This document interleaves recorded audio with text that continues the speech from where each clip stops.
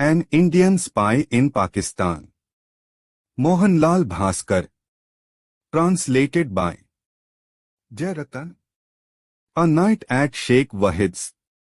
Gulbarg has a memorial to Pakistan in the shape of a big minaret commemorating Quaid-e-Azam Muhammad Ali Jinnah's Qarardadi Pakistan, where he had placed a formal proposal before the Muslim League that a separate country should be carved out for the followers of Islam, and a resolution was adopted to that effect. Here Muslims would rule independently, free from the taint of other religions, and consider themselves as pure and sacred. As such, the country was named Pakistan, the abode of the pure. Call it the quirk of history that every sixth house in Gulbarg, where that historic resolution was adopted, is now the abode of high-class call girls. Here also live big shots who have a say in the affairs of Pakistan. Here fates are decided over goblets of wine and at the toss of a pretty head. It is here that aspirants climb up the ladder of administrative hierarchy, sign contracts and obtain permits and licenses. Someone had taunted the husband of Aqlim Akhtar alias General Rani, the keep of Yahya Khan, that did he not feel embarrassed that the general openly hobnobbed with his wife? The husband smiled, took a sip of whiskey and said, "Not at all, Jana. To get on in life I have adopted new ways of thinking. Now I say to myself that this woman is the general's wife and my keep. Once in a while I manage to spend a night with her in bed on the sly." Sheikh Wahid, tall, with a finely trimmed beard, gold-rimmed spectacles, diamond rings dazzling his fingers, clandestinely dabbled in the business of forged currency notes. Near Adam Khel Pass and in the vicinity of Kair beyond Peshawar, they deal in the currencies of all countries. It is a straightforward business at rates varying from 25 to 50%. Pay with one hand and receive double the amount with the other. The forged notes look so genuine that even banks accept them without raising an eyebrow. One can get all currencies there: the Indian rupee, the American dollar, the Russian ruble. You ask for it and they have it. To outward appearances, Wahid maintains a guest house which is run by his begum. I knew its code word. In the morning I had phoned up the begum. "Madam, I hear these days donkeys to have started eating mangoes," I said. "Really, when did you see them eating mangoes?" she asked. "About 6 or 7 hours ago," I replied. She thanked me and said that she would also like to see these animals. The implication being that she had agreed to my coming over to her place between 6 and 7 in the evening. I reached her kothi at 7 on the dot. I gave the Darban the code word, telling him that I was coming from Adam Khel and had brought grapes. The Darban immediately threw open the door and let me into the drawing room where the begum was already waiting to receive me. I stared at her as if looking lost, and then taking out 200 rupees from my pocket placed them on the table before her. She smiled at me as she picked up the money and then pressed a button. The side door opened, from which 10 dazzling figures emerged, all of them college girls. I stared at them like one bewitched, trying to Decide whom to select to spend the night with when my mind said that such girls were barren of secrets and a woman like the Begum could only have them. So I sent the girls away. The Begum gave me a quizzical look. "I'm sorry Aslam Mia," she said. "These are all the girls that I have tonight. I don't have any other to press into your service." She extended her hand to return my money. "Please don't stand on niceties," I said. "Tonight I want you." She looked at me surprised. "You mean you prefer me over those young and beautiful girls?" I said, "You are not only beautiful in my eyes but also seasoned timber too." "But I won't be free before 10, she said. "I won't mind waiting," I said. "In the meanwhile you can send me a bottle of whiskey." After finishing my food I was relaxing when the Begum came in. I gaped at her as she stood before me looking like the denizen of some other world. I threw my arms around her. Perhaps it was after a long time that she had chanced upon a person who really admired her. She opened out to me. Slightly intoxicated, she kept mumbling as she lay in my arms and answered all my questions without demur. About Sheikh Wahid, about the army officers and the places they came from and all the military matters they bragged about. In the morning I woke up at the muezzin's call. The Begum was still asleep. After taking my bath I looked at the morning's paper. A news item said, 4 rebels shot dead in Lahore cantonment. I was amazed at this blatant lie. I had myself seen hundreds of people falling under the hail of bullets. Promising to pay another visit, I took leave of the Begum and proceeded towards the Shahnoor Studios, which I felt was quite a secure place to spend the day in. Here I came across young boys and girls who had run away from home to try their luck in films. Generally, they are reluctant to tell their correct names and the places they hail from. From Lahore to Multan, I had to meet someone at Multan camp. The bus stand at Lahore looks so bright and gay. And I have liked the bus system of Pakistan. Anybody who has the means can buy a route permit from the government by paying a specified amount and can then ply his bus on this route without any restriction. There is no time schedule and hence there is a keen competition between bus owners. They vie with each other in attracting a passenger and serving him well. "Come Janab, come Hazur," the boys cry as they run after prospective passengers and get a 4 anna tip per passenger from the bus owner for whom they do the canvassing. The conductors are equally solicitous of the passengers. The women passengers are taken great care of. If a woman is occupying a seat, a man would avoid sitting next to her. The seat would even go vacant till another woman passenger occupies it.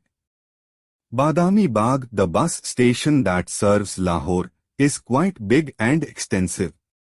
It was here that last month 2 of my spy friend, Sohnlal and Chanan Singh were put under arrest. In the world of spies, such arrests have no special import. They are regarded as a part of the game and are taken in the stride. Our bus was proceeding towards Kasur and I was specially watchful of the deserted roads whose Gaiety had been marred by the martial law. People looked so worried and concerned. They could not openly talk against martial law. As I noticed, even now electricity had not reached most of the villages of Pakistan. I had to get down in a village near Montgomery, where I had to obtain information about some of my acquaintances. I was told that the person concerned would meet me at 5 in the evening outside the military hospital at Multan. I would be required to wipe my face 3 times with a red kerchief to establish my identity. I immediately set off for Multan.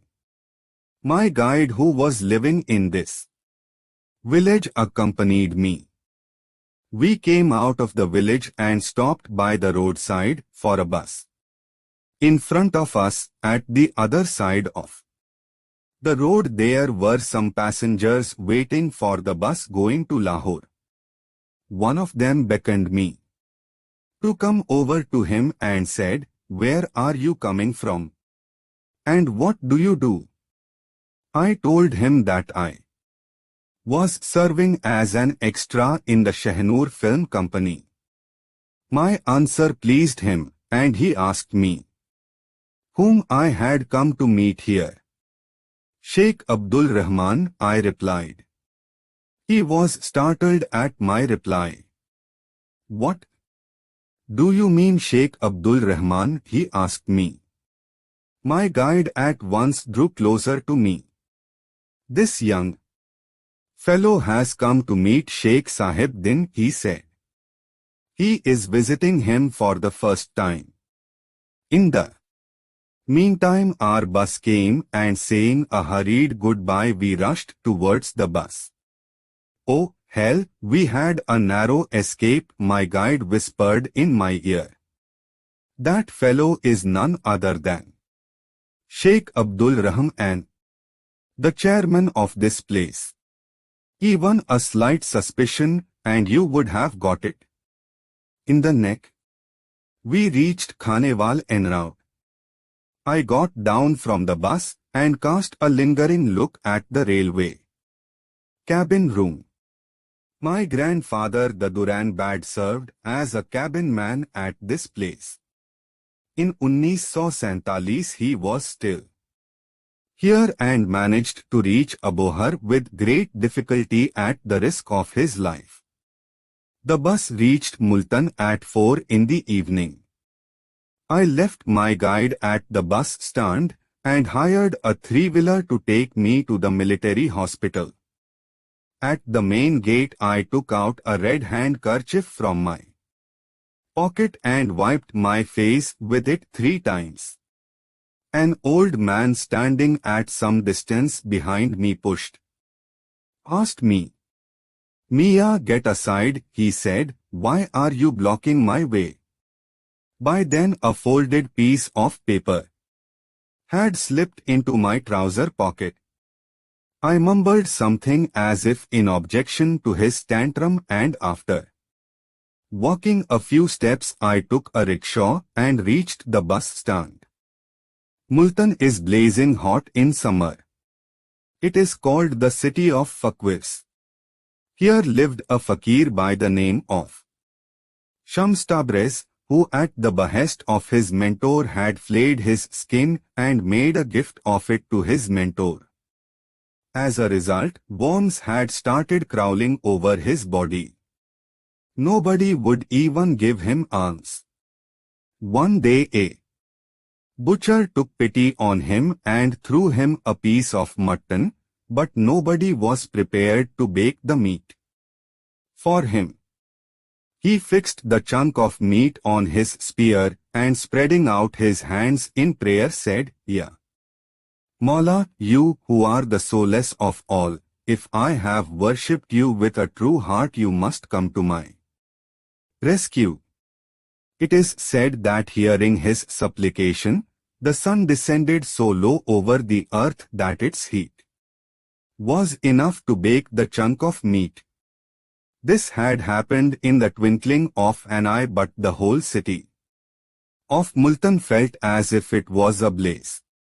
Since that time every year Multan has a blistering summer.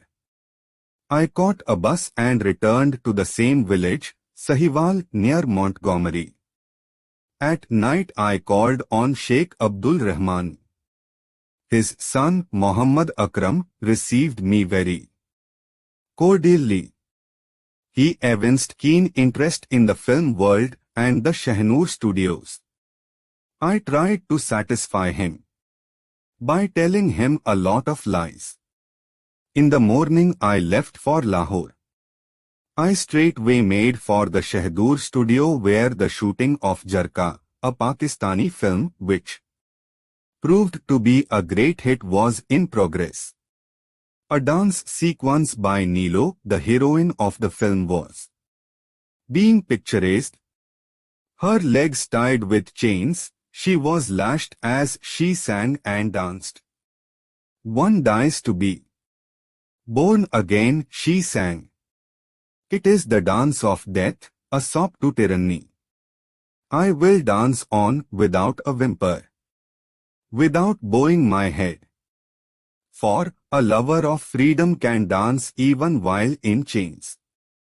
As I watched the dance, I felt it was an oblique reference to the conditions in Pakistan. The entire nation was shackled in chains and dancing to the lashes of martial law. Since its very birth and through its childhood and youth, the nation had been ravaged by the martial law fiends whose claws were dripping with the blood of the innocent people. Sometime it was Liaquat Ali and then Iskandar Mirza and Ayub. Only the faces changed, but the iron grip of the military hands round the people's neck never relaxed. The film Jarka had been depicting the Palestinian insurgents fighting against the Israelis. It drew an unmistakable parallel with the Pakistani situation.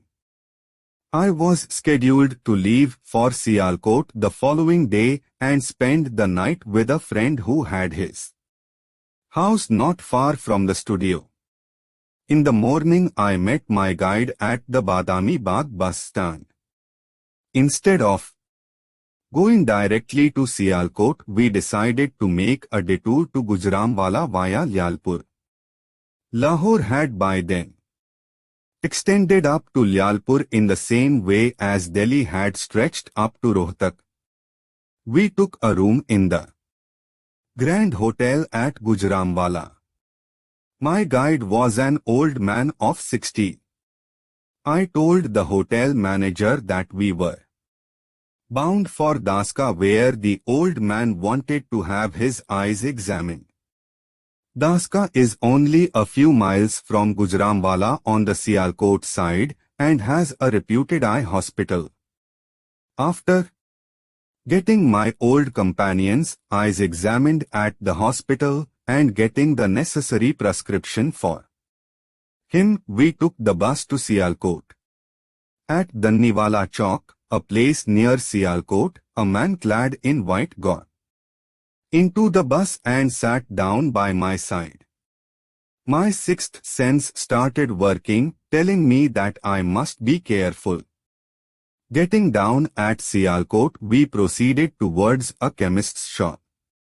On the pretext of cleaning my mercury goggles, I looked into the mirror and found the same man standing about 50 yards away from us. He seemed to be keeping a watch over us.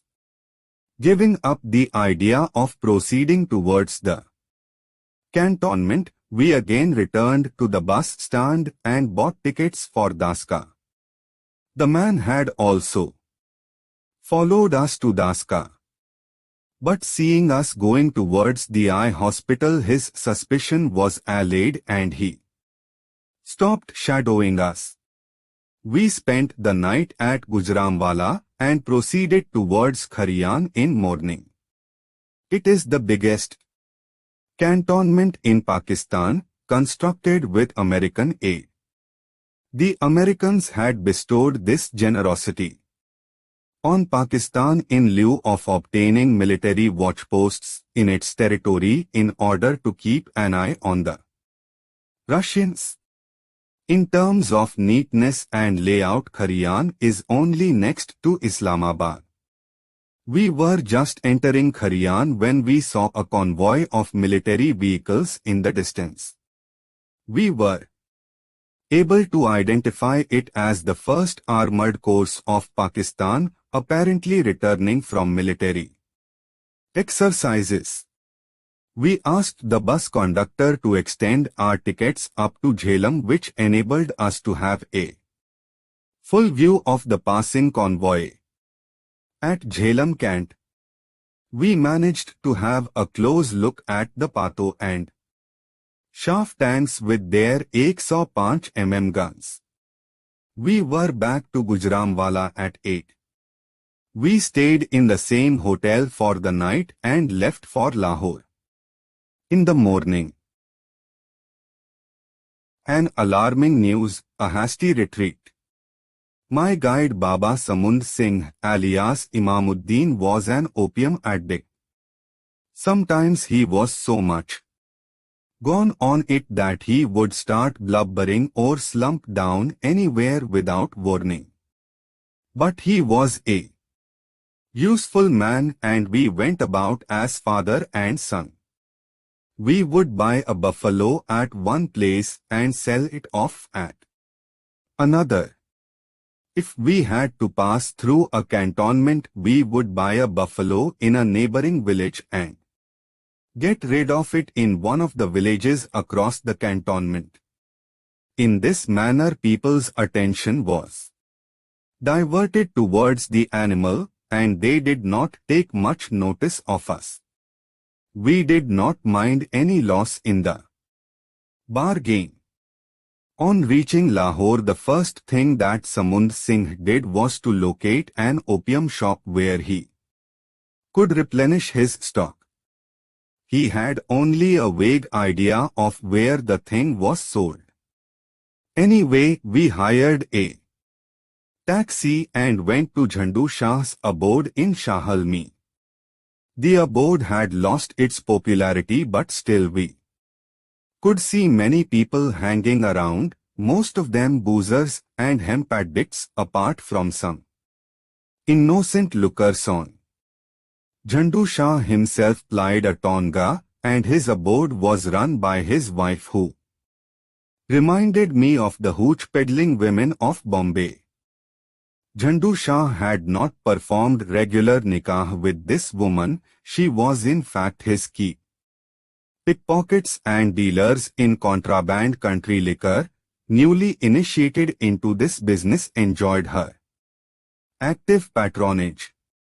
These young people worked under the nomenclature of machines, each eye machine having its own individual number and defined area of operation. They were strictly forbidden to poach on others' territories. If they willfully transgressed in this regard, there were engineers to bring them to heel. Jhandu Shah was the overlord of them all. It often happened that a passenger who hired his tonga found his cash and jewelry missing from his box on reaching home. His gang knew a special art which was practiced only after nightfall. If a prosperous-looking passenger got into his tonga, Jhandu Shah's proteges would materialize from somewhere and get into the tonga. They would engage the unwary passenger in talk, giving Jhandu Shah a free hand to carry out his depredations. On the pretext of taking out his whip from under the tonga seat, he would dexterously break open the lock of the suitcase and in a jiffy pilfer whatever he could conveniently lay his hand upon. He would put the booty in the horse's pouch of grain, carrying out the whole operation with mind-boggling swiftness. Reaching home, when the passenger discovered his loss, he could do nothing else except beat his head in despair. He would think that the theft could have as well taken place on the train. The police was in regular pay of Jhandu Shah, and the officer in charge of the Thana had a gay time. At his abode, once Jhandu Shah managed to make a very big haul, but he overlooked to share the loot with the DSP Bakar Ali, nicknamed Bakre Shah, the he-goat, as a result of which he had Jhandu Shah severely beaten up by half a dozen of his roughs.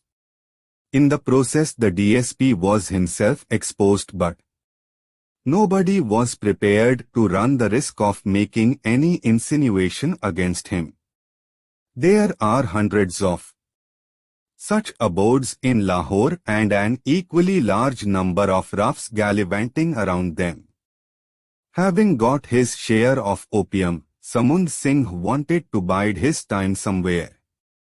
The curfew had been lifted and I hired a rickshaw to take us to Muhammad Ashraf Butt's house. He was also known as Behnomwalla Butt, the Butt who boasted of his sisters. He had 3 beautiful sisters who were hobnobbing with highly placed police officers. A known Gunda of the Nolkha area, he also ran a gambling den. He was clever at manipulating cards and fond of charas, hemp. As a matter of fact, hemp was very popular in Pakistan. Every 6th man of Lahore was said to be hemp addict. One could see children of the age of 10 and old men of 60 smoking hemp in their cigarettes. I was on very friendly terms with Butt and could call on him at any odd hour. We spent the night with him and left at 9 in the morning. Coming out of the lane, we had just stopped at the pan shop to buy pans when we heard the radio blaring forth the most alarming news: 3 Indian spies hanged in the Miamwali jail. Kapoor and his companion Gura, who had been sentenced to death, had been languishing in the jail for a long time awaiting their end. I thought that we must immediately leave for India and return at some more propitious time. Our worried looks could give us away. I spent the day watching the shooting of a film at Bari studio, but my heart was not in it. In the evening, we caught the bus at Badami Bagh for Hudiara, from where the border was not far. The call for the evening namaz was on. We leisurely walked towards the Indian border. Our path was flanked by match fields. We left the path at a lonely spot and hid in a match field, waiting for the night to advance. After biding our time for 2 hours, we again crept towards the border. We had walked only a few steps when we spotted a live charcoal, from which we concluded that one of the Pakistani rangers must have lighted a chelam for his hookah, and he must be hiding somewhere nearby. It was indeed a tantalizing moment for us. How to find out where the fellow was hiding? I ripped off a small piece from Samund Singh's dhoti, and twisting it into a thin rope, I set a match to its lower end and hung it from a tree. The lower burning portion was only a few inches from the ground. Then we walked for about 100 yards towards our right and sat down on the ground. As the flame of burning piece of cloth reached a man's height, the Pakistani ranger thought that a man waiting to get across the border had lighted a cigarette. He fired in the direction of the burning piece of cloth, from which we came to know his exact location.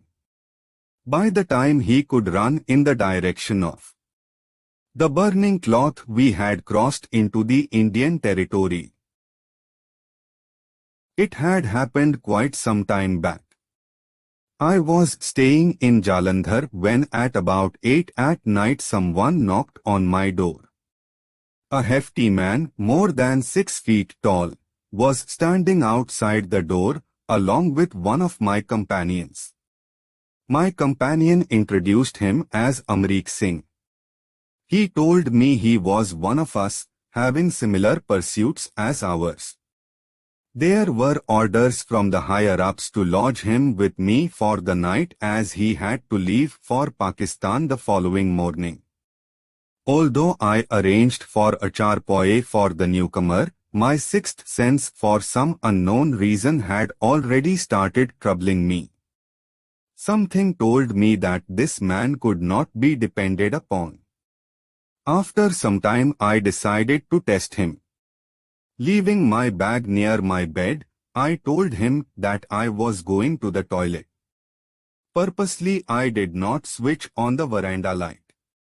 I proceeded towards the toilet, noisily closed its door, and then taking off my shoes tiptoed back to my room. The veranda was dark and he could not see me.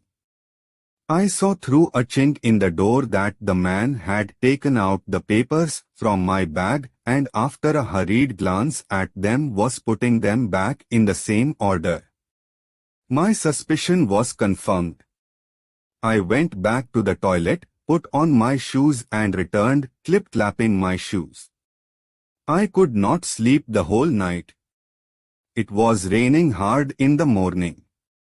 I had to go out for my breakfast, but I was not prepared to leave Amrik Singh alone in my room at any cost. I asked him to come with me.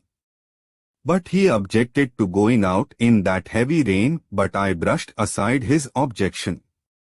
I told my officer about my experience with the man. When the officer questioned him, he took the matter lightly and denied everything.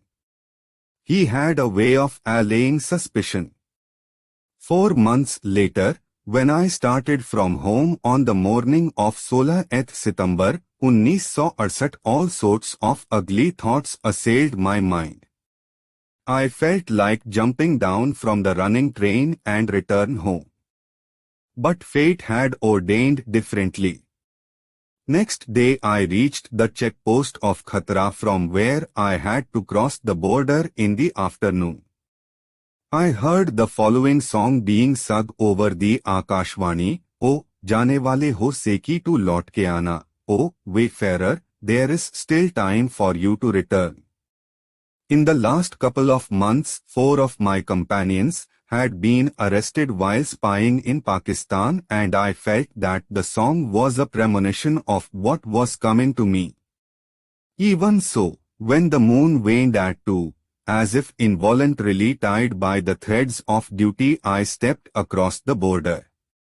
This time my feet lacked the previous agility and something seemed to have sapped my determination. I had hardly crossed the border when an owl screeched and my heart sunk. There were still 3 hours for the morning to arrive. I spread a bed sheet in a match field and went to sleep. My guide, Baba Samund Singh alias Imamuddin, was also with me. He had taken an opium pill and dozed off immediately, but I failed to get any sleep. In the dark I saw unknown hands advancing towards my neck. The muezzin gave the call for the morning namaz. We got up, washed our faces in the nearby pond and took to the road. We had already traversed 8 miles into Pakistan. The morning was already upon us and in this broad daylight there was no question of going back to India. The bus was ready to start for Lahore. We got into it but my mind was in turmoil. On this side of Barki, there is a small village by the roadside known as Chota Barka. When the bus stopped there, I saw Amrik Singh of all persons entering it. There were 4 people along with him. He exchanged greetings with me and sat down in the seat next to me. My heart had started pounding hard, and my breath seemed to have stuck in my throat. I had a foreboding of something terrible in the offing. When the bus was crossing over the Ichogil Canal, avoiding others' attention, I threw my minicamera into the canal. Some unknown power had induced me to do so. After a few miles, the bus stopped at a rail crossing. I got down from the bus and walking leisurely stopped in front of the gate of the rail crossing. A train was due to pass. I thought of crossing over to the other side and waited to time the move. But it only remained a pious wish. Then I found Amrik Singh standing by my side. Jameel, Amrik Singh's assumed Pakistani name. Who are these people with you? I asked him. You fool, don't you know? He guffawed. They are my smuggler friends. Then he quickly added, you fool, why have you turned pale? You must compose yourself. Otherwise you will give away the game. We shall get ditched along with you. But somehow I felt that his laugh was hollow and his talk nothing but simulation. But I was helpless. There was no way of escape. Pistols were peeping out from the waists of his friends, whereas I was defenseless. My condition was that of a goat being dragged by the butcher to be slaughtered. Perhaps even worse. I could not even bleat like a goat. As we got down from the bus, Amrik Singh turned to my guide, Baba, your thing is safe with me. I will give it back to you when you are taking your tea. He took us to the Zmindara Hotel in Lahore. His companions were still with him. Then I suddenly thought of a ruse. I asked the hotel man to boil 2 seers of milk for us. I thought I would throw the scalding milk in the faces of my tormentors and escape in the confusion. A man scalded with boiling milk takes at least half an hour to recover. The milk was placed on the oven to boil. But it seemed that the dice was heavily loaded against me. Amrik Singh suddenly left the room on the plea of getting a packet of cigarettes. I will be back in a minute, he said, giving me a meaningful look. As soon as he was gone, one of his compartments exclaimed, hands up, and I found a pistol menacingly held against my chest. Who are you? He asked me. Muhammad Aslam, I replied. Where do you live? Sahiwal. Chak no Saath. Who's the chairman of that place? Sheikh Abdul Rahman. What do you do for a living? I sell buffaloes. Where am you coming from? From Sarja Mirza. All right, we shall take you to our office.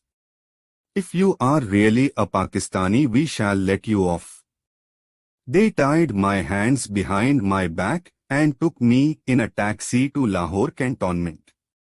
When the taxi took a turn, a Subedar among them said to me, well, Mr. Mohanlal Bhaskar BAB.ed. We are taking you to 78 Nalwa Road, Jalandhar, Kent, where you have your office.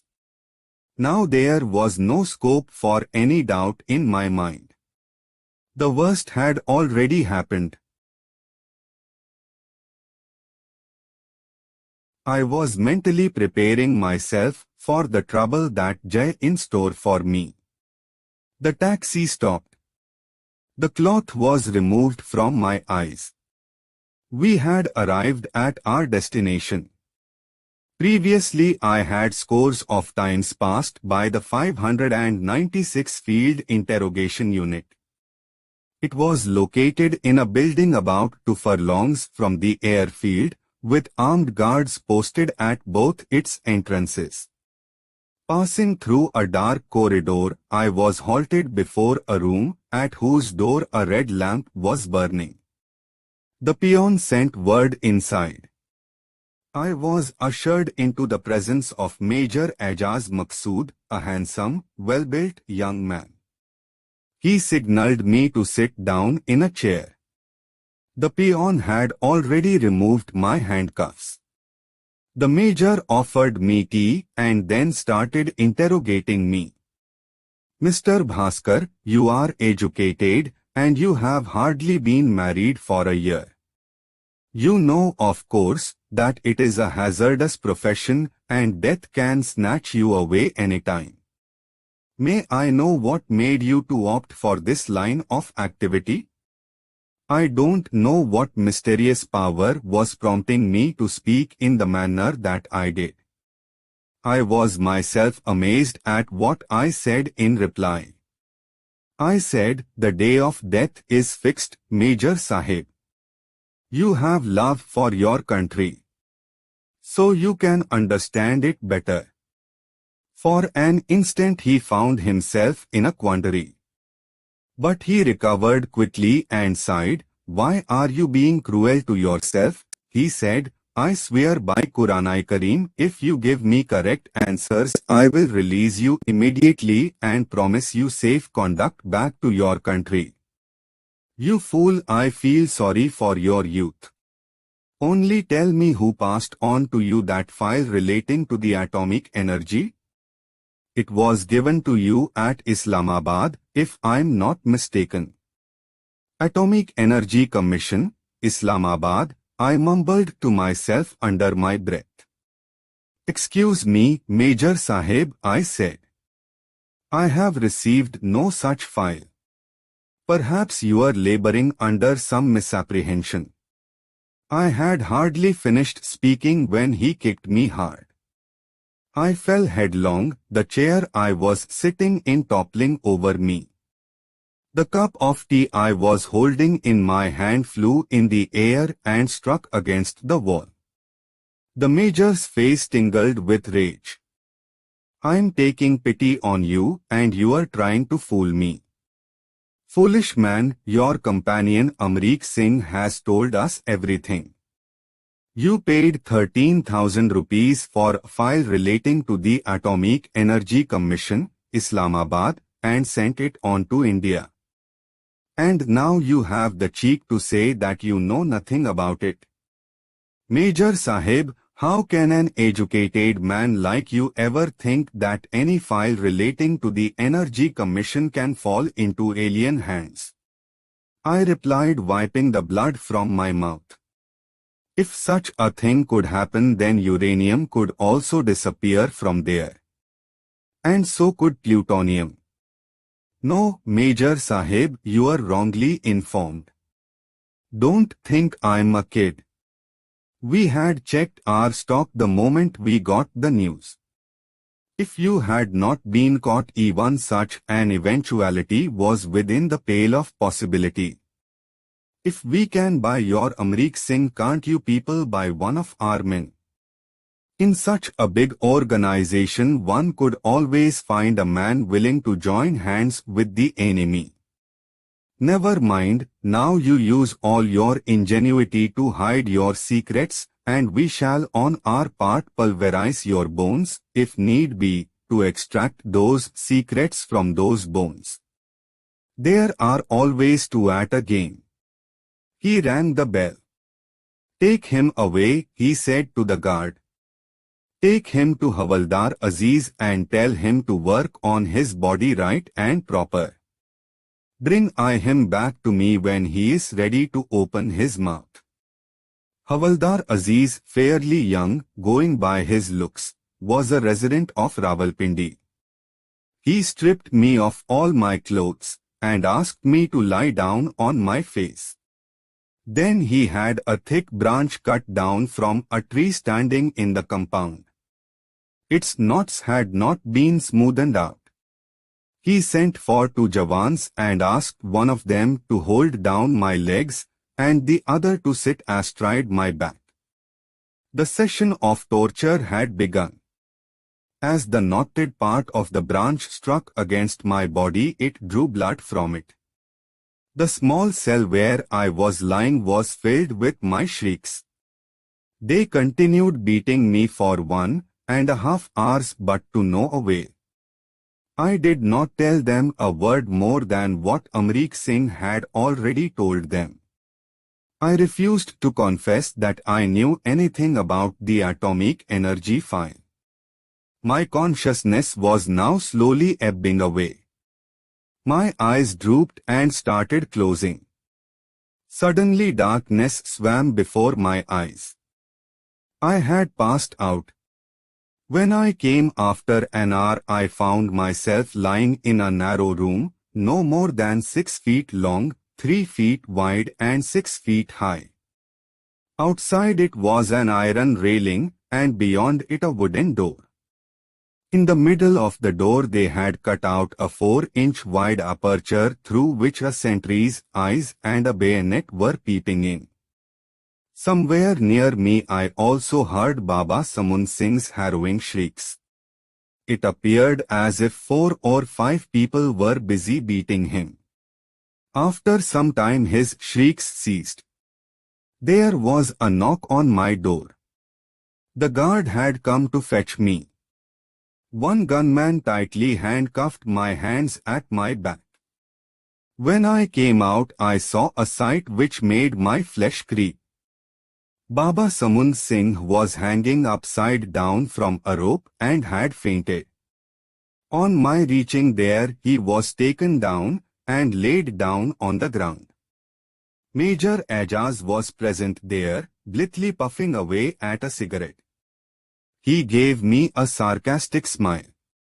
"Hi, patriot. Son, the game is on. We shall see how long your patriotism lasts out. You seem to be hell-bent upon sacrificing your life.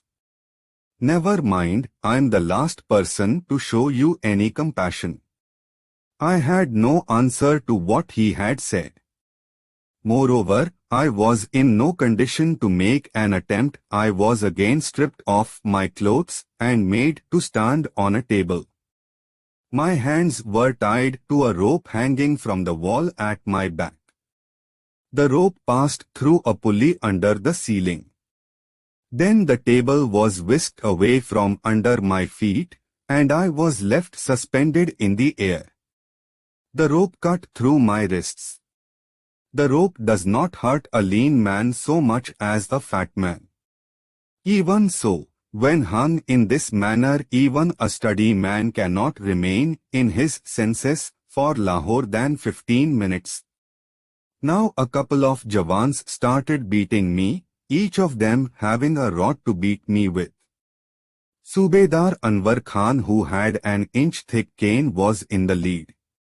He struck the cane against the soles of my feet while Subedar Muhammad Aslam took care of my legs.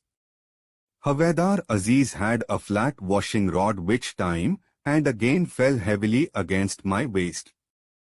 Not to be outdone, another man, Naik Noor Khan, was pummeling my back with a stick. Major Ajaz Maqsood was also very much in the picture.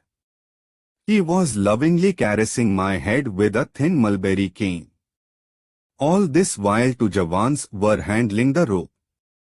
As the rope went up, my screams became louder. Then my body lost the sensation of pain. I was past the feeling that I was being beaten. I was gradually getting into a faint. I had even stopped struggling, for I had realized that by doing so the rope was cutting deeper into my wrists. At last I let my body sag as if I did not exist. A peaceful sleep started creeping over my mind. Major Ajaz splashed a jug full of water over my face. "Son, you can be allowed to die here but not sleep," he said. I asked for some water. The major laughed. So you want water, he said. Water for you who have come to wage a jihad against us?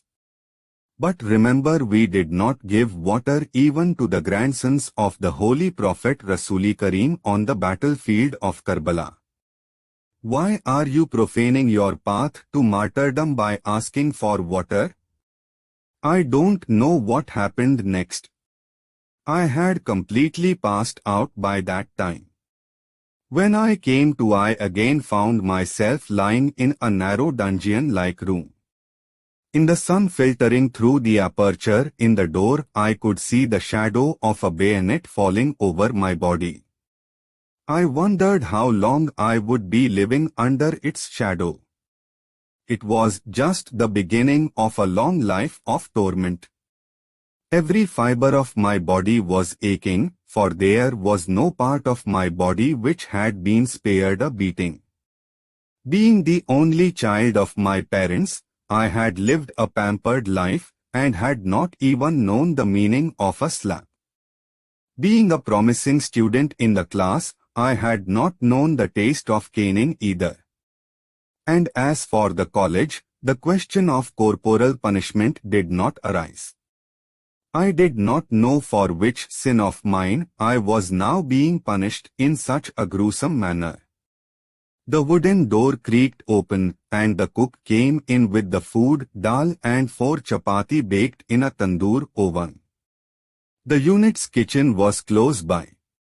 I was also given a plate, a mug and a bowl. I tried to raise my hand to receive the chapati, but it refused to oblige. I just couldn't raise my hands. The sentry ran out and reported the matter to the guard commander. He came and had my hands massaged. "He'll be all right in a minute," he said. This happens when a man is hung from a rope. True enough, after a little more massaging, my hands started working. I had gone without food since morning and fell to eating ravenously. The enquiry office had closed for the day, and there was nobody about. The guard commander Karamat Ali came and patted my back and said, "Shabash, don't lose heart. Only the brave suffer. Remember your God in whom you have faith. Allah has given you time to pray." Our Hazrat Yusuful Islam remained in prison for 40 years. He had prayed so intensely that when he was released from prison, even its walls wept, for now they would no more be hearing the sacred word. Only those whom Allah loves undergo privations and suffering. I am Asiyid by caste, and your forehead tells me that Allah has brought you here for some higher purpose. Resign yourself to your lot and abide by His will. Eat well. If you remain alive, Insha'Allah, one day you'll join your wife and children. At the mention of my family, the chapati fell from my hand and my eyes filled with tears. I said, "Peer Sahib, I haven't been married even for 1 year. My child is still in my wife's womb, 5 months gone. I don't know how she will bear this shock, and how my aged parents will stand this separation. I am their only child. Hey, I can't even send any news to them." I started sobbing. Karamat Ali said, "Don't be a fool. Why do you cry for them? They are free and can console one another. But you have no one here to stand by you. You must take care of yourself. You have no idea what kind of fate awaits you. I know about my countrymen. They are not like me. I know you are an enemy of our country, but I'm taking to you in the name of humanity, although I'm forbidden to do so. Our Major Sabeb is not a bad sort. If you cooperate with him, your punishment can be diluted. Anyway, I am not concerned with such matters of higher import. You are capable of thinking what is good and what is bad for you. My job is to keep a watch on you. Here, I have some fruit for you. He placed a quarter seer of grapes in my hand. Don't be surprised, he said. You'll get your rations from our unit. According to the regulations, you are entitled to what the Jawans get. The urine bottle is lying inside. The sweeper will empty it in the morning. As for your bigger job and bath, you'll be taken out from this cell in the morning. All right, Shabiq here, good night, I must go. It's time for my namaz. Then he addressed the sentry, Sakhi Muhammad, take care of him.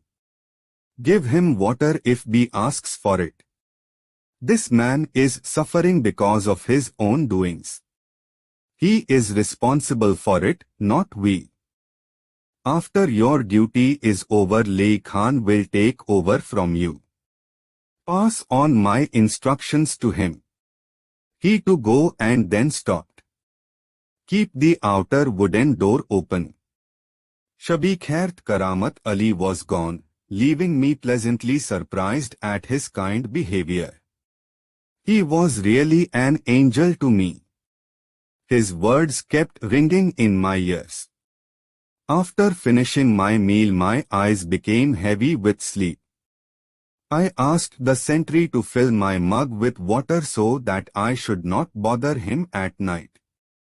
The image of my wife and my parents kept revolving before my eyes. I spread a blanket on the floor and rolling up the other into a pillow, I stretched myself on the blanket. I felt as if I was resting after performing a 1,000-mile journey. The muezzin gave the call for the night's namaz. And then I slid into the lap of sleep. At midnight my sleep was disturbed by a human cry, and I came awake. It appeared as if someone was cutting a goat's throat with a sharp knife. My heart started pounding hard. It was not Samund Singh's voice. Perhaps it was some other man's spy or a suspect. And then, to my utter surprise, the victim had started abusing his tormentors.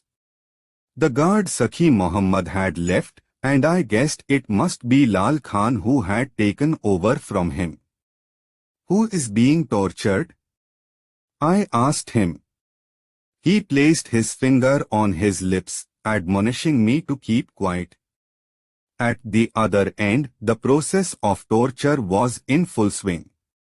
As they went at him, he responded with the filthiest of abuses. I will mount over your mothers, sisters and wives. Haramis, sons of bitches.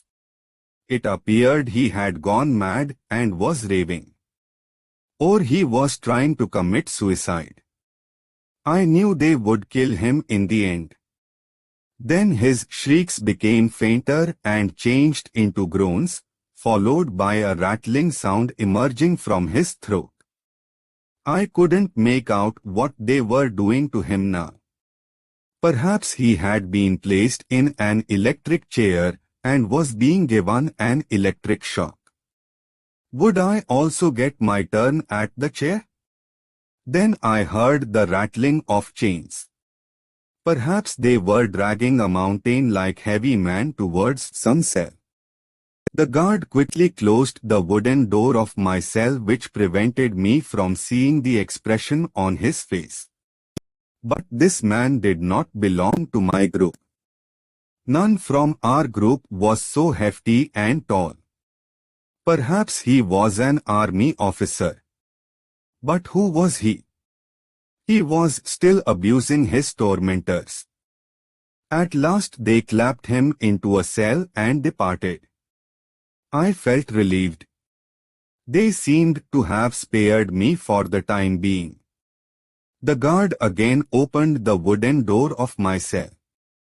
Don't ever talk to me in their presence, he said. It's strictly forbidden.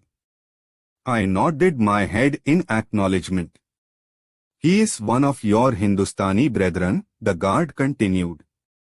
He is here for the last 2 months, but they have not even been able to find out his name. They torture him every night and are thoroughly fed up with him. The junior officers want to put a bullet into his head, but the senior officers would have none of it. Because of the accord between the two countries, such a thing cannot be done. I felt reassured. Under any circumstances they would not shoot me dead. But what about torture? How long would they continue to torture me? Surely this ordeal was bound to come to an end one day. But would it really? Or it would continue forever? Couldn't some mysterious power that had come to the rescue of Prahlad, saving him from the leaping flames, or had saved Yusuf from the belly of a fish, also come to my help? Stories from the Hindu mythology leapt to my mind, steeling my mind against the impending disaster. Since you reside within me, in every fiber of my body, in my blood, in my veins, who will suffer if they torture me? Not I, you, only you. So why this unnecessary worry? This plight of mine, I told myself, was like a bad dream which would be shattered as soon as I woke up. Consoled by such thoughts, I again dozed off. In the morning, as the birds started chirping, our cells were opened and we were led out to answer the call of nature and have our baths. We were, of course, blindfolded and our hands were tied at our backs, the guards close at our heels. After we had finished, we were again confined to our cells. Then the breakfast came, mug of hot tea, 2 puris and halwa. I was going to eat when the guard Sakhi Mohanun stopped me. Don't overeat, he warned me. If they take you away for interrogation, it will cause you discomfort. Acting on his advice, I contented myself with tea and a bite or two at a puri. The rest of the food was taken away by the sweeper. The wooden door was again closed upon me. I heard the movement of motor vehicles. I knew what was coming. It must be my tormentors. I didn't have to wait for more than an hour. There was a flurry of activity outside my cell. The door burst open and the guard clicked his boots in attention. I saw Major Ajaz entering the cell. Any complaints about the food? No, Janab. Did you sleep well? Yes, Janab, I had a sound sleep. I have instructed Anwar Sahib to record your statement. I don't believe in wanton cruelty. It's up to you how you record your statement, but don't try to conceal anything. I have told you. It may prove your undoing. Nobody is going to touch you today. We know everything about you, and you are fully aware of this fact. So try to be sensible. The major departed. The door of the cell again closed upon me. I heaved a sigh of relief. Kho Singh, son of Faisla Singh. When a man is temporarily relieved of his worries, his thoughts turn to others. The last night's scene revolved before my eyes. How mercilessly they were beating that Indian. But who was B? Having nothing to do, I was indulging in idle thoughts. Major Ajaz had assured me that nobody was going to harass me that day. But the door opened, and I found that the guard had come to fetch me. Perhaps they wanted to record my statement. They blindfolded me and tied my hands at my back. Then they led me out, a man with a gun in front and another behind me. The Havaldar was walking by my side, holding my arm. I suddenly laughed.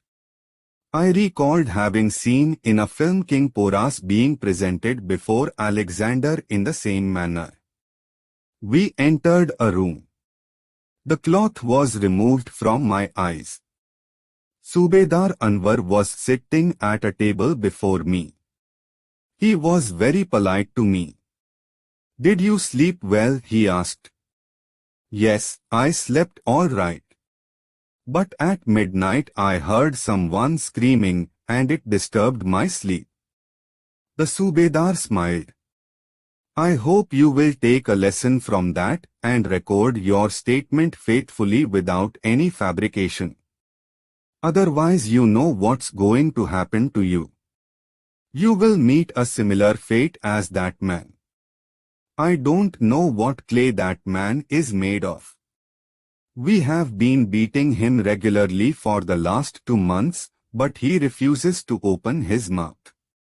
We have tried all sorts of devices, but none of them has worked on that son of an owl. He eats 16 puris at breakfast. And if you refuse, he abuses you right and left. He says, 'Sala, if you beat me so mercilessly, at least feed me well in return.' The fool is thoughtlessly adding to his troubles. If he wants to rot here, let him, for all we care. It is of his own making. He should know that the sooner he makes his statement, the sooner he will be relieved of his misery. Anyway, now out with your statement." I was careful to repeat what I thought Amrik Singh had told them about me. After recording my statement, B looked up at me. "What about the Atomic Energy Commission?" he asked. "You're again slurring over this important fact." "Well, it's entirely up to you. I can see that you are bent upon committing a folly. You'll suffer for it, for sure. Major Sahib asked me to leave you alone. Otherwise I would have put your cleverness to the test." He rang the bell for the guard and asked him to take me back to my cell. I took my afternoon meal and went to sleep. And then the night descended upon me. Sakhi Mohammed was on duty that night. When he came, I salaamed him, immediately came. He smiled and asked me how I was getting along. When I alluded to Khoh Singh, he out of his shell. "A wonderful man," he said. "I have not seen the like of him in my whole life." It was about 2 months back when he first met our Jawans at Khare Peron near Kasur. He had a most overbearing personality, and they dared not accost him. In fact, it was he who accosted them first. "Oh, Jawan, where am you going?" he asked. "Janab, we are out on patrol duty," they replied. "But who are you? Don't you know me?" He looked at them in surprise. "I'm the new Thana in charge of Kasur. I have taken charge just this morning." And then he walked away. It had, however, aroused the Jawans' suspicion, and they reported the matter to their JCO, who went in chase of the fellow in his jeep. He was waiting for a bus by the roadside when the JCO caught up with him. He respectfully asked the man to get into the jeep, for his Major Sahib wanted to have the pleasure of meeting the new Thana officer. In the meantime, the Major had ascertained that no new incumbent had been posted at Kasur as Thana in charge. The moment the man was presented before the Major, he was hung from a rope. Since then this man has been feigning madness. Before he was caught he spoke English, but now he professes that he is innocent of it. All the time he keeps saying, "I'm a Pahalwan living near the border and get by force whatever I want to eat. My name is Khoh Singh and my father's Faisla Singh. You must have seen the terrible condition he is in. What you saw last night has been happening with him for the last 2 months. But B opens his mouth only to talk filth and not a word more. When he wants to light a cigarette or wants a drink of water, the Sala calls the sentry, addressing him as the specimen of a degenerate nation. I feel like putting a bullet through his head, but I'm helpless. We were still talking about Khoh Singh when we heard him calling out to the guard. "You son of a bullet," he cried. "If you want to do justice to your mother's milk, just hand me your gun for a minute. And then if I don't put your battalion on the run right from Lahore down to Karachi and drown it in the Gulf of Kutch, I'm not Khoh Singh." "Oh, Bhahi, you are only inviting trouble by talking such rubbish," I shouted out to Khoh Singh from my cell. "Why can't you hold your peace?" "Shut up, you," he shouted back at me. "Sala, who are you to interfere in my affairs? It's my in-laws' place. I have the right to abuse them. These bloody scoundrels. Whom else will I abuse if not them?" A jeep entered the compound. It appeared his lovers had come. When they opened the door to take him out, he glared at them balefully. "This time you seemed to have remembered your sister's husband a bit too early. Go away, you salas. Allow me to sleep in peace for some time more." Subedar Anwar Khan said, "Son, today we are going to put you to your eternal sleep. You'll be mounting the gallows. Listen, you filthy specimens of a degraded nation. I have not come here to mount the gallows but your sister. Bring me your sister." Gag his bloody mouth, the Subedar thundered. "Put him in the jeep. Today I am going to take him to the border and shoot him dead." 8 people rushed upon him while the Subedar struggled to gag his mouth with a piece of cloth. I kept waiting for his return for 3 hours. But he did not return. And then I fell asleep. In the Nolkha police station at Lahore. In their effort to extract the atomic energy secret from me, the intensity of my torture was mounting from day to day. But it served no purpose. They gave me an electric shock, treated my body with chili powder, made me lie down on slabs of ice. Third-degree methods continued relentlessly. One day the outer door of my cell opened. 4 men entered and asked me to collect my things. They blindfolded and handcuffed me at my back. Samund Singh was also taken out of his cell. Where were they taking us? To some other torture chamber. I was pushed into the front seat of a jeep. From the noise on the road I could make out that we were passing through a crowded bazaar. The jeep stopped after driving for about 20 minutes. The bandage was removed from my eyes, and I found myself standing at a police station in Lahore. Chaudhry Nisar Ahmad, a police sub-inspector, before whom we were presented, was an elderly man. He asked a Havaldar to charge sheet me with unlawful entry into Pakistan and in addition under 29 DPR and Section 3 of the Official Secrets Act and 59 Army Act of Pakistan. The whole procedure was conducted under his supervision.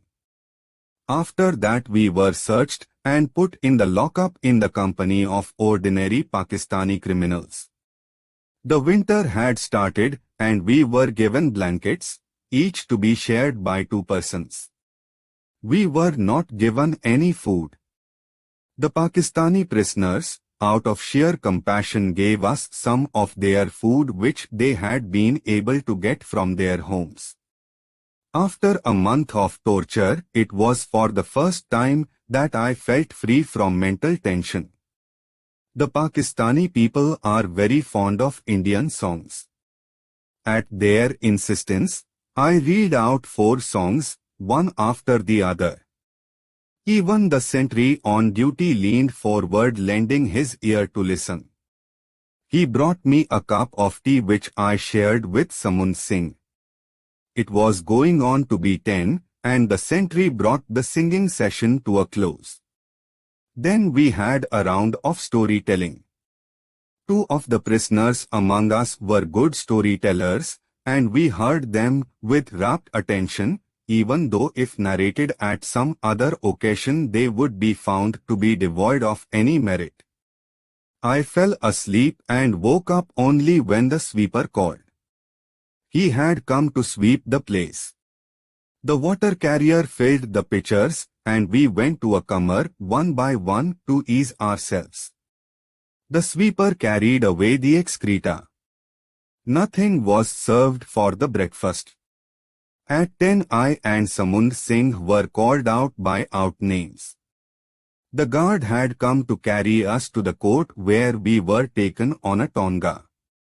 We were passing through picturesque bazaars. But the policemen who were escorting us to the court were manifestly unhappy. They had lost their extra daily earnings because of us. Had we been some ordinary Pakistani prisoners, money would have readily changed hands and the policemen would have got excellent food to boot. We reached the court and were shoved into the presence of the magistrate, Irshad Ali Shah, who put us under remand for 3 days. They got us food from Adhaba, a cheap wayside eating place. 2 rotis each and a free helping of dal. In all it had cost them 4 annas per head. People were curious to draw us into conversation, but the guards would have none of it. Then we were put on a local bus and brought back to Nolkha. Chaudhry Nisar had been entrusted with the responsibility of investigating our cases. The Lahore police is notorious for its cruelty and high-handedness. It could inflict most atrocious tortures. I think now I lived only to eat and to be beaten. It had become a rigid pattern of my life, and ironically, it was up to me to make the best of it. I could spend the day smiling or singing. At 4 we were again taken out of our cell and presented before Chaudhry Nisar. He proceeded with his questions in a leisurely manner. When I told him that I was the son of Police Constable Pandit Amin Chand, who had before the partition served with the traffic police and then at the time of partition had gone to Abohar where Mia Sarwar was the in charge, Chaudhry's eyebrows went up in surprise. "So you are that black Brachunan's son?" he exclaimed. He beat his head in despair. "You fool, why have you been so cruel to yourself? Do you know under what travails he had managed to get you? You were born to his second wife 8 years after his second marriage. During this period your parents had knocked at the shrines of every Peer and Sadhu. Once they had gone barefoot in the blazing sun to the mausoleum of Panch Peer at Abohar where they were given a talisman, and the presiding man there prayed for your birth. You were born during the Second World War and your parents had celebrated your arrival with great eclat. The bigwigs of Abohar had visited your house, Rai Sahib Kundan Lal Ahuja, Darbari Lal Narang, Mia Sarwar, I have forgotten the other names. I had myself been invited to the party. The Peer had said that after you, your parents won't have another child. Have you got a brother or sister? No, Chaudhry Sahib, I have a stepsister from father's other wife. Chaudhry Sahib shook his head dolefully, and asked a policeman to bring tea and sweets. He gave the money from his own pocket. "My dear boy, I can't be of much help to you," he said. "Your crime is such that I cannot endanger my life for your sake. I can't even inform your father. You will be here for a fortnight or so, and I will see to it that no harm is done to you during this period. Here an inquiry is just a formality. You are coming here from a very important center. The place has no importance as compared to that. Where will they send me from this place?" I asked him. "My boy, I wish I knew. You have ruined your life and your father's too. I am really sorry for it. Your father used to be a very jovial person. Strong and hefty and tall, who could strike terror in a criminal's heart.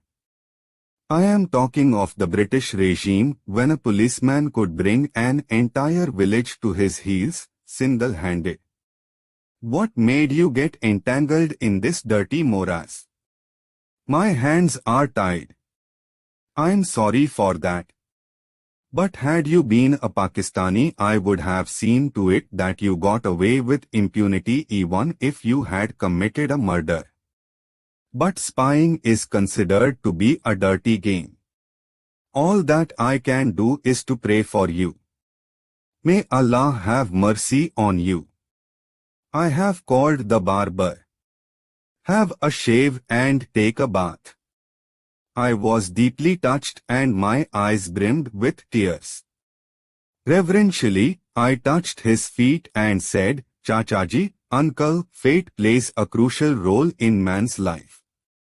There could have been a cruel man in your place.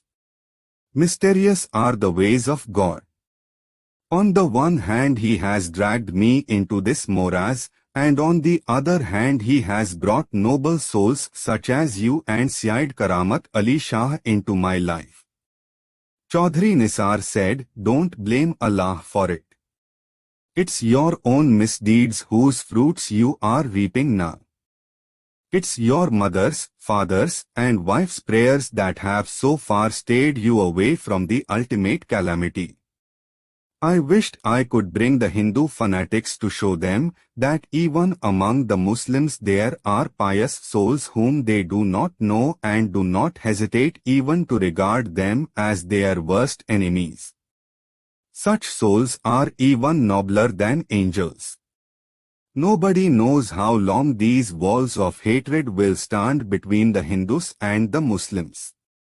It is the doing of the Pandits and Mullahs who disgorge their venom through vicious propaganda.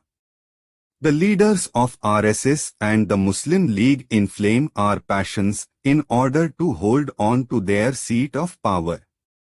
I was kept in the Nolkha police station for about a fortnight. Then the magistrate ordered us to be sent to the Kot Lakhpat jail at Lahore. While I was leaving Nolkha police station, Chaudhry Nisar came to me and said, "May Allah be with you, my boy. Don't lose heart. Allah will set everything right." He fondled my head. I saw that his eyes had filled with tears. The Tonga started on its journey. I was passing through the bazaars of Lahore with tear-dimmed eyes. I felt as if there was no enemy around. As if everybody was like me, a part of myself. The word enemy seemed to have lost its relevance. We caught a bus at Chauburji and reached Kot Lakhpat jail, which was situated in a lonely place amidst the farms. A big gate opened and we were produced before the superintendent, Haji Iftikhar, who ordered us to be lodged in a death cell where only such prisoners as had been sentenced to death were kept. It had been done as a precaution to prevent us from meeting other Pakistani prisoners. Kot Lakhpat Jail, Lahore. Many great men have known prison life. Either their practical lives began in a prison or ended in it. A prison is no less than a university, where one learns so many secrets of life. Here one also meets all sorts of persons who have acquired questionable skills: pickpockets, gamblers, distillers of hooch, housebreakers, dacoits, embezzlers, who rub shoulders with musicians, poets, statesmen, spiritual leaders and philosophers. Now I had entered the portals of one such university. I was taken to its central office, popularly known as the Circle, for all the barracks of the jail take off from this central point. Here the educated prisoners work as clerks. Just as in a university the new entrants have to submit themselves to ragging, here also a new prisoner is greeted with a salam. Only such prisoners who have a big stake in the world of crime or are hardened ones escape this salam, which can be both mild and rigorous. When I entered into the central office, the clerks raised their heads and gave me contemptuous looks. "So you are a spy," one of them said in a derisive tone. "No, Janab." "Oh, come off it. Your mother?" He gave me a filthy abuse. He had hardly uttered these words when someone threw a blanket upon us from behind and, giving us a push, pinned us down to the ground. After that we lost count of the blows that were showered upon us by innumerable hands. Their jeerings and our shrieks drew the warders' attention, who probably came down running and asked them to stop this hideous game. All this was so sudden and unexpected that we had hardly any time to prepare ourselves mentally or physically to face this onslaught. At last the wardens pushed us into the death cells. 4 cells in a corner had been earmarked for Indian prisoners, in which 13 prisoners were already lodged, at the rate of 3 to 5 persons per cell. Kot Lakhpat is a newly constructed jail which boasts of taps and flush latrines. Here I met 6 of my companions, who had been arrested through the nefarious machinations of Amrik Singh, Sonlal from Adampur, Chanan Singh Bhuller from Ferojpur and Ajit Singh, among others. I was kept in a separate cell from them. The jail food was very interior. We were given 2 rotis and a ladleful of dal. In the morning we were doled out a handful of parched gram and a piece of gur. As for tea, it was anything but tea. In a month we were given the 4th part of a cube of soap to wash our clothes with. And every Sunday a spoonful of oil to apply to our hair. We were strictly forbidden to go near the rooms of Pakistani prisoners. It was my 2nd day in the Kot Lakhpat jail when I woke up in the night on hearing some eerie sounds. Then the entire jail started resounding with the cries of Inquilab Zindabad, People's Party Zindabad, Quaid-e-Azam Zindabad, Ayub Shahi Murdabad. The prisoners were responding to these slogans from within their rooms and furiously banging on their doors, asking to be let out. The railings outside their rooms rattled as the prisoners tried to uproot them. The news had spread in the jail that Bhutto Sahib had been brought there under arrest along with his companions. The situation was taking an ugly turn, and it was feared that soon it would get out of control. But the superintendent was a seasoned man who knew all the ropes. "I appeal to the prisoners to remain calm," he announced over the public address system. "Tomorrow morning I will arrange your meeting with your beloved Bhutto Sahib. Meanwhile, he has something to tell you. I am passing on the mic to him." The entire jail suddenly lapsed into silence. Not even a leaf stirred. Then we heard Bhutto Sahib's voice, Assalamualaikum. I am myself keen to meet you, and I am grateful for the respect and honor that you have bestowed upon me. But what you want is not possible at this juncture.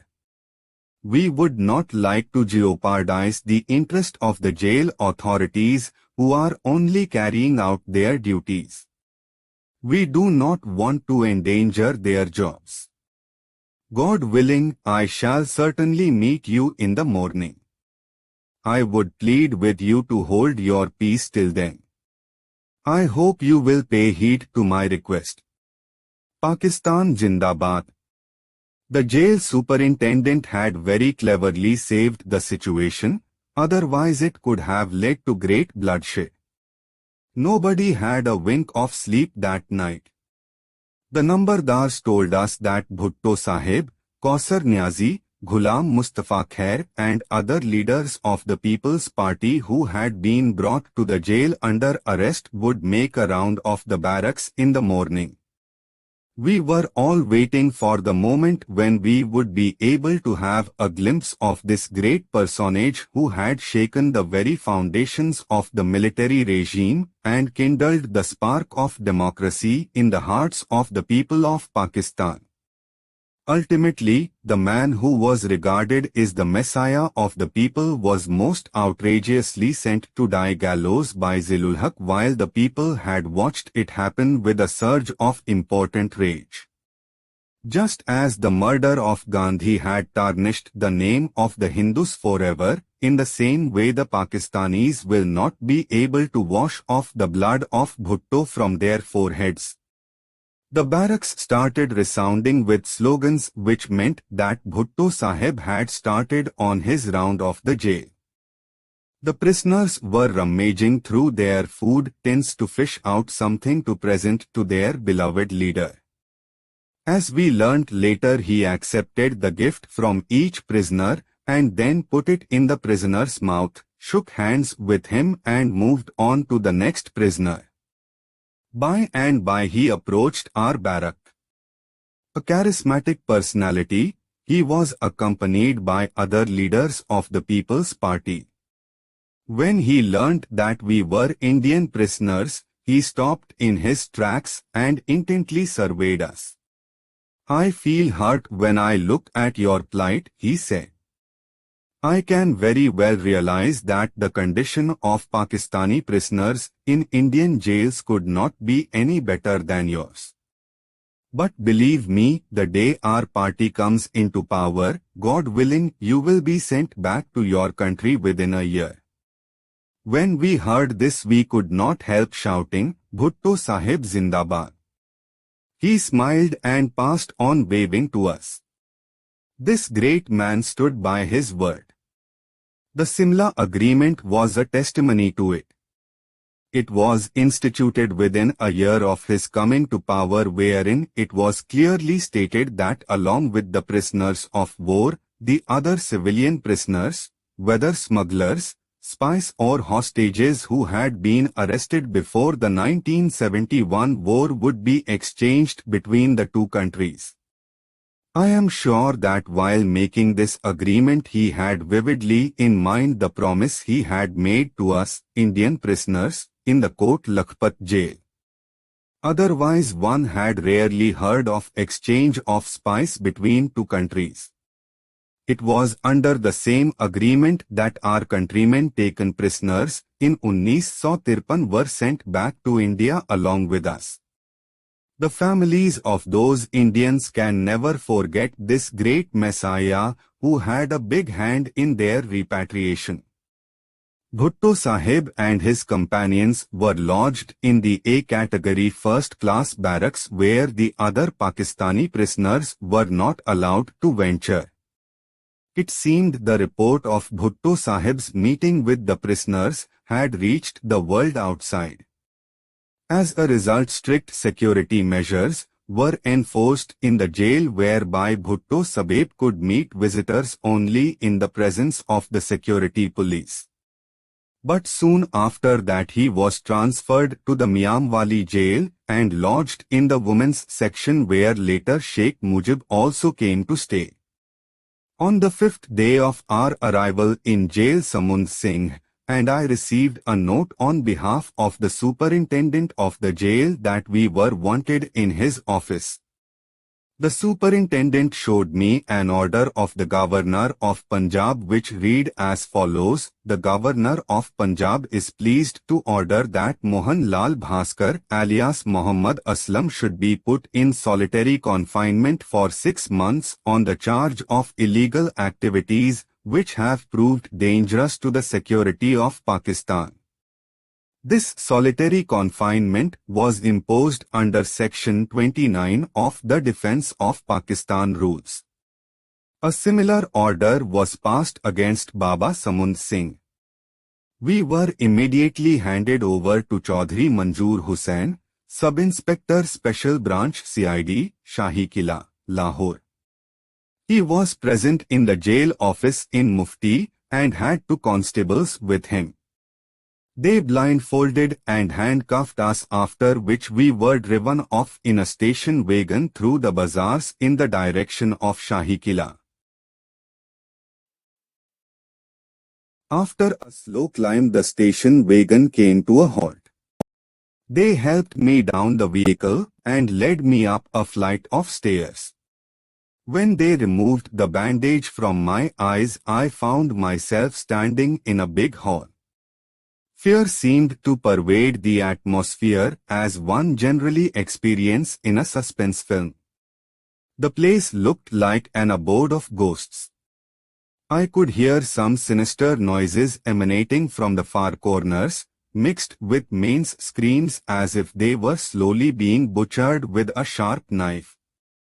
In these screams I heard a sing-song voice which I could easily recognize among 1,000 voices. Thumping an empty pitcher, Kho Singh was blithely singing to the tune of the famous Pakistani singer Inayati Hussain Bhatti. I hold sway over Wagha border where lies a big Maidan swarming with pimps. I enjoy the game of killing pimps. I go after the hand-picked ones, counting them one by one. I was pleased to hear his voice. So he was still alive. That night when they had taken him away in a jeep from 596 FIU, Lahore, I had felt that I was seeing the last of him. They might have at last decided to gun him down. But that happy-go-lucky Kho Singh was still alive and somewhere quite close to me. Chaudhry Manzoor asked me to follow him, a man armed with a gun, walking a few steps behind me. They took me to an underground cellar and locked me up in a cell. 4 blankets had been laid out for me. They also gave me tea in the evening. Here interrogation was done round the clock.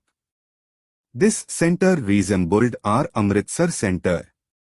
Many Indian officers have been here for a long time. The CID Special Branch of Shahi Kila had come into existence in 1965 and from then on the Shahi Kila had all along remained its headquarters with branches in all parts of Pakistan. Some of the sentries, who later became friendly with me, told me that 10 Indian prisoners had died in the Kila in the course of interrogation and many more had gone mad. Here the prisoners are kept in 12 separate cells, all at a distance from one another. The normal pattern is 1 prisoner, 1 cell, 1 sentry. A sentry is changed every 3 hours, and this sequence continues round the clock. An officer handles only 1 prisoner at a time, and till his interrogation is complete he does not take on another. After the inquiry is over, 6 officers take over that prisoner simultaneously and keep plying him with questions. A prisoner is not let off the hook until they are fully satisfied. The special branch is located in the right part of the fort up a slope and is enclosed by an 8-foot-high wall. The rest of the foil is open to the public, to which a nominal entry fee is charged. It has an extensive green lawn where people come for picnics. The premises within the wall where the special branch is housed is out of bounds to the public. Only a little way off the Qila is located the Tibbi Bazaar, the notorious red light district of Lahore, where about 6,000 prostitutes carry on their flesh trade. As the evening approaches, revelers swarm to the place in large numbers.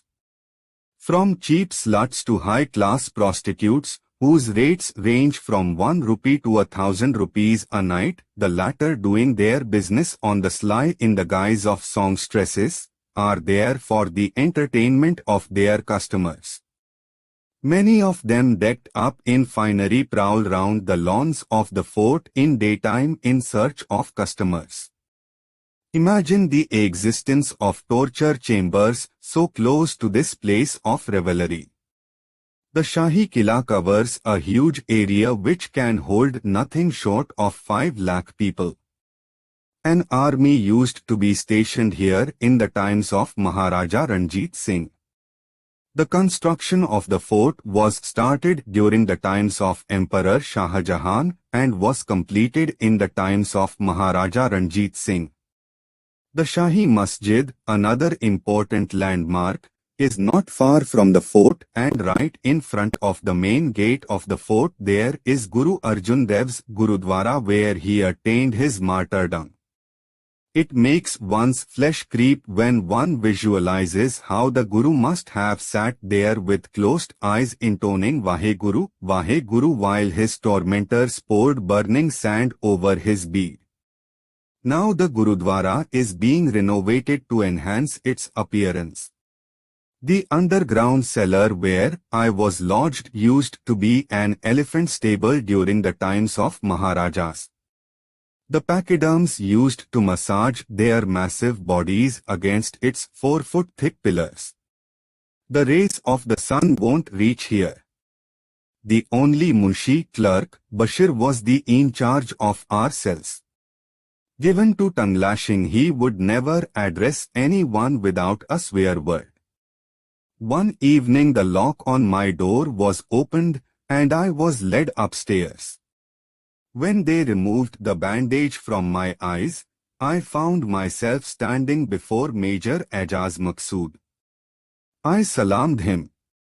He gestured me to take the chair and inquired about my health. After some inconsequential talk, he got down to business.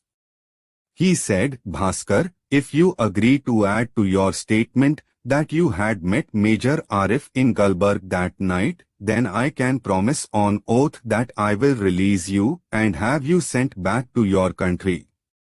I thought over the matter for an instant and realized in a flash what was at the back of his mind: personal jealousy. Major Arif must be senior to him and probably was coming in the way of his promotion. Evidently, there was no love lost between the two, and Major Maqsood wanted to fire the gun from my shoulder. "Major Sahib, you know there is no truth in what you are saying," I replied. "In the statement that I have made earlier there is no mention of this. I don't want to invite trouble for myself by changing the statement at this stage." "You need not worry about it," Major Maqsood assured me. "It's no problem for me to change your statement. Your statement is still with me. I can have it retyped. All I need is your consent." This handsome man suddenly fell from my esteem. He looked so repulsive to me, as if his fair complexion was marred by leprosy. He was trying to play dirty with one of his own brother officers. Could anything be meaner than that? The other man's only fault was that he was senior to Major Maqsood. at that time I was in a condition to give vent to my loathing for him.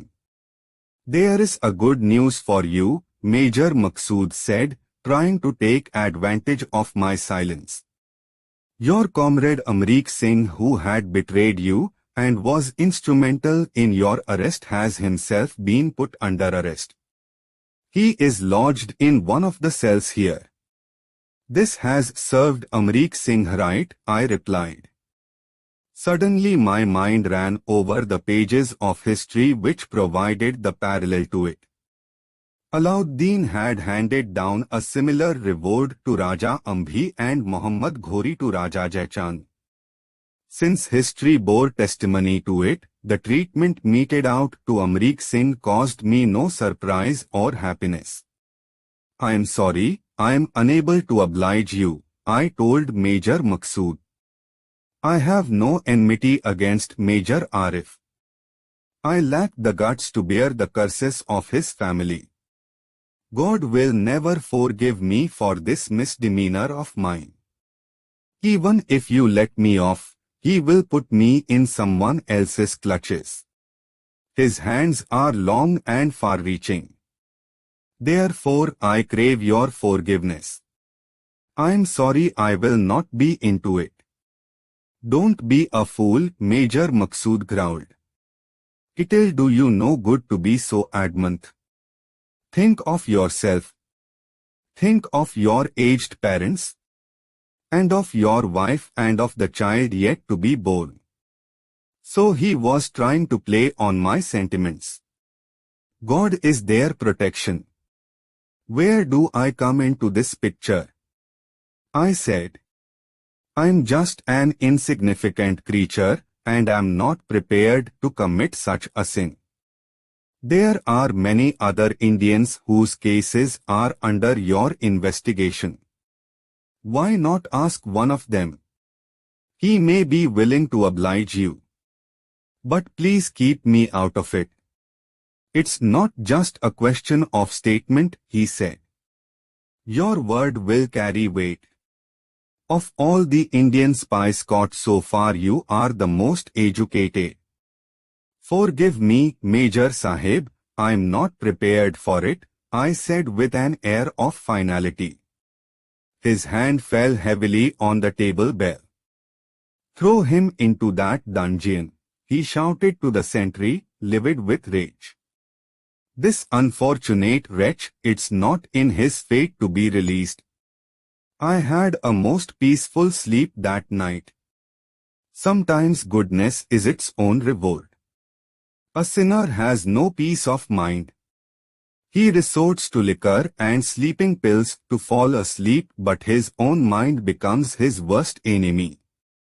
Goodness, on the other hand, works like perfume on one's mind.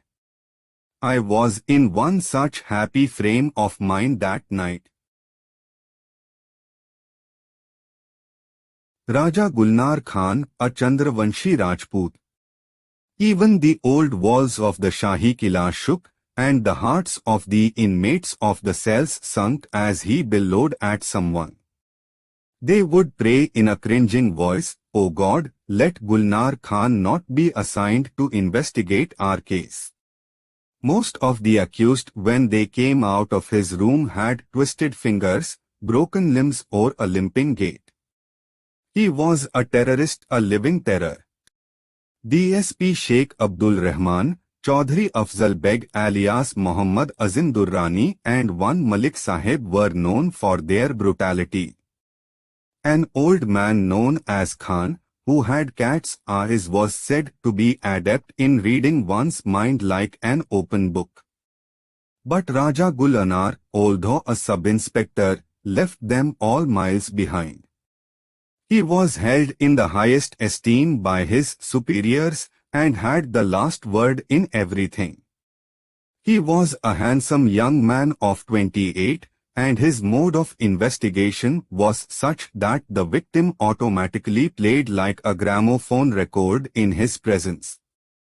If the victim faltered, he would pounce upon him with the agility of a cheetah, and the next moment the victim would find one of his limbs maimed.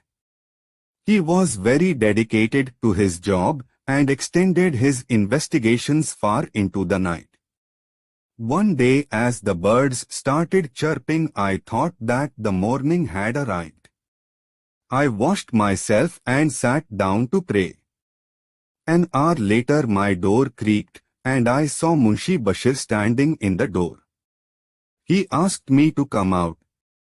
As usual, I was handcuffed and a gunman followed me. A shiver ran down my spine. They must be taking me to a torture chamber. I completely lost my nerve when I was pushed into the presence of Raja Gulnar Khan, who was known as the Jallad, executioner of the Shahi Qila. I was going to sit down on the ground when with a nod of his bead he indicated me to take a chair. Munshi Bashir had left but the sentry was still there. By a sign he asked him to remove my handcuffs and leave the room. Then he said, "Tell me one thing. What's the meaning of Bhaskar? And what's your caste?" "Janab, Bhaskar means the sun, and I'm a Brahman by caste." "So you're a Suryavanshi Brahman?" I looked at him in surprise. "Janab, how do you know this word?" "There is nothing to be surprised about it. I have graduated in history. For that matter, I am myself a Chandravanshi Rajput. My ancestors were Rajas back in Rajasthan. That was in the times of Aurangzeb, who believed in oppressing the Hindus, especially the Rajputs. My great-great-grandfather, who was the Raja of a small principality in Rajputana, ran away from that place for dear life. His wife was pregnant at that time. His caravan was passing through the desert when she started having labor pains, and she gave birth to my great-grandfather behind a green bush. Because of this green bush he came to be called Hariya. Posing as Muslims, the people constituting the caravan reached Jangasur, Sargodha and settled there. Even now we have palatial houses there. It so happened, he continued, that my great-great-grandfather was forced to accept Islam under duress, and in consequence his brother excommunicated him from their fold. Had it happened in Rajputana, I fear he would have even been deprived of his property. It being an alien country, his brothers could not have their way in this regard. Do you know why Islam spread so rapidly in India, and why the people of this region have such a great hatred for the Hindus? True that they were themselves Hindus once upon a time, generation after generation in fact. But the Hindus themselves were their own undoing. When the Muslims invaded India, the Hindu Rajas of various states, turn by turn, sided with the invaders. They did this to spite their own kinsmen, which in the end proved to be the cause of their own ruination. Another reason was that those Hindus who read the Kalma and embraced Islam just to keep up appearances were spurned by the other Hindus, and they refused to take them back into their fold. They broke all ties with them and went to the extent of confiscating their lands and properties. And the worst of it, they refused to communicate with them, much less eat with them. The upshot was that these people took refuge under Islam and turned rabid enemies of the Hindus. It is a deep-rooted enmity which manifests itself even today, perhaps more than before, making the two communities fly at each other's throats. An Arab Muslim will happily share food with an Indian at the same table, but not an Indian Muslim. He would even shy away from a Hindu's shadow. My late grandfather used to tell me that his great-grandfather had embraced Islam under very trying circumstances when he found himself forced against the wall. His brothers had turned their backs upon him, and he and his children were debarred from entering the temple. They did not even invite them on such festive occasion as Holi and Diwali. On the contrary, they warned their children not to accept any eatable from my great-grandfather's children. My great-grandfather tried to make his brothers see reason. He even begged of them on bent knees, but that cut no ice with these custodians of the Hindu religion. The Hindu Baniyas constructed more and more temples and spent lavishly to embellish them while lakhs and lakhs of Hindus starved. This strengthened the roots of Islam in India. It was these derelict Hindus whom Islam hugged to its heart. When they looked back into their past, they decided to wreak vengeance on these selfish and narrow-minded Hindus. Those who did not even touch meat started eating beef and made it a point to do all those things that were anathema to the Hindus and would hurt their feelings. How could they forget that once the Hindus themselves had treated them in similar manner and had rode roughshod over them? Now tell me who was at fault. Raja Gulnar stopped for an answer. Of course, our ancestors were responsible for it, I replied. And among them the Brahmins most of all, who could not take stock of the situation and thus failed to guide the people on the right path. Today their misdeeds have recoiled upon their children. But you are also a Brahman, aren't you? Yes, I'm. But not one of those spurious Brahmans. The house in a lane of Abohar where I was born had only one Hindu family living in that lane, that's mine. The rest were all Muslims. The midwife who assisted my mother in bringing me into this world was a Muslim woman by the name of Raiba. Mia Irfan was my childhood friend. At the time of the partition, when he came to say goodbye to me, I clung to him and said that I will not let him go. At that time my father was posted as a senior constable at the Abohar police station. With the departure of the senior Muslim police officers, he was in a way the de facto in charge of the police station. He engaged a bus and safely escorted all the Muslims of our lane across the border under his own supervision.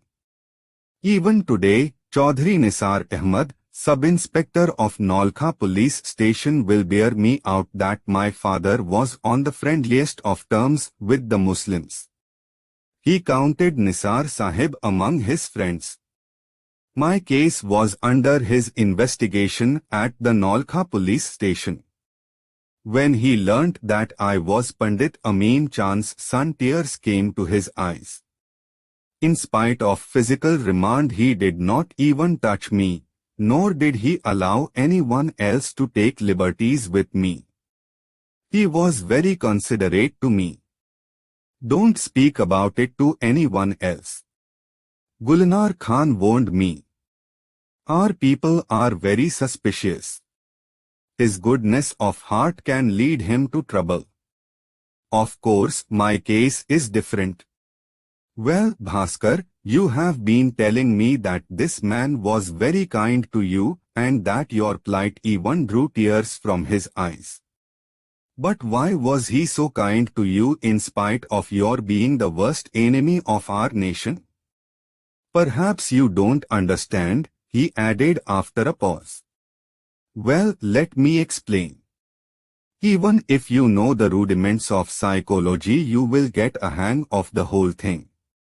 Chaudhry Nisar Ahmed's manifestation of love for you is the result of his regard for Hinduism, which has remained dormant in him for centuries. The feeling had sunk into his subconscious mind, and due to the force of circumstances, his ancestors never allowed it to come to the surface. You are just a pretext to become the conduit to express his dormant feelings, and getting this outlet they broke all bounds like the bursting of a dam. In fact, behind the facade of your father's friendship, he was unwittingly shedding tears over the Hindu religion which once upon a time his ancestors professed.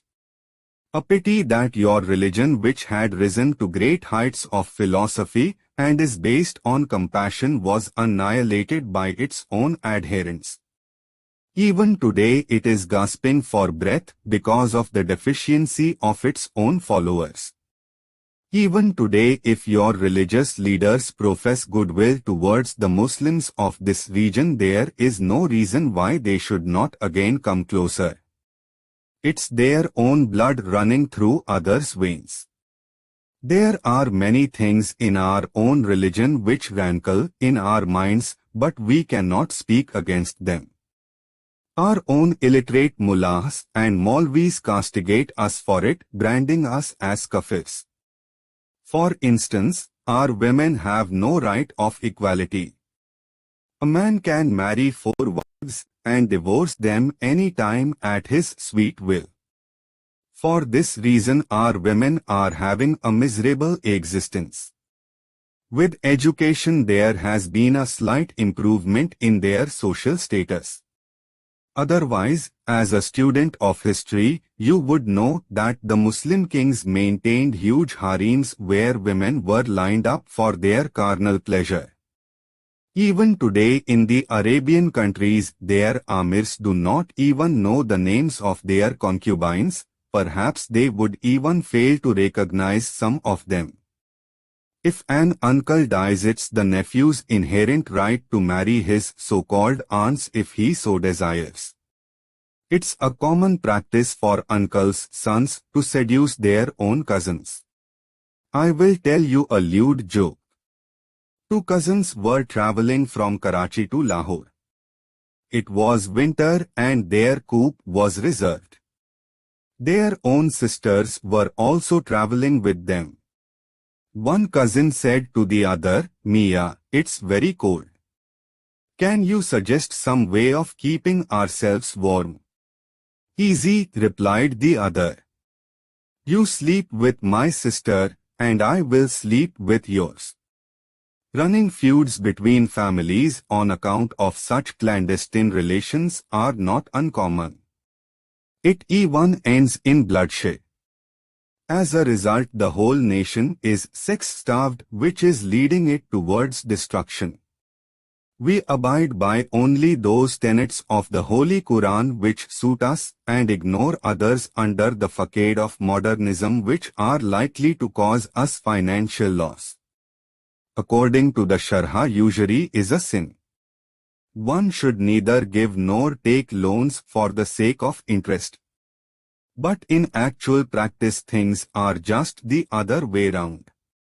Those who follow the tenets of the Quran are leading a miserable life while the usurers are having a whale of a time. This world itself is like a paradise to them. My Allah, if my countrymen were to hear me uttering this blasphemy, they would hang me or stone me to death. They are such terrible fanatics in Pakistan. What to talk of the illiterates? Even the educated here scoff at rational thinking. The mullah have such stranglehold over us that we cannot budge an inch from where we are asked to stand. We cannot contemplate any change in our religion, although according to the present times, it requires radical changes. We also require a Martin Luther to bring about reforms in our religion. He suddenly fell silent. What do you think of secularism? I could not help asking him. A wonderful thing, he beamed. Perhaps that's what has saved democracy from getting extinct in India. There, a dictator can never find a foothold. People would refuse to toe the line on the basis of religion. But in Pakistan, anyone who wields power can become a dictator. It makes no difference whether it is Ayub or someone else. He has only to declare that he is the savior of Islam. In Pakistan, if we also had the Hindus and Sikhs to hold the political balance, I can assure you that we too would have been breathing freely in a democratic setup. He rang the bell and asked the peon to send in my food. Bhaskar, have your food and we can continue with our talk after you have finished your food. He went out and bolted the door from outside. While eating, I reflected over the whole matter. Our ancestors had indeed behaved in a mean manner, putting Kabir's and Guru Nanak's teachings at naught. Even during our own time, although Gandhi sacrificed his life, we still continue to follow the path which creates strife and discord between two faiths. Even our ruling princes induced their people to follow the path of hatred. They kept people in watertight compartments in the name of caste. If a Brahman's job is to sow the seeds of discord in the name of caste, I am ashamed that I was born among them. The brains of our ancestors must have remained empty of all wisdom that they danced as puppets to the tune of the Brahmans. When Lord Krishna himself did not believe in such shibboleths, Lord Ram could accept wild plums from the hands of a lowborn Bhilni Shabri, then what rationale have the Brahmans to ram such irrational thoughts into our heads? I have come to the conclusion that the Brahmans had sold themselves to the Rajas for their own gains and danced to their whims. They divided the entire nation into factions so that the Rajas could tyrannize over the people untrammeled and hold on to the seat of power. In the end, after an oppression lasting over centuries, these people rose in revolt against their rulers. Our ancestors had indeed been extremely foolish. They had forced the menials live outside the city limits and had tied bells round their necks to warn the high caste Hindus lest the shadow of these menials should pollute them. My chain of thoughts broke as Raja Gulnar Khan entered the room. Well, Bhaskar, what's this story about the Atomic Energy Commission? He abruptly asked. The high-ups are eager to know about it and are pressing us to find out. His question angered me. It's all a concoction of that lover of his sister, I replied. Who's this lover of his sister? Where does he live? I suddenly realized my mistake. I should not have pointed in the direction where Amrik Singh was lodged. I mean Amrik Singh, I said. I wish I knew where he is now. Don't try to make a fool of me, Bhaskar. You know very well where he is now. Now out with the truth. Don't you know where he is now? He asked in a threatening voice. So he was showing his nailed fig. I realized it was futile to hide things from him. Raja Sabeb, I know he is somewhere in this very fort. His face turned red with rage, making me shake with fear. So you are trying to rope in our own men, he said. I say, name that son of pimp who had given you that secret. Raja Sahib, he is none of your sentries, not any man is this fort. He is Major Maqsood of 596 FIU, Lahore, who had met me a few days back and told me in passing that Amrik Singh was lodged in this fort. Please believe me, no one else has talked to me about it. He was surprised at my boldness. He immediately dialed FIU and got in touch with Major Maqsood. After satisfying himself, he banged the receiver and turned to me.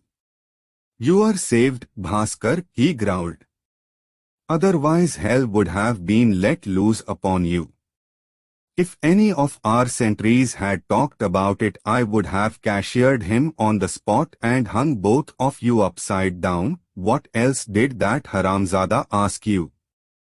Nothing else, I replied nonchalantly. I wanted to tell him about Major Maqsood's evil designs against his fellow officer but desisted. Raja, however, sensed that there was something up my sleeve. Don't hide anything from me, he said. I know you were with him for full 1 hour. I disgorged everything about Major Maqsood. Raja's face changed color, and he fumed at the Major hurling the choicest abuses at him in absentia. I will see how that Haramzada dares enter this fort. I will have him chucked out from the FIU also. What an intriguing fellow, indeed. Today every place is swarming with such paper tigers. They eat dirt but dream of climbing up the ladder even if they have to adopt questionable means to achieve their ends. I will write to the army headquarters so that this well-meaning officer does not become the victim of this fellow's abominable moves. Raja Sahib, now the cat is out of the bag. I know that Amrik Singh has been arrested. Will you be good enough to tell me what's the charge against him? He was a very useful man to you. A traitor does not command respect anywhere.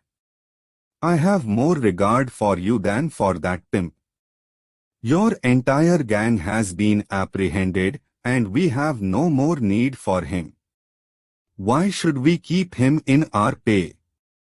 And if we do not pay him, he can turn against us and do us harm. So the best place for him is behind the bars.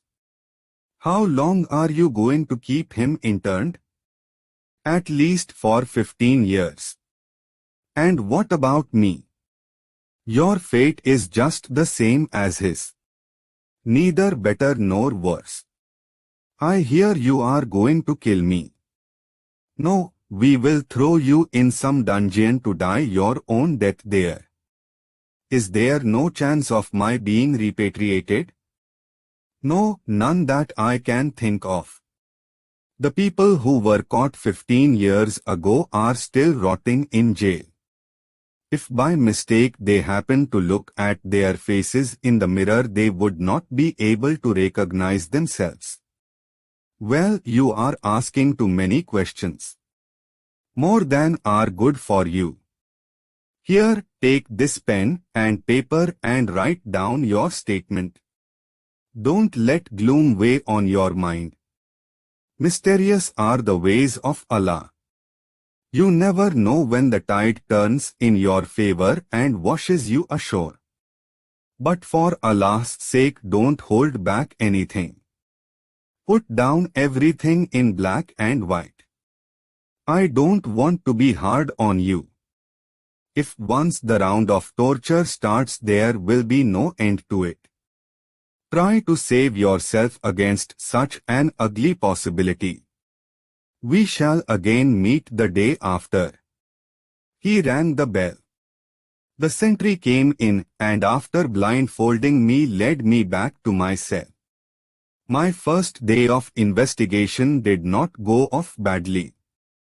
I took my food and went to sleep, lost in thoughts. Will he throughout treat me in this manner? Then I recalled the moment when his mood had suddenly changed and he had glared at me. How long could the Hindu blood coursing through his veins protect me? Would not his Muslim hatred for the Hindus assert itself? I slid into sleep lost in these thoughts. It had taken me 2 days to prepare my statement. On the third day I was again led into the investigation room.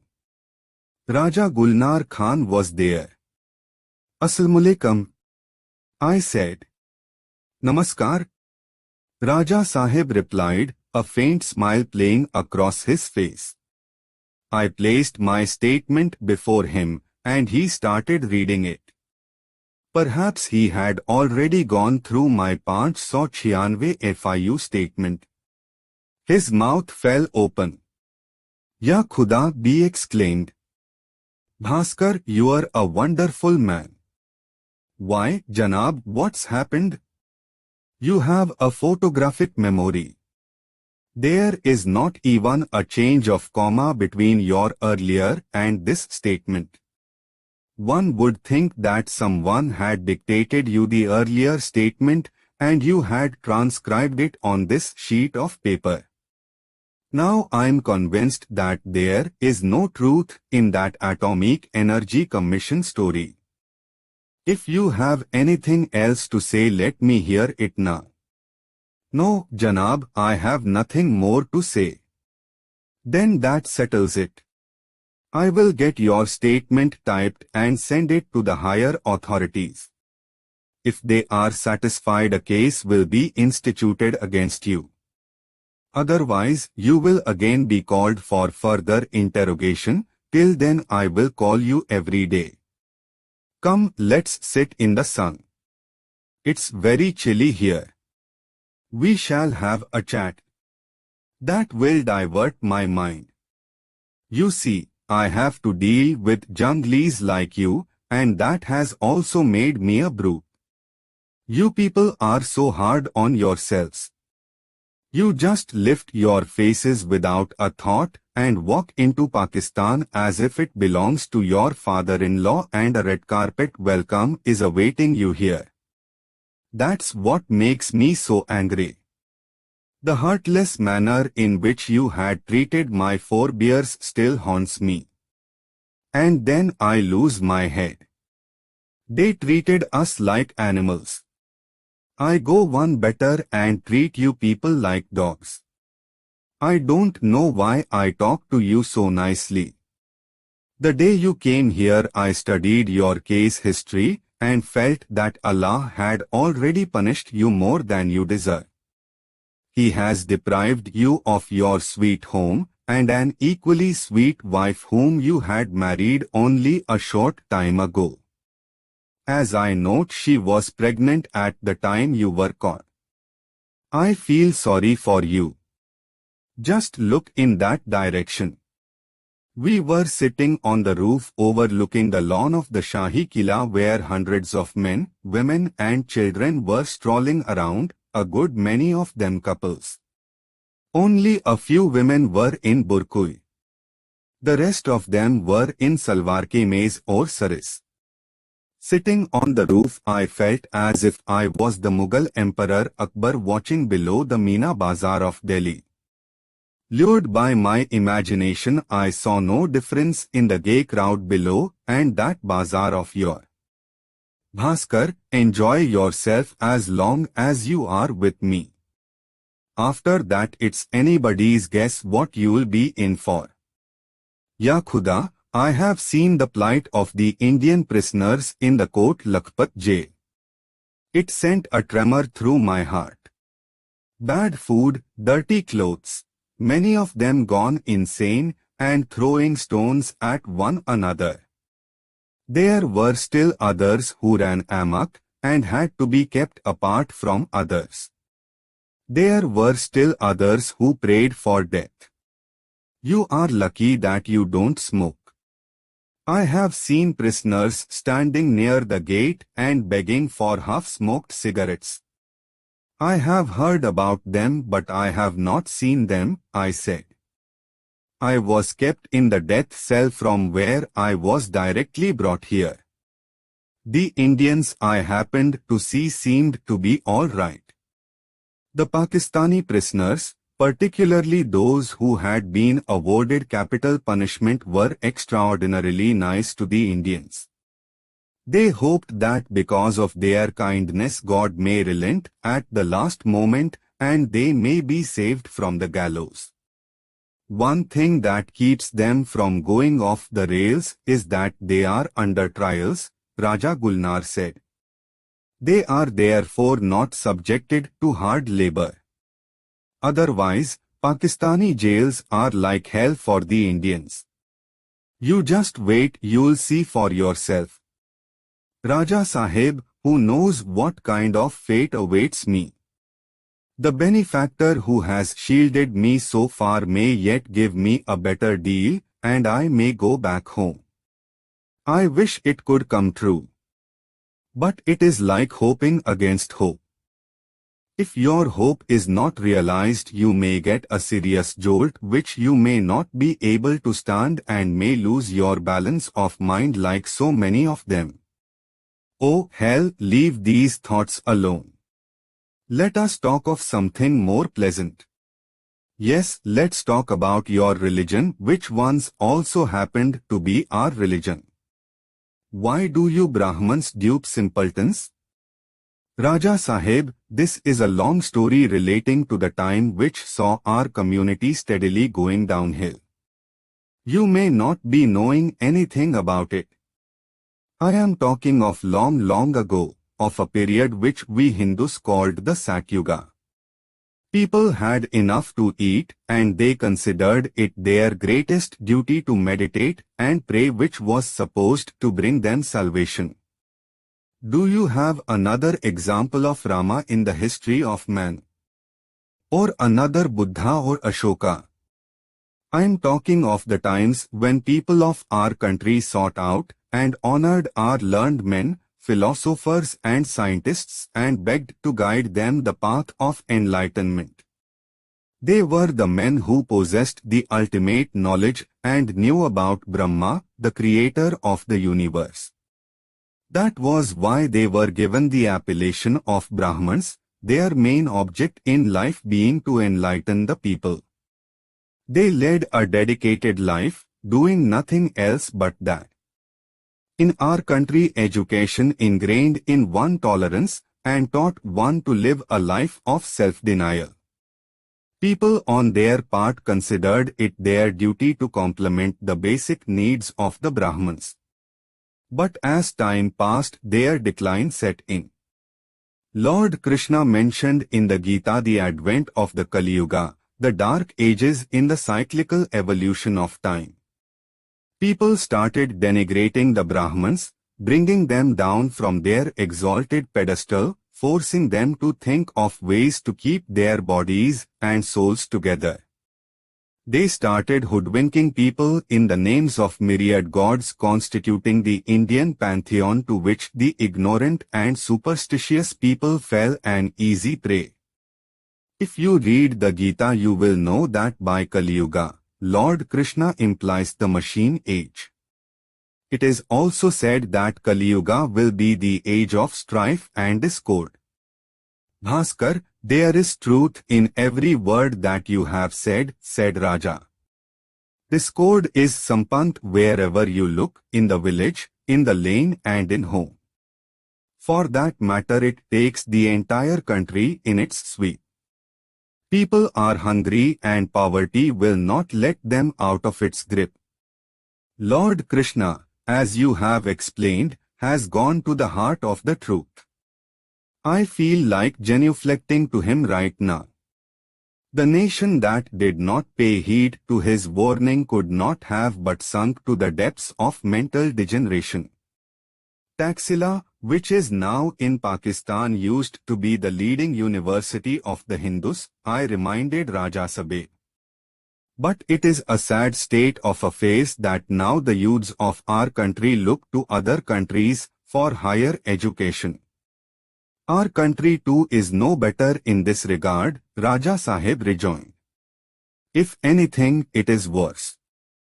We look down upon the intellectual elite of our own country and blindly pander to the intellectuals of other countries. Ours is a filthy country, not fit to live in. The very foundations of our old religion have been shaken. There is no peace of mind. Like hungry dogs, we hanker after wine, women and wealth. Raja Sahib suddenly became thoughtful. Raja Sahib, I could not agree with you more, I said. Every right-thinking person of this great subcontinent, which covers India and Pakistan, holds similar views. But the world around us is such that we are reduced to being mere puppets. In a way, we are no better than small children who amuse themselves by running about blowing bubbles. If you think of it, our life is nothing but a rat race, and in the end when the naked truth mocks at us we find it's too late to mend ourselves. We are like those ruins which crumble down noiselessly. No weight is required to sink a man fallen in a well, he will go down by his own weight. Mankind is so heavily weighed down by the load of its own sins that it has already started sinking. How beautifully you talk, Bhaskar. Are you a poet by any chance? A poet only in name, I replied, but I have had the good fortune of being close to the Hindi poet Bachchan. I have also had the good luck of listening to Nazir Banarsi, Mela Ram Wafa and Ata Muhammad from very close quarters. Perhaps that is why sometimes I begin to talk in the poetic vein. I have read the whole of Mirza Ghalib, Hakim Momin, Mir Taki Mir, Sauda, Hafiz Jalandhari, Faiz Ahmad Faiz and Shakil Badayuni. I myself write poetry in Hindi and some of my Hindi songs were recorded by the Star Hindi Recording Company when I was only 18 years old. My pen name is Mohanlal Bhaskar. What is Madhut? He asked. She was my first love. The first of my adolescent loves. I was mad after her. I had first met her in Mussoorie. She was a student of Francis Girls Higher Secondary School, Daryaganj, New Delhi. Like the heroine of John Keats' poem, The Night, she bestowed dear love on me and then disappeared by giving me a wrong address. For months I wandered in the streets and lanes of Daryaganj in search of her. I even neglected my studies, so gone was I on her.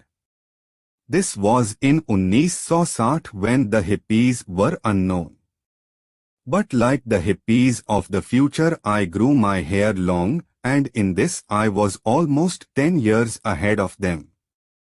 As I passed through streets boys and girls would laugh at me and make catcalls. But I did not care. I could think of nothing else but her. The result was that I failed in my intermediate in physics. It came as a great shock to me for I was considered to be a very bright student in the matric. I had scored 72% marks. That brought me to my senses. I passed my exam in September the same year. And then I did BA as a private candidate and followed it up with AB.Ed. Doing it from Moga. That's where I met my prospective wife. She acted as a balm in heating my scars. Where did you meet this Dalla, pimp of yours, I mean Amrik Singh? I think my office people had blundered in putting me in touch with him. Later on, spending a night with this bloke in the same room was perhaps a graver mistake. Bhaskar, I have spent an interesting day with you, and I hope we shall have occasion to spend many more such days together. I have sympathy for you. Keep up your spirits. This is the only way one can remain cheerful. Sing songs and read books. We have a good library here. I will have some books sent to you. That will divert your mind. After a short while Raja Sahib personally brought me to books in my cell, The Riddles of the Universe and Lady Chatterley's Lover. I had already read D.H. Lawrence's book and returned it to him, retaining the other one to read. It was an excellent book on the various religions of the world and opened up new vistas before my mind. I read it over and in the course of my reading I happened to meet Raja Sahib many times. During my 6 months stay in the fort I remained immune from any harassment. No one even slapped me. On 1 March, 1969 Raja Saheb came to me early in the morning. Congratulations, Bhaskar, he said. You have become the father of a son. Janab, who has given you this information? Our own man who had been to Ferojpur. He brought me information. Don't you believe it? Janab, there is no question of not believing you. But your poor enemy has no means of regaling you on this occasion. I have no sweets to offer. But I have brought the sweets. Here, have them. You must celebrate the birth of my nephew. I was deeply moved. It brought tears to my eyes. He patted me on my back. Be brave. Don't cry. He may prove lucky for you. You may go back home. Although he was trying to console me, I saw tears in his own eyes. He left abruptly. I am not capable of describing my condition at that time. The days dragged on, one day and then another.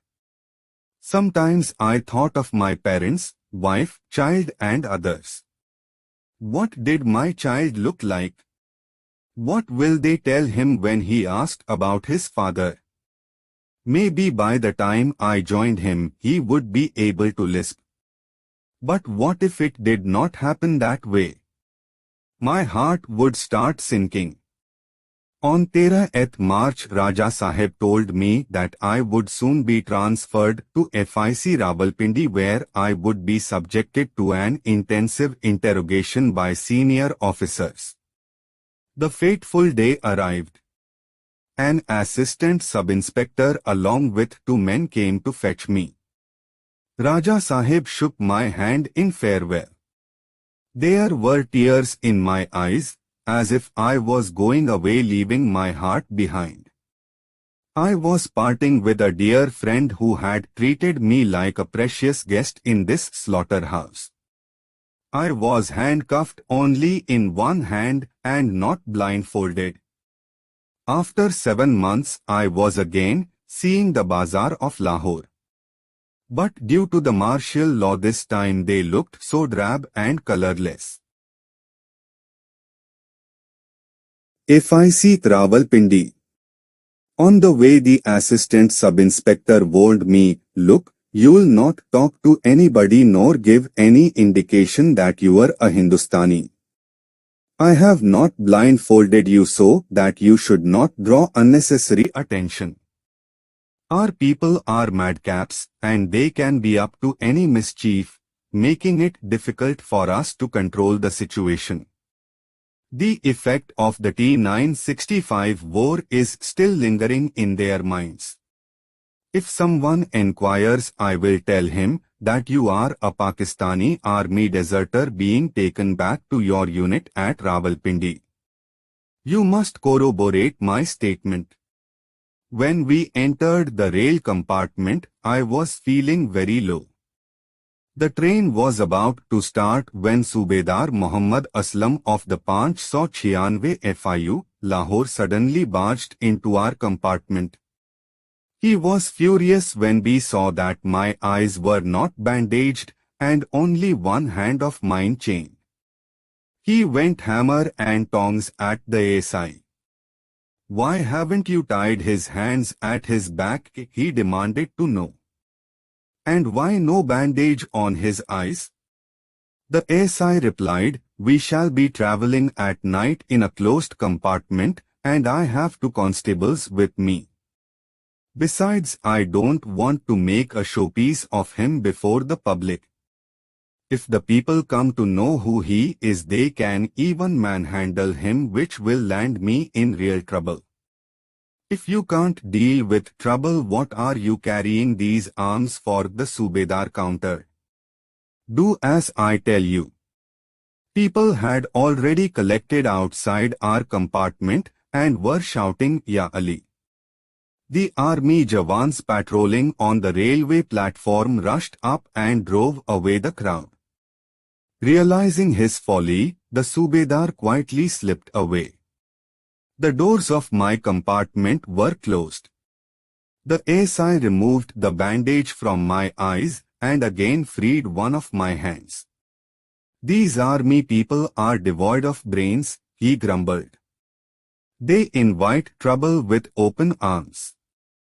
Now that Sala Subedar has slunk off, leaving me to face the music. The irony of it, we have to obey this pack of fools, these sons of owls, because of the martial law. When the train stopped at the next station, many hands were furiously banging on our doors. Pakistanis had collected outside our compartment in their keenness to have a good look at me. The banging on the door became more frantic, and we feared that the door may come off its hinges. The people were cursing the SI for denying them the fun. It was a small wayside station where no military was in evidence. The situation seemed to be taking an ugly turn. The SI once again cursed the Subedar who had created this headache for him. The mob started pelting stones on the compartment. It would be the height of folly to open the door at this juncture when the mob fury was at its worst. Suddenly we heard machine gun fire and people running away screaming for life. Soon the platform became quiet. The SI opened the door of the compartment and let up the window shutters. The platoon commander of a unit came to us and said, "The station master had telephoned me. You need not have any fear. We have taught those fellows a lesson. 4 of them were injured. We have packed them off to the hospital." "But how did these people come to know that you are escorting a Hindustani? You should have been more careful." The enraged ASI laid the blame at the Subedar's door. The platoon commander stepped closer to me. "You bloody cufflers are always creating trouble for us," he shouted at me, giving a blow on my mouth. "No, mister," the ASI cried from where he was standing. "You can't do that to him. Please move away from here. You can't touch him. It's my responsibility to protect him and escort him safely to his destination. That's what I'm here for," the platoon commander got out of the compartment muttering. The SI instructed his constables to get down at every station and shoot down anyone who tried to create trouble. "I am sorry," he said, as he saw me pressing my cheek. "Don't worry, this will not happen again." With the blow, one of my upper teeth had started aching, and my head also seemed to be bursting with pain. "What's the matter?" the SI asked.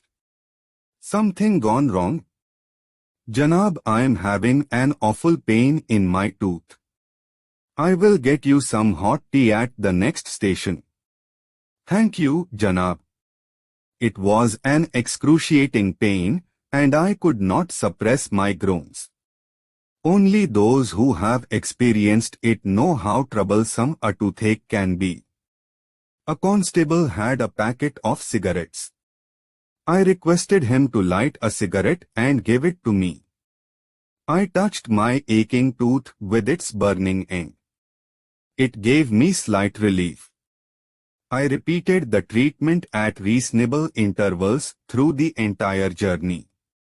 The incident reminded me of our neighbor Nathu washerman, who used to treat my toothache in my childhood with hot compresses. I felt that the treatment in the modified form was doing me some good. At the next station a constable brought hot tea for me, but the tea gave me no relief. It was now midnight, and the train was scheduled to reach Rawalpindi at 2. Would anybody take notice of my trouble there? Had I been in the Shahi Kila, Raja Sahib would have promptly sent for a dentist. No doubt the SI was kind to me, but he had his limitations.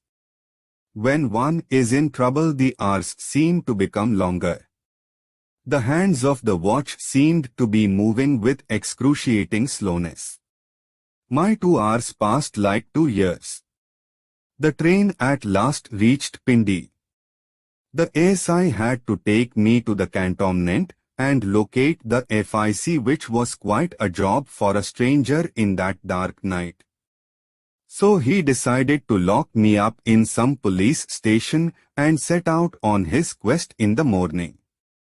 While locking me up, he casually mentioned to the Thana inspector about my trouble. There was another Pathan in the lockup. Oti Ahmede, give this man some opium, the Thana inspector told the Pathan. The man got up groggily. His hand went up somewhere under his armpit, and he produced a small opium pill for me. Not such a big pill, the inspector cried. It'll kill him. Give him just a quarter of it. In the meanwhile I will get him some tea. I was taking opium for the first time. I thought it was something abominable. But now I realized that even bad things can be put to some good use. The pill acted like magic. I soon dozed off. Early next morning we set out for the cantonment in a tonga. When the tonga reached the military hospital, I reminded the SI to blindfold me and put handcuffs on my wrists. I knew that FIC was somewhere in the vicinity of the hospital. It was perhaps a Sunday or some holiday. The office was closed and only one Havaldar, Abdul Rahman Khatak, was on duty. Word was sent to Subedar Sher Khan about our arrival.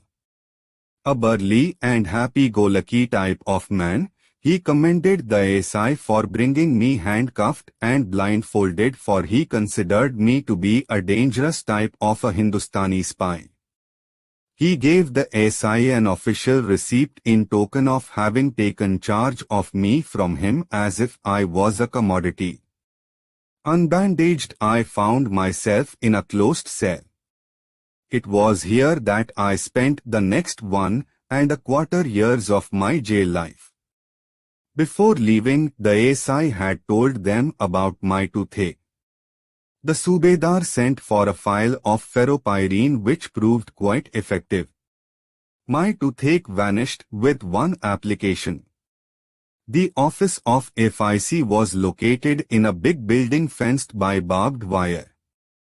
In those days there was a guard of 1 to 8, which meant that there were 8 men under each commander.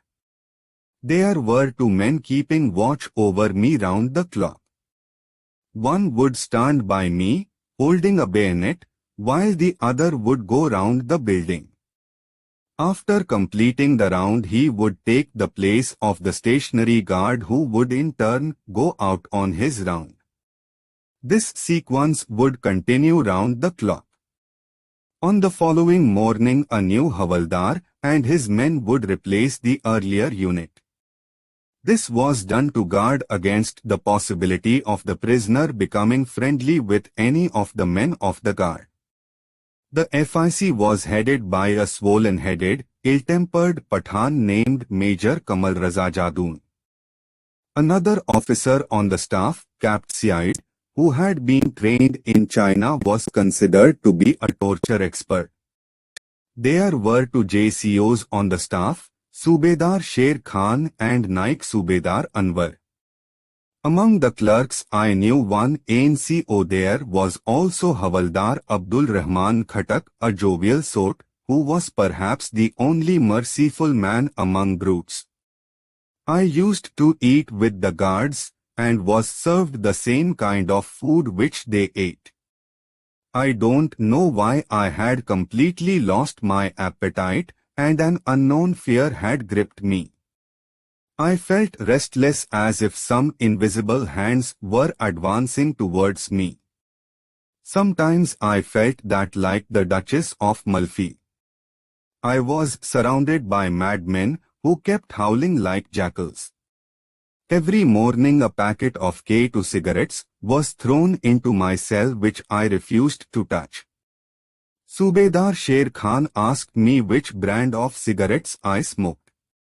Since the cigarettes would be supplied from my regulation quota of rations, he said that he would have no problem in meeting my demand. I did not smoke. But just out of fun, I told him that Three Castles was my favorite brand. I never thought that they would comply with my wishes. Three Castles was an expensive cigarette, and in those days a packet cost no less than 8 rupees. But to my utter surprise, from the next day they started supplying me Three Castles cigarettes. This put me in a quandary. What should I do with these cigarettes? If I did not smoke them, I would be taken for a liar, and if I smoked, I would find it extremely distasteful. I hated cigarette smoke, and my father was careful not to enter my room with a lighted cigarette. Now I started smoking like a habitual smoker, and within a couple of days acquired a taste for cigarettes. After finishing my own quota, I would beg the guard for cigarette stubs. He would throw a stub before me as one throwing a crumb before a dog. In cigarettes, I had discovered a genial companion for my loneliness. It may not be a good habit, but it was an agreeable way of getting over my solitude. It was nice to fill my lonely hours with smoke. It appeared as if someone had blown away all my dreams with an explosive, and their smoke was now hanging in the air. I breathed in that air. It was my third day in this place. I heard the guard saluting someone. Then the door opened and I saw a stately, curly-haired Pathan officer entering my cell. He stopped and stared at me. I salaamed him. He acknowledged my salaam with a faint nod of his head and asked me how long I had stayed in the Shahi Qila. For about 6 months, I replied. What kind of tortures were you subjected to? None, Janab, they did not even slap me. HM. His eyelids fluttered. Don't expect any such thing from us. You must come out with all the facts. Otherwise, we know how to make you disgorge them. I have told everything from the very beginning. That was why those officers at the Shahi Qila left me alone. I am not their relative. Relatives my foot. You have not come out even with 1% of the facts, not to talk of the whole truth. Don't try to be smart with us. I know you are an educated spy. But remember, one can't fool everybody. If you don't bother us, we will not bother you. Otherwise, you know we can make your life hell for you. Don't forget, this is FIC, Final Interrogation Center of Pakistan. Here either a man goes to pieces or his breath gets snuffed out. He gave me a cunning smile and abruptly walked out, banging the door shut behind him. My suspicion had come true. What I had feared most was now going to happen. An impending danger had already cast its shadow in advance. It was assuming fearsome shapes. This final interrogation center could as well be the final stage of my life. That evening when the food came, I could not eat more than 2 morsels of it. It proved a boon in disguise. Soon Subedar Sher Khan came and ordered me to remove all my clothes except my underwear. Then he ordered me to roll up all the 4 blankets and place them on my head. I was ordered to keep walking all night. He handcuffed my one hand and instructed the guard commander that if I ever stopped walking he should drag me up to the railing and slap me.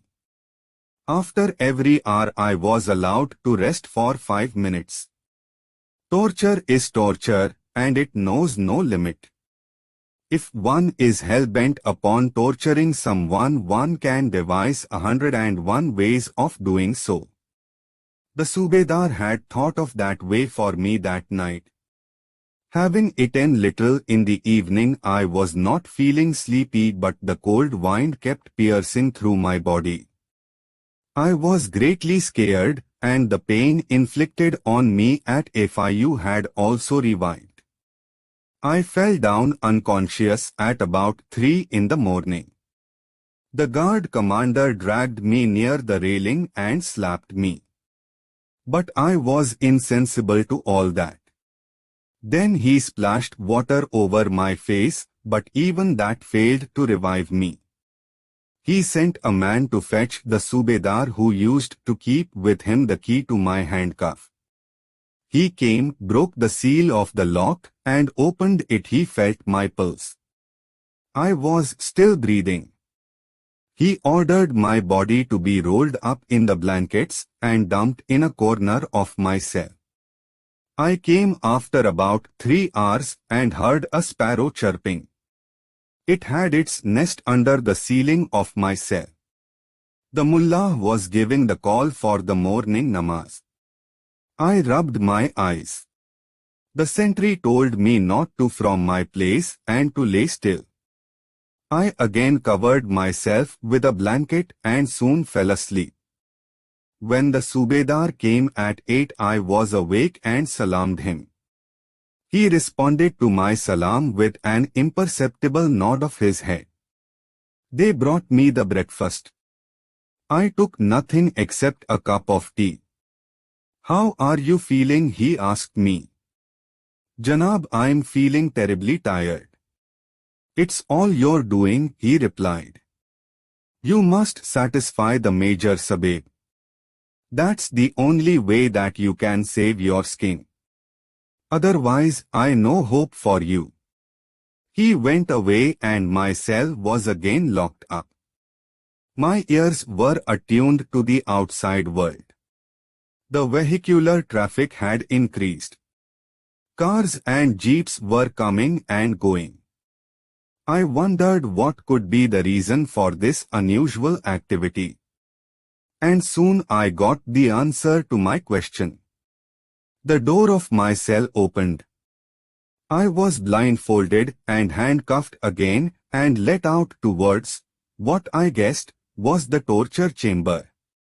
When they removed the bandage from my eyes, I saw Major Jadoon along with his full retinue. Dr. Syed, a torture expert, was sitting by his side. A lot of bottles and injectables were lying in a tray in front of him. It appeared as if they were going to have a big show. Dr. Syed made me sit down by his side and, turning my eyelids, poured some thick solution in my eyes, after which he handed me a newspaper and asked me to read. I could not make out anything on the page. Everything looked so hazy and bluffed. Perhaps he wanted to create the scare in my mind that my eyesight had been damaged. But I knew it was all acting. I wanted to wipe my eyes, but my hands were tied behind my back. To impress upon me that there was nothing false about what they were doing, Dr. Syed whispered something in the Major's ear and then said in a loud voice, "All right, I will have pity on the fellow and restore his eyesight." He picked up a syringe and gave a shot in my arm. Then he untied my hands and asked me to wipe my eyes. After wiping my eyes, I found that my vision had cleared. There was nothing hazy about it.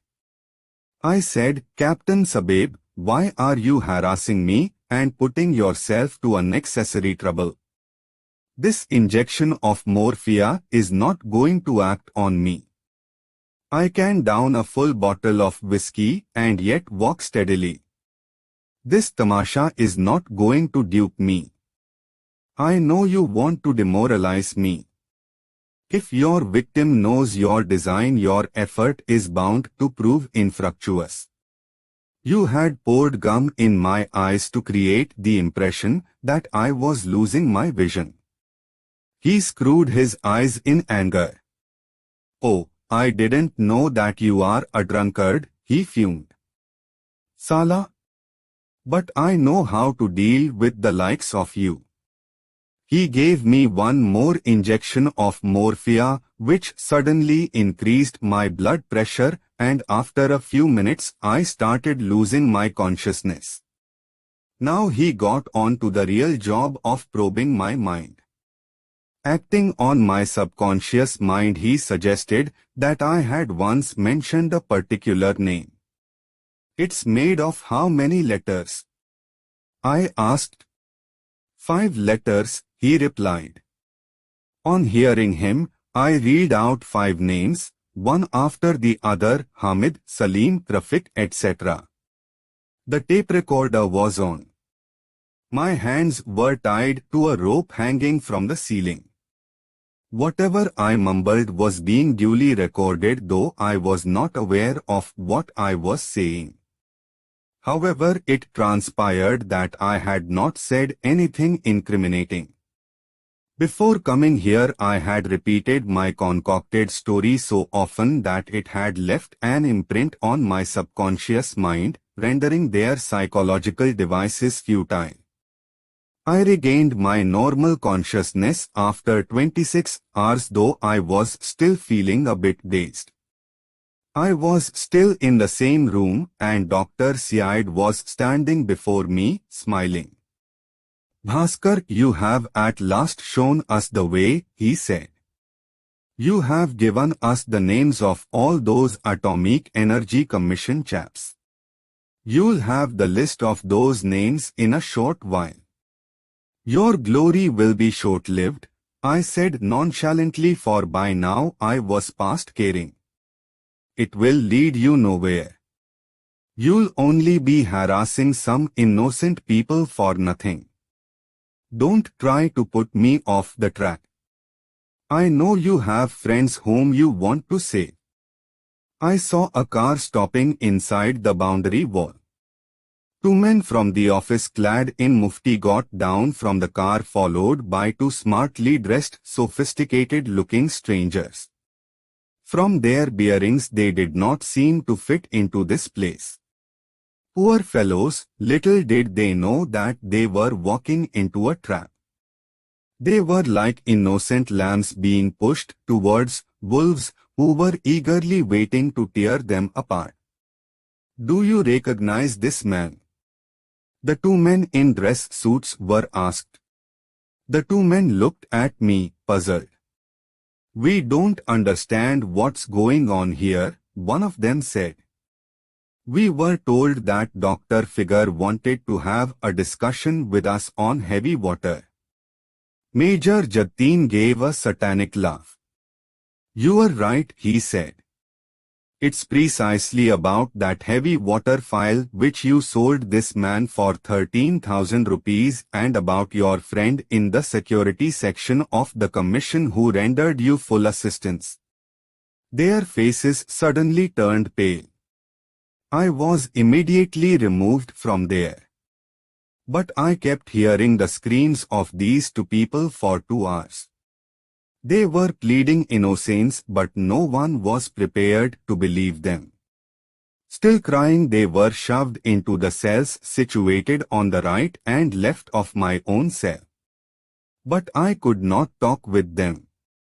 Before leaving his office, the Subedar came to me. Now what have you to say, son? He asked me. You are being cruel to innocent people, that's all I can say, I replied. Of course, you are right, he gave me a sarcastic smile. They am as innocent as you. You just wait. We shall soon have a heart-to-heart talk. Even your bones will not find their way back to your country. You just wait and see, as I have told you." He walked out and slammed the door to shut. For 6 months they kept beating those two people and me also into the bargain. I will describe later how these two were relieved from the clutches of their tormentors. And also how they stopped harassing me. This I will do in the context of my meeting with General Gul Hassan. Before I do so, I must say something about Major Kamal Raza Jadoon, Subedar Sher Khan and the kind-hearted Abdul Rahman Khatak. Major Kamal Raza Jadoon. Major Kamal Raza Jadoon was as big a fool as he was heartless. His behavior reminded me of those naughty children who, while returning from school, pelt stones at caged circus lions and then jeer at them. The major would suddenly open my cell door and give me a cunning smile, akin to the one seen on the face of a prostitute's pimp. "Fell me, Maharaj," he would leer at me, "are you praying for your salvation? A pity that the doors of salvation are closed upon you, because you have out of your own sweet will got yourself circumcised and turned a Muslim. But don't worry, we shall soon arrange for your passage to heaven." Like foolish children he would make faces at me and then guffaw like the Ravana at the Ramleela. "Bhaskar, dear boy, I will see to it that you are fixed here right and proper for the next 20 years, he would often come to his office dead drunk at night and give foolish instructions to the guards. The Subedar, who was acquainted with his queer ways, avoided showing up at night. One night the major came dead drunk to his office and ordered his guard commander to bring him a prostitute from the nearby red light district. The guard commander reported the matter to the Subedar. "Don't take any notice of him," the Subedar advised him. "Let him keep blubbering. He will go away after some time. You stay on till the change of the guards at 8. The whole night the FIC office kept resounding with the major's cries and abuses. When he regained his senses, he quietly walked away and was not seen for the next couple of days. Perhaps he had gone on leave to get over his discomfiture. When he returned, they told him that I was spitting blood with sputum. He ordered the Subedar to arrange for my X-ray at the military hospital at Rawalpindi. I was taken to the hospital in a station wagon, and the X-ray report, which came after 3 days, revealed that there was nothing wrong with me. But then what could account for the blood in my sputum? Could it be the first indication of TB? But the stupid major seemed to be after my life. He would devise ingenious ways of torturing me. Sometimes he would order that I should eat the food and drink tea like animals, lapping the things up with tongue, without in any way using my hands. If I refused, they would beat me till I complied with their wishes. He would swear that he would not relent till he had reduced me to the level of a pig. His vagaries increased as time passed, taking a heavy toll on my patience. I thought that since these people were determined to kill me, why shouldn't I rebel against them, which in any case would bring my end nearer? I tore off my clothes and would remain naked. I also stopped shaving. I ate only once a day. In 3 months my beard grew quite long, and the hair on my head fell over my shoulders. For lack of cleanliness my hair was infested with lice. One night the major ordered that each hair of my beard should be plucked out singly in the morning. Just to find out how painful the process could be, I tried my hand at plucking my hair. I was at it the whole night. I realized that it is not so painful when one does it oneself. By morning my beard and moustache were devoid of any hair. In the morning when Subedar Sher Khan opened the door of my cell at the usual time at 8, he was taken aback to see me clean shaven. Subedar Sabeb, I have done the job myself, saving you this extra labor, I said. Sala, you're a strange man indeed. I don't know what stuff you are made of. Now don't tell that father of yours that you have plucked your beard yourself. Otherwise that Sala will fly at my throat. And these guards, these sons of owls, they just stood there watching the tamasha. The guard was changed. The new guard was ignorant of what had happened at night. When Major Jadun looked at my face, he let out a loud laugh. Oh, how wonderful you look, like a hairless fairy. I feel like sleeping with you. Zero, Subedar, have his head also shaved with a machine. Make him absolutely bald. Otherwise he is going to spoil my morals. A few minutes later the barber came and he shaved my head clean with his machine. The barber had not finished his job when Major Jadun again appeared on the scene. Yar, Subedar, make a Hindu sannyasi of him, he said. Shave off his eyebrows also. The barber immediately complied with his orders. Then the major called in the men of the guard and the people from the office, to whom, to their huge amusement, he presented me as an object of fun. He laughed like mad. Major Sahib, it's the whirligig of time, I said. One day it could be your turn. You must have some fear of God in your heart. The real fireworks are yet to come, he said. You must tell us who first introduced you to these two men of the Atomic Energy Commission. And when and where did you meet them first? Major Sahib, this is all a fabrication, I replied. Under duress I had given about 24 imaginary names, out of whom these two unfortunate people fell in your trap. I had seen them for the first time when they were brought to me. You are wantonly trying to make a false story true. Even if you flay me alive, nothing will come out of this story. If it comes to flaying you, we shall not shirk from that. But I know you'll lay down your arms much before that stage is reached. This is a center where even stones start speaking. And you are only an ordinary mortal. It's entirely up to you, Major Sahib, I said. You can follow any course you like. But I have nothing more to tell you. All right, that settles it, he said with an air of finality. Then he turned to the Subedar. Subedar Sabeb, from today increase Bhaskar's ration. Feed him 1 chatak powdered chilies with each principal meal. And this should continue till my next orders. Feeding me with red chilies became a regular routine. Then started the exercise of laying me down on a slab of ice.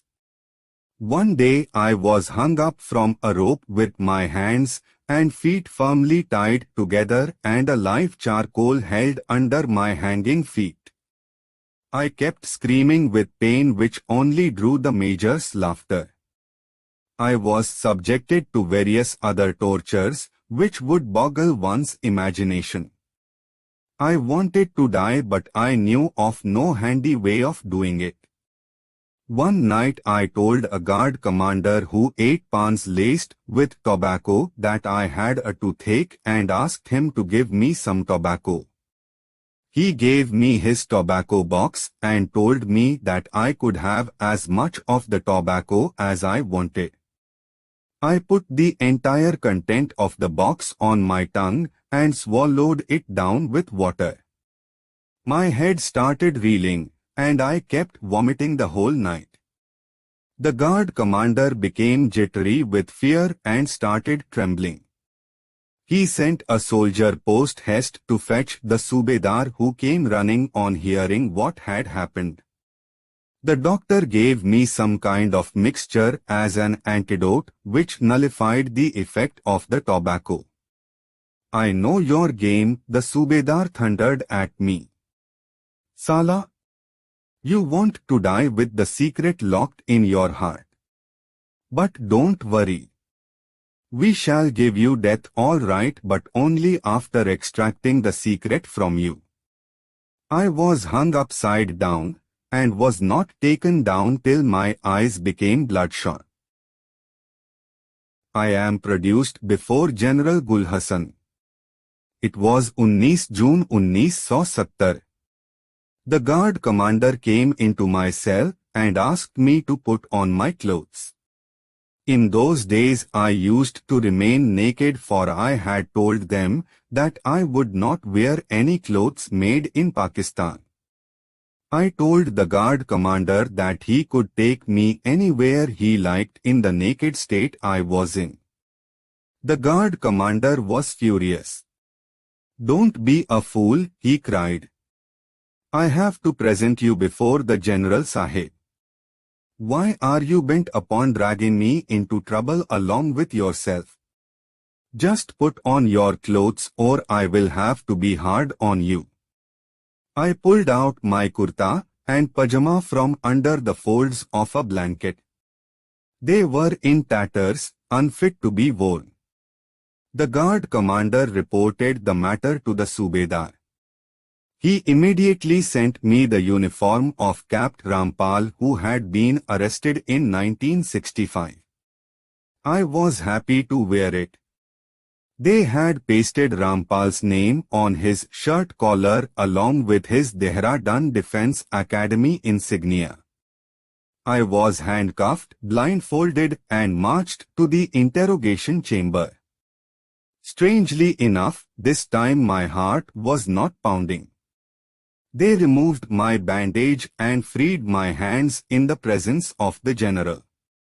I stood to attention and saluted the general military fashion, which he acknowledged with proper decorum and asked me to take his seat in front of him. "Well, Mr. Bhaskar, perhaps you know that those who fired at one another in the war of 1965 have since gone back to their respective countries. Insha'Allah, you may also follow them accordingly. Then tell me, why have you turned your own enemy and are creating trouble for yourself and also for us? Why don't you come out with all the facts? The sooner you do it, the sooner you will be relieved of your misery. Suppose you are awarded 10 years punishment, out of which you spend 7 years under interrogation, then those 7 years will not count towards your 10 years imprisonment.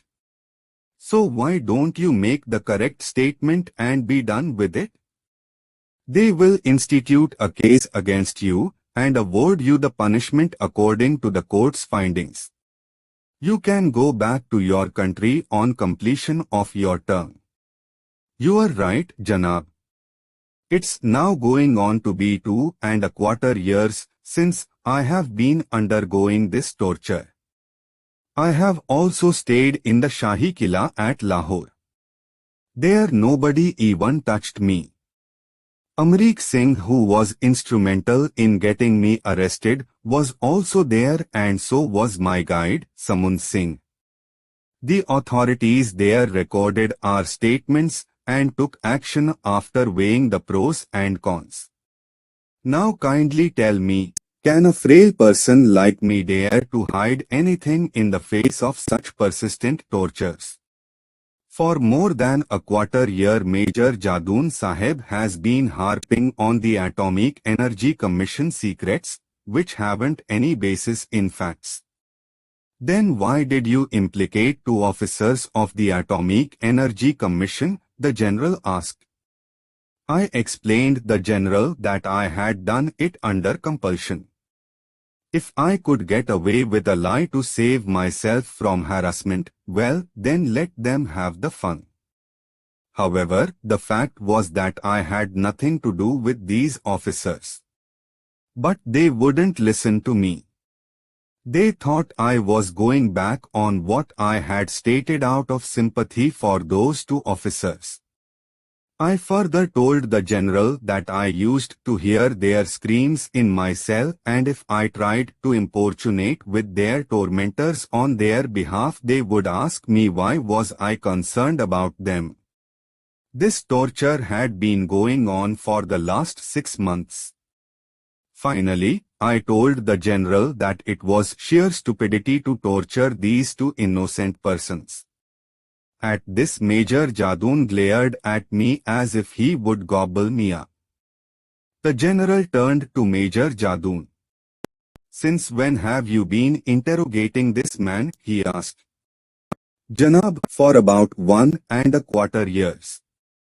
The general frowned. "Oh, Dale ke bacche, son of a pimp. Have a good look at this puny creature. One slap, he will go reeling and not get up for 3 days. And you have been working on him for over a year. And what have you got out of him? You are still at the same place where you had started from. I feel you are not intelligent enough to assume the responsibilities of our Apex Intelligence Bureau. Hence you immediately start off for Camilla to join the 5th East Bengal Regiment there. I will convey my orders on the phone to the area military headquarters for your immediate transfer to Camilla. You will not be allowed to say farewell to your wife and children. The military car will straightaway take you to the airport from here." He ordered his Batman to accompany the major to the airport and to shoot him dead if he made an attempt to get down from the jeep en route. Still muttering, the general then turned to me. "Well, Bhaskar, we are sending you back to Lahore, where you'll first have a summary court-martial followed by a field general court-martial. Now it's your luck whether you are awarded capital punishment or imprisonment for 10 or 20 years. That's none of my concern." "Very good, Janab." I was feeling exhilarated. I stood to attention and saluted him again. The guards pushed me back into my cell and locked its door. My joy knew no bounds. I had been relieved of the torture of interrogation. Nobody would dare touch me, and I would feel free even behind the bars. My prison life would be taking a new turn. It would be a comparatively comfortable jail life. No bickerings over food, no explanations called. I must say a few words about Havaldar Abdul Rahman Khatak, who even in prison had helped me to keep up my morale. He spent most of his time in the office. When the office closed for the day and the people went away, he would switch on his transistor and place it outside my cell. "Have a good time, Bhaskar," he would say. After I got a beating, he would invariably come to console me. His love and affection were like a fountain in a desert which sprays cool, life-giving water. A good man in the real sense of the word, there was no hatred for me in his heart. I still shudder when I think of the FIC, Rawalpindi. But when I think of that angelic soul, my head is bowed in gratitude. Subedar Sher Khan. Sher Khan, a Pathan from Miamwali, blue-eyed, tall and strong and fair like an Englishman, he reminded me of Gregory Peck. In the beginning he was quite nice to me, but gradually his behavior changed towards me under the influence of Major Jadoon. After my attempt at suicide, he became my bitter enemy. He would have my cell opened at odd hours just to get me beaten with sticks and chains without any rhyme or reason. This would make me wild, and I would abuse him filthily the moment my eyes landed on him. I knew he would not spare me in any case. I wanted to make him mad with anger so that he should kill me in a fit of passion. I did not feel happy on day that he did not beat me. I felt I had turned a masochist and he a sadist. At last he ordered his guards to keep me out of his sight whenever they saw him passing by that side. They would lock me up in my cell, but I would know from the sound of his footsteps that the Subedar was coming, and I would start abusing him from inside my cell. By now he was fed up with beating me. Maybe he had realized that I wanted to jeet his hands, and in consequence he had stopped going to his office through the Pakka veranda. Instead he took the Kucha path. I often enquired from the guard commander why the Subedar had stopped visiting my cell, reminding him that I had gone without a beating for the last 10 days and my bones were now itching for his kicks. Why hasn't that son of a barber come to massage my body? Tell him that the husband of his sister is pining to meet him. The guard commander would feel incensed, but according to the regulations, he could not lay his hand upon me. But when the office started, he conveyed my message verbatim to the Subedar. Bursting with rage, he stormed into my cell and started kicking me right and left, making up for the omission of the last 10 days. My teeth shook to their roots, my lips were cut, and my body was drenched in blood. Just then his batman came running to him. "Janab, your son has fallen from the roof," he announced. The Subedar's hand remained suspended in the air. "Allah's curse on you," he cried. "Sala, why do you provoke me into beating you? A madman that you are also driving me insane. I just lose my head when I see you. God has punished me for it. Look, my son has fallen from the roof." He ordered that I should be taken to the hospital to have my wounds dressed. After that his attitude towards me underwent a sea change. He would pass by me in silence. My behavior towards him had also changed. I had stopped fulminating against him. If Major Jadoon ordered him to beat me, "Yes, Janab," he would say promptly, but temporize and do nothing about it. One evening he came to me and said, "You are an educated man, but why do you keep behaving like cattle? Spend your time in the worship of Allah.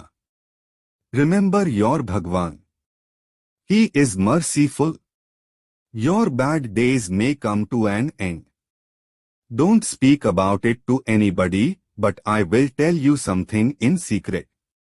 We have not been able to extract anything from those two atomic energy chaps in 6 months.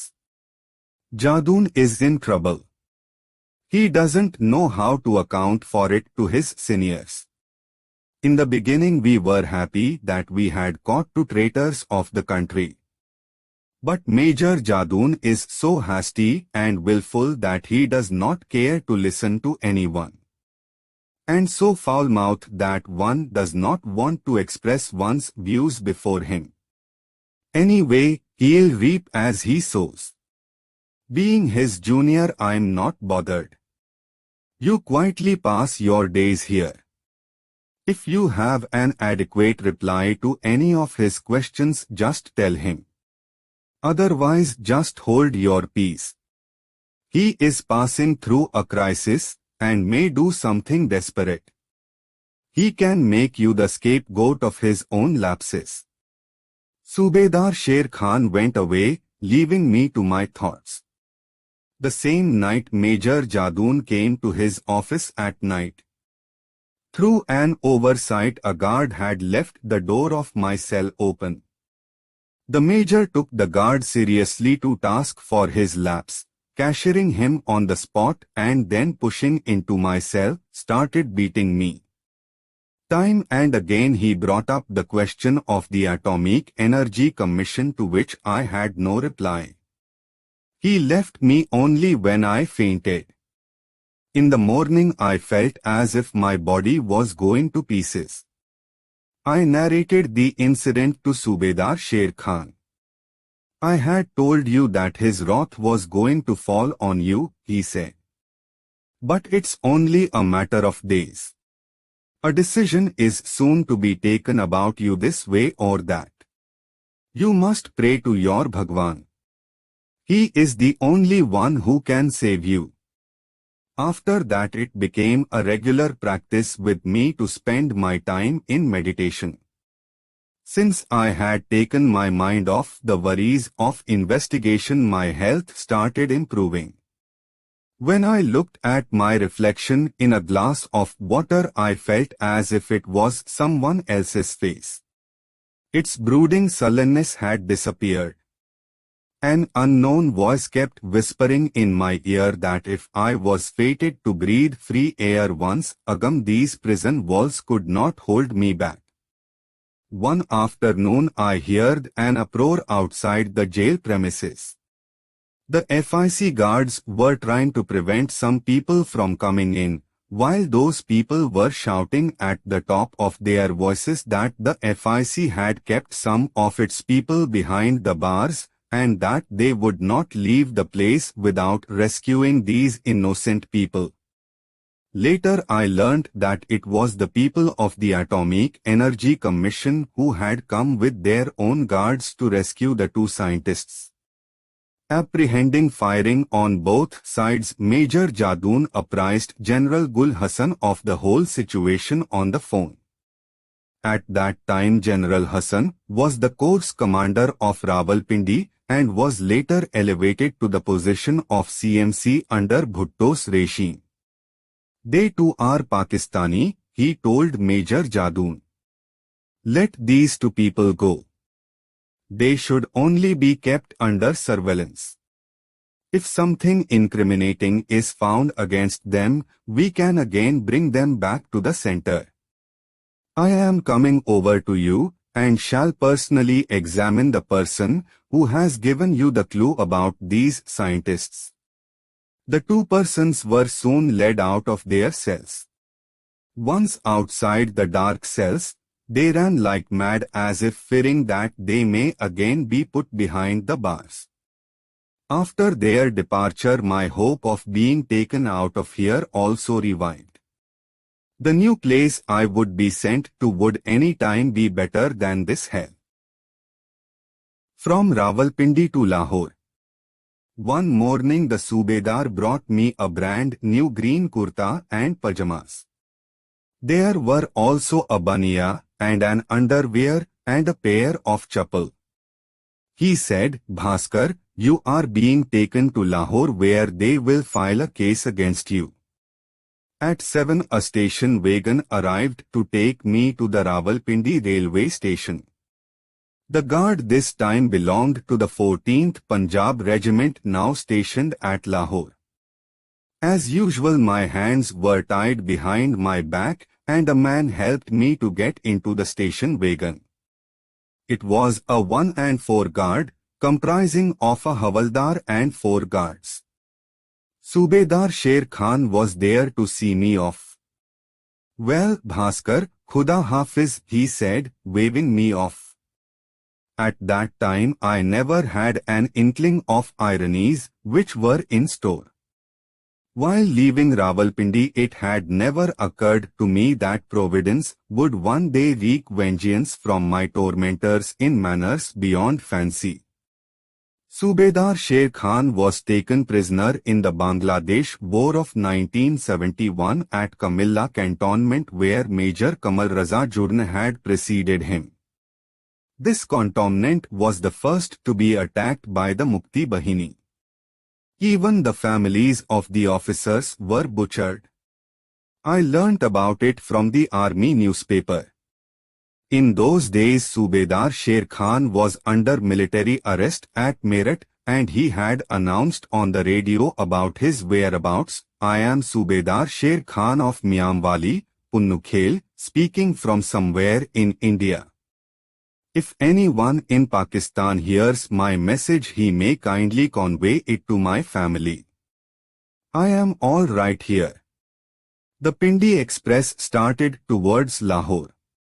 The guard commander removed the bandage from my eyes and freed one of my hands. The guards were handsome youth and were very kind to me throughout the journey, sharing their tea and other things with me. In the compartment I was the center of everybody's attention, and in response to their enquiries it was explained that I was an army deserter being taken back to my unit. They were careful not to reveal to anybody that I was an Indian. We reached Lahore at 5 in the evening. A three-toner had come to receive us at the station, from where I was driven straight to the unit's quarter guard. For the past few months I had been eating only one meal a day and fasted on Mondays and Fridays, confining myself only to a small quantity of boiled potatoes. After 2 months, I was transferred to another quarter guard where I was kept handcuffed day and night. They had also shackled my legs with a chain. I strongly objected to this kind of treatment because warts had formed under my arms. I gave up eating in protest till they agreed to remove the handcuff from one of my hands. Soon after, the chain was also removed from my legs. Incidentally, it was the same 13th Punjab Regiment which had run away from the battlefield. For this reason the men of this regiment had an edge against me. But since according to the regulations they could not manhandle me, they just watched me in sullen silence. The parade ground was in front of the quarter guard, and every morning I would watch the Jawans turning out for parade. One day the unit's Subedar, Sikandar Sultan, informed me that they would soon be starting the court-martial proceedings against me, and that I would be charge-sheeted under Section 3 of the Official Secrets Act. I waited for it each day, tense with anxiety. One night I dreamt that the Jawans had driven me in a car to a deserted place surrounded by high walls. I woke up with a start, feeling greatly agitated. Would they be transferring me to the Attock fort from where no Indian had ever come out alive? When dead, they poured kerosene over his dead body and set a match to it. There was only one redeeming feature. Only persons charged under Section 32, Defense of Pakistan rules, were sent to Attock, whereas I had been hauled up under Section 29 of the SAM rules. But one never knew. They could change the section anytime. At about 11, one day, the door of my cell was flung open. I found a Havaldar and 4 Jawans standing before me. Was I going to appear before the court-martial? But I was handcuffed and blindfolded again to be driven off in a military vehicle. Rushing along the busy roads of Lahore, the vehicle abruptly came to a screeching halt. When the bandage was removed from over my eyes, I learnt to my great joy that I had been brought back to the Shahi Qila at Lahore. My dream of those high walls had come true. I was produced before Inspector Durrani, who had now been elevated to the rank of a DSP. He asked them to remove my handcuffs and offered me a chair. He was very polite to me, as if he was talking with a relative on a visit. Back to Shahi Qila. As we were talking, Raja Gulnar Khan came to Durrani's room. "Thank God, Bhaskar, you have saved us from ignominy," he said, giving me a bear hug. "We were worrying all the time that if those Pindi people came up with something new we would find it difficult to satisfy them. But what induced you to tell them that we had not even touched your body while you were in this Kila with us?" We had written to them that we had tried all possible means but had failed to get any clues from you. I said, "Raja Sahib, one is doled out joy and sorrow as it lies in one's fate. And so I thought I had no business to tell a lie. I can never forget how kind you had been to me. You were so often in my thoughts. Why did you throw me to those wolves? You may think that they are superior to you, but they are not even worthy of licking the dust off your feet. They thought of all conceivable ways of torturing me, but things remained where they were. They just kept hammering at one point which absolutely made no sense. At last they thought that it was nothing but an exercise in futility and had let me alone. I don't understand why I have been brought here again." He said, "I know they treated you shabbily, and I'm really sorry for it. But we are helpless. These army blokes have the last word in everything. You'll soon know the reason why you have been brought here again. Durrani Sahib will talk to you about it. But you must be careful. Think twice before you answer his questions. Don't make any commitment which you cannot keep. Now I will hand you over to Durrani Sahib and leave." After he was gone, Durrani Sahib turned to me. "Bhaskar, I am sorry that you had to undergo such hardships. We would be happy to release you so that you could go back to your country and work for us from there." "Chaudhry Sahib, what's this childish talk?" I said, cut to the quick. "After having tortured me for 3 years, now you have suddenly thought of releasing me so that you can use me to serve your own ends. It's foolish of you to think in that vein. I would be a big fool to repose faith in you. And it would be equally true for you not to trust me in such matters." He said, "Look, Bhaskar, don't wag your tongue like a fool. Here is a wonderful opportunity for you to make good in life. These Indians, as you can see, have ruined your life. Even if you are repatriated, of which I see no hope for the next 15 years, your people will look at you with suspicious eyes. Secondly, they will consider you as dross, a worthless commodity to own at a throwaway price. The officers who have sent you here, for all I know, may even refuse to recognize you. You are living here in reasonable comfort, eating the jail food for doing nothing, while back home your poor mother has to drudge for others. She has to eke out a living by cleaning others' soiled utensils. And your wife has to work in others' houses like a maid-servant. And what about your son whom you haven't even seen till now? We will give out to the world that you have escaped from jail. We will notify it in the newspapers and broadcast it over this radio. All you have to do is to write a letter home and ask your parents to come over. It could even be your wife or sister. They will stay with us as hostages. Of course, we shall treat them as our guests. After 5 years, during which time you will no doubt be able to establish your credentials with us, we shall send them back to their country." I said, "Durrani Sahib, it sounds so alluring. But I wish it did not have the hollowness of a stage play. But who can tell whether this play will be built round the theme of escape or death? You can as well declare me an escapee and then riddle me with a bullet. As for getting my parents or wife or sister over here to be kept as hostage, you know I can't escape the suffering or happiness which fate has decreed for me. I have already undergone great suffering. Why should I drag my people into it and wantonly punish them for no wrong done by them? No, your proposition is not acceptable to me.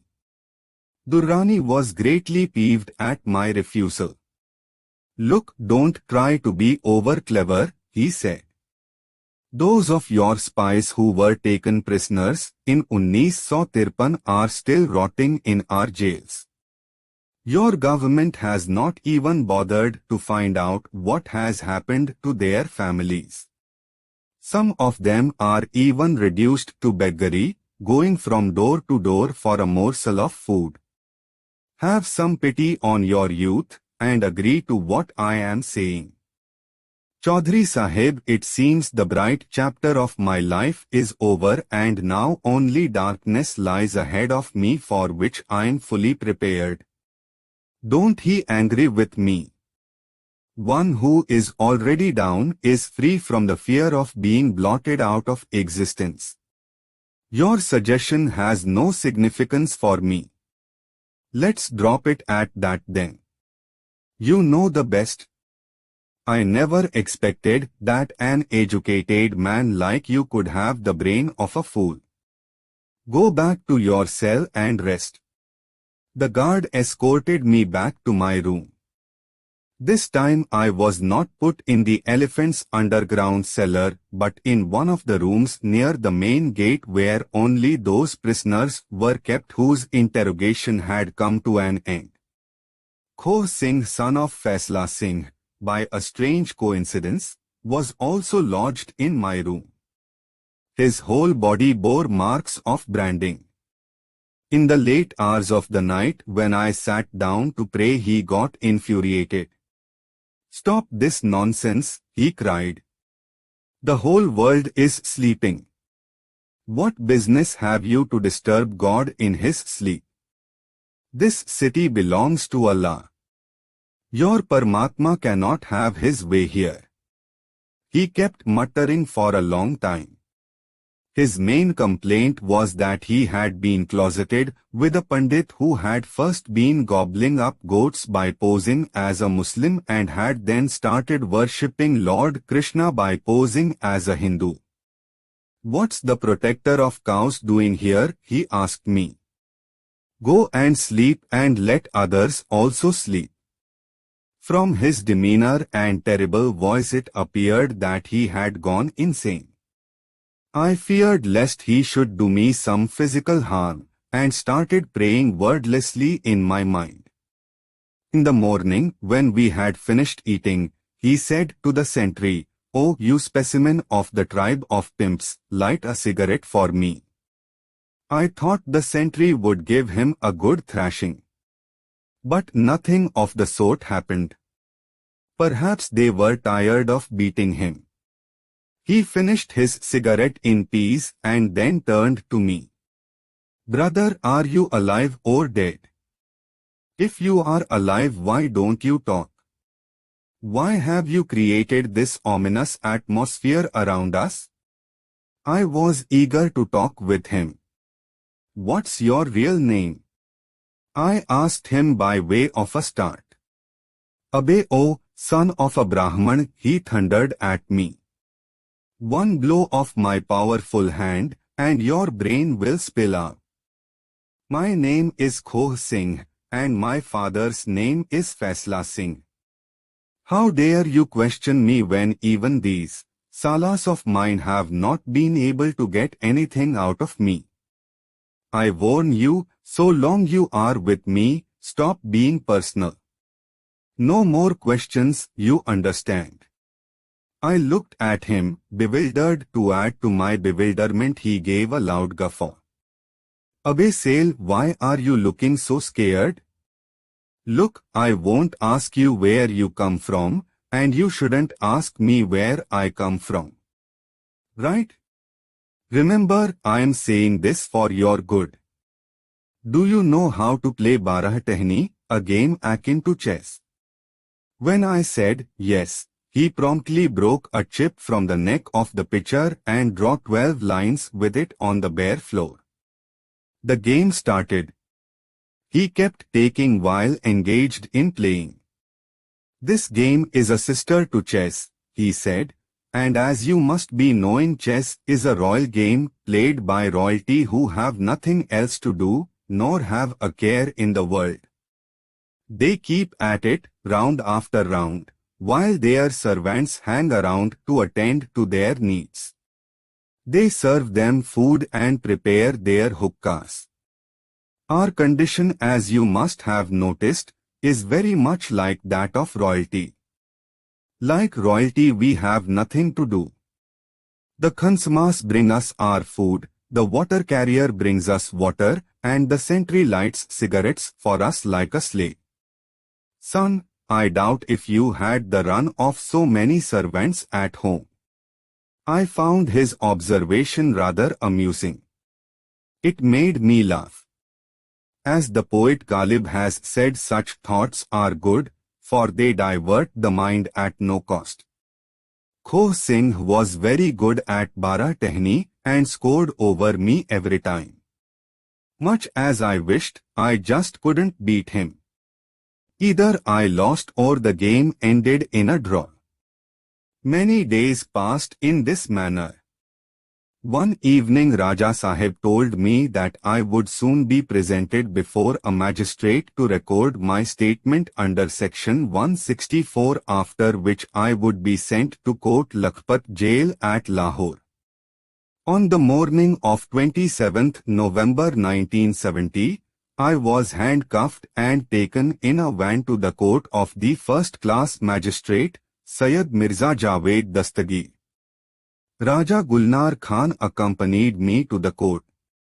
The statement under section 164 was just a formality. The Raja Sahib wrote the statement according to his own fancy and asked me to sign along the dotted lines. I was taken to the Kot Lakhpat jail at 5 in the evening. The Deputy Superintendent Jail, Syed Kazini, received me in the vestibule. It appeared that Raja Sahib had already told him about me. The Deputy Superintendent took me to a death cell where 13 Indian prisoners were already lodged. Sohan Lal, who belonged to Adampur and was undergoing a term of 14 years, was the first to meet me. There were also others, Chanan Singh, Bhuller, Yunus Masih, Jacob Masih, Gulzar Singh among others. They gave me bear hugs. I looked a perfect Brahman, shaved head, a long tuft, a turmeric mark on my forehead and a rosary round my neck. I also wore my dhoti in Pandit style. I had given up wearing a shirt although winter had set in. I learned from them that Amrik Singh was also lodged in a nearby cell in barrack number 12. Apart from me, he had been instrumental in getting Sohan Lal and Chanan Singh also arrested. I also learned from them that after getting me arrested, Amrik Singh had returned to Pakistan along with Shiv Kumar alias Teddy and had stayed with Major Ajaz Maqsood of the 596 FIU, Lahore. That night, after receiving payment from Major Maqsood, they had started gambling. Teddy lost everything, so much so that he had to part with the rings on his fingers. Then Teddy asked Amrik Singh for a loan which the latter flatly refused. Piqued, Teddy played dirty with him. He pulled out some FIU papers and hid them in an opium box which Amrik Singh had planned to smuggle out to India. Teddy informed Major Maqsood that Amrik Singh was playing a double game with Pakistan, which fact could easily be established by looking into his opium box. Amrik Singh was sleeping at that time. Major Maqsood woke him up and told him that he had come to help him across the border. Before starting, his opium box was examined and those incriminating papers were very much there. Amrik Singh was stunned. They beat him up and straightway drove him to the Shahi Killa where he was kept under interrogation for over 1 year. The same night, after Amrik Singh's arrest, Major Maqsood had passed on Amrik Singh's money, which formed a substantial amount, to Shiv Kumar. By way of an additional reward, he had also given Shiv Kumar 1 mod of opium which originally belonged to Amrik Singh. Shiv Kumar set out for the Indian border in the company of a smuggler named Mohinder Singh.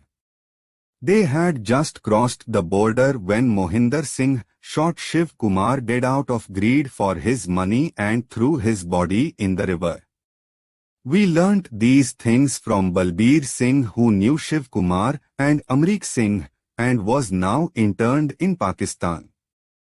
In this manner, retribution had visited the 2 traitors of the country. One of them was dead and the other, Amrik Singh, was spending his days in barrack number 12 in a most miserable condition. He was almost on the verge of mental collapse. The Indians had disowned him, and the Pakistanis would have no truck with him, for they too regarded him as a traitor. They said, "He who cannot be true to his own country, how can he be true to us?" Now manacled, Amrik Singh had fallen in everyone's eyes. When an easy-going man has to put in hard labor, it is like a veritable death to him. Such was the case with Amrik. He would quarrel with the jail authorities, complaining that he had been faithful to them and that it did not behove them to give him such a shabby deal, at which he would come in for more beating. The Indian prisoners used to have their tea together. One evening when I went to barrack number 12 for my tea, Mohanlal by a gesture pointed in the direction of a man who was spinning out bamboo yarn with feeble hands. "Your friend Amrik Singh," he whispered to me. I could not recognize him. An unkempt beard, a wrinkled face, and his body, which used to be so burly when I had last seen him, now looked almost emaciated. As I picked up the big pot of scalding tea to go, he salaamed me. I felt like throwing the boiling tea in his face, but held myself back just in time. I had no right to take the law into my own hands. I would leave it to Providence to deal with him. His barrack was just behind our own barrack, and we often heard his screams. He could not put in hard labor, and therefore came in for punishment. One day a lunatic hit him with a brick on his head, but none of us took any notice of him. It appeared his sins had come to roost. He begged for death, but it seemed that even death was not prepared to oblige him. It was only the first year of his imprisonment, and he had a journey of years and years lying ahead of him. Would he be able to go back to his country alive? And even if he succeeded in doing so, would life be worth living? Would the Indian government spare him? Such thoughts had driven him mad. The hunter had been caught in his own net.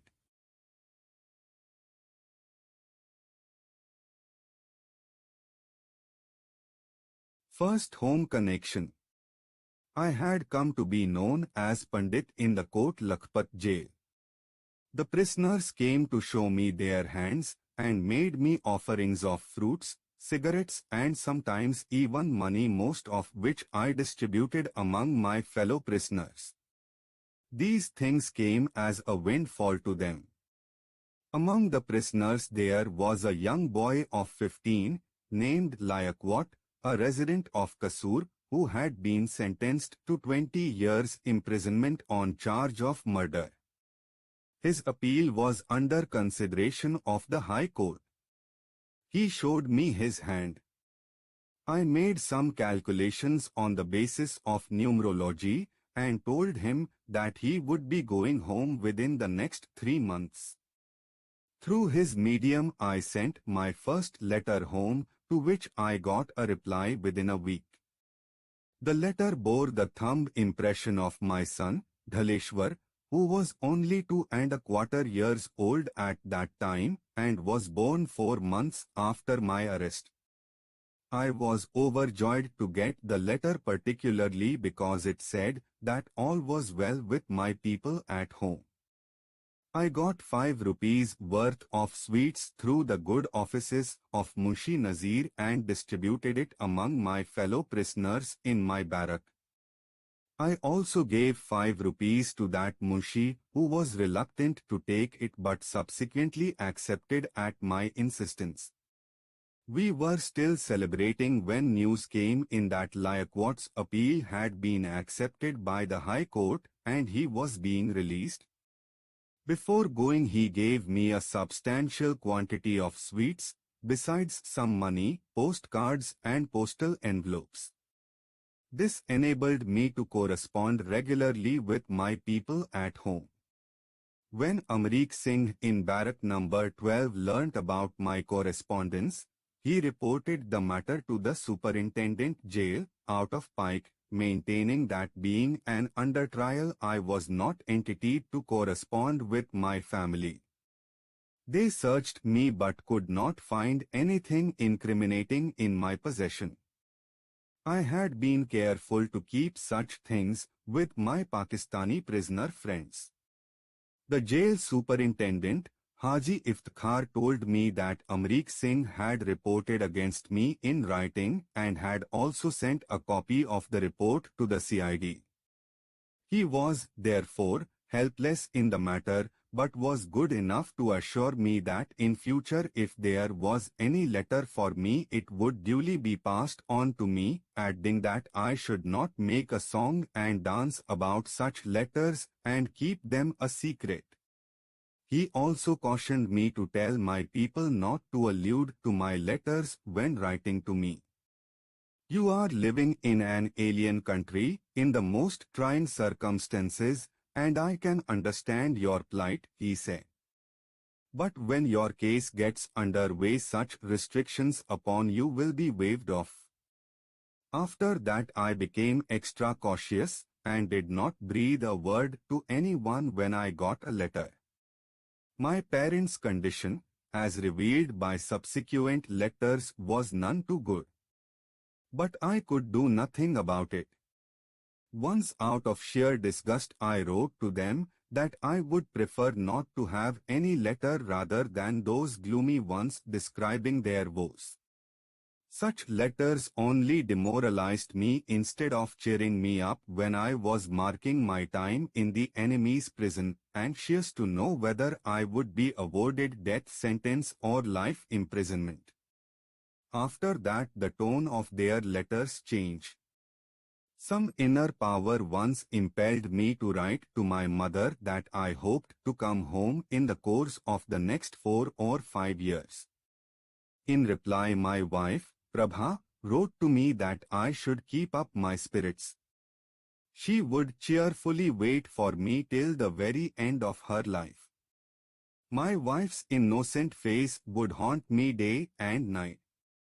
Fate had separated us only 8 months after our marriage. I would even visualize my son, whom I had never seen, standing before me and waving to me as if saying, "Papa, when will you return home?" Now only one fear tormented me: would they pass a death sentence upon me? I would seek refuge with my God, who had sustained me through an ordeal of those 2½ years in the Shahi Kila and FIC Rawalpindi. God, who had brought me out of that hell, would also take me home. This faith in Him sustained me through my most trying days. The wish to be by the side of my near and dear ones also kept up my drooping spirits. Come what may, I must live for them.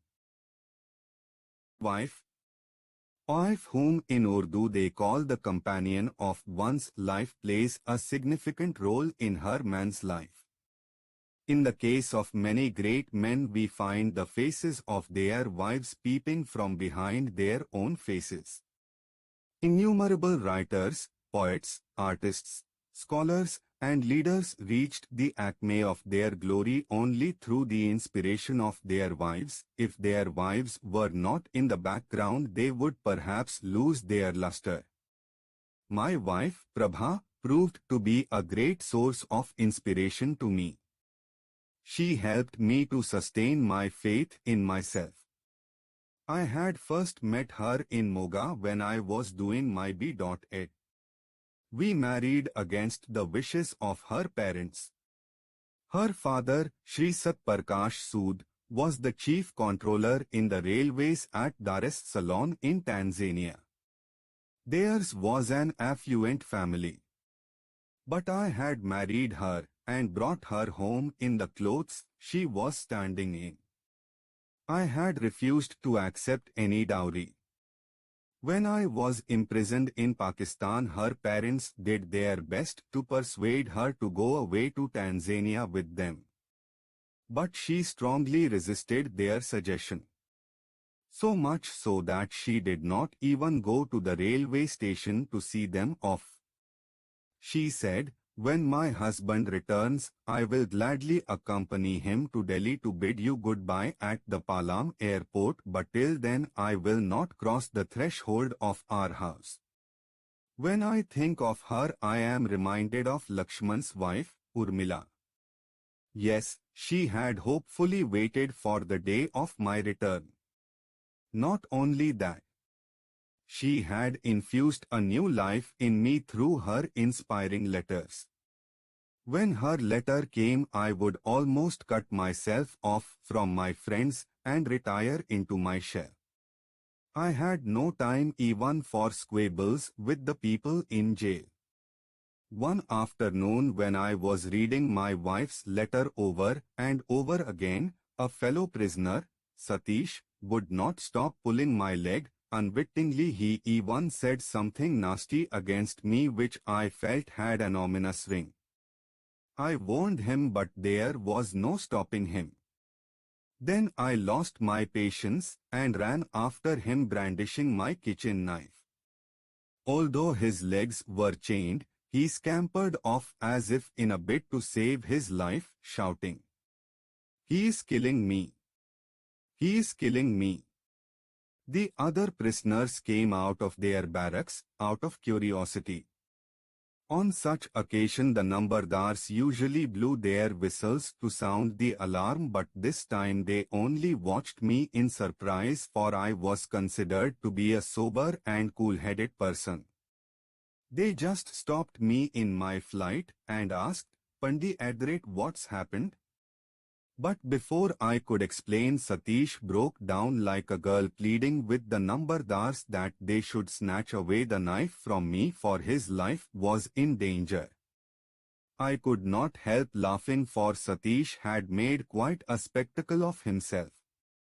When the numberdars came to know what had transpired, they were furious. They gave Satish a few lathi blows and said, "First you create a rumpus and then whimper like a girl. Sala, you must be taught a lesson."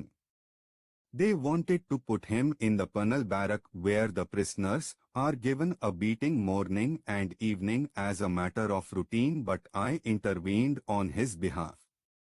This incident had one salutary effect. After this, no Indian prisoner ever tried to be fresh with me. Martial law days. I was talking of the days when martial law had a complete stranglehold over entire Pakistan. In every sphere the military rulers had a field day.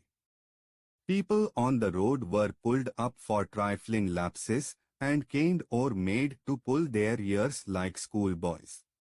In Lahore itself thousands of men and women were hauled up every day on the charge of riding to a bike and ordered to tweak each other's ears or do 100 sit-ups each before the public gaze. In order to perpetuate his military rule, Yahya Khan was brazenly postponing general elections from time to time. In consequence, public demonstrations and strikes by the disgruntled people had become the order of the day. To counter such moves, the government had established mobile military courts which sentenced the offenders on the spot. By way of punishment, the culprits were publicly whipped or had to pay heavy fines. In those days, Chima was the martial law administrator. His forefathers, he claimed, were Sikhs. He used to tell each under trial as he was produced in his court, "You must know this is the court of Ranjit Singh. I will blow you to pieces." Once, when the court was about to rise for the day, a case of a village feud over a peepul tree was brought before the court. The police inspector rushed in just in time. "Janab, there is a peepul tree," he said, panting for breath. Without hearing him further, Chima Sahib pronounced, "It's all right. Bring the people in the court tomorrow morning." And he walked out of the courtroom. The police inspector was at his wits' end. He did not know how to get over this quandary. He went to the village at night, had the tree cut down into pieces and brought it to the court compound early in the morning in truck. When the police inspector appeared in Chima's court, the exalted personage asked him, "Have you brought the people?" "Yes, Hazur," the inspector replied. "Then why don't you produce it in the court?" "Janab, it's lying cut in the court compound." Chima Sahib was annoyed. "You are a good-for-nothing police inspector," he exclaimed. "Why did you allow it to be cut down? Couldn't you protect it even for one night? Now you have come to me with its quotes." "Janab, it's not a man, it's a tree to which two contending parties have staked their claims. According to the Janab's orders, I have brought the tree in a truck." "You foolish man, why didn't you tell me before? You are responsible for wasting the court's precious time." Yahya Sahib is right when he says that you civilians are unfit to run the government. Go out and line up the disputing parties. How many are they? 32 people, Janab. 15 on one side and 17 on the other. All right, do as I tell you. I will be there presently. When Chima Sahib came out of the court, the two parties lined up on both sides of the truck were ready for his inspection. Chima Sahib sent for 8 men of the guard and asked them to take charge of the contending parties. "Well, Jawans, 4 of you go with one party and 4 with the other," he ordered. "These parties will carry half the tree each on their heads and march to their village. If any one of them stops on the way for a breather, give him 10 kicks on the spot. And Police Inspector Sahib, you will follow them on a bicycle. If any of these Jawans fail to carry out my instructions, remove his belt there and then. I will myself deal with the fellow. Now 1, 2, 3, quick march." This is my way of dispensing justice. The feuding villagers were in real trouble. They had to march kilometers to reach their village, carrying heavy loads on their heads. Such whimsicalities were a common occurrence in Chima Sahib's court. A sweetmeat seller was challenged for mixing water in his milk. Chima Sahib ordered that his nose should be held under water every alternate minute, and this process should continue till the rising of the court. After that he should go to his shop rubbing his nose on the road. Such grotesque punishments had a salutary effect on the public and brought down the crime rate. But on the other hand, the army people, intoxicated with power, misused their authority and resorted to mean practices. Particularly those who held high ranks in the army used their positions to settle old scores with their enemies. There was no one to question their autocratic ways. However, there was no denying the fact that the nation could not be brought on the path of rectitude without the promulgation of martial law, in view of the fact that a large part of the population was living on crime or on the earnings of its women. The crass misuse of the institution of 4 marriages was nowhere more apparent than in Pakistan, not in any other Islamic country, much less in India, which too had a large Muslim population. In Pakistan, many had demeaned themselves by lowering this institution to the level of a regular profession.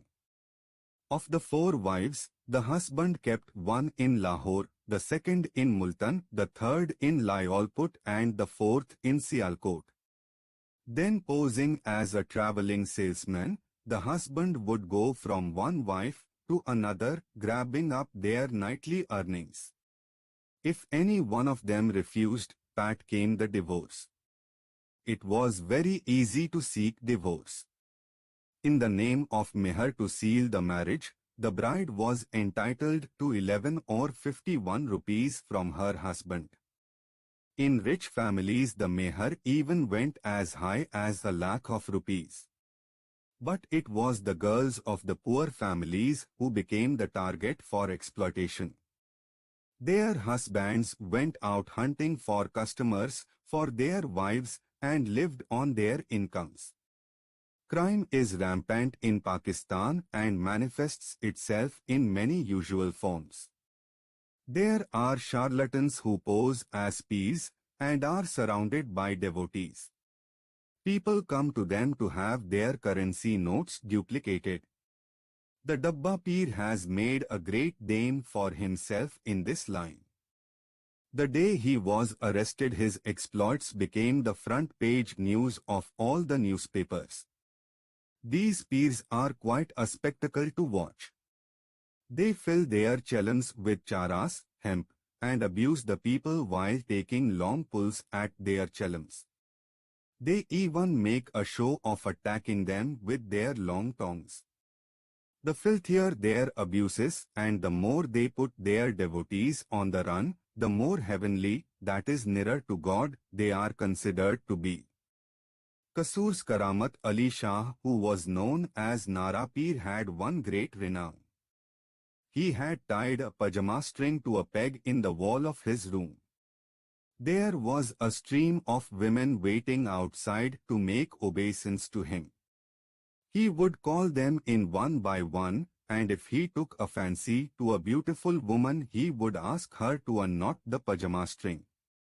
If the innocent woman, not knowing what the man's game was, proceeded to untie the string of her salwar, he would beam and at once go for her. But if she objected, he would glare at her and denounce her for having a dirty mind. He would say that all he had asked her was to untie the knot of the pajama string hanging from the peg, which symbolized the knot in her future fate. He would become so angry that the woman would start trembling in fear, and as per hints thrown by the peer, she would promise to bring a hen and a big pot of zarda the following Thursday to atone for her sin. Soon his doings were unmasked, and he came in for a big thrashing at the hands of the people. His face was blackened, and he was taken round the city on a donkey. After that he was never seen in Kasur. In Pakistan, people keep arms illegally, and that is one of the reasons why there is so much crime in that country. Beyond Peshawar there is a place called Landi Kotal where one can see foreign pistols lying piled up in heaps and on open sale. Most of the weapons one sees with the people in Punjab are bought from that place, and a substantial part of these weapons is smuggled out to India. A pen-like pistol, holding one bullet, sells at 100 rupees a piece. Every house in Lahore boasts of possessing an unlicensed arm. Even 3 military regimes have not succeeded in stamping out this bane. It is evident that if people can have easy access to such lethal weapons, they will not hesitate to go on the rampage on the slightest pretext. There is lot of arm twisting going on everywhere. People loot shops in broad daylight while the police looks the other way. The police is in the pay of the Gundas. The Pakistani Muslims are great religious fanatics. In this regard, the Indian Muslims are only their pale shadows. In our country, the Muslim hand goes up more in wielding a weapon than in saying a prayer. But in Pakistan, the Muslims are extremely regular in saying their namaz. The offices close every Friday so that the people can congregate to hear the religious sermon.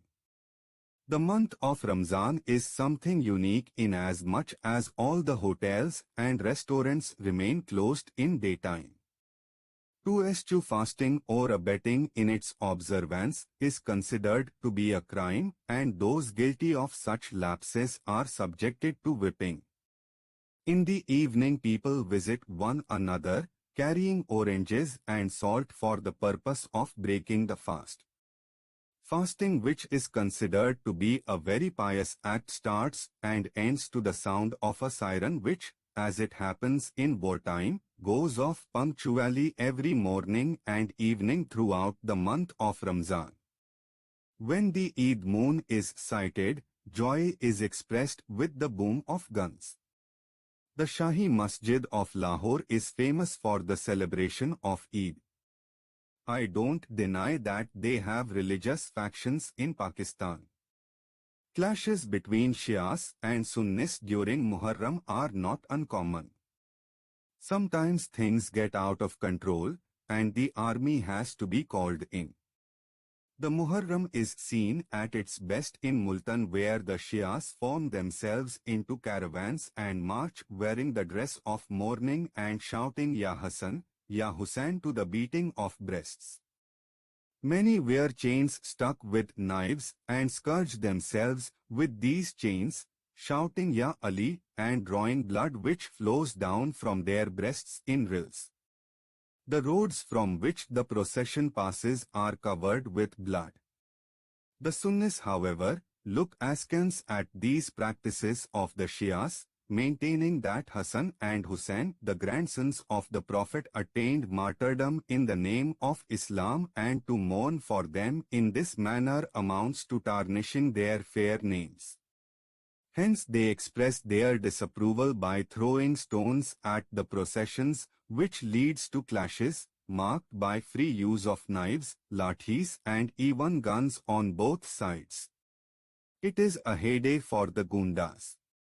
In the prevailing confusion, they freely indulge in arson and looting. The condition of the Mirzai Musalmans is worse than that of the Shias. Both the Shias and the Sunnis hold them in contempt. The Prophet of the Mirzai Musalmans hailed from Kadia in the Indian territory of Punjab, where he had established his own heaven and hell. His followers are known as Mirzais. In 1968, a jihad was launched against the AS, and the Jamaat-e Islam, Pakistan, forced the government to proclaim that no Mirzai would be given a government job, nor would be entitled to exercise his franchise. If a was found dining with a Muslim at the same table, the latter would get up from the table without eating and force the Mirzai to sit at a separate table. Still worse is the plight of the Deendar Muslims, who constitute the sweeper and the water carrier classes. In the first place, they suffer from an actual inferiority complex, and their children are forced to follow their traditional vocation. In the second place, they are denied the facilities which are generally available to their counterparts in India. They dare not sit along with the upper-class Muslims. They live by manual labor, skinning dead animals and trading in bones. It is rare for a Deendar Muslim to attain some high position. The bulk of them spend their lives groveling before the upper-class sheikhs. The Shiite Musulmans who claim to be the descendants of the Holy Prophet's family exploit their position most shamelessly. They are said to have the inherent right to claim by force girls of the other castes, though no one outside their caste dares look at their girls. A Shiite may be an inveterate profligate or a bad character, yet he is held in esteem. They make talismans and receive votive offerings. If someone utters even a word against a Shiite, he is supposed to atone for it in accordance with a prescribed procedure. It is considered a sin not to carry out a Shiite's behest. Even murders are committed at their instance, and houses razed to the ground.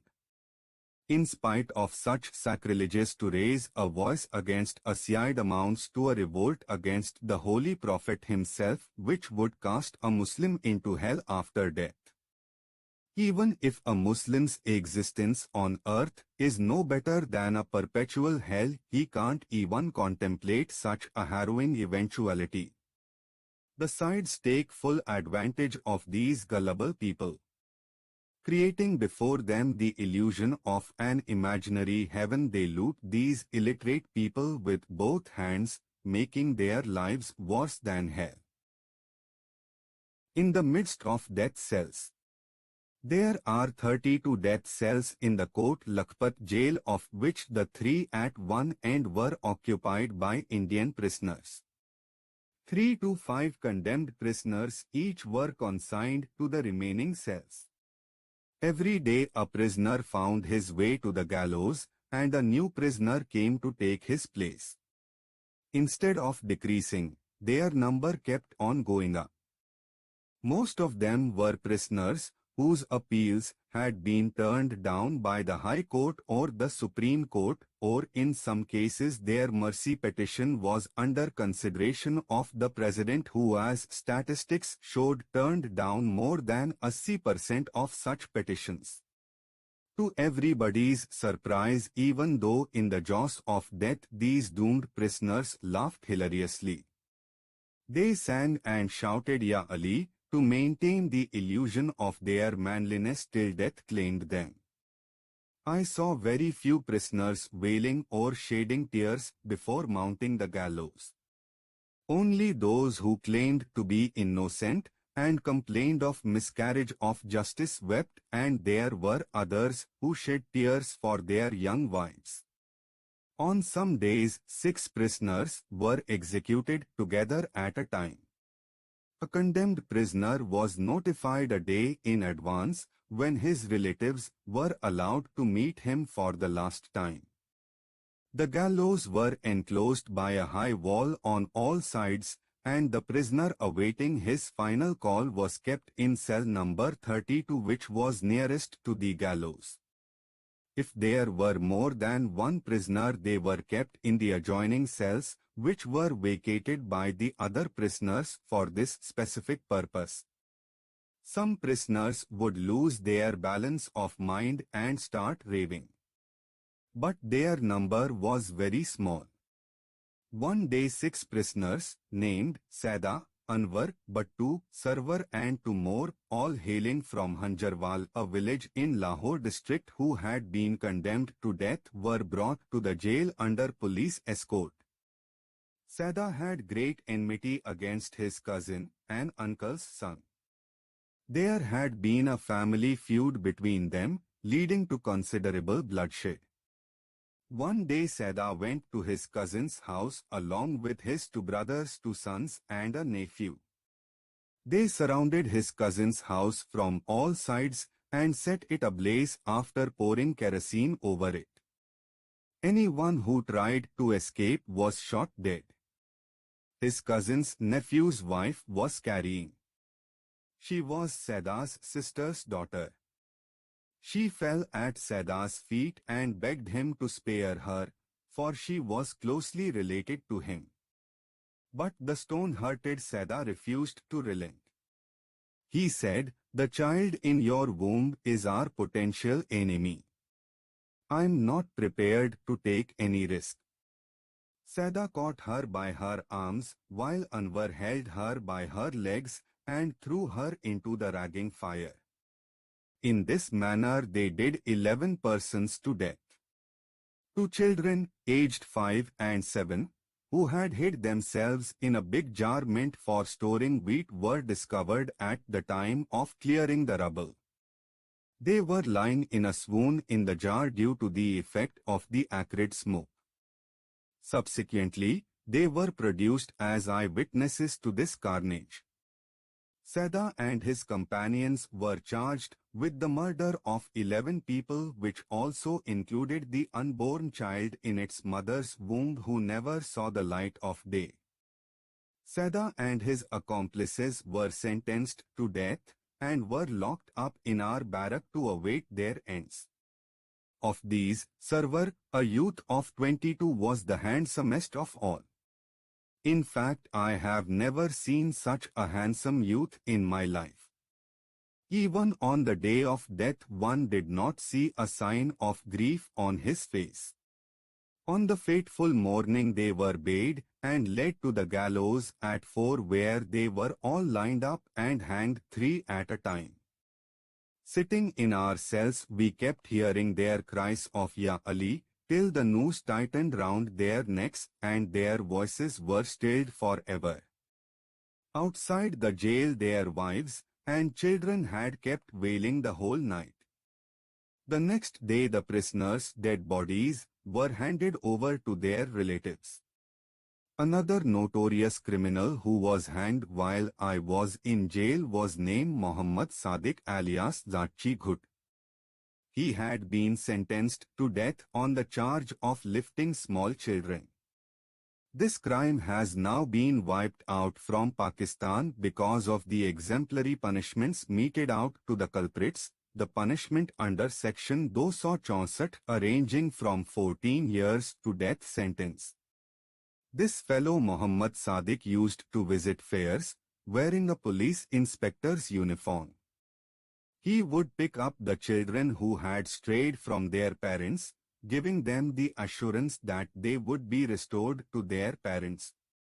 In this manner he had lifted 250 children whom he had sold off to beggars and the more handsome ones among them to the Pathans across the frontier. The beggars would maim or blind these children and put them to begging. To arouse the sympathy of the people, these beggars would go to the extent of hideously disfiguring the faces of these small children. Most of the children were kept in underground cellars and were not taken out of their hiding till they had grown out of recognition. They were then taught pickpocketing. In this manner these kids became entirely dependent on these criminals and kept filling their pockets. In Lahore, beggars have their own beats or areas which are auctioned off by Gunda Sardars. As already said, the more beautiful of these children were sold to the Pathans who on growing up served as their boys to satisfy their carnal passions. To keep a boy is considered to be a matter of great prestige among the Pathans. A Pathan who does not have a boy goes down in the esteem of others. Mohammad Sadiq, who had aroused the suspicion of a CID man, was caught red-handed at a fair while decoying a child. The CID man shadowed him to his house where 20 more children were discovered underground. Sadiq was awarded capital punishment and wept like a coward when being led to the gallows, asking for mercy in vain. If only such drastic punishment could be meted out to child lifters in India, it would go a long way in stamping out this diabolical crime. Acha Pahalwan. Mohammad Ashraf alias Acha Pahalwan, the director of the famous Pakistani film Mangli, was undergoing 20 years imprisonment in the Kot Lakhpat jail. He had been hauled up for homicide. His brother Muhammad Akmal alias Akka Pahalwan, who was also in the same jail, had been awarded capital punishment. Acha Pahalwan was very kindly disposed towards the Indian prisoners. He was particularly kind to me. When he saw me going about barefoot in winter, he arranged to buy a pair of shoes for me from the market. He was a saintly man. His brother had been in jail only for a few days when the orders for his execution came. Acha Pahalwan came running to me. Pandit ji, he importunate with me, please pray to your Bhagwan that my brother may be saved from death. I have full faith in you. Acha Pahalwan, of what use can I be to you when I am myself bound hand and foot? I replied.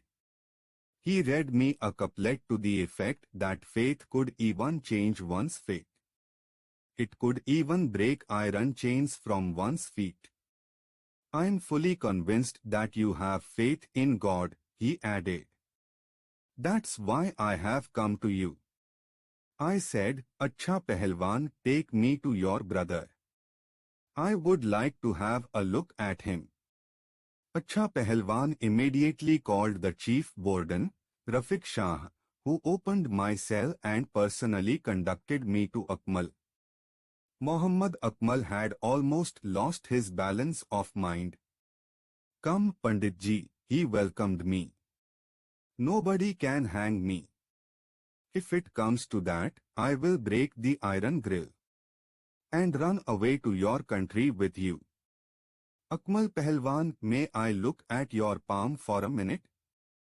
I noticed that his lifeline had broken at the age of 40 and then rejoined. Acha Pahalwan, life and death are in God's hands, I said. But as I can see from his hand, this man will live up to the age of 80. God can perform miracles. I think his life will be saved. Pandit ji, you know he is scheduled to be hanged at 4 in the morning. Even his appeal for mercy has been turned down by the president. The dice is heavily loaded against him. But I have faith in you. We were still talking when Acha Pahalwan's favorite sister, Noorjahan, the queen of music and one of the greatest personalities of the Pakistani film world, arrived along with her sixth husband, Muhammad Yusuf. She said, Bhaijan, I just dropped in to tell you that I am flying to Islamabad to meet President Yahya Khan. I am going there specifically to seek his pardon for Bhaijan Akka Pahalwan. I can assure you, come what may, I will save him from the gallows. Noorjahan, the heart-throb of millions, left without a further word her sixth husband, Yusuf Khan, a handsome youth in tow. It was rumored that he had married her just to build his career in the film world and to inherit her immense wealth. Noorjahan was 50 but looked 30. She had recently returned from England after having overhauled her body through plastic surgery. Looking at her, even angels would have fallen for her. When I learnt that she was making a trip to Islamabad in order to meet Yahya Khan, I was convinced that she would not fail in her mission. I had heard a lot about Yahya Khan's romantic nature. He was fond of wine and women.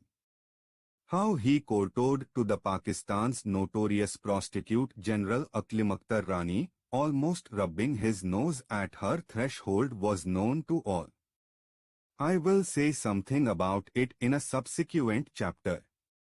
A man like him would have gone all out to please a person like Noorjahan, whose body seemed to be cast in a divine mold. To obtain a pardon for somebody from a man like Yahya Khan was the easiest of jobs for her. I said to Acha Pahalwan, Ashraf Bhai, the divine miracle I was alluding to has already happened.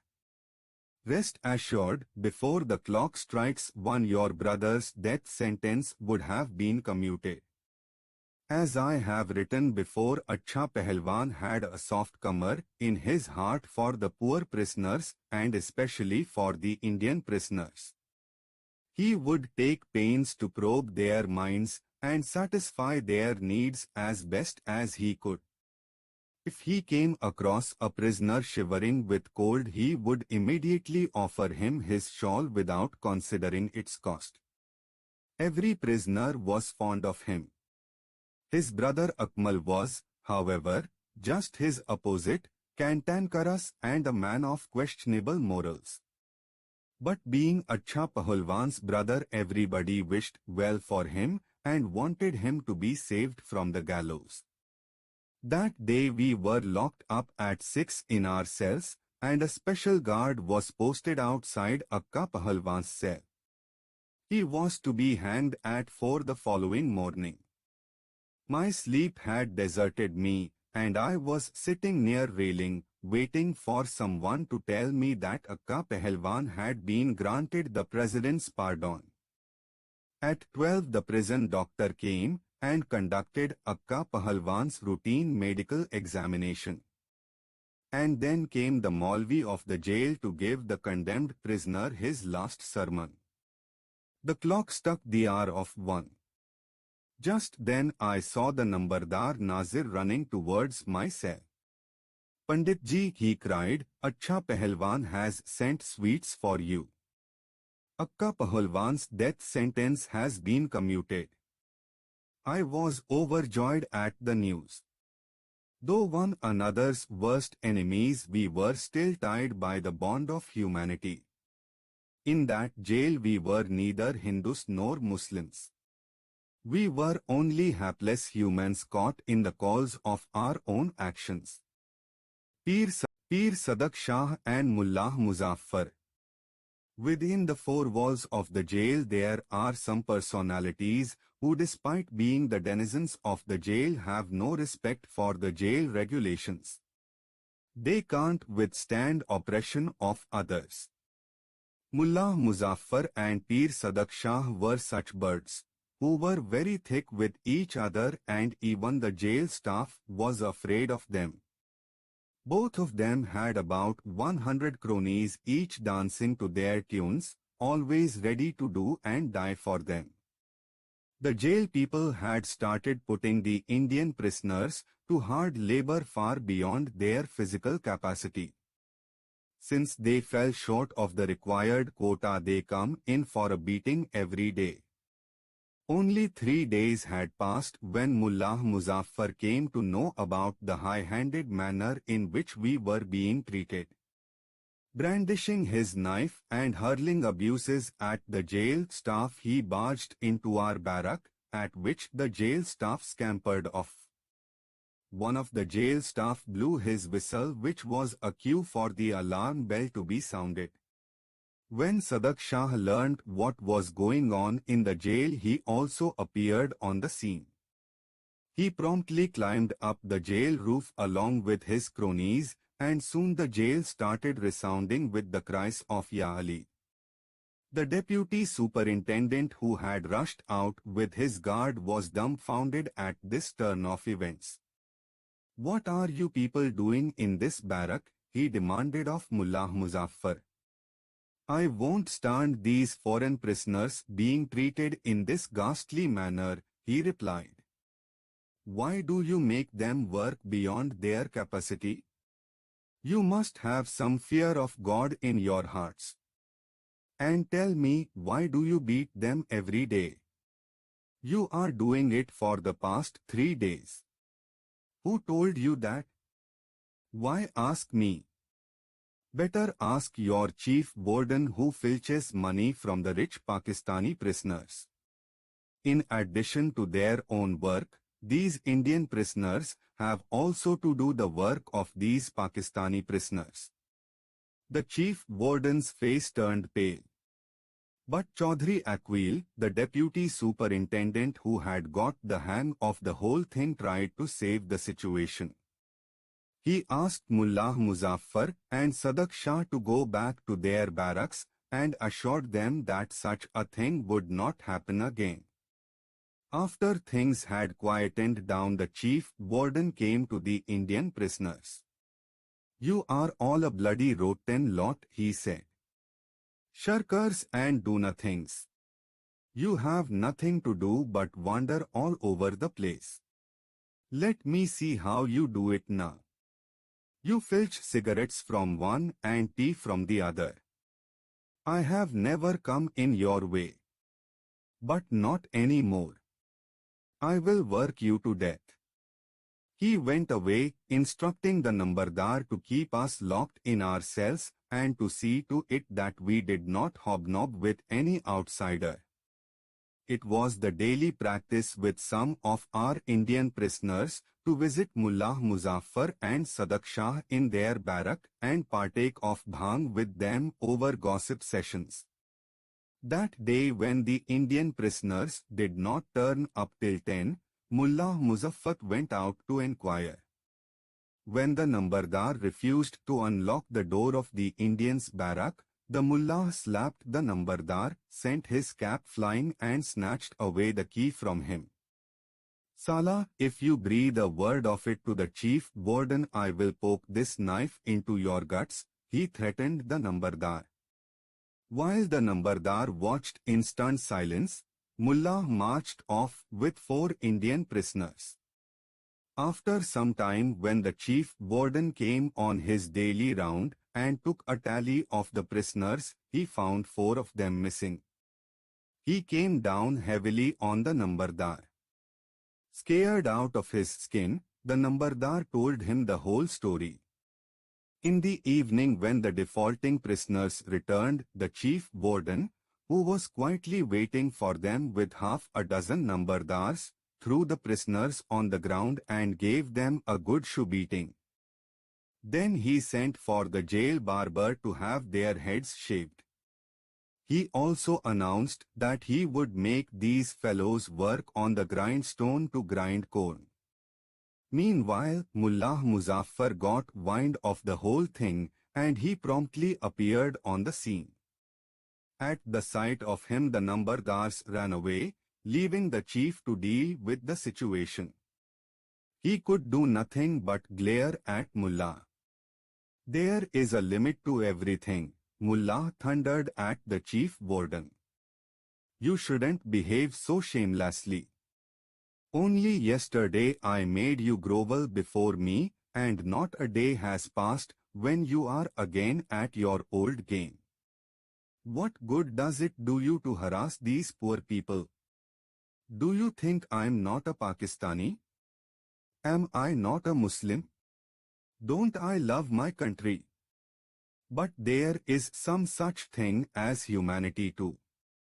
These people are already being punished for their crime. Why add to their suffering? They will go away with the notion that the Muslim officers are a degraded lot. I know the Indian prisoners who come to me are on fatigue duty. It is only after they have swept and washed the floor of my barrack that I allow them to sit with me. If I give them something to eat, why does it give you tummy ache? Get yourself transferred to some other jail or change your behavior. If you don't, I will set one of my roughs upon you who will beat you out of shape and you will forget that you were a somebody here." The chief warden listened to him like a lamb. Nothing untoward happened for a month. Then one bite we came to know that Mullah Muzaffar was being transferred to some other jail. He was unexpectedly called in the vestibule and entrusted to the guards who took him away from the jail. Now only Sadak Shah and Alias were left behind, who missed no opportunity of harassing the jail staff. One evening they refused to be shut up in their cells and ran towards the vestibule firing pistol shots in the air. The guards fired in return. That made them retreat back to their cells. But the guards did not forgive them. Still firing, they entered Sadak Shah's barrack. Sadak Shah and his companions, numbering 5, 3 of whom were in one cell and the other 2 in the adjoining cell, kept firing from within their cells. As a last resort, the guards had to punch holes in the roof and fire upon them from above. Alias was the first to be killed. Sadak Shah took shelter under his dead body and watched his other companions being ticked off one by one. Thinking that all of them had been killed, the guards descended into the cell along with their daroga. They were dragging out the dead bodies of the victims when Sadak stood up suddenly and raised his arms in surrender. The chief warden wanted to kill him, but the superintendent did not agree. Sadak Shah was still under trial. He had a running feud with the smuggler Anwar Jhedu, who had stabbed Sadak's brother Nukra to death in the Borstal jail at Lahore. He was now under trial, and his case was going on in a court at Lahore. One day Sadak was returning from the court when some members of Jhedu's party waylaid him a few yards from the jail gate and dragged him out of the taxi. The guards who were in the taxi with Sadak ran away in panic, leaving their guns behind. Sadak, whose legs were chained, was severely handicapped and could not make a bid for escape. He was thrown to the ground and sprayed with a Sten gun. When the Indian prisoners got the news of his death, their chapati fell from their hands. They remained in mourning for a number of days. Their protectors were gone. One of them was dead. But the other must still be roaring like a lion in some other jail as a savior of the oppressed and the helpless. Professor Shehzad Jalandhari. That day I saw Sohan Lal talking with an educated Muslim prisoner. When the man was gone, I asked Sohan Lai who he was.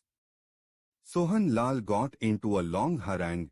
In every big city of Pakistan one would come across women in large numbers on the roads, at bus stands, in brothels and in private houses who are out to sell their bodies. Despite such easy accessibility to women, of all the countries of Asia, homosexuality is most prevalent in Pakistan. The practice of keeping gigolos or boys first started in the land of the Pathans and gradually spread to Sindh, Balochistan, Punjab and all over Pakistan. 70% of the men of the army are prey to it. Among the Pathans, one who does not have a boy loses in prestige.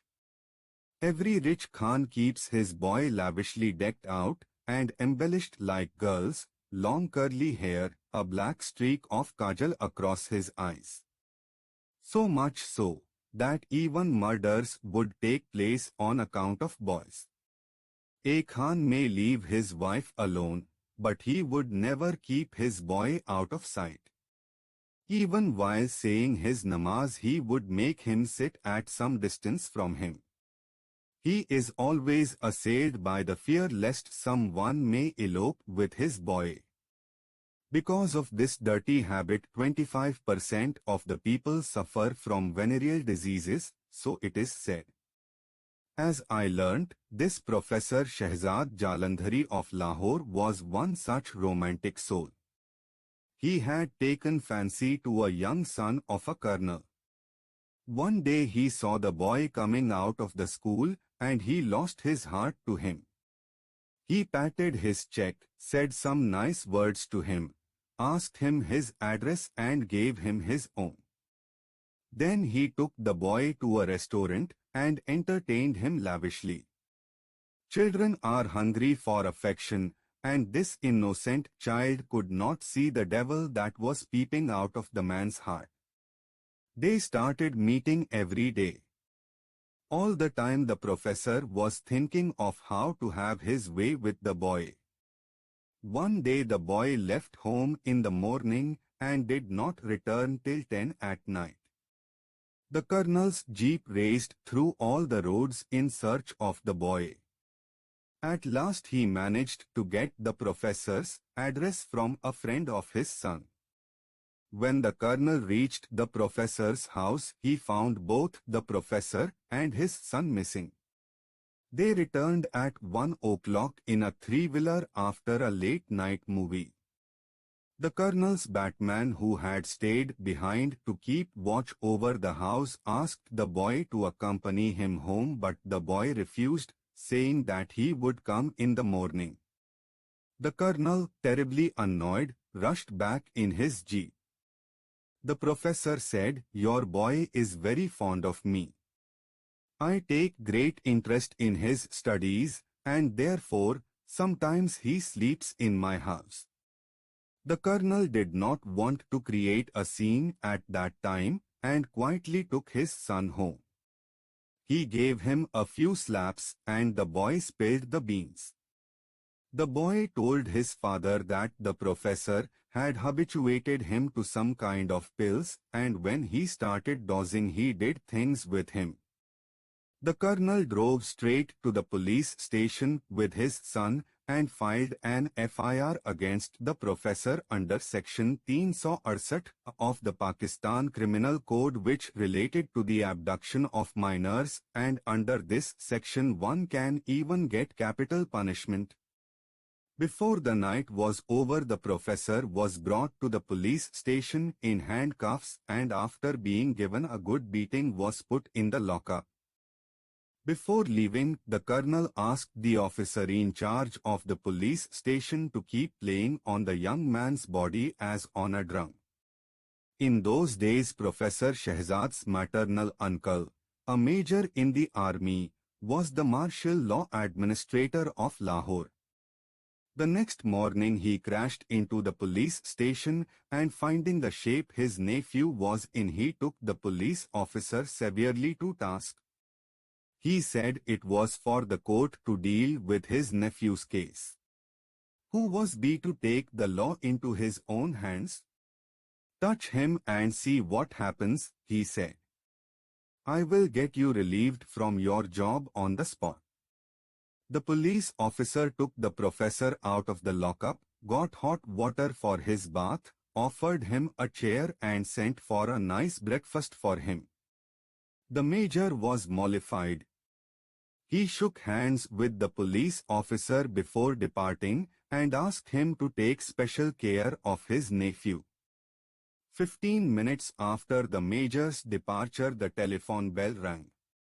The man at the other end asked how Shehzad was faring. "He is fine, Janab," the police officer replied. "He is sitting in a chair in front of me and smoking. Would you like to talk to him?" To his surprise, the police officer heard a shower of abuses coming from the other end.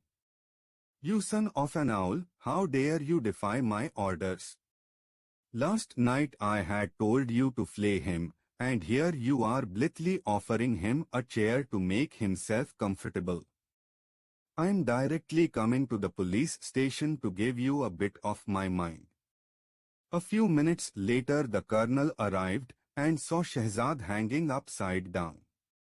"But you told me something different," he said. "Janab, I thought it was his uncle's phone. He is the martial law administrator of Lahore. I have kept him hanging all night. If you allow me, I will take him down now." "No, let him keep on hanging for some time more," the colonel said. "I will phone you back." The colonel was gone only 15 minutes when the phone rang again. "How is Shehzad faring?" the man at the other end asked. The police officer replied with aplomb, "Janab, he is still hanging upside down. And I have assigned 2 men to give him a good licking." May I give you the phone so that you can regale yourself with his musical voice? The voice at the other end thundered at the police officer, "You son of a swine, I will have your police station set aflame. Didn't I tell you to be nice to him? I'm coming over right now to knock some sense into your stupid brain." The police officer sat looking into vacancy, utterly bewildered, holding his head between his hands. Then he said to Shehzad, "Look, Shehzad Sahib, my job is in your hands. Please save me. Tell your uncle that I have been very nice to you. Here, have a cigarette and make yourself comfortable in the chair." When the major arrived, he was pleased to see his nephew sitting in the chair. "What rot were you talking on the phone?" he asked the police officer. "Janab, may the liar's mouth be stuffed with dust. Hazur, you can verify for yourself. I thought it was that son of an owl, the colonel, on the phone. I had to say something different just to save my skin." Satisfied, the major shook hands with the police officer and went away. Without losing any time, the police officer deputed two constables to take Shehzad to the district court and firmly told them not to bring the fellow back to the police station under any circumstances. He advised them to get a judicial remand for him, if the circumstances so warranted, and send him to jail. He was a pain in his neck and was the last person he ever desired to see. The colonel would insist on his being hung up while the major would ask him to be freed. "If the fellow is coming back, tell me in advance on the phone, and I will immediately proceed on leave," the police officer instructed the constables. A case was started against Shehzad. The boy's statement left no scope for ambiguity. The only redeeming feature was that on account of his uncle, Shehzad was saved from the gallows and was awarded 14 years rigorous imprisonment. The hapless Bengali Aqil Rahman. This unfortunate Indian had come to Pakistan on a passport valid for only 6 months. But as luck would have it, he could never go back. He took a job in a goldsmith's shop at Lahore. Ebony black, a hideous face, and an outlandish body, there was nothing about him that was not repellent, and yet the goldsmith's wife, Anima Begum, had fallen in love with him. They would send the goldsmith away from the shop on one pretext or other, and then have a gay time in his absence. The goldsmith had become a thorn in their eyes, and left to themselves they would have done away with him. One night when the goldsmith was asleep, Anima tightly held his hands, and Aqid Rahman slit his belly. When his body turned cold, Anima raised an alarm that some dacoits had murdered her husband and cleaned up the safe of all the valuables and jewelry. The investigating inspector had a brainwave, and he included the Bengali in his investigation. 4 powerful blows, and the timid fellow came out with the facts. Amina Begum went one better than him. She lured the inspector into sleeping with her, and thus stayed clear of all charges. On the other hand, the Bengali was dragged deeper into the mire and charged with the murder of the goldsmith. Amina met the Bengali in the lockup, and casting her feminine spell on him, tutored him into making the statement that she was in no way involved in her husband's murder. In return, she promised to meet all his legal expenses, and assured him that she would get him scot-free. That was the time when Mujib's star was in the ascendancy in Bangladesh, and the Pakistanis considered all Bengalis serpents in their sleeves. The case came up before a martial law court.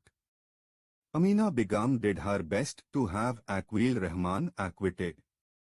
But as facts came to light later, it was a highly tangled skein. In fact, Amina did not love Aqil but another youth of her lane. But that handsome youth lacked the guts to do away with her husband, and Amina cunningly enticed Aqil into murdering her husband. When he was sentenced to death, Amina often came to meet him in jail. Her paramour, who passed for her brother, also accompanied her on these visits. Amina was extremely beautiful, and when she visited the jail, the prisoners, especially those under death sentence, would keep gaping at her extraordinary beauty and wonder what made her fall for this baboon. It was the paradox of the beauty and the beast. Aqil, how did you manage to seduce her? They would ask the Bengali. Aqil would reply with passion. My good friends, her husband lacked the manhood to satisfy the ragging fire in her. When she saw my hefty body, she knew at once that that was the answer to her lust, and she fell for me. She would keep hovering round me while I was working in the shop. She would give me a sly wink or playfully pinch my arm. The matters reached a stage when I just couldn't resist her. One day when her husband was not in the shop, she came in and asked me where he was. I pointed towards the inner room. As soon as she entered the inner room, I followed her in and, grabbing her by her arm, flattened her on the ground. I had her for an hour and a half. Oh, what a heavenly time we had! From that time she became my bond slave. I don't mind mounting the gallows now. She gave me a jolly good time. Don't you see how beautiful she is? Beautiful like a fairy. But the poor fellow did not know how he had been duped. One evening I had just returned from the court where I had gone in connection with the hearing of my case when the Bengali beckoned me. His cell was on the way to my cell. Pandit, I want to leave these 200 rupees on trust with you, he said. I am going to be hanged tonight. But I have still hope. If my life is saved, I will take back the money from you, or you can spend it in the manner you like. I took the money from him. But later on it occurred to me that I had not done the right thing by accepting it. Maybe he would think I wanted him to die so that I could keep his money. I could not put the thought out of my mind the whole night. And then another miracle happened. At midnight a message came from the jail office that his execution had been stayed for a few days. Aqil was an Indian citizen, and he could not be executed without prior information to the Indian ambassador. And then we learnt that the hangman had suddenly taken ill, and the execution had to be shifted to some other date. The following day Amina Begum came to meet him in jail and told him that she wanted to go and meet President Yahya Khan to plead for mercy on his behalf. The only snag was that she did not have money for the journey. I returned Aqil his 200 rupees. The other prisoners also contributed according to their means. In this manner Aqil was able to collect about 1500 rupees. Amina Begum took the money and went away with her so-called brother. She had told Aqil that she would be making an air dash to Islamabad and let him know by a telegram the result of her meeting with the president. But 4 days passed and there was no letter from her, much less a telegram. On the 5th day the jail authorities received the final orders for Aqil's execution and he was to be hanged that night. Aqil kept rising on his heels to watch out for Anima's arrival. But I felt that Amina had once again diddled Aqil and told him so. The other prisoners were also inclined to agree with me. But Aqil was still hopeful. No, no, Pandit, she can't betray me like this, he asserted. Incidentally, just then a brother of one Muhammad Sadak who had been condemned to death came to meet him in jail. He was requested to go post-haste to Amina's house and find out how the matter stood. The news that Sadak's brother brought was most disheartening. It transpired that Amina had not gone to Islamabad at all. All along she stayed in Lahore, having a gay time with her paramour. Aqil almost went out of his mind on bearing this news. He had been confronted with a most horrible truth. He kept crying, Amina, Amina, while Amina, after killing her husband and showing another man the way to the gallows, was now lying in the arms of a third lover. But this realization had come to Aqil too late when death was already knocking on his door. Sometimes he would wail loudly, at others, laugh and then flail the air with his fists and start raving. At 6 after the roll call one could still hear his cries emanating from his cell and would continue till the morning. At 4 the guards dragged him towards the well of death, and his raving stopped only when the plank was dragged from under his feet. In the morning when Amina did not turn up to claim his dead body, word was sent to her to come to the jail. She flew at the messenger. He means nothing to me, she said, that I should take the responsibility of burying him. He is the murderer of my husband and has paid for his evil deed with death. I have nothing to do with him. At last the jail authorities buried Aqil's body at government expense. It is truly said that even God cannot delve into a man's fate and a woman's mind. Driver Muhammad Azam. While we were there, driver Muhammad Azam was languishing in a death cell of the Kot Lakhpat jail awaiting his execution. A soldier in the army, he had been serving as the driver of a major at Lahore cantonment.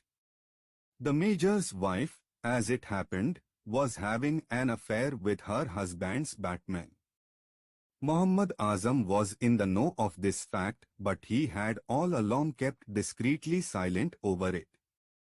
He knew that the major would be reluctant to believe him, and the Begum, to wreak vengeance on him, could create trouble for him. One night, at about 12, he drove the major home from the club, dead drunk. The major asked him to stay in his kothi for the night, to which he agreed. At about 2 he saw a shadow going towards the batman's quarter. It took him no time to recognize the person.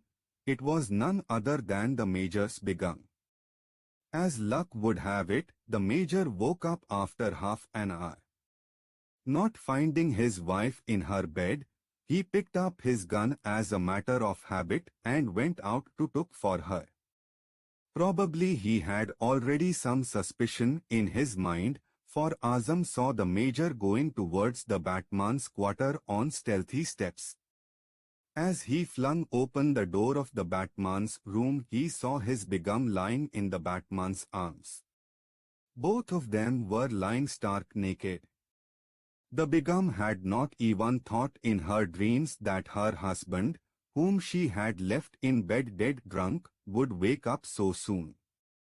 Besides himself with rage, the major pumped 2 bullets into the batman's body. And then he realized what he had done. The batman was not yet dead, his pulse was still there. To save his skin, the major immediately called the driver and, pushing the batman into the back seat of the car, asked the driver to proceed to the hospital. Having reached the hospital, They were just taking the Batman out of the car when he breathed his last. The Major's face lost its color. Major acted fast. "The deed is done," he said to driver. "I had the better take the dead body with me and report the matter at the police station. Maybe, considering the circumstances, the court may take a at the police lenient view of the case. If I abscond, it will only make my case worse." Acting on his master's advice, Azam turned the car engine towards the police station.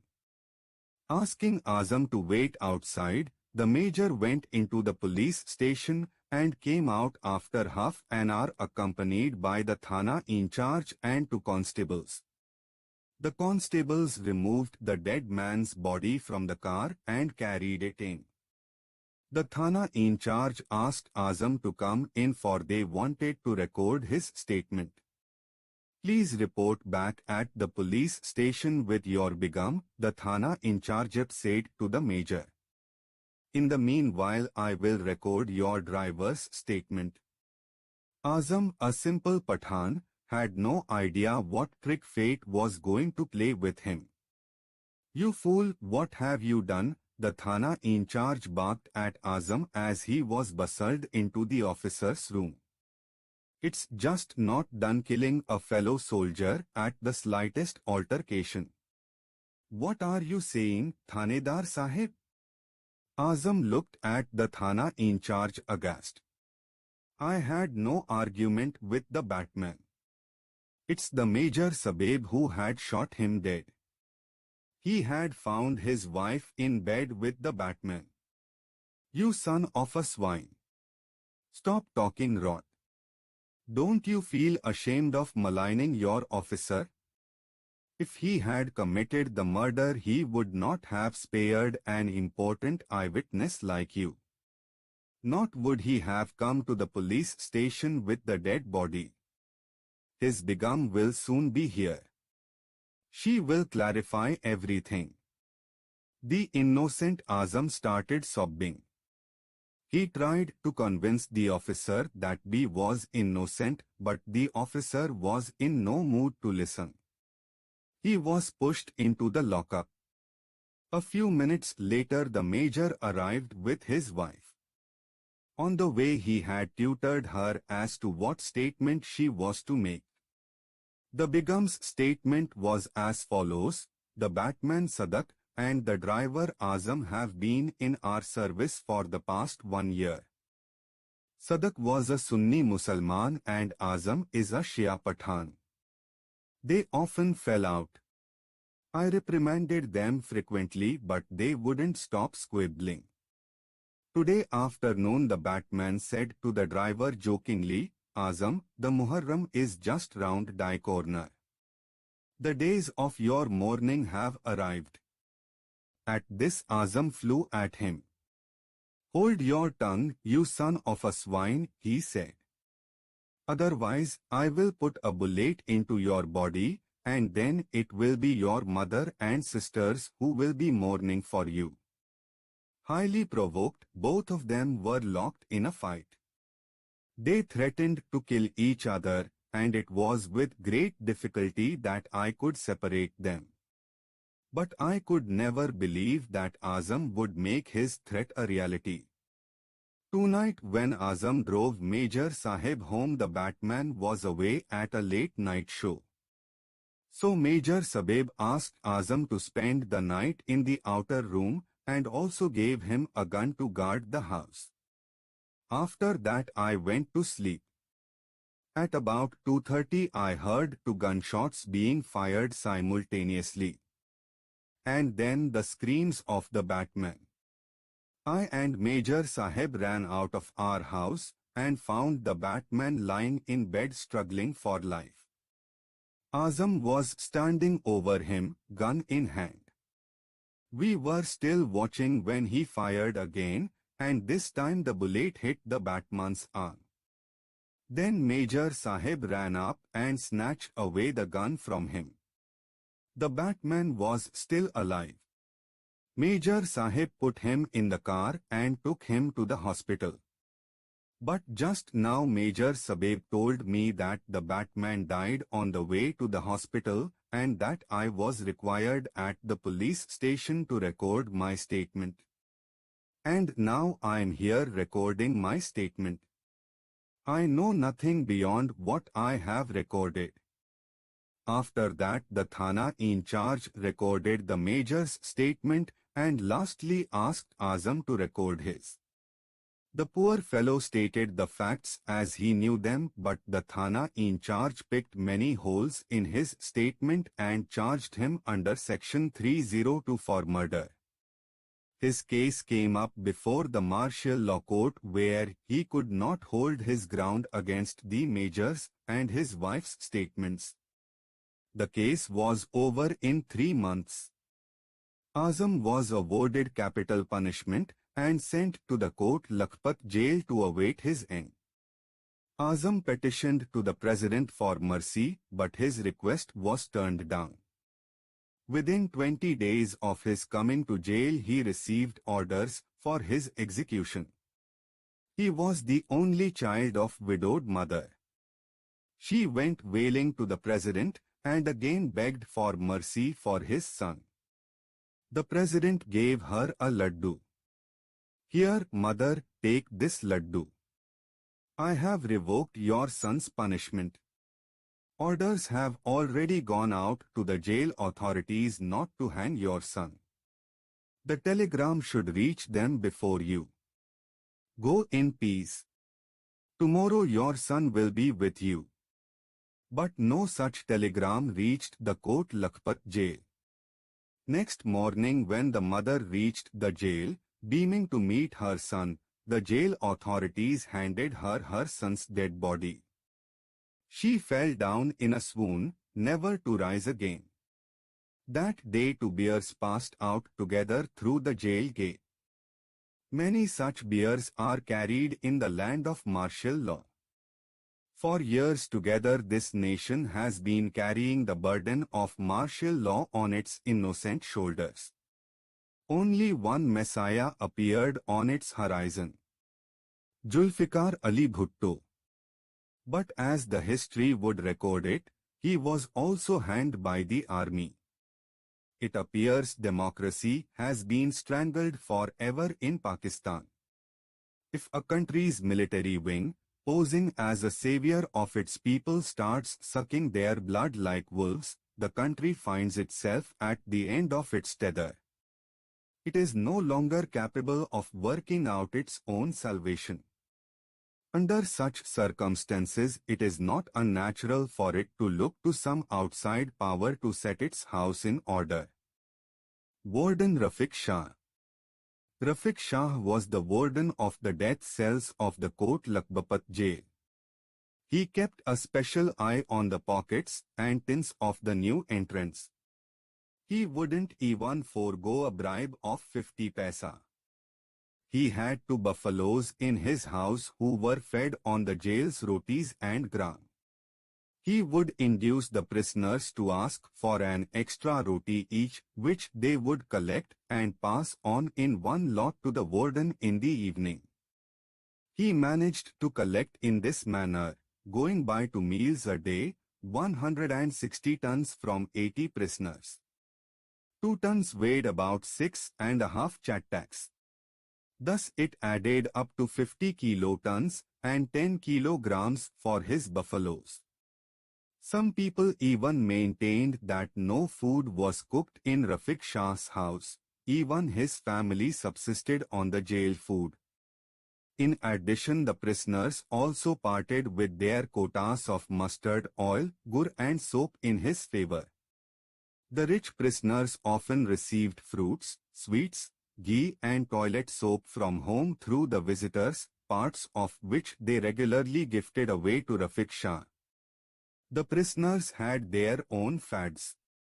There were some who were addicted to opium, and there were others who were fond of charas. There were still others who wanted to have wine and women. In lieu of certain considerations, Rafiq Shah satisfied all their wants. The most surprising part of the whole thing was that even while in the jaws of death the prisoners passionately gave into such indulgences. Sometimes prostitutes came in posing as female relatives. This was within the knowledge of Rafiq Shah. But since they have great respect for Pardah in Pakistan, nobody would intrude into the privacy of these prisoners when burqa-clad women came to meet them. Supposedly relatives, these women in burqa were actually from Tibbi or Shahi Mohalla, the red light districts of Lahore. The prisoners were happy and so was Rafiq Shah, and most of all Allah Miya who, sitting in his heaven, watched these people enjoying without any fear of death or Allah himself. But when this practice became too common, even the bona fide relatives of prisoners became suspects.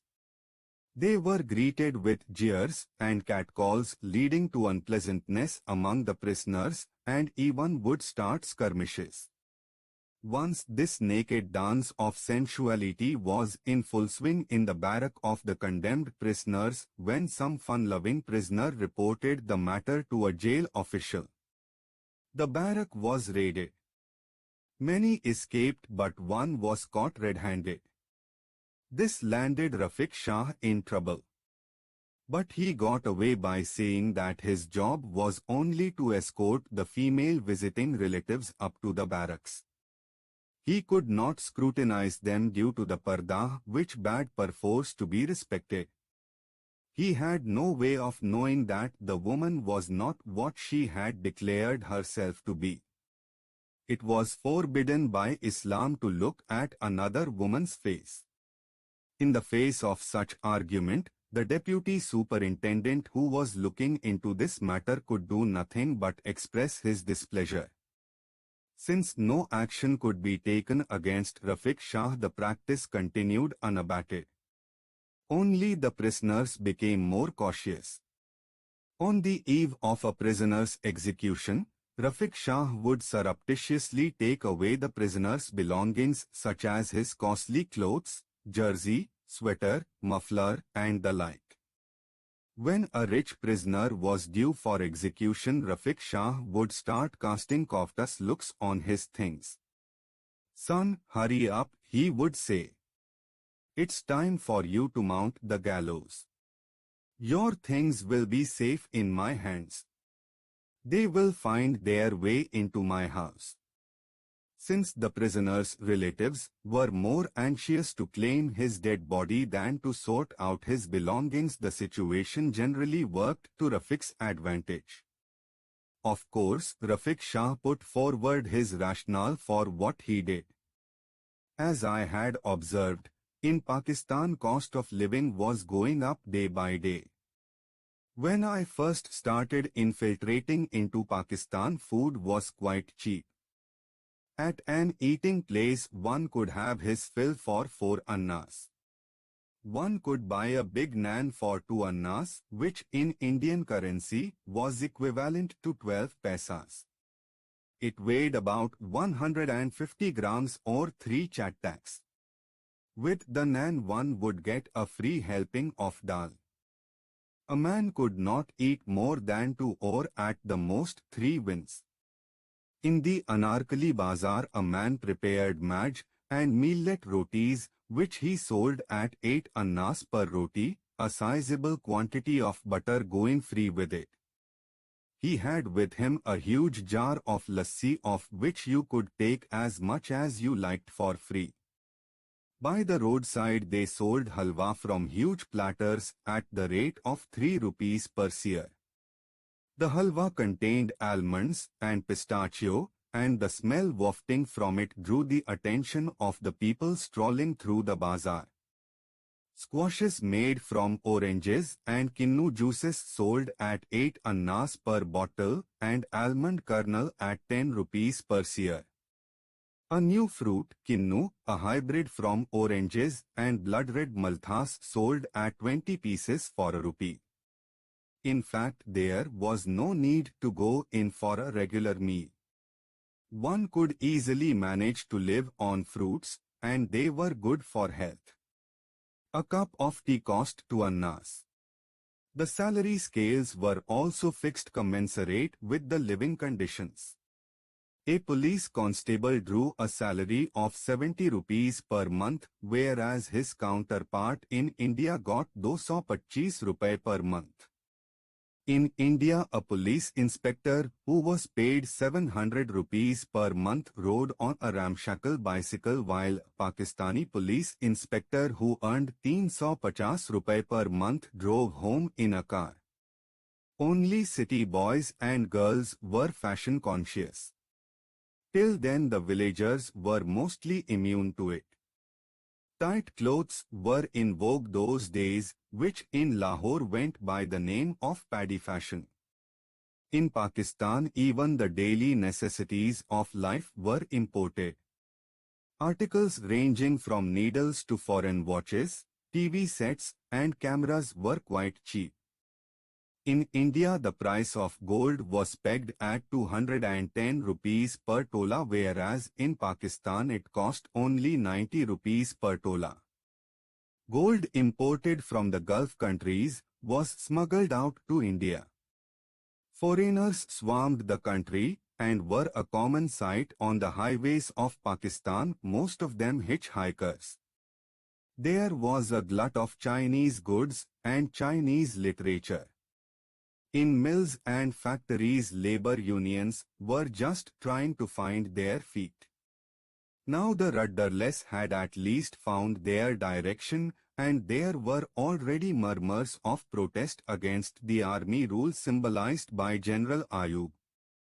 An opposition party in the real sense of the word had just come into being and had started making its presence felt in all the 4 states constituting Pakistan.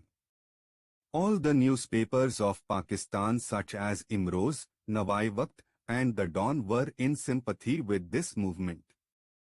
To resist more influence on people, censorship had been imposed on the press. Despite that, people were joining the People's Party in large numbers. If there was anyone who enjoyed the people's affection more than the Quaid-e-Azam Muhammad Ali Jinnah, it was none other than Quaid-e-Azam, Janab Zulfikar Ali Bhutto. People swarmed in thousands just to have a glimpse of Bhutto. They were prepared to die for him at a mere nod of his head. People were flogged at road crossings. The workers of the People's Party were called at the police stations and beaten indiscriminately. False cases were started against them and their women humiliated. But it was now beyond the means of the tottering military regime to stem the flood. Every day there were bomb blasts in one city or the other, and government buildings were set on fire.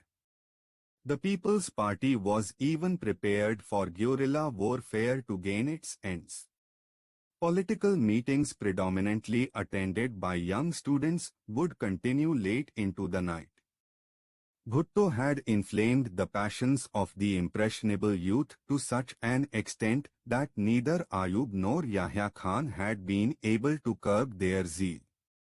It was Pakistan's misfortune that Bhutto Sahib became complacent and Ziaul-Haq turned the tables on him. The conspiracy that was hatched against him in 1972 to 1973 led to the arrest of 129 army officers. But Bhutto failed to attach any significance to this telltale warning. How Ziaul-Haq came to power and how Bhutto was hanged will be narrated in subsequent pages. Every Pakistani family tried to impress upon others that meat forms a dish at its every meal. Even a small piece of meat in a pot of vegetables has to be there. To eat dal is considered to be a sign of poverty. Though the majority of the populace have changed their religion, yet Hinduism is still ingrained in their blood. They fly kites on the day of Basant, the spring festival of the Hindus. There is public illumination to celebrate the day when the Prophet had his nikah and the day on which he became one with Allah. Crackers are also burst on these days. On weddings mehandi, myrtle, is applied to the bride's palms and feet. Bridal songs are sung and the dowry given on behalf of the bride. The bride sheds tears while parting from her parents, and coins are showered over the bridal palanquin and crackers burst. Even at death more or less similar rites are observed except that the Hindus cremate the dead while the Muslims bury them. A community prayer is held to ask for peace for the soul of the dear departed. In India the Brahmins are fed while among Muslims the Maulvis are invited to the feast. When I take stock of all these, I recollect what our late Minister Janab Muhammad Karim Bhai Chla said in 1965. He had reiterated that in our Indo-Pak subcontinent the forefathers of all the Muslims were Hindus. The Hindu blood still flowed in their veins. By changing the label of religion the blood ties could not be broken. If all this is true which is borne out by what I observe around me, then why do these walls of hatred rise between us? In Pakistan people enthusiastically listen to the request songs broadcast by the All India Radio. Even today they love to hear the program of Urdu Majlis, and the songs of Rafi keep them spellbound. Lata's songs are on every Pakistani child's tips. In our own country we rave over Noor Jahan's and Mehdi Hasan's ghazals. We read Faiz Ahmad Faiz with great interest. Janab Josh Malihabadi, who had migrated to Pakistan in a half, lived to regret his decision. In one of his verses he says, "Let us hug each other and ask where is the enemy." People on both sides of the border are anxious to unite with one another. They want to demolish the walls which they had erected between them in a frenzy of madness. Only the political leaders on both sides stand in the way. They are chary of the people on both sides coming together. If the people are united, what will happen to their political careers? And if we don't fight with each other, the foreign powers would lose the very lucrative market for the sale of their arms. Will not the staggering expenditure on armaments adversely affect the economy of a small country like Pakistan? Both the countries go in for armaments on a point of national prestige, though they claim that they are doing it out of a sense of security. While I was in Pakistan, no significant nation-building work was in evidence. The old landmarks were still there in Lahore. For instance, the Dayal Singh College and Library and the Gulab Devi Hospital was still working efficiently when the AV High School and College were converted into Islamic institutions. And that all for their kind of advancement. The villages in Pakistan are in bad shape and most of them are still without electricity. The Pakistani rulers are not paying much heed to this aspect of national development. Their efforts are mostly directed towards instigating the Pakistanis against India. They want to divert their people's minds from the rampant exploitation by the vested interests by raising the bogey of India. Whenever the rulers find that their government is in danger of being overthrown, they raise such cries as Kashmir belongs to Pakistan. Ayub adopted this strategy and so did Yahya Khan, and it is quite probable that the ruler who would follow them would not go far from such activities. Both sides have regretted the futility of the 1965 war, which was not of India's making. But Pakistan has not allowed its hatred die. Instead, it fanned the flames of hatred only to generate reciprocal feelings. Every year on the 6th of September, Pakistani flags dipped in blood are flown over all big cities of Pakistan. Every ruler and every mullah of Pakistan raises the cry of the Indian wolf being on the rampage against Pakistan. This helps the rulers and the powers that be to skim off the cream for themselves. That is why every ruler of Pakistan talks less about national reconstruction and more about the regeneration of Islam. Though living in the 20th century, the rulers would like to keep the people in the 16th century. Turmoil in Bangladesh, the daily public demonstrations and hartals were getting too much for Yahya Khan, and he was at last driven to holding general elections. At that time, Bhutto Sahib's People's Party was in ascendancy in West Pakistan and Sheikh Mujibur Rahman's Awami League in East Pakistan. There were other political parties too. For instance, there were Air Marshal Asghar Khan's party and Maulana Maududi's Jamiyat-e-Islam. But they did not count for much. It was the general belief that only Bhutto's and Sheikh Mujib's parties could deliver the goods. Though General Yahya Khan had announced about the holding of general elections, he was in no mood to let political power slip out of his hands. He cunningly created conditions to prevent the People's Party and the Awami League front joining hands to assume power. In one of his public speeches, Bhutto had alluded to Mujib and said, "You rule there, and I will rule here." To forestall such a move, Yahya Khan's followers had organized demonstrations against Bhutto, bringing him a bad name. It was said that Bhutto's design was to create a serious rift between the two wings of Pakistan, leading to the division of the country so that he could hold full sway over one part. On the other hand, Sheikh Mujibur Rahman, who was popularly known as Banga Bandhu, had formulated a 7-point program for the people of East Pakistan. For years he had watched the Bengalis being regarded as second-class citizens by the West Pakistanis who had sucked the Bengalis white and thrived. East Pakistan was the repository of valuable exchange carriers such as jute, tea and natural gas. It accounted for 70% of the foreign exchange earned by Pakistan. And yet it was West Pakistan which reaped the benefit. The people of East Pakistan lived in penury. Yahya Khan and Bhutto hatched a conspiracy to deprive Mujib of his political right to rule. Yahya Khan made a trip to East Pakistan with the avowed purpose of discussing the 7-point program with Mujib. Mujib had no inkling of the game that was going to be played with him. His house was ransacked by the soldiers, many of his followers were killed, and he was himself put under arrest and taken to West Pakistan.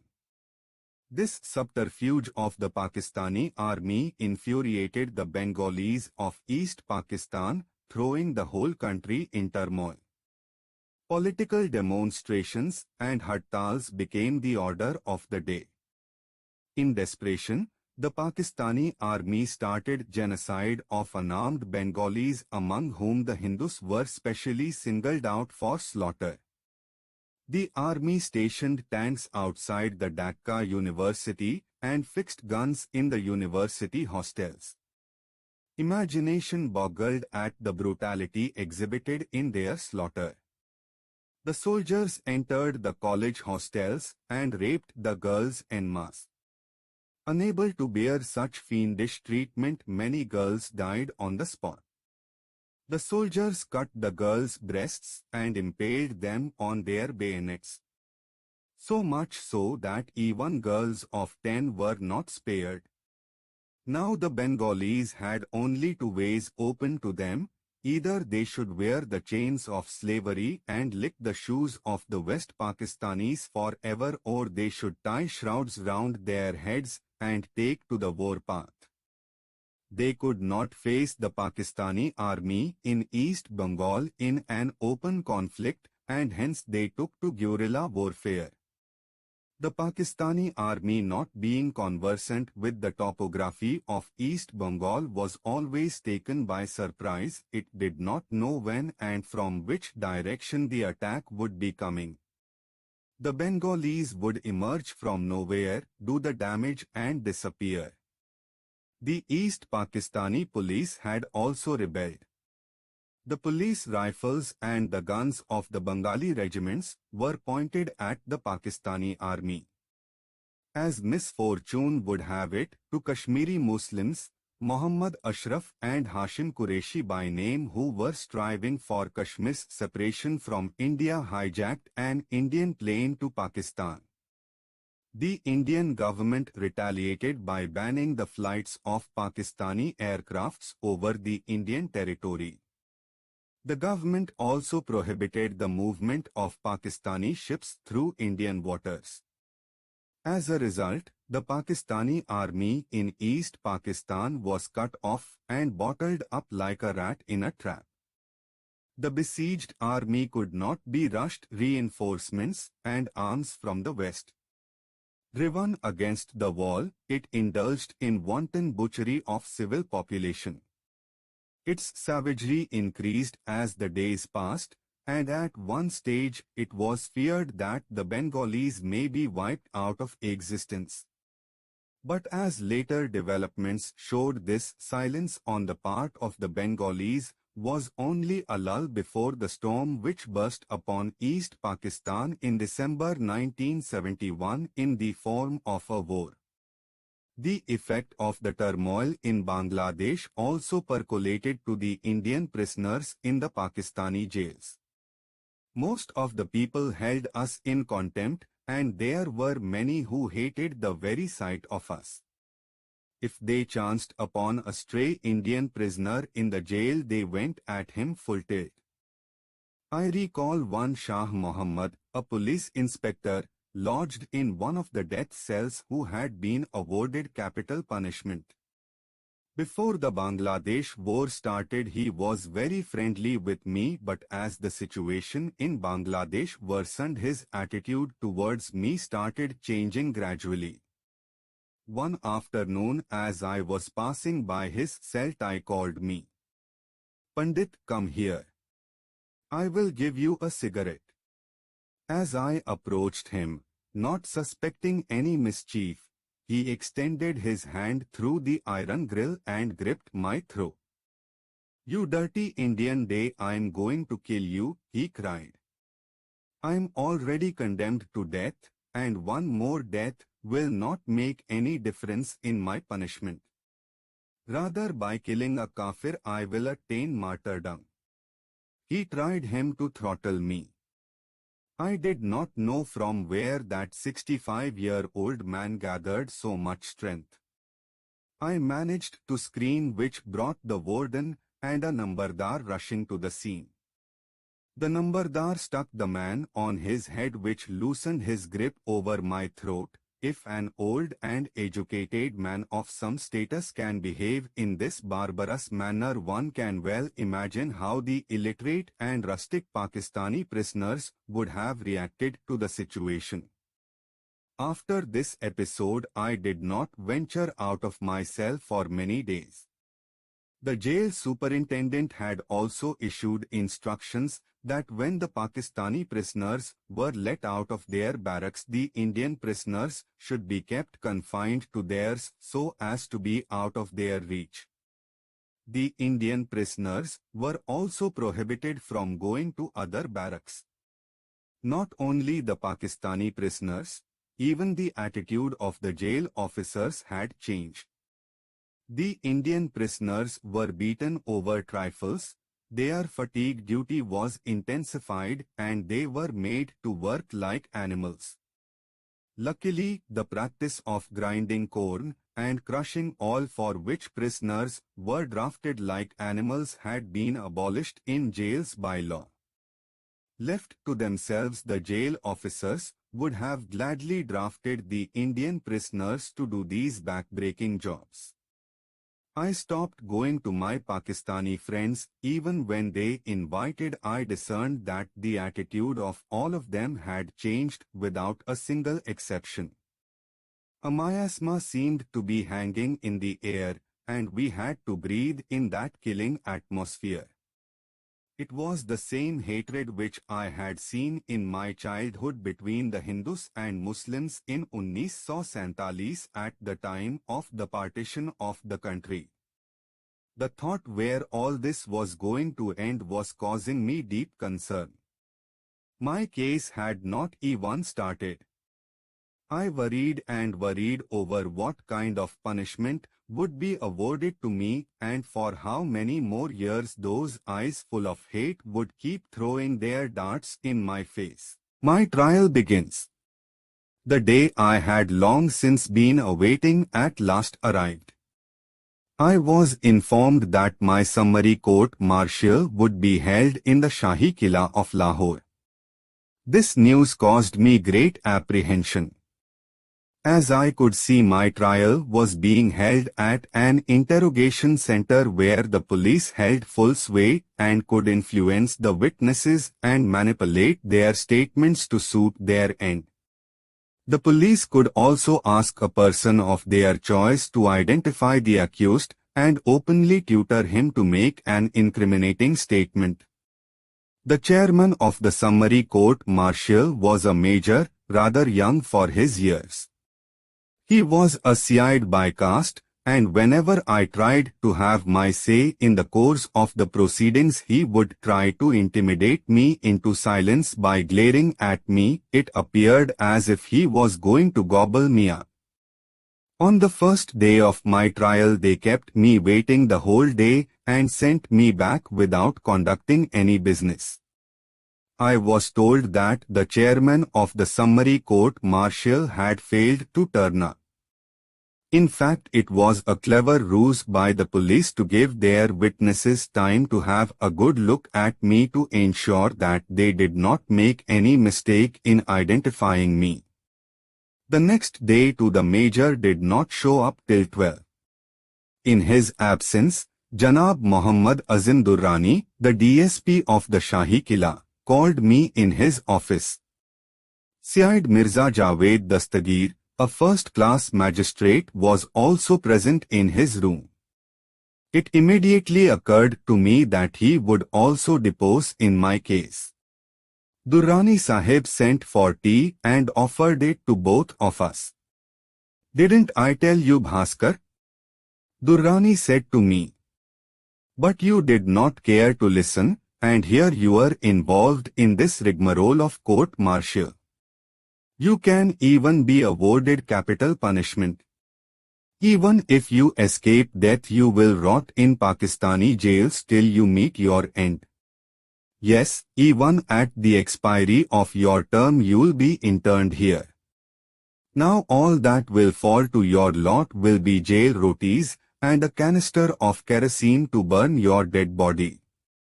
Your parents may not even get your ashes, because these wretched Indian High Commission people do not come to claim the ashes of the Indian prisoners."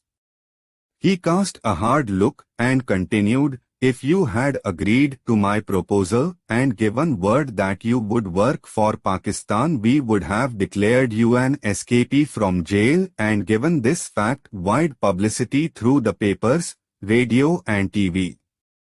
You would have come a hero in the eyes of your countrymen, and you could have done counter-espionage for us without arousing any suspicion." Durrani put me on my guard, and I did not want to make any mistake about it. "Durrani Sahib, you are again talking like a child," I said. "Do you think the Indian intelligence is so stupid as to believe in the canard of my escaping from a Pakistani jail? Not one of the Indian prisoners languishing in Pakistani jails since 1950 has been able to escape till now. Am I a Superman that they would believe that I could do it? And where is the guarantee that the drama you wish to enact would only relate to my escape? It could as well lead to my annihilation. As for imposing the death sentence on me, I see no valid ground for it. After an intensive and grueling investigation lasting over 2.5 years, you have not been able to establish my link with any Pakistani. Nor have you been able to recover from me any such incriminating document as a paper, a map or a photograph which could prove that I have been spying in Pakistan.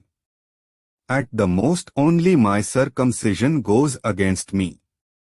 If you punish me with death just on that account, you will be exposing your law to ridicule, because after passing the sentence on me you will be required to send a copy of the judgment to the Indian High Commission.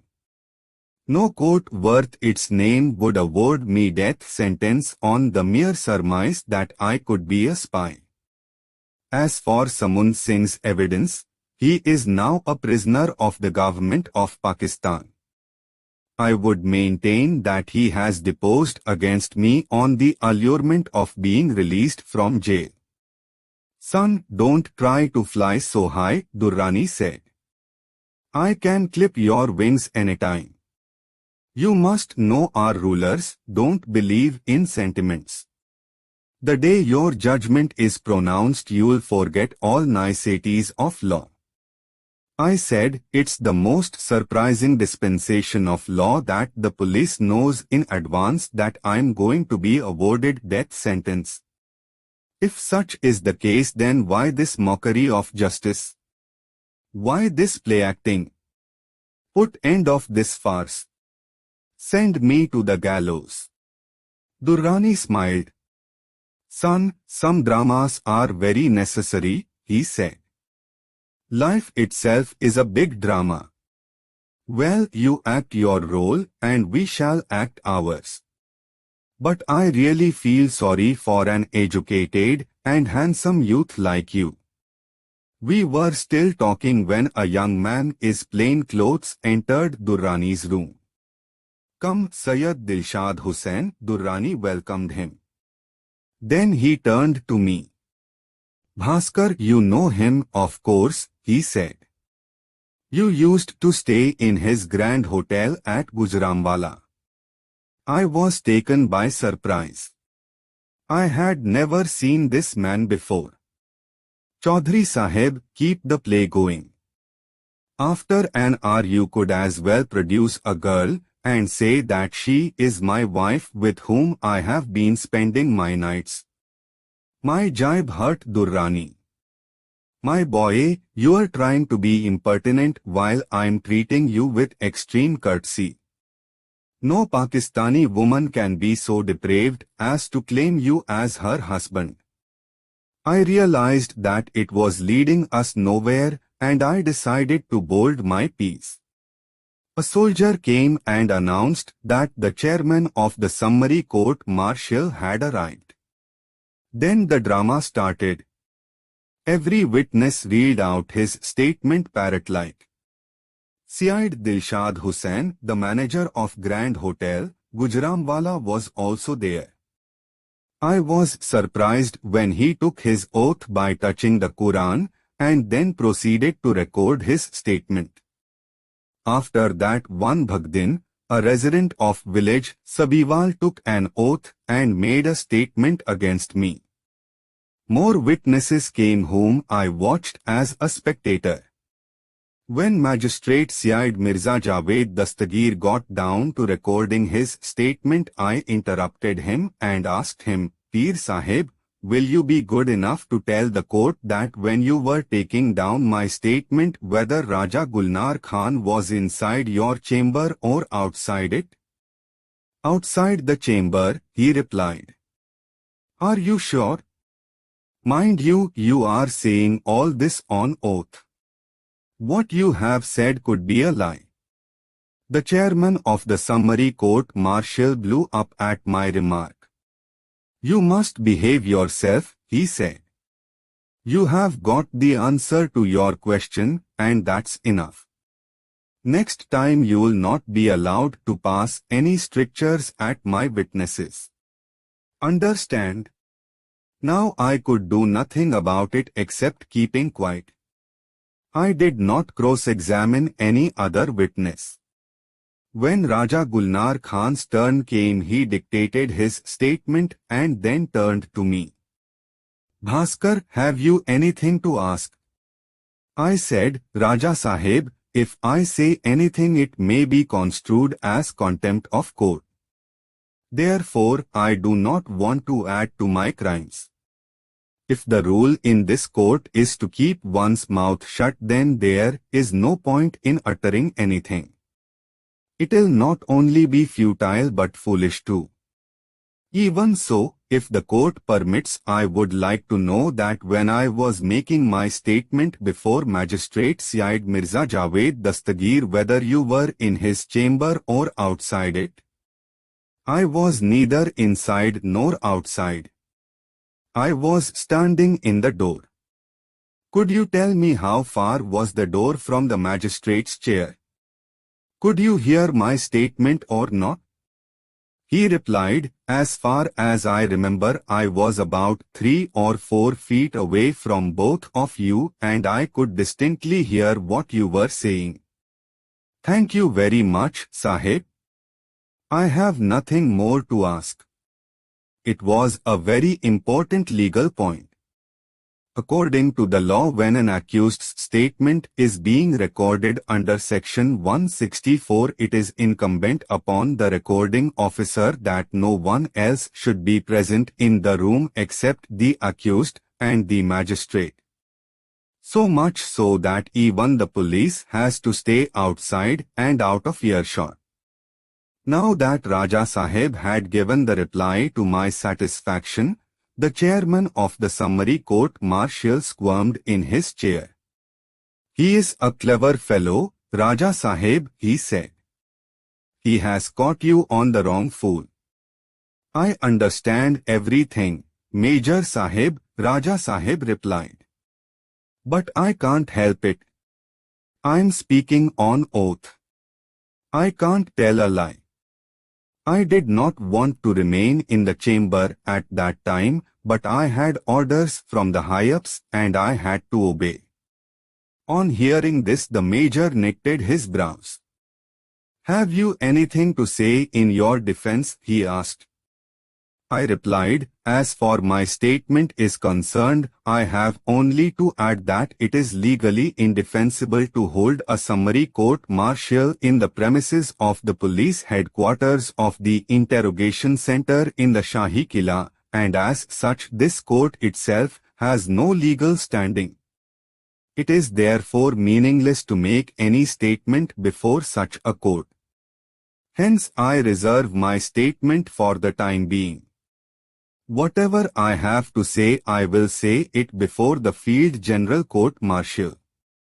The major exploded and said, "Who do you think you are?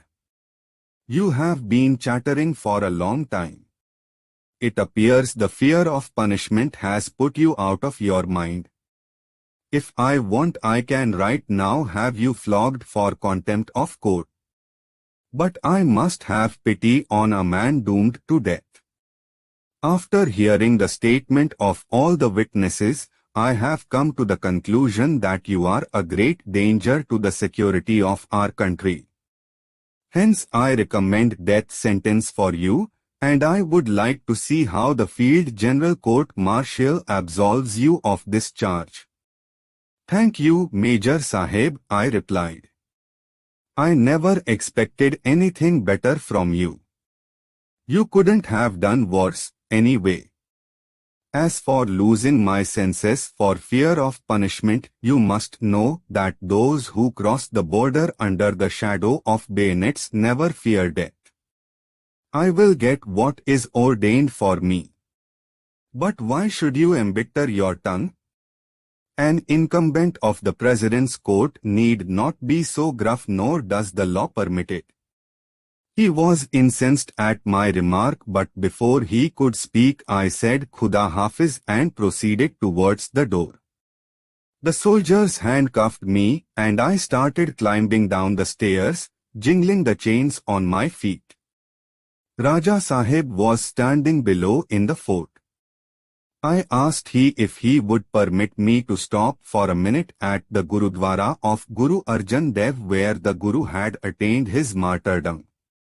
He said that the law did not allow it, but he graciously acceded to my request. I had no words to express my gratitude, particularly for the favor he had done me by speaking the truth in the court. He left after the giving necessary instructions to the guards, and I kept watching with tear-dimmed eyes the man who was notoriously known as the butcher of the fort. Guru Arjan Dev's Gurudwara is just in front of the Shahi Kila, and it was now being renovated. As we stepped into the vestibule, the guard removed my handcuffs. But my feet were still shackled, and I entered the Gurudwara to the jingling of my chains. This is the place where they had killed the Guru by pouring burning sand over his head. I had a rupee in my pocket which I had borrowed from a Pakistani prisoner before leaving for the Shahi Kila. I kneeled in memory of the great Guru, and the following lines of Guru Gobind Singh rang in my ears: "When you are with me there is no fear in my heart, I have your benediction, you are my protection. I am one with you." I felt inspired as if some divine power was surging through me. The fear of punishment had vanished from my mind. I was brought back to the Kot Lakhpat jail in a tonga, and I wrote to my parents at home that a case would soon be started against me, and that they should pray for me. I made no reference to the summary court-martial, and about the possibility of death sentence which was now looming large before me. I did not want to add to my parents' worries. But as I learnt later, this news had already reached them over the radio and through newspaper reports. They were under the impression that orders had already been passed for my execution. My mind boggles at the thought as to how my aged parents and my wife would have taken the news. Field General Court-Martial. A month later I was told one morning that I was scheduled to appear before the Field General Court-Martial. A colonel and 4 majors constitute the court as such, in which the colonel acts as the presiding officer. A major acts as an advocate on behalf of the prosecution while another major pleads on behalf of the defendant. When Colonel Rashid, the presiding officer, informed me that whatever I had to tell to the court would only be conveyed through my advocate, I raised an objection. "I don't require any legal assistance," I said. "I will plead my own case." The colonel replied that in conformity with the legal procedure it was incumbent on me to have an advocate to plead my case. If you don't agree to it, you must give in writing that you will yourself cross-examine the witnesses and argue your case. In deference to his wishes, I gave it in writing. After that, the entire bench stood up and took an oath by touching the Quran that they would do full justice to the accused, and that if a witness statement was suspect, they would go by the voice of their own conscience. After that, the advocate on behalf of the prosecution took the oath that he would fight the case with rectitude, keeping the best interests of his country in view, and would make no effort to falsely implicate the accused. Then it was the turn of the defense advocate to take his oath to the effect that he would do his best to safeguard the interests of the accused. I also took the oath that I will speak the truth and nothing but the truth. The proceedings started. Nayab Subedar Muhammad Aslam of the 596 FIU, Lahore was the first prosecution witness. When I tried to cross-examine him, he objected, saying that I had no business to put him any questions. At this the colonel flared up. "Who are you to object when we are giving the accused the right to put up questions?" he asked. "Answer his questions truly and honestly." I asked the witness if he had found any papers, camera or a wireless set in my possession at the time of my arrest which could arouse his suspicion that I was acting as a spy. "No," he replied. "During the course of your investigation, did you find that I had any link with any Pakistani citizen?" He again replied in the negative. I told the court that I had no more questions to ask the witness. The prosecution presented its second witness, CID Dilshad Hussain, manager, Grand Hotel, Gujranwala. He said in his statement, "About 3 years ago this man came to my hotel in the evening along with 3 companions. They told their names respectively as Muhammad Aslam, Imamuddin and Abdul Rahman. They said that they were residents of Chak 7, Sahiwal, Montgomery, and that the following morning they would be taking the old man Imamuddin to Daska for the treatment of his eyes. Accordingly, I recorded their names in my register and gave them charpos for the night. Most probably they stayed in my hotel for 3 days. They would go out in the morning and return at night." After his arrest, taking the cue from his own statement, the police sent for me asking me to appear before the police with the register in which their names have been recorded. As soon as he had finished his statement, I asked him, "CID Dilshad Hussain, you say that you have written these names in your register. Can you once again jot down these names on a plain piece of paper?" "Why not?" he said, and scribbled the names on a sheet of paper. I handed the sheet of paper to Colonel Khurshid. "Sir, kindly have a look at this sheet of paper," I said. "Does this handwriting tally with that in the register?" The court carefully examined both the handwritings. "Yes, they tally more or less," the colonel said. "Hazur, it's not a question of more or less. Your Honor has taken the oath that you will do justice to my case. You may kindly call a handwriting expert and deter further hearing till his opinion had been obtained." "All right," the colonel replied, and instantly called for a handwriting expert on phone who arrived within 15 minutes. "No, Janab, there is a world of difference between the two handwritings," the expert said after carefully scrutinizing the two handwritings. The colonel glared at Dilshad Hussain. "You son of a pimp," he growled at him. "You're a CID and you have taken an oath on the Quran and yet you speak lies. What harm has this foreigner done you?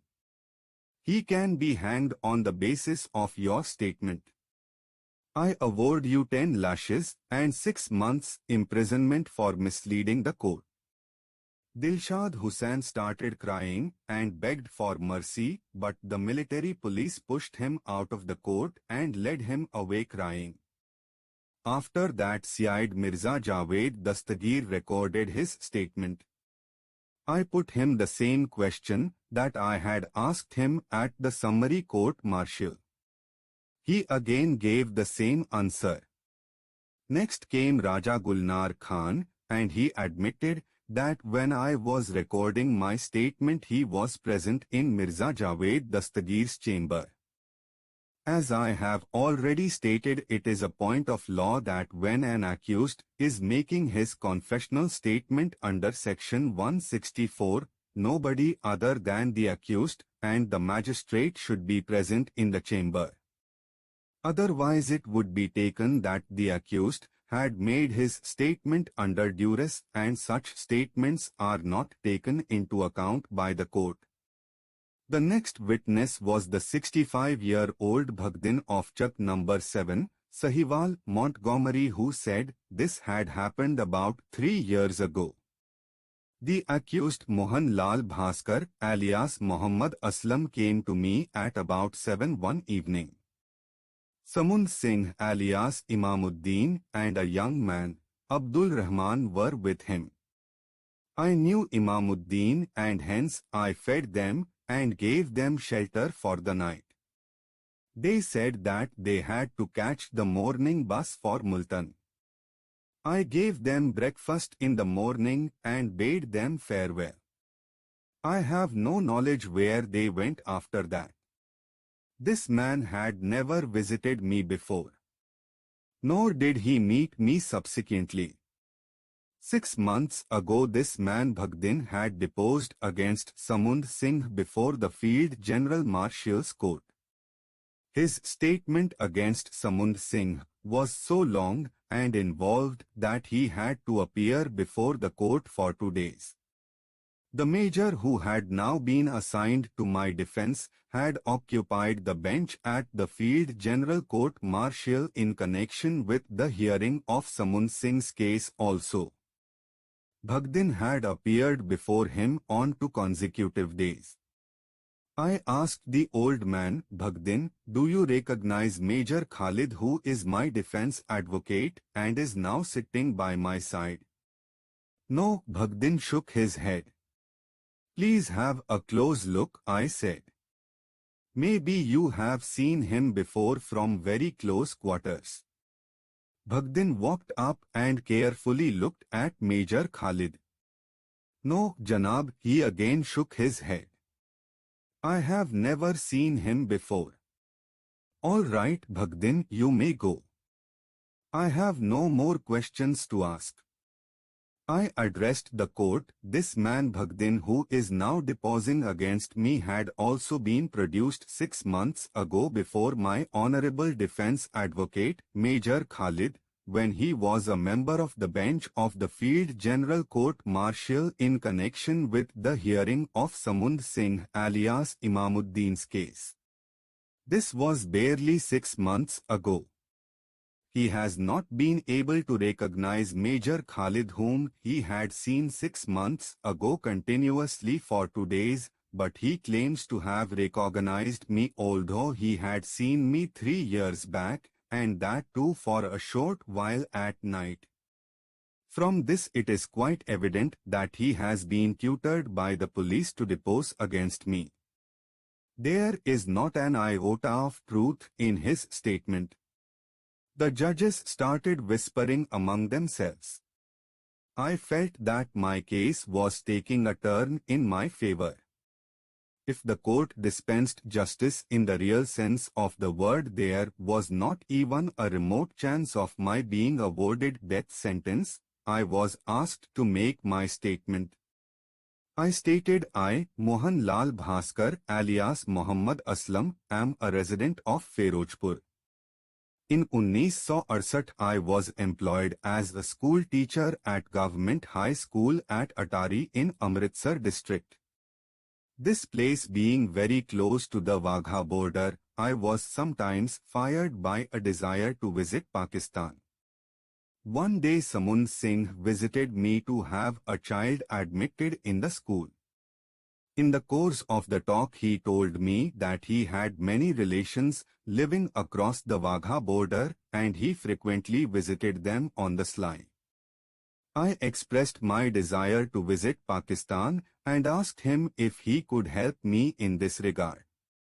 He said that it was not a problem for him, and I crossed the border with him on the night of 16th September and spent the night in the fields near the border village of Hadian. In the morning we caught the bus to Lahore. In the bus Samund Singh happened to meet an acquaintance, Jamil by name. I did not know him.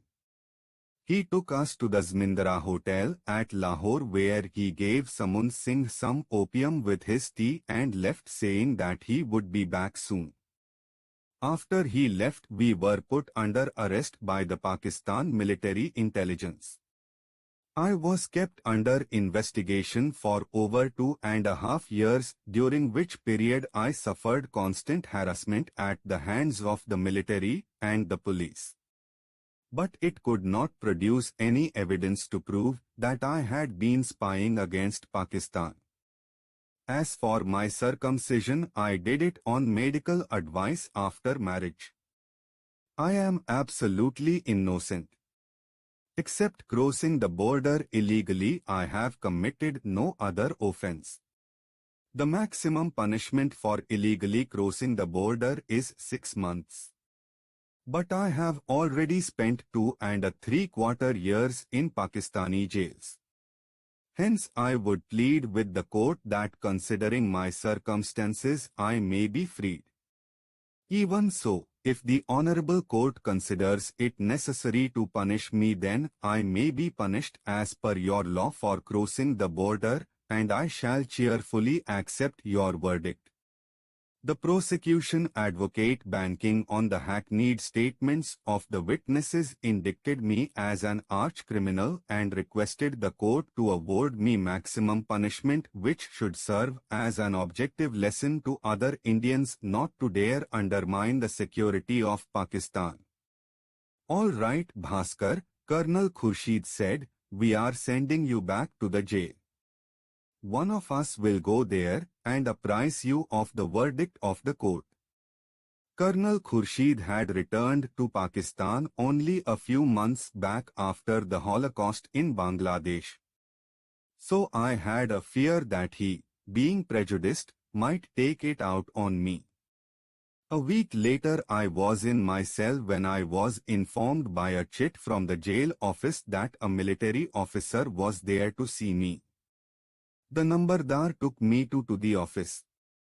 It was one of the majors representing the judges of Field General Court Martial. "Bhaskar, I have come to tell you about the court's decision," he said. With bated breath I waited for his next words. He pronounced the verdict: "Mohanlal Bhaskar, alias Muhammad Aslam, son of Imamuddin, after hearing your case, the court has come to the conclusion that your illegal entry into Pakistan and your movement in various places prove that you have been acting in a manner prejudicial to the interests of Pakistan and are a great risk to its security. You have also been involved in the crime of espionage. Therefore, under Section 3 of the Official Secrets Act, read with 59 Pakistan Army Act, the court awards you 14 years, rigorous imprisonment. If you so desire, you are permitted to file a mercy petition before the President." Overjoyed, I ran like a madman towards my barrack, leaving the Nambardar far behind. My fellow prisoners, seeing me beaming, thought that I had been released. "What's happened?" they asked. "Ram Banbas," I replied. 14 years exile. "But you look so happy," they said. "Why, isn't it a cause for joy that I have escaped death?" I informed my people at home that I had been awarded 14 years imprisonment, adding that they should not worry over it. "God willing, we may yet find a way of being together." Lahore to Miamwali. I was spending better days in Lahore, happy over the fact that I had escaped death sentence. In East Bengal the situation was deteriorating day by day for Pakistanis. After a prisoner's case is decided, as is the common practice, he is transferred to some central jail. I was told that some such step was also being contemplated in my case and that they were in consultation with the higher authorities. There was a possibility of my being sent either to Multan Central Jail or to the one at Miamwali. I started making preparations in anticipation of the transfer, which I realized would not take long to materialize. When Acha Pahalwan learnt about my impending transfer, he visited me in my cell and gave me 200 rupees in 10 rupee notes. Pandit, keep the money, he insisted, you never know, it may come handy sometime. For me those 200 rupees were as good as 2000 rupees. Another Pakistani friend, Jameel, gave me 50 rupees. I also got some more gifts in terms of small amounts. In this manner I was able to lay by a substantial amount, more than enough to meet unforeseen contingencies. This also raised my morale for the change. The day arrived. The guard came to take me away, 1 Havaldar and 3 constables. My chains were removed. At 7:30 we caught the Marindus Express from Lahore. Acha Pahalwan even wanted to give me a pistol so that I could threaten the guards on the way and stage an escape. But I declined the offer. I knew the guards would search me before we started on the journey, and if the pistol was discovered, Acha Pahalwan would also be in trouble. No, friend, now only Allah would show me the way, I told him. Marindus Express is not a fast train. Once I seriously thought of slipping the handcuffs from my wrists and jumping down from the running train, but then I decided to leave everything to my fate. There was no point in acting in a reckless manner.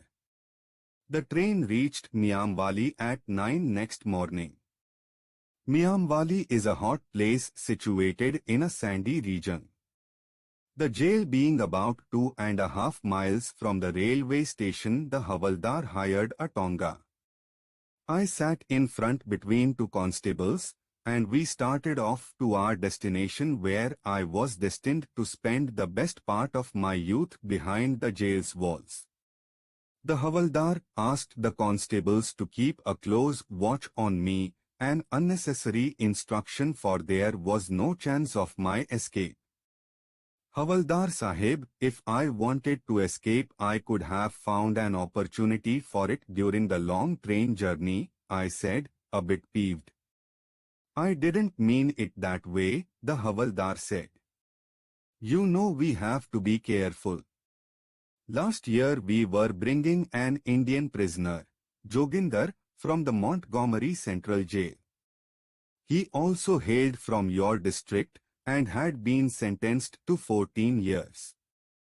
On hearing the judgment he went out of mind, and on returning to the jail tried to kill himself by cutting off his penis.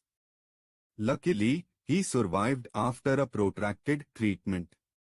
He had been transferred to the Miamwali jail, and like you, he was also sitting in front between 2 constables. We got down on the road in front of the jail. A quiet and simple-looking man, we never knew what he could be up to. As the constables led him towards the jail gate, he fell headlong under a passing truck and was killed instantly. I was suspended from duty. If there had not been a previous record of attempted suicide against him, I would have surely lost my job. I had to face great difficulty in getting myself reinstated. That's why I have to be careful. You have also been sentenced to 14 years in jail. Yes, one can never be too careful, Havaldar Sahib, I said. But I have no such intentions. I want to go back home solid and whole. My father, my mother, my wife and child are anxiously looking forward to my return. Shabash, he gave a hearty pat on my back. A man should never lose heart. Only the brave suffer. Only the lion and bulbul are put in the cage. Have you ever seen a dog or a crow being caged? With luck you may yet return to your country. We passed through the jail gate. A casual glance at the exterior of the jail made my heart sink. The jail had kucha walls made of mud, from which one could guess the condition of the barracks. The Kot Lakhpat jail at Lahore was made of solid bricks and had flush system latrines. Most surprising of all, the barracks had even taps and ceiling fans. At Miamwali my only consolation was that I would be in the midst of my own countrymen, most of whom like me were undergoing long imprisonments. They searched me in the vestibule. They could not find any money on my person, for they could not even conceive where I could have hidden it. The jail superintendent was hard of hearing, and I had to shout out my name and other details to him. I was lodged in barrack number 2 where the Indian prisoners were kept. It was popularly known as the Sikh compound. The Indian prisoners received me with open arms. They were surprised to find me in their midst, for they thought I had been awarded death sentence. There were 80 Indian prisoners in this barrack, 8 of them having gone insane on account of electric shocks and such other mental torture. It was agonizing to see their matted hair, naked bodies and silly antics. I was introduced to all the prisoners, those who had been incarcerated before me and those who found their way into the jail after me. Satjit Singh from Ferozpur, whom I had known since childhood, was also among them. He was popularly known as Shilajit. From him I learnt at first hand about the condition of my family. We turned the occasion into a sort of get-together and made it a celebration. The barrack had 15 rooms, housing 5 to 6 prisoners each. Each room had a lunatic. The inmates were divided into categories, prisoners numbering 30 and internees, who were 40. The internees were not required to do any labor, whereas the prisoners were put to hard labor. The only redeeming feature was that we were not taken out of the compound, and the internees lent us a helping hand on the sly to help us complete our individual quotas of work. On the very next morning of my arrival, a nambardar brought me 10 seers of mujh, long strips of softened bamboo, for me to make strings from it.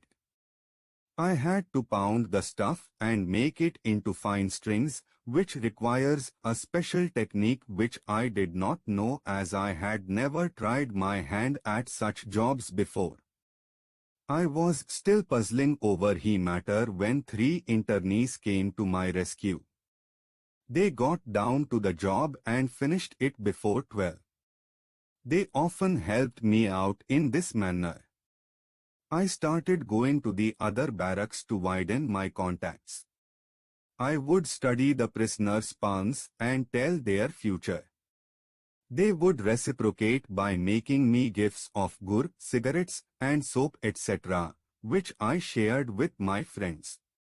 Since I had money, I obtained 4 cartons of a good brand of cigarettes from the bazaar, which I would sell to Pakistani prisoners at a premium. I utilized this profit in buying extra packets of cigarettes and distributing them free among my friends. Each carton yielded 4 or 5 packets.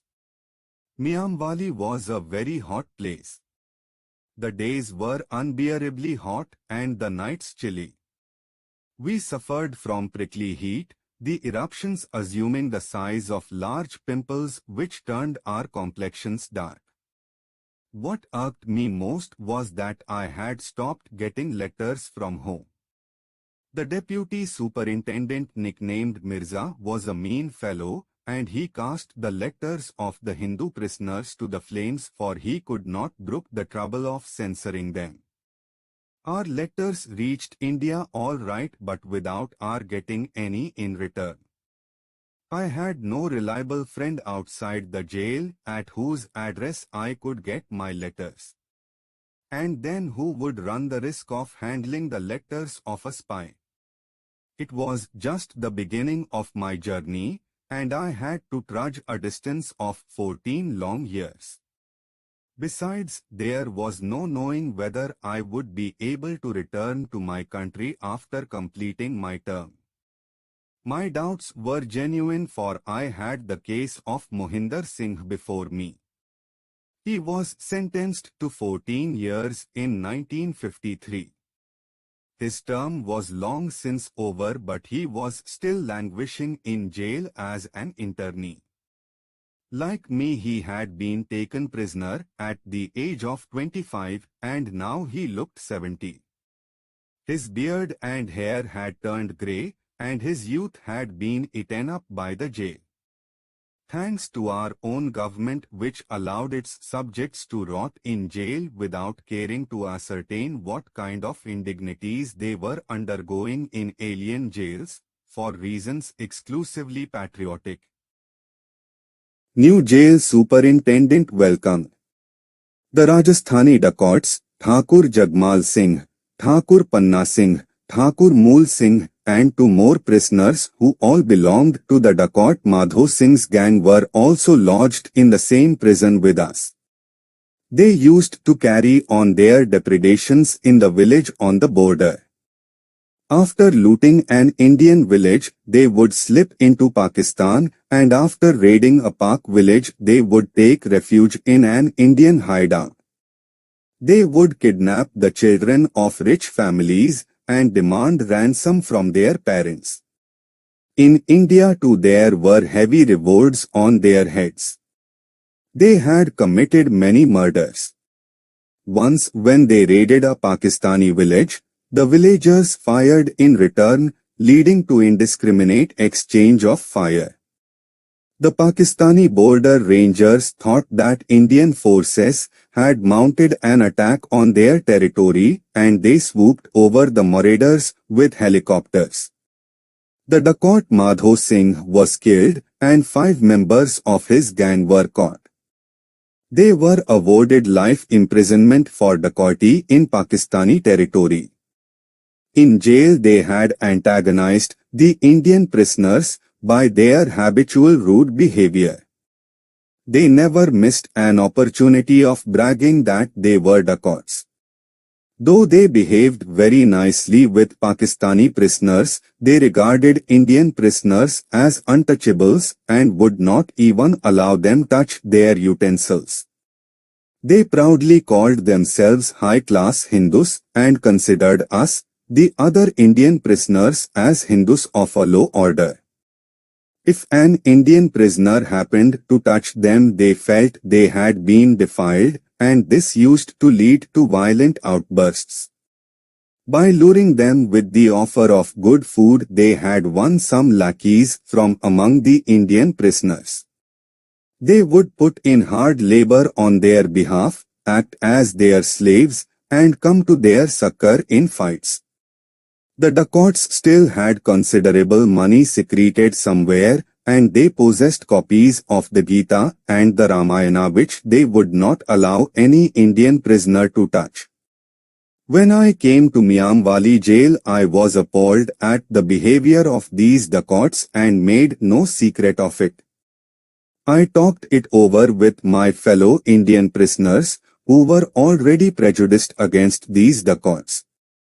The Indian prisoners were divided into factions, the dacoits and their lackeys, numbering a dozen or so in all, and about 15 upright and well-meaning young prisoners who wanted to cut down these dacoits and their henchmen to size. The rest of the prisoners wanted to stay apart because of age, physical infirmity or ill health. It appeared we were heading for a showdown. It was winter time. Chaudhry Nasir, the new superintendent, had recently come on transfer from Lyalpur. Only a day previous to his arrival we had worked out a plan to deal with these people. Our group included Sadajit Singh from Ferojpur, Lalchand from Ludhiana and 10 more prisoners. We used to run our own kitchen where we had stocked sufficient logs of wood to stoke the chulha. In the evening when Thakur Panna Singh was washing his utensils at the tap, Sadajit Singh went there to wash himself. Panna Singh immediately turned on him and started abusing him.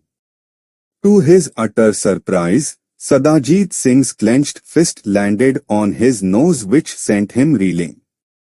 The other dacoits and their henchmen, heading Panna Singh's cries, came running out of their cells to beat up Sadajit Singh. All of us who were waiting just for that moment ran out armed with logs of firewood and felled the 4 dacoits who lay prostrate before us, too dazed to know what had happened. They had no chance to offer resistance. A Nambardar who was on duty in the watchtower saw the melee from there and immediately sounded the alarm. The Nambardars and the guards came out brandishing batons and lathis. But by then we had retreated into our barrack and locked its door from inside. Before the guards could come in by jumping over the wall, we had found time enough to give a good hammering to the other companions of the dacoits, who begged for mercy and promised that they would stop hobnobbing with these dacoits. The Nambardars who had come in by jumping over the walls were now upon us. We came in for some beating, and half a dozen of us were taken away and locked up in the punishment room. The dacoits were admitted into the jail hospital, where they remained under treatment for over a month. This was the Indian prisoner's first salute to Superintendent Nasir, who reciprocated by ordering that our feet should be chained and we should not be let out of our cells for 4 days. Our feet were accordingly shackled with thick chains, the heaviest that were available in the jail. The next gift was that we were ordered to pound 10 seers of mujh each and make strings from it. Stones were dug into the floor for pounding the bamboo. It was a sort of a convention in our barrack that only a newcomer to our barrack was asked to spin mujh for 15 days, and after that he was not put to this kind of hard labor. To express our resentment, we went on a hunger strike and refused to cook food in our kitchen. They could not beat us for going without food. It put Superintendent Nasir in a quandary. The Indian prisoners had become a pain in his neck. After 3 days he rescinded his order of spinning mujh. When the dacoits were discharged from the hospital, they requested the superintendent not to send them back to their old barrack. But the superintendent did not agree. Within a month all their henchmen deserted them and came over to us. The dacoits, totally demoralized, started living like lambs. "We have only one request to make," they said. "We won't utter one word of abuse against you. But please don't touch our utensils." We conferred among ourselves. What objection could we have if these dacoits wanted to wallow in their own idiosyncrasies? A truce was called and we decided to approach the superintendent and request him to remove our shackles and take out the prisoners from the punishment room. At first Chaudhry Nasir would have none of it. Rather, he expressed great indignation at our request. He said we were shameless brutes to fly at one another's throats. "Who would have been responsible if one of you had died?" he asked. In the end he relented and ordered that our chains be removed. Our companions who were in the punishment room were brought back to the barrack. We celebrated the event by cooking halwa, in which the Thakurs also joined. There was eating and singing far into the night. Our skirmish with the Thakurs had a salutary effect. The Pakistani prisoners began to respect us. They would not disdainfully brush us aside as they used to do before. Even the attitude of the jail staff towards us changed. Once again we started passing our days with dignity and in peace. The deputy superintendent. We were passing our days in comparative peace when the deputy superintendent Fazaldad, who had come on transfer from Montgomery, descended upon us. Word had already reached us that he was very vindictive towards Indian prisoners. He would look out for opportunities to thrash them on the slightest pretext. A tailor by caste, burly, well-trimmed beard, odd-featured, pot-bellied, highly covetous, he would even fall for a bribe of 2 rupees. To our great misfortune, Chaudhry Nasir deputed him to take charge of our barrack. He came to know I had been a school teacher. He seemed to have a special grudge against teachers. It was said that a school teacher whom he had engaged to coach his daughter at home had seduced her. He singled me out for his special attention. He had named me Pandit Murlidhar. When he came to our barracks, he would cry from a distance, "Oh, Pandit Murlidhar, hold out your hand." And he would start caning me on my extended palm with great glee. It had almost become a pastime with him, which he repeated every third or fourth day. The court Jagmal and others used to pass on a substantial portion of their rations to him. He had made the court Panna Singh my mate, who used to provoke him against me, and I often came in for beatings on that account. Once a Muslim prisoner had fallen out with some other Muslim prisoners and feared that they may kill him. He was put in our barrack as a precautionary step against any such eventuality. His relative, Nabbu, a Pathan who was regarded as a terror at Miamwali and enjoyed the goodwill of a lot of people in jail, was lodged in barrack number 3, which was adjacent to our barrack. He wanted the Muslim prisoner to be transferred to his barrack, but the fellow did not agree and was consequently sent to our barrack. This prisoner was fairly educated and wanted to stay away from any kind of squabbles. One day Fazaldad came to our barrack on his routine round and as usual started caning me to have his quota of fun. The Muslim prisoner, who was new to our barrack and was not inured against such an outrageous behavior, objected. Intoxicated with power, Fazaldad failed to recognize the man and, taking him for an Indian prisoner, pounced upon him. The prisoner caught Fazaldad by the neck and, giving him a violent push, sent him crushing to the floor. A burly man, he fell like the effigy of Ravana. Pinning him down, the prisoner started pummeling him, unmindful of the lathi blows from a nambardar. News spread to Nabbu in the adjacent barrack that a nambardar was beating his relative with the connivance of Fazaldad. Nabbu rushed into the barrack with roughly 50 helpers, all armed with lathis and knives. All the 4 nambardars were severely beaten till they fainted. Some blows fell o'er Fazaldad too, who was still lying prostrate on the ground.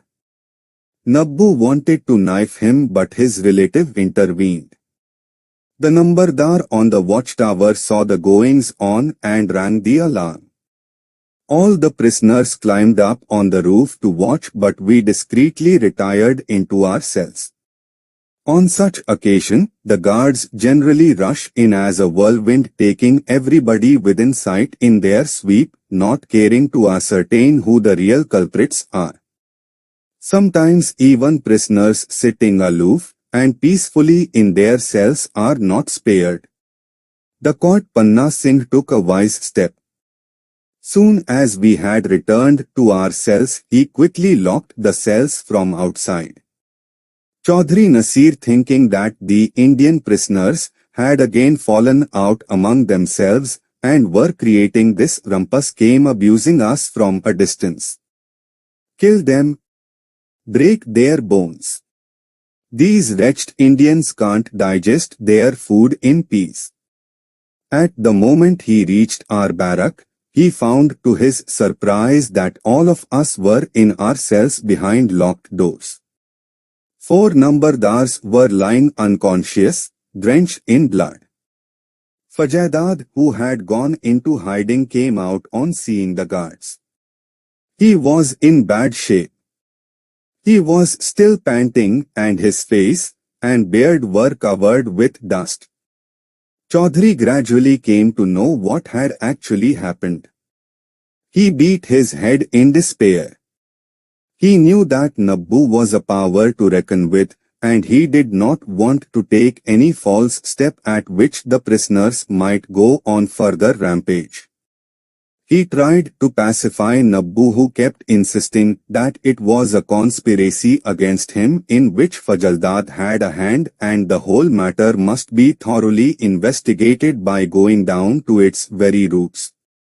At my call, even the prisoners of the other barracks will climb up on the roof, he said. You cannot gun down all of them. This was precisely what Chaudhry feared most and wanted to avoid. He promised that he would personally look into the whole matter and bring the culprits to book. Mollified, Nabbu came down from the roof with his followers. After that, Fajaidad never touched me. Gone was his swagger. In fact, he was so much humiliated in our compound that he stopped visiting our barrack. If at all he would come, he quickly would go round and depart. For days we did not see Fajaidad's face. They say God's lathi makes no sound. Retribution had silently visited him, and he had paid for his misdeeds. Thereafter, whenever he came face to face with me, he uttered kind words for me. I could see shadows of repentance on his face. The festival of Baisakhi came.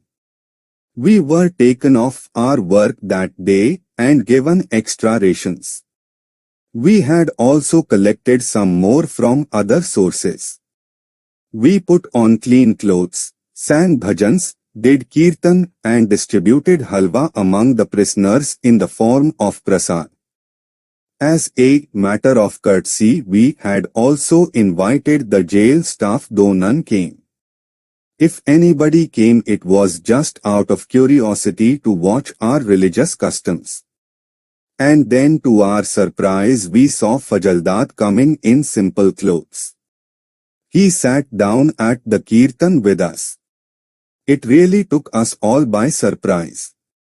At Ardas, he stood up with us, and it left us astounded when he raised his voice with us, Jo bole so nihal. He held out his hand to receive the prasad and, Sikh-like, rubbed his greasy hands over his beard. Afterwards, when Panna Singh offered him a plate of halwa, he said, "Where's Pandit? I would rather have this plate from his hands." I felt gratified to oblige him. He took the plate and a spoon and went away. Sheikh Mujib in Miamwali jail. According to the news that had reached us, Sheikh Mujib was supposed to be in the Lyalpur jail. The winter had just started. A helicopter landed one night in our jail compound. We couldn't see who had got down from it, for our cells were locked at that time. In the morning we learnt that Sheikh Mujibur Rahman had been brought to Miamwali front the Lyalpur jail. We also learnt that some soldiers of the East Bengal regiment had dug a tunnel in the jail to whisk away the Sheikh from there, but the attempt had proved abortive. He was lodged in the female ward of the Miamwali jail, the women having been shifted to some other barrack.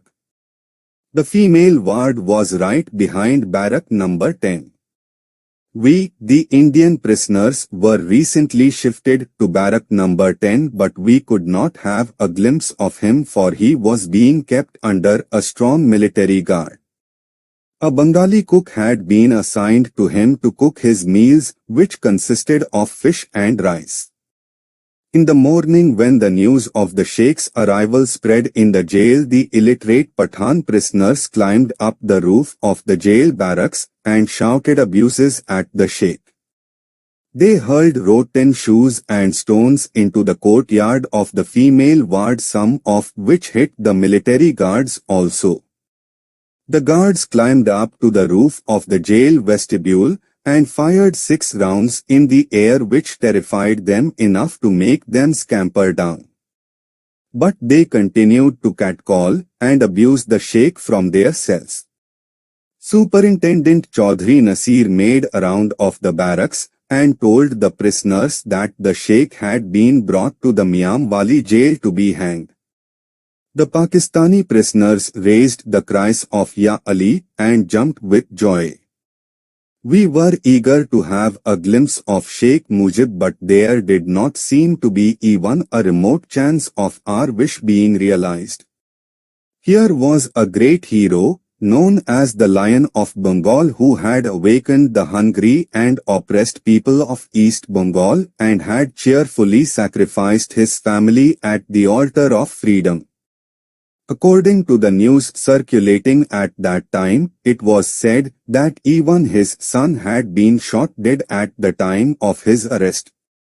Only his daughter Sheikh Hasina had escaped death.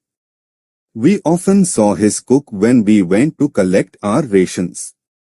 But we could not have a word with him because someone from the jail staff was always with him. The ration go-down clerk would tauntingly ask the cook, "How's the traitor faring?" The cook would defiantly reply that the Sheikh was in fine health and sound in mind and would keep fighting for the rights of the Bengalis as long as there was breath in him. One day the deputy superintendent Fajaldad came to our barrack with a numberdar and picked 8 Indian prisoners at random from the first 2 cells, I being one of them. We were marched out and halted in front of the female ward where Sheikh Mujib was imprisoned. We were not told what was required of us, nor did we care to find out. We were happy in the thought that we may yet be able to have a fleeting glimpse of the Sheikh.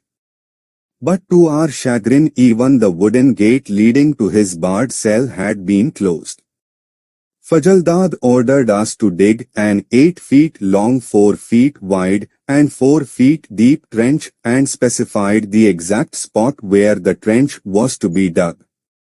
We immediately guessed that Sheikh Mujib was scheduled to be hanged that night, and we were digging a grave to bury his dead body. Short of asking a question, which we were reluctant to do, we had no way of confirming our suspicion. The Pakistani prisoners, we realized, had deliberately been kept out of it lest the news should travel outside the jail through these prisoners. The grave was ready by 9, and we returned to our barrack, waiting with bated breath for the ominous news of Mujib's execution. Our ears were all along attuned to the house of death, but nothing happened throughout the night. Everything was so quiet and still. It appeared that the decision to hang him had been deferred. But we were feeling apprehensive all the same, for no one could understand the ways of the rulers. Maybe they had already strangled him to death in his room and then buried him by digging a hole through the floor. In the morning when our cells were unlocked, we heard some people saying that Sheikh Mujib was still alive. Others said that some poison had been injected into his body, putting him to eternal sleep, after which he had been buried in the grave we had dug last evening. But these were all conjectures. In the morning when we went to the ration godown to get our quota of ration, we saw the Sheikh's cook waiting there to get milk, tea and sugar for the Sheikh's morning tea. It meant that he was still alive. It was rumored that on the night of the Sheikh's execution, Zulfikar Ali Bhutto had sought an audience with the President Yahya Khan and had advised him not to execute the Sheikh. He had impressed upon the President that if he was executed, the Bengalis in East Pakistan would not sit idle. The Pakistani forces stationed in East Pakistan, right from the highest officer down to the Jawan, would become the target of their wrath. They would not even spare their children. Acting on Bhutto's advice, Yahya Khan had stopped Mujib's execution. The next day we were again called out and were asked to fill up the trench we had dug the previous day. We were happy that even indirectly we were not made a party to this crime. But our happiness was short-lived. 15 days later we were again called out and asked to dig a similar trench. But this time again Sheikh Mujib was not hanged. This process was repeated 3 times, and every time his hanging was deferred. In this manner Sheikh Mujib stayed for 4 months in the Miamwali jail. His Bengali cook was very devoted to him. When he came to the ration godown, we could see that he wished to speak to us, but it was difficult for him to open his lips under such heavy guard. As luck would have it, Sheikh Mujibur Rahman was 4 times saved from mounting the gallows. Previous to this he had been put behind the bars in connection with the Agartala conspiracy case. Even at that time Field Marshal Muhammad Ayub Khan wanted to execute him but had let him off on the advice of Bhutto. Later, when Bangladesh was born, he became its first president. But nobody could believe that the same people for whom he had made such huge sacrifices and suffered imprisonment and humiliation would so outrageously do him to death. A few months before the murder of Mujib, when he was the president of Bangladesh, our Indian agency RAW, Research Analysis Wing, had got an inkling of unrest in the Bangladesh army. At that time, when the conspiracy for the assassination of President Mujib was being hatched, an officer of the Bangladesh army who had been bought over by our government was also present. He had secretly scribed down some notes on a small slip of paper and casually dropped it into the waste paper basket, from where it was retrieved by one of our agents and dispatched to New Delhi. It contained the warning that the army was planning to kill Mujib. Our Ainkau, the chief of RAW, came to Bangladesh in the guise of a bitter leaf seller. He managed a secret meeting with Mujib where he warned him of the impending danger to his life. Mujib had taken it very lightly and said, "How can that be? They are like my own children. They will never kill me." By warning Sheikh Mujib, the Indian government had done its duty and the rest was up to Mujib. Mujib was assassinated along with his entire family at the hand of Ziaur Rahman, the chief of the Bangladesh army. Even now the days that Sheikh Mujib spent in the Miamwali jail keep haunting me. Time and again they would prepare the noose for his neck and dig a grave to receive his lifeless body. But he did not die at the hands of his enemies.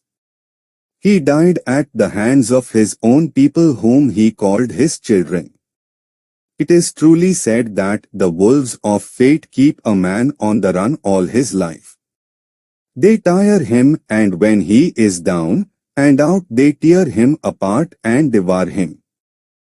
The nights of the 1971 war. The conditions in Bangladesh had deteriorated beyond redemption, but in Pakistan preparations for war were in full swing. The airfield at Miamwali was right behind the jail where everyday Mirage aircrafts took off. And then there were Chinese planes taking off from Sakesar, which was quite close to Miamwali. It appeared that the armies would dash on the western front. The population of Miamwali mostly comprises of rustic Pathans. They either join the army or take to crime. We learnt from the visitors who came to meet the prisoners that their relatives in the army had been sent to the front. The winter had set in. The months of September, October and November passed uneventfully. Since the creation of Pakistan, the tension between the two countries along their borders was always there and had therefore no special significance. Even if there was a routine movement of forces along the respective borders, people thought that it was precursor to war. From the 1st of December, blackout exercises were introduced on regular intervals to the civil population. Even on the evening of 3rd December, when we were confined to our cells, we were not prepared to believe that war would break out on the western sector. But at about 3 in the morning, our sleep was disturbed by the roars of army planes. I could recognize the sound of Canberras, our Indian bombers. I told my Indian companions excitedly, "There come our bombers." My companion, Mohanlal, was not convinced. "Don't talk rubbish," he said. "They are Pakistani planes engaged in air exercises." He had not even finished speaking when we heard the Pakistani anti-aircraft guns, which were fixed all round the airfield, cracking away. There were 12 guns firing simultaneously. The Canberras had started bombing the airfield while the Nats, which had accompanied the bombers, had opened machine gun fire to silence the anti-aircraft guns. The bombing by the Canberras shook the mud walls of the jail. Birds which had built nests under our roof fell down along with the nests. One of our companions, Raghbir Singh, shouted, "India Zindabad." But I immediately placed my hand over his mouth. "Son, keep quiet," I warned him.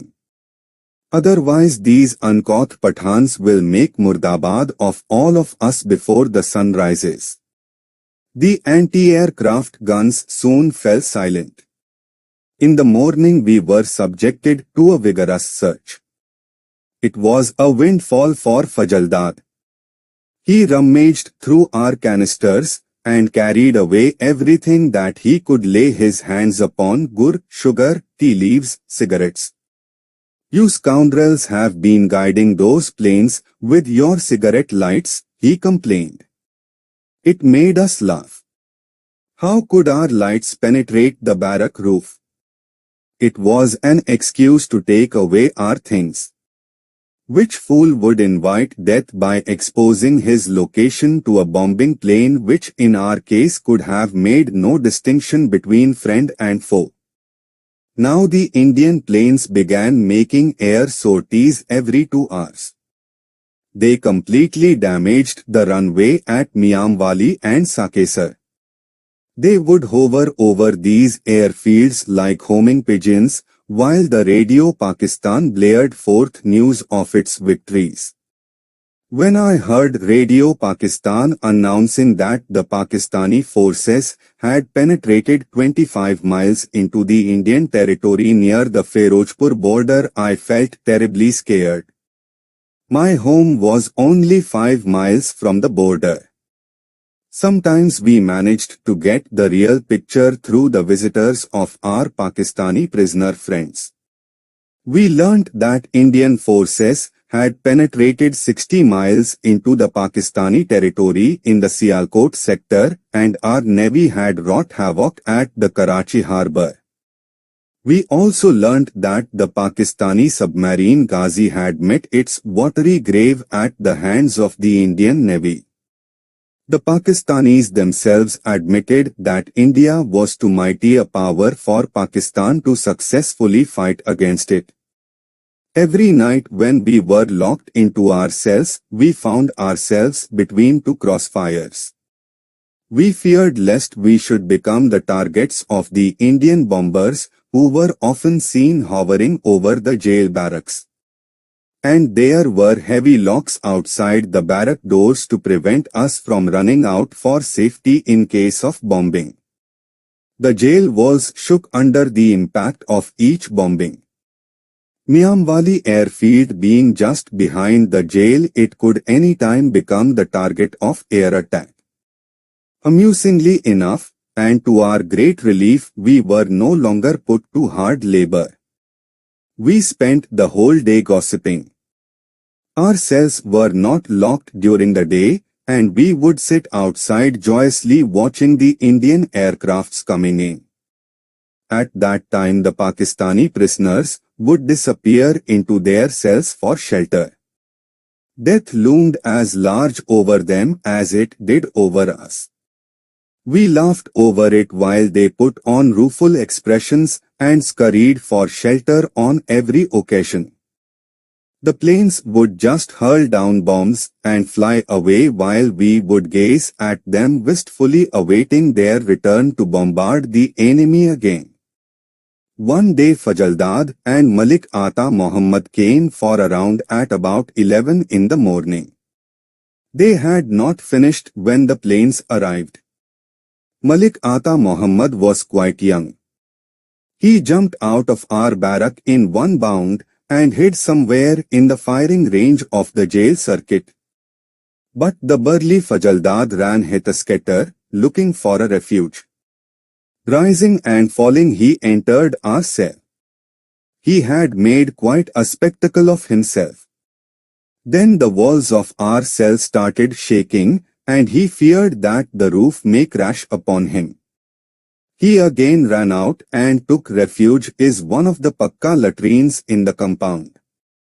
Our sides split with laughter, but we tried to control ourselves, for we knew of Fajaldad's vile, vengeful nature. 10 minutes after the departure of the planes, he emerged from the latrine, hitching up his pants. He cut such a ludicrous figure. In those days we were awfully short of cigarettes and tea. Sometimes a friend would pick up half-smoked cigarette stubs from another barrack. We would wrap the stub in a leaf and sitting in a line we would take a puff at it one after the other. No one was permitted to take more than one puff. If anyone tried to violate the rule, all of us would shower abuses at him. It presented even a grimmer proposition. We would even use tree bark for tea leaves, boil it in water and drink the concoction, after adding sugar to it. Not that we did not enjoy it, for it had a peculiar taste of its own. Even today when I drink tea I remember that concoction. Night was still more difficult, for we were not allowed to keep matches with us. But we had improvised automatic lighters of our own. We would burn raw yarn and keep it in a used boot polish tin. We had picked up pieces of flint from outside and had fixed them in a piece of wood. When we struck it against a stone, it let off sparks, which fell on the raw yarn and ignited it. We would light our stubs and close the box, thereby extinguishing the yarn. Smoking a cigarette was as much a problem as lighting it. Every one of us would go to a corner across which we had a blanket to improvise a urinal, take a drag at the stub and return to his place. The stubs were too small to be smoked properly. We devised a method out of this difficulty by rolling sheets of paper into cheroots, stuffing them with tobacco taken from small stubs and smoking these so-called cheroots. In our compound one cell had been converted into a cigarette factory. While sweeping the compound, we would collect all the stubs and send them to the factory as the raw material for cigarettes. Each cell was entitled to 2 cheroots per night. These nights of 1971 still haunt me whenever I take out a cigarette to smoke. Back to Multan. The war was in its 10th day when on the 13th December orders were received to transfer all Indian prisoners to the Multan jail. The guards were soon on their job and handcuffed the right and the left hands of 2 prisoners together so that we moved in pairs.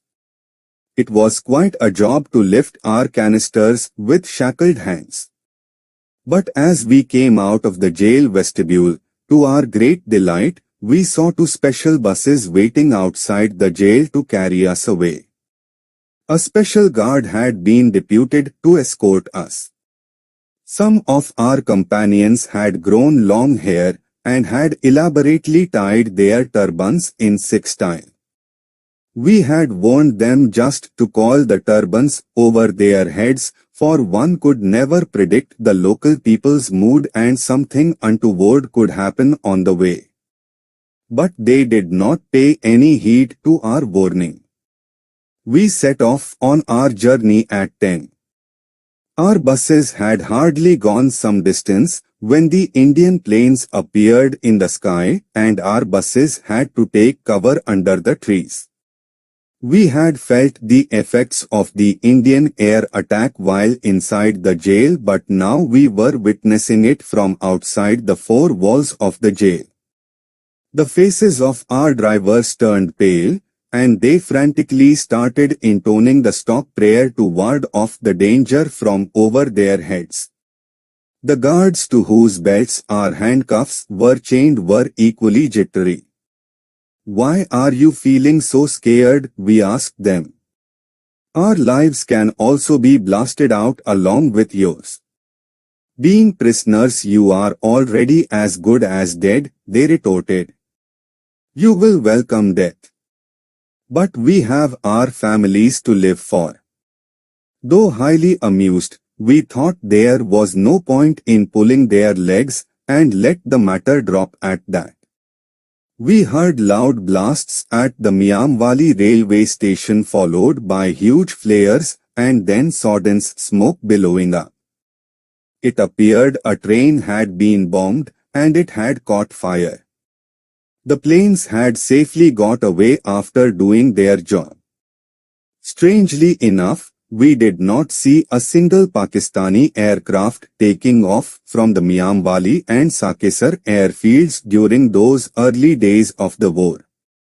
The only explanation we could think of was that either the Pakistani planes had been knocked out on the ground or the runways had been damaged beyond repair. Even if they undertook repairs, they would have to reckon with further air attacks, which always had a strong deterrent factor.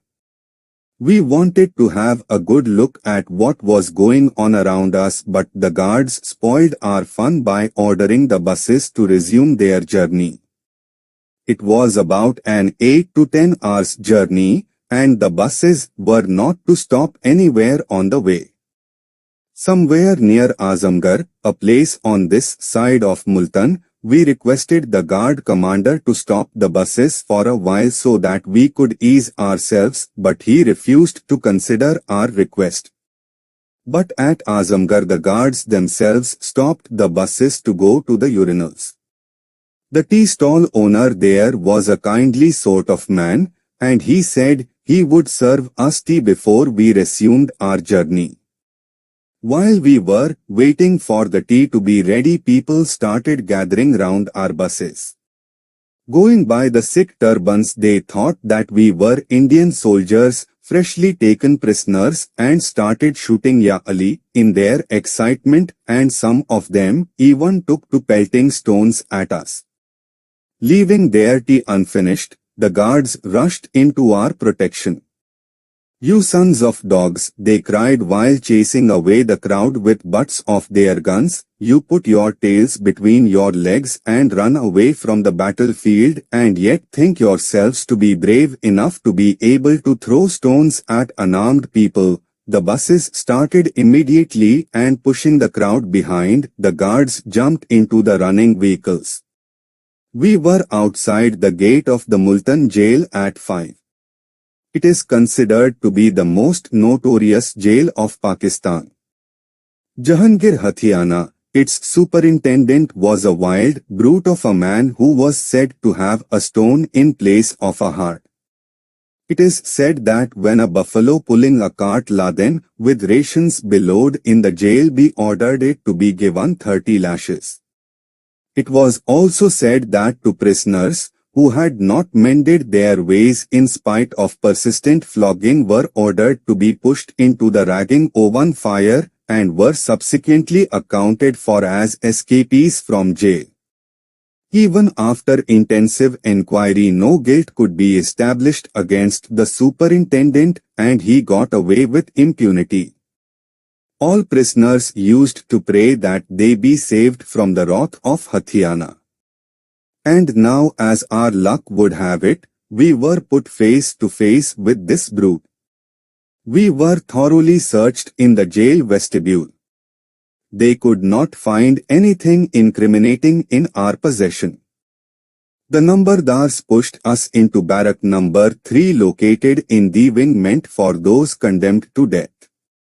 The entire jail was a 2-storied affair made of bricks, and the war being on, the prisoners were kept locked in their cells. It was the responsibility of us, Indians, to sweep and wipe the floors, 2 prisoners each being assigned to sweep and wipe the barracks of huge dimensions. In spite of our repeated requests, we were not allowed to start a kitchen of our own. The Pakistani prisoners cooked the dal for us, and out of sheer cussedness they would sometimes put pieces of meat and bones in dal.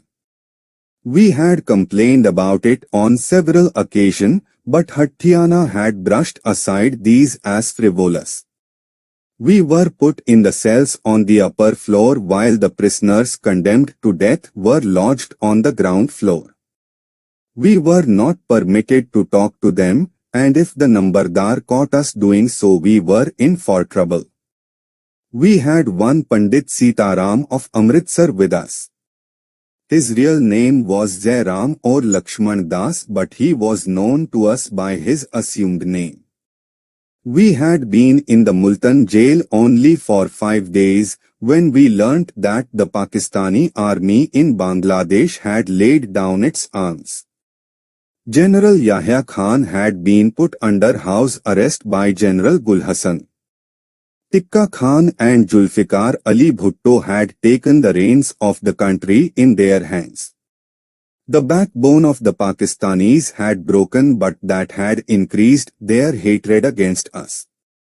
The numberdars would flare up against us at the smallest pretext. Out of sheer spite, Hatyana had put us on the job of pounding mujh and making string out of it. On the 4th day of our assignment, he came to our barracks on inspection. He was still making his round when Pandit Sitaram ran after him brandishing the wooden rod used for pounding mujh. Although his feet were shackled, and the numberdar who had been beating him with his baton had felled him to the ground, Pandit Sitaram still kept fulminating against Hatyana. "You rascal, you make us eat bones in our dal, and then you have the cheek to ask us to pound mujh." The Pandit was given a sound beating for 3 consecutive days. When he fainted, he would be thrown in a water cistern. The numberdars asked him to beg Hatyana's pardon, but he refused. Luckily for him, just then orders came for transfer of some of the prisoners to the Miamwali jail, and the Pandit happened to be one of them. A good many of my companions had gone back to Miamwali, but many of us, myself included, were left behind to put up with Hatyana's harassment. A tunnel in Multan jail. Our companions having gone to Miamwali, only 8 of us were left behind. In the barrack right below our own there were 127 Pakistani prisoners awaiting execution. When the 1971 war started, the execution of these prisoners was stayed. But with the termination of the war, orders for their execution again started pouring in. These prisoners were already fed up with Hatyana's wantonness. At that time the dacoit Muhammad Khan was also in the same jail and had been awarded death sentence in 7 cases. There was no possibility of his being saved from death. So he worked out a plan to make an escape from jail. During the course of the war, the vigilance squad of the jail had become lax in its duties. First, Muhammad Khan smuggled in pistol parts hidden under frozen ghee. Through his friend he assembled the parts into pistols with fairly satisfactory results. Soon a stage was reached when every 5th prisoner surreptitiously came to possess a free pistol. As for knives, each one of them had one. One day the prisoners of all the barracks went after the jail staff with knives and started firing in the air. The jail superintendent Hatyana was taken by surprise. He was caught between 2 opposing forces. Now the prisoners held full sway within the jail and the police outside it. The prisoners had got rid of their shackles in the jail workshop and forged spears, arrows and bows from them and additionally from the iron railings uprooted from the jail. They had virtually converted the jail into a fortress in which they were feeling very safe and secure. To harass the prisoners, the authorities had withdrawn the scavengers from the jail. At this the prisoners started going to the jail gate in batches, often to ease themselves. Soon the place started stinking, making it impossible for the jail staff to work in the jail office. The jail authorities debarred the visitors from meeting the prisoners. In the end, the jail authorities were themselves forced to make arrangements to clean up the place and resume scavenging services. The things brought by the visitors were also duly delivered to the prisoners. The Pakistani prisoners, who had been condemned to death, went into a huddle with the Indian prisoners and it was decided to dig a tunnel in the jail. Of course, it was to be a hushed-up affair so that nobody should get wind of it except those who were to be directly involved in it. The barrack number 3 had a stage in front of it where plays were performed for the entertainment of prisoners. There was a 300 feet long and 200 feet wide slightly raised platform in front of the stage from where the spectators watched the play. There was also a green room adjacent to the stage for necessary makeup etc. It was decided to stall the tunnel from under that green room and the job of digging the tunnel was entrusted to Indian prisoners, Rajinder, who was a resident of Jammu, Ashok of Ferojpur, Charan Singh Dhullar of Amritsar, Tilkraj Joshi and others, numbering 12 in all. It was decided that on completion of the tunnel the Indian prisoners would take the lead. They would make a bid to get across the border along with the Pakistani prisoners. The work on the tunnel started. 2 men dug the earth and 2 men carried away the earth. In this manner 3 parties worked on a 4-hour shift each. The earth dug out of the tunnel was evenly spread on the platform in front of the stage. We, the Indian prisoners, received the special attention of our counterparts and were duly feted by them. They provided us with chicken, meat, jarda, pullav, halwa and sweets through their visitors. We had now been on the job for a fortnight. We did not confront any serious problem, for there had been no administrative control over the jail for almost a month and a quarter. Perhaps this was the first instance in the history of jails that one of its units should have left its prisoners to their own devices for such a long stretch of time, and the irony of it was that this had happened in the regime of a jail officer who was regarded as the most autocratic of jail officials in Pakistan. The work of digging the tunnel was done under the overall supervision of the Court Muhammad Khan. We had dug the tunnel to a length of 150 feet or so and had made an opening in one of the fields beyond the jail walls. We covered the mouth of the tunnel with a large piece of stone and came away. We celebrated the occasion with great eclat, sang songs and did a bhagra dance. We had to finish all the rations left in our canisters. 2 in the night, the time at which the moon disappeared, was decided upon as the hour of escape. Muhammad Khan went to the vestibule to meet a visitor and returned after an hour. All of us retired at 8 to snatch as much sleep as we could. We had to walk a long way through the night to gain the border. But we were too excited to sleep. We were happy in the thought that we would soon be gaining freedom. At the same time we were full of trepidation lest our efforts should come to naught. To our utter surprise we saw that at 1:45 the high jail walls, which in jail parlance were called kotmoka, were flooded with high-power bulbs. The hearts of the prisoners started pounding hard. What were they up against? Had the jail authorities got wind of our plan to stage an escape? Who could the traitor be? The prisoners came out of their barracks, grimly resolved to fight it out to the bitter end with the police. It could never occur to any one of us that the dacoit Muhammad Khan, who had been awarded death sentence in 7 cases, could have himself betrayed us. In that strong electric light we saw machine guns positioned on the jail walls. Then came a warning over the mic, asking every prisoner to surrender his arms and get back into his cell.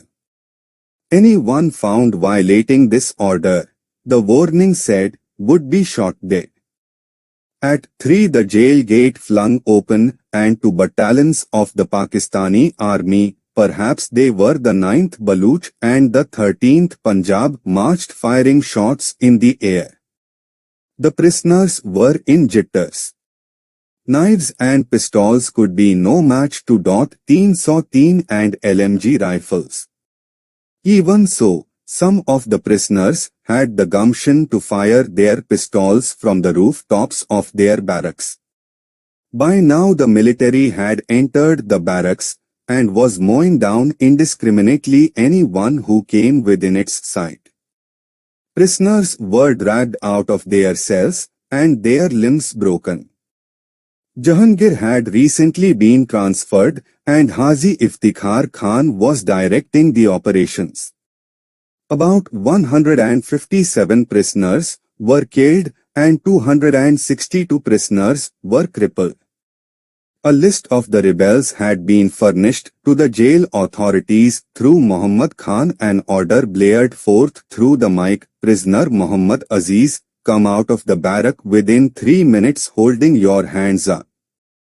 Otherwise you will be shot dead in the barrack." As the prisoner came out, the guards pounced upon him and started beating him. They kept at it till he fell down unconscious. They had particularly aimed their lathis at his arms and legs with a view to permanently cripple him. Then he was dragged away and thrown into the jail hospital. As an afterthought, it was decided to do away with these people. They were again dragged out of the jail and shot dead. In each barrack all the prisoners came in for their attention. After finishing with the ground floor, they came to the first floor. The police guards were going to pull out the Indian prisoners when Haji Iftikhar intervened. "They are a decent lot," he said. "I know them since my Lahore days. Don't beat them." "But they are the main culprits responsible for digging the tunnel," the deputy superintendent objected. "It's all Tommy rot," Haji Iftikhar countered. "I don't believe a word of it." The police guard came down from the Indian barrack without doing any harm to the Indian prisoners. None of them was even slapped. Later on, the Indian prisoners were put on the job of cleaning up the jail. There was blood all over the place. The dead bodies had been removed, but one could still hear groans and cries emanating from all the barracks. Haji Iftikhar personally examined the tunnel, and the press photographers took its photographs. For 2 days, the Multan jail tunnel episode remained in the limelight in the radio broadcasts all over the world. 3 days later, the Pakistani ministers Janab Kausar Niazi and Muhammad Ali Kasuri came on an official visit and asked the prisoners the reasons why they had rebelled. The prisoners in the Panal barrack narrated to them harrowing tales of torture which would make one's flesh creep. They were systematically beaten 3 times a day with old shoes made from leather straps. They also showed the ministers a 9-inch long piece of wood carved in the shape of a penis which was oiled and thrust into their anus every morning. Perhaps no other jail in the world subjected its prisoners to such hideous indignity. But in the Multan jail, Jahangir Hathiyana did it at the slightest provocation without turning a hair. The 2 ministers were also shown some very young boys who had been subjected to sexual assaults by jail sweepers under orders of Hathiyana. The entire Pakistani press mounted a virulent attack against Hathiyana. Kausar Niazi and Muhammad Ali Kasuri were apologetic and agreed that it was but natural for the prisoners to rebel under such barbarous treatment. They assured the prisoners that such a thing would not happen again. The prisoners were given new uniforms and new blankets. The sick and the wounded were given proper medical treatment, and no prisoner was put to hard labor for a month. Following this episode, orders were passed for transfer of the Indian prisoners to the Miamwali jail. We were happy to meet our old friends again, and we regaled them with stories from our Multan experiences. Return to Miamwali. We were happy at having been pulled out of a dirty hole like Multan and be back to the Miamwali jail. Taking a cue from other jails, the prisoners in the Miamwali jail had also become bold and spirited. Bird fights and sodomy had become common pastimes. They knifed each other at the slightest provocation, gambled and squabbled with the wardens for fun. Here a dacoit, Ghulan Rasool, ruled the roost. He had 12 boys with whom he slept turn by turn. When a young boy came to jail, the rakes and the roughs among the prisoners would vie with each other as to by whose side the boy's charpoy would be spread. The hardened ones would even brandish knives to intimidate the others. Most of these boys were loafers, pickpockets, petty thieves and touts. Being bad characters themselves, they did not mind being roughed up in jail. On the contrary, they rather relished jail life for the peaceful time that it promised them. They would also get good things to eat, chicken, mutton, nice vegetable curries besides perfumed soaps and oils for bath. These self-styled jail lords kept these boys decked out like sweethearts. They were called the fairies of the jail. Wherever they passed, Perfume wafting from their clothes hung in the air. I have not seen even college girls behaving so coyly. Wearing flamboyant colored kurtas and small salwars, well-groomed curly hair falling over their necks, their eyes thinly streaked with kajal and a partridge perched on their hand, they would walk swaying their hips, like the denizen of a Mughal king's harem. So much so that they wore knitted pajama coats, pearls hanging from their tasseled ends.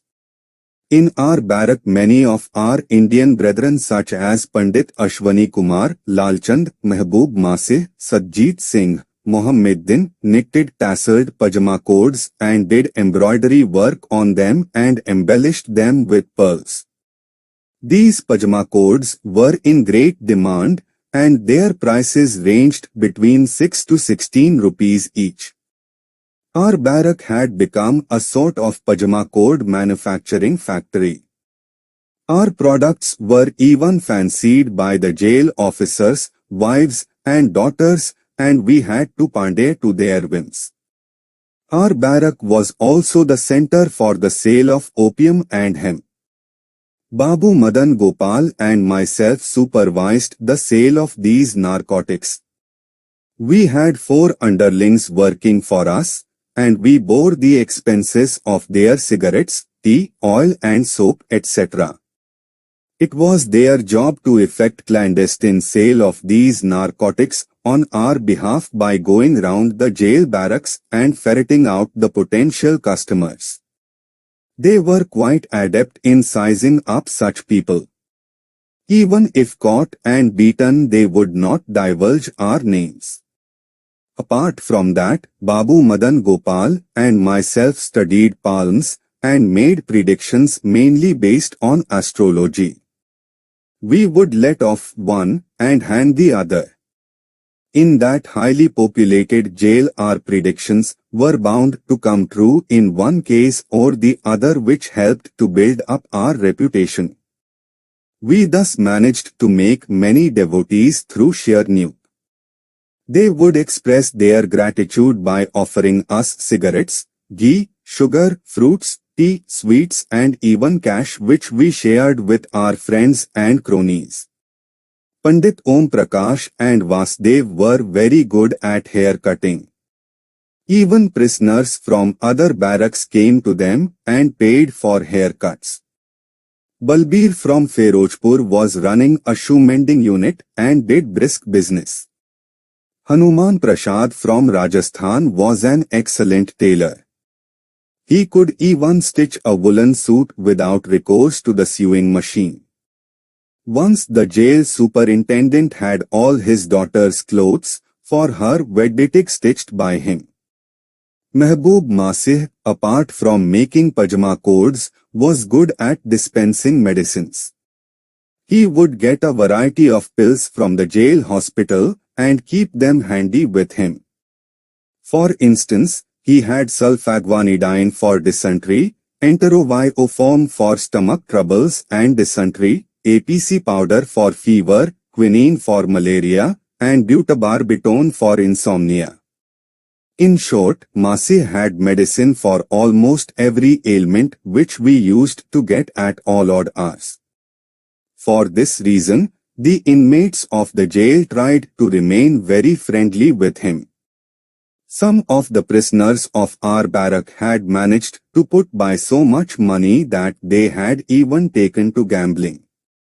In jail, gambling was done mostly with the help of Ludo dice, which had a maximum of 6 dots on one of its sides. Once Tilakraj Joshi of Amritsar won 100 rupees at one sitting, but he refused to call it a day. In the end, he returned to his barrack minus 300 rupees. Similar was the case with Pandit Avinash Kumar of Ludhiana. Whatever he earned by making pajama codes, he would lose it at the gambling counter. Eventually he gave up playing. Baba Takhtamal had very nimble fingers. He stole without one being the wiser for it. But he was fond of opium and was often beaten on that account, but he refused to give up the habit. Bhuta Masih, another inmate of our barrack, was an incorrigible miser and cantankerous type. He would keep his own things under lock and key, and then unabashedly beg for cigarettes and other things from others, saying that his own stock was finished. Having a propensity to steal, Baba Takhtamal would keep an eye on others' things. One evening when Bhuta Masi had gone out to beg for cigarettes from other prisoners, as if by a sleight of hand, Baba Takhtamal stole his entire stock of cigarettes. He went round hawking the cigarettes from barrack to barrack, and in no time managed to sell 60 packets in 12 barracks at whatever they fetched, and quietly pocketed the money and later utilized it for buying opium from me.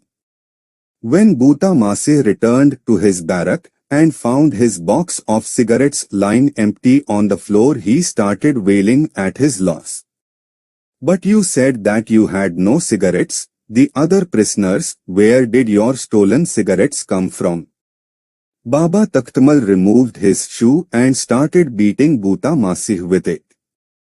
"Sala, first you beg from us and then call us thieves," he cried. To add to the fun, some of the stolen cigarettes fell from Baba Takhtamal's pocket while he was belaboring Bhuta Masih, and a lunatic in our barrack swooped upon them, making a mess of all things.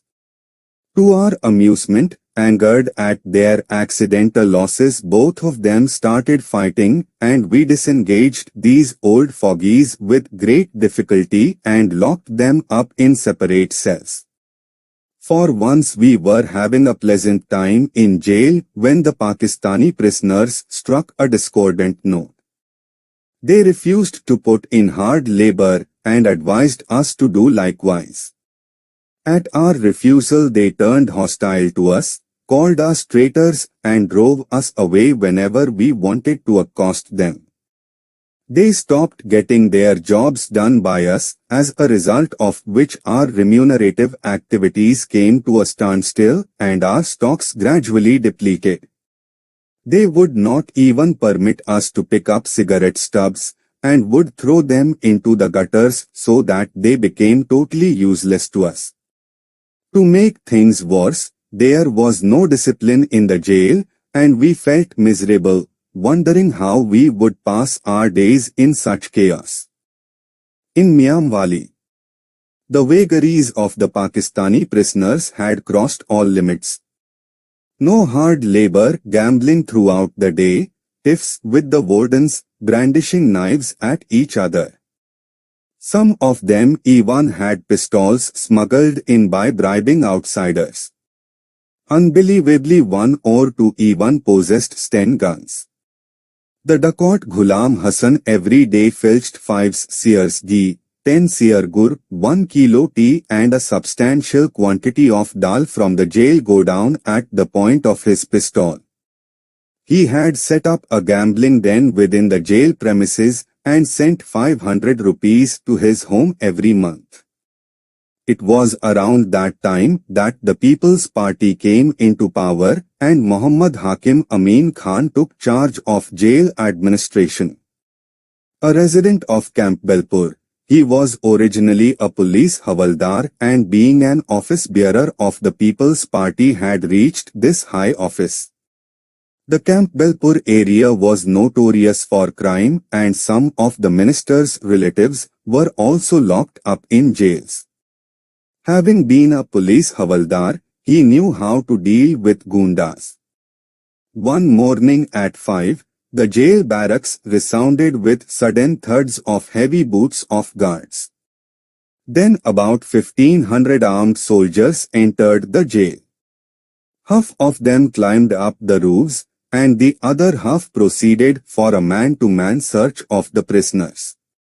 They would kick the cell door open, strip the prisoners of all his clothes except the underwear, roll up all his belongings in his blanket and send it to the ration godown. Then the prisoners were subjected to severe lathi blows to find out where they had hidden their knives and firearms. Jail Superintendent Chaudhry Nasir, a barber by caste, had shown great patience towards these recalcitrant prisoners and had given them sufficient time to mend their ways. But these stupid fellows had paid no heed to him. They thought the jail was their playground. Now they were whining before the soldiers, and in order to avoid further kicks, they were taking out the firearms from their hidden places. They were even peeking against their own fellow prisoners. Soldiers were particularly severe with those who plundered the jail rations. They beat them with lathis, stripped them of their clothes, and then pushed them into their cells naked. Even their mugs and tumblers were taken away from them so that they could not even have a drink of water. In the course of their search they came to barrack number 10, where we, the Indian prisoners, were lodged. We remonstrated with the soldiers that we were alien prisoners, and we had no firearms with us, for we believed in abiding by the jail regulation. The jail superintendent, Chaudhry Nasir, came to our rescue in the nick of time. He firmly told the soldiers that he was running the jail administration through our help and cooperation. These people are looking after the jail sanitation, he told them. But for them, worms would have been crawling here long ago. Some Indian prisoners were beaten by mistake. They were promptly sent to the jail hospital for treatment. They were kept then for a week and given half-sear milk every day.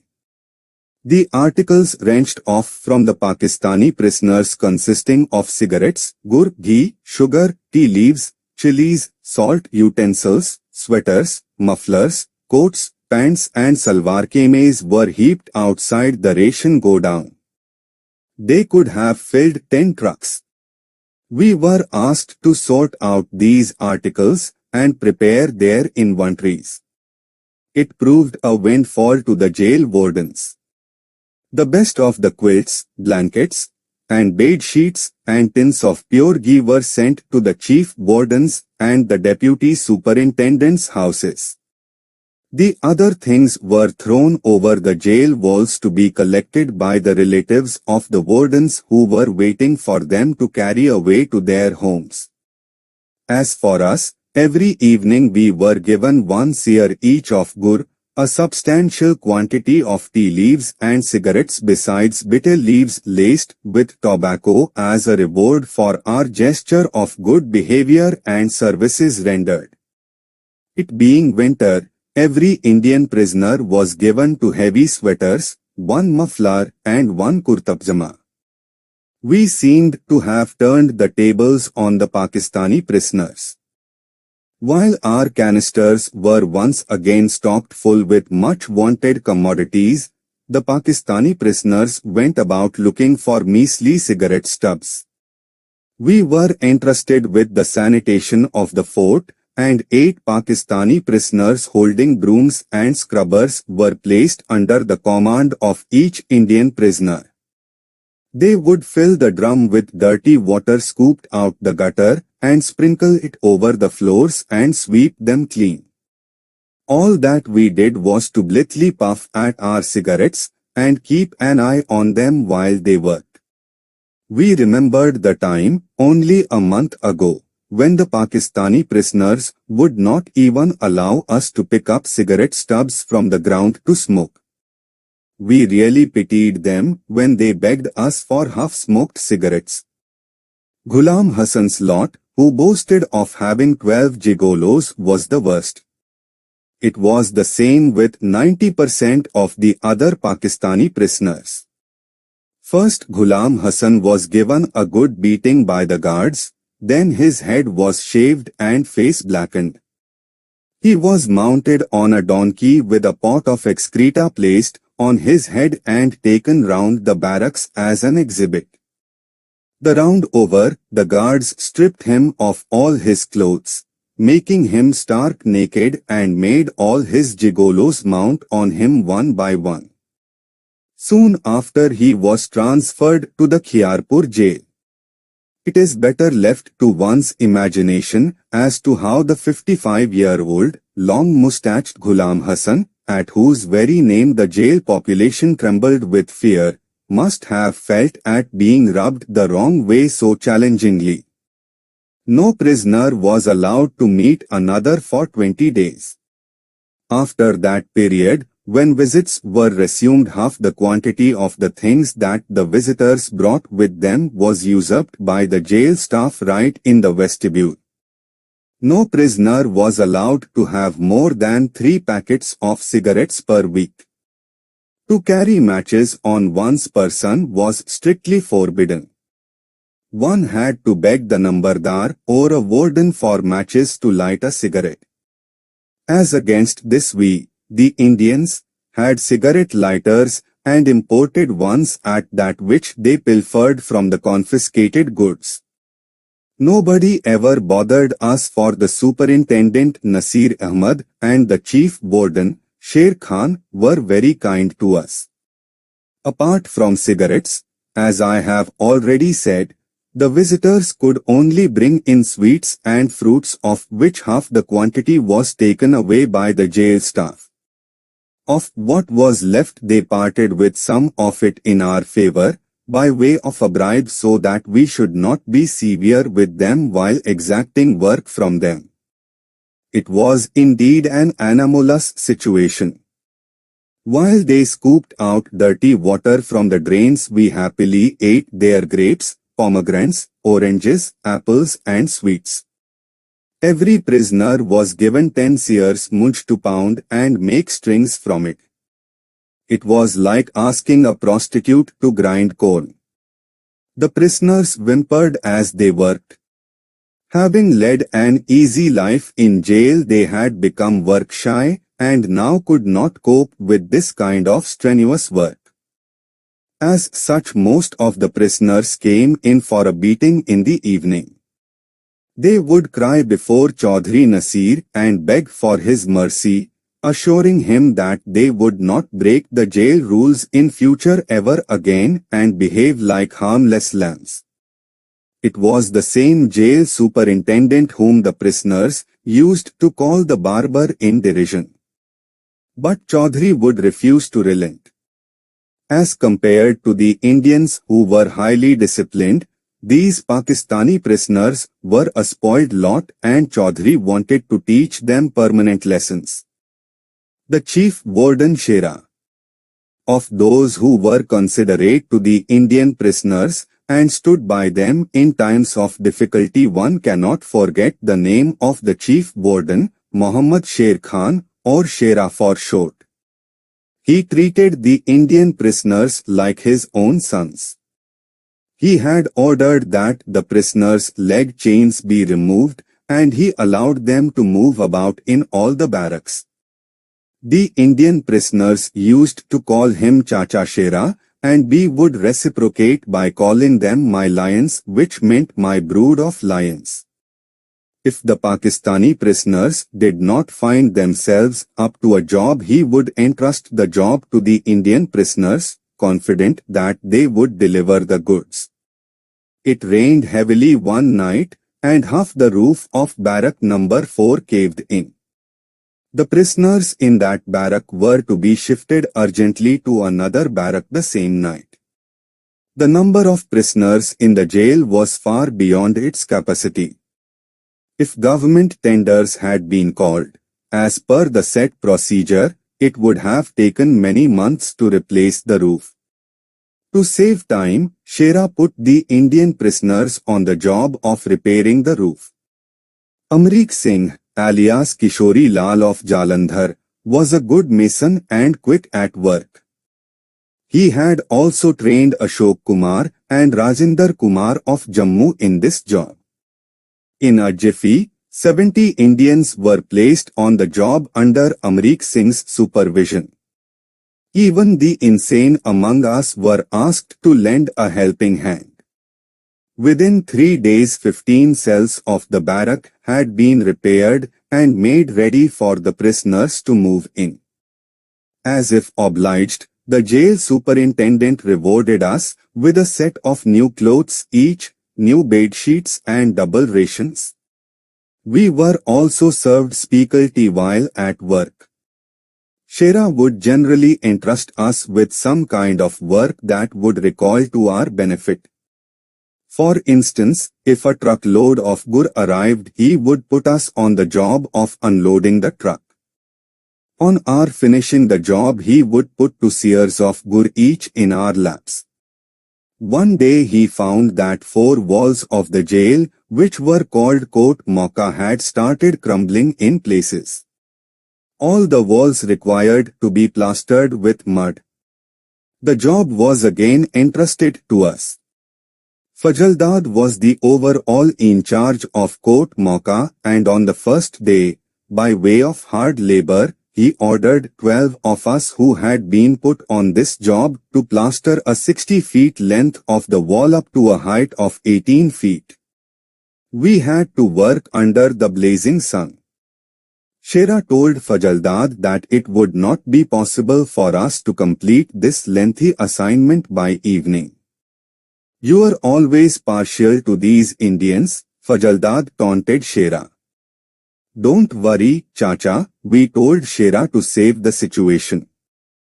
"We shall see to it that the job is finished by evening." 2 people started kneading the mud while 6 of us were assigned to carry the mud upstairs. Similarly, 2 people rolled the drums to the top via the flight of stairs, while 2 people filled them with water before being transported upstairs. Amrik Singh and Rajinder got down to plastering the walls. The work had started at 8 and was finished by 12, much ahead of the scheduled time. We washed and changed and returned to our barrack.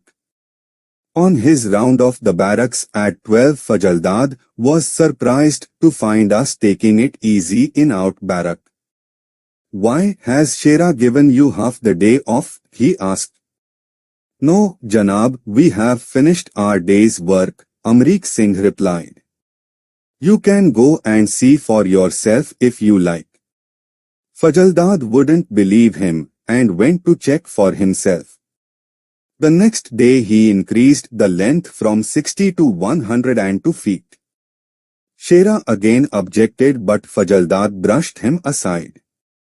We worked with the speed of lightning, and this time too the job was finished by 2. Our efficiency angered Fajaldad. He couldn't bear to see us sitting idle. The next day he asked us to plaster 150 feet of the wall. Amrik Singh was equally annoyed. "Janab, if it irks you to see us sitting idle, we shall prefer to work in your presence. We shall have a break from 12 to 2 like other prisoners, and then again work from 2 to 5, finishing as much work as we can during this period. Since we shall be going by a time schedule, the question of giving an undertaking as to the amount of work we shall handle does not arise." "I am not concerned at how you go about the job," Fajaldad retorted. "That you must complete 150 feet by evening is all what I am concerned with." "No, Janab, we don't have the strength to do so much work," one of us replied. "It's up to you to decide as it pleases you." Fajaldad snarled at us and went away to fetch a guard to have us beaten up. Shera, who had got an inkling of what was going on between us, went away to have a word with Superintendent Nasir. Nasir was on the spot before the guards arrived. On hearing the story, he flew at Fajaldad. "It appears you are determined to turn good workers into idlers," he said. "All right, you bring a chair and watch them at work in your presence. None of them will sit idle except for the scheduled break. You can't extract work from them on contract basis. The jail manual does not allow it. The superintendent went away, leaving Fajaldad standing before us, aghast. His chair was placed near the court mocha. He was sitting under the blazing Miamwali desert sun, and there was no tree nearby to provide him shade. Within an hour Fajaldad's trousers became wet with sweat, and he kept shifting on his haunches. Accustomed to working in office under an electric fan, he was now having his share of the blazing sun which we braved every day. We could stand the sun, as we were accustomed to hard work, but middle-aged Fajaldad wilted under the heat. He seemed to be passing through hell. Meanwhile Chacha Shera would turn up every hour or so to make sure that Fajaldad had not deserted his post. "I hope you are not feeling the heat," he would ask Fajaldad in jest. In 4 hours Fajaldad must have called 10 times for water. At 12, he dashed off towards his office, feeling greatly relieved. We had plastered only 20 feet of the wall. When we resumed the work at 2, we learnt that Fajaldad had taken leave for the rest of the day. He had got sunstroke. We again plastered the wall and returned to our barrack. In the evening we learnt that Fajaldad's condition had deteriorated and he was constantly vomiting and purging. In the morning when we reported for work, Fajaldad was still missing. Chacha Shera laughed. "You scoundrels, what have you done to our precious deputy?" he said. "He is on the verge of popping off. Anyway, get on to your work. And fix your own targets." That day we plastered 90 feet till 12. Fajaldad did not appear for next 5 days. When he turned up on the 6th day, Amrik Singh said, "Janab, may I fetch a chair for you?" "You bastard, stop joking with me," he said, "court mocha be damned and you along with it. You must have cast some spell on me that I was almost gone for good. I have nothing to do with the likes of you. Let Shera deal with you." Alter that we came solely under Shera's charge and didn't see much of Fajaldad. During this period even the Nambardars also left us alone and did not pull us up on account of work. Meeting the hijackers. I have stated earlier that two Kashmiris, Muhammad Ashraf and Hashim Qureshi, had hijacked an Indian plane and brought that to Lahore. Pakistan had celebrated the event with great eclat. They feted the hijackers as they went from town to town. The girls of the Lahore University vied with one another to have them for the night, for they felt proud of the fact that by doing so they were doing honor to the heroes of the nation. The hijackers made inflammatory speeches at Lahore, Lyalpur, Multan, Montgomery and other towns for liberation of Kashmir. Bhutto gave them an official welcome in the capacity of the President of the People's Party. In spite of India's protest, the plane was blown off and wrecked. The reports of this hijacking and the accompanying photographs made front-page news in all the newspapers of Pakistan.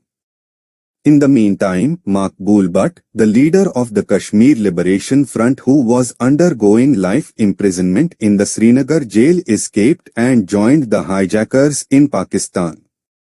In retaliation, India banned the flights of Pakistani planes to Bangladesh through the Indian skies. The sea route for the Pakistani ships was also blocked. In a huff, the Pakistani government laid the blame for hijacking at India's door.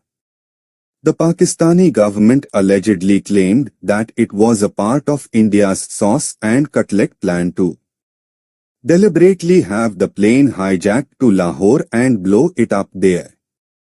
This was purposely done to ban the flights of Pakistani aircrafts over India with a view to isolating Bangladesh. It arrested Muhammad Ashraf, Hashim Qureshi, Sardar Maqbool Butt along with his companion Mr. Lone and confined them in the Shahi Qila at Lahore for investigation. Here they were severely beaten.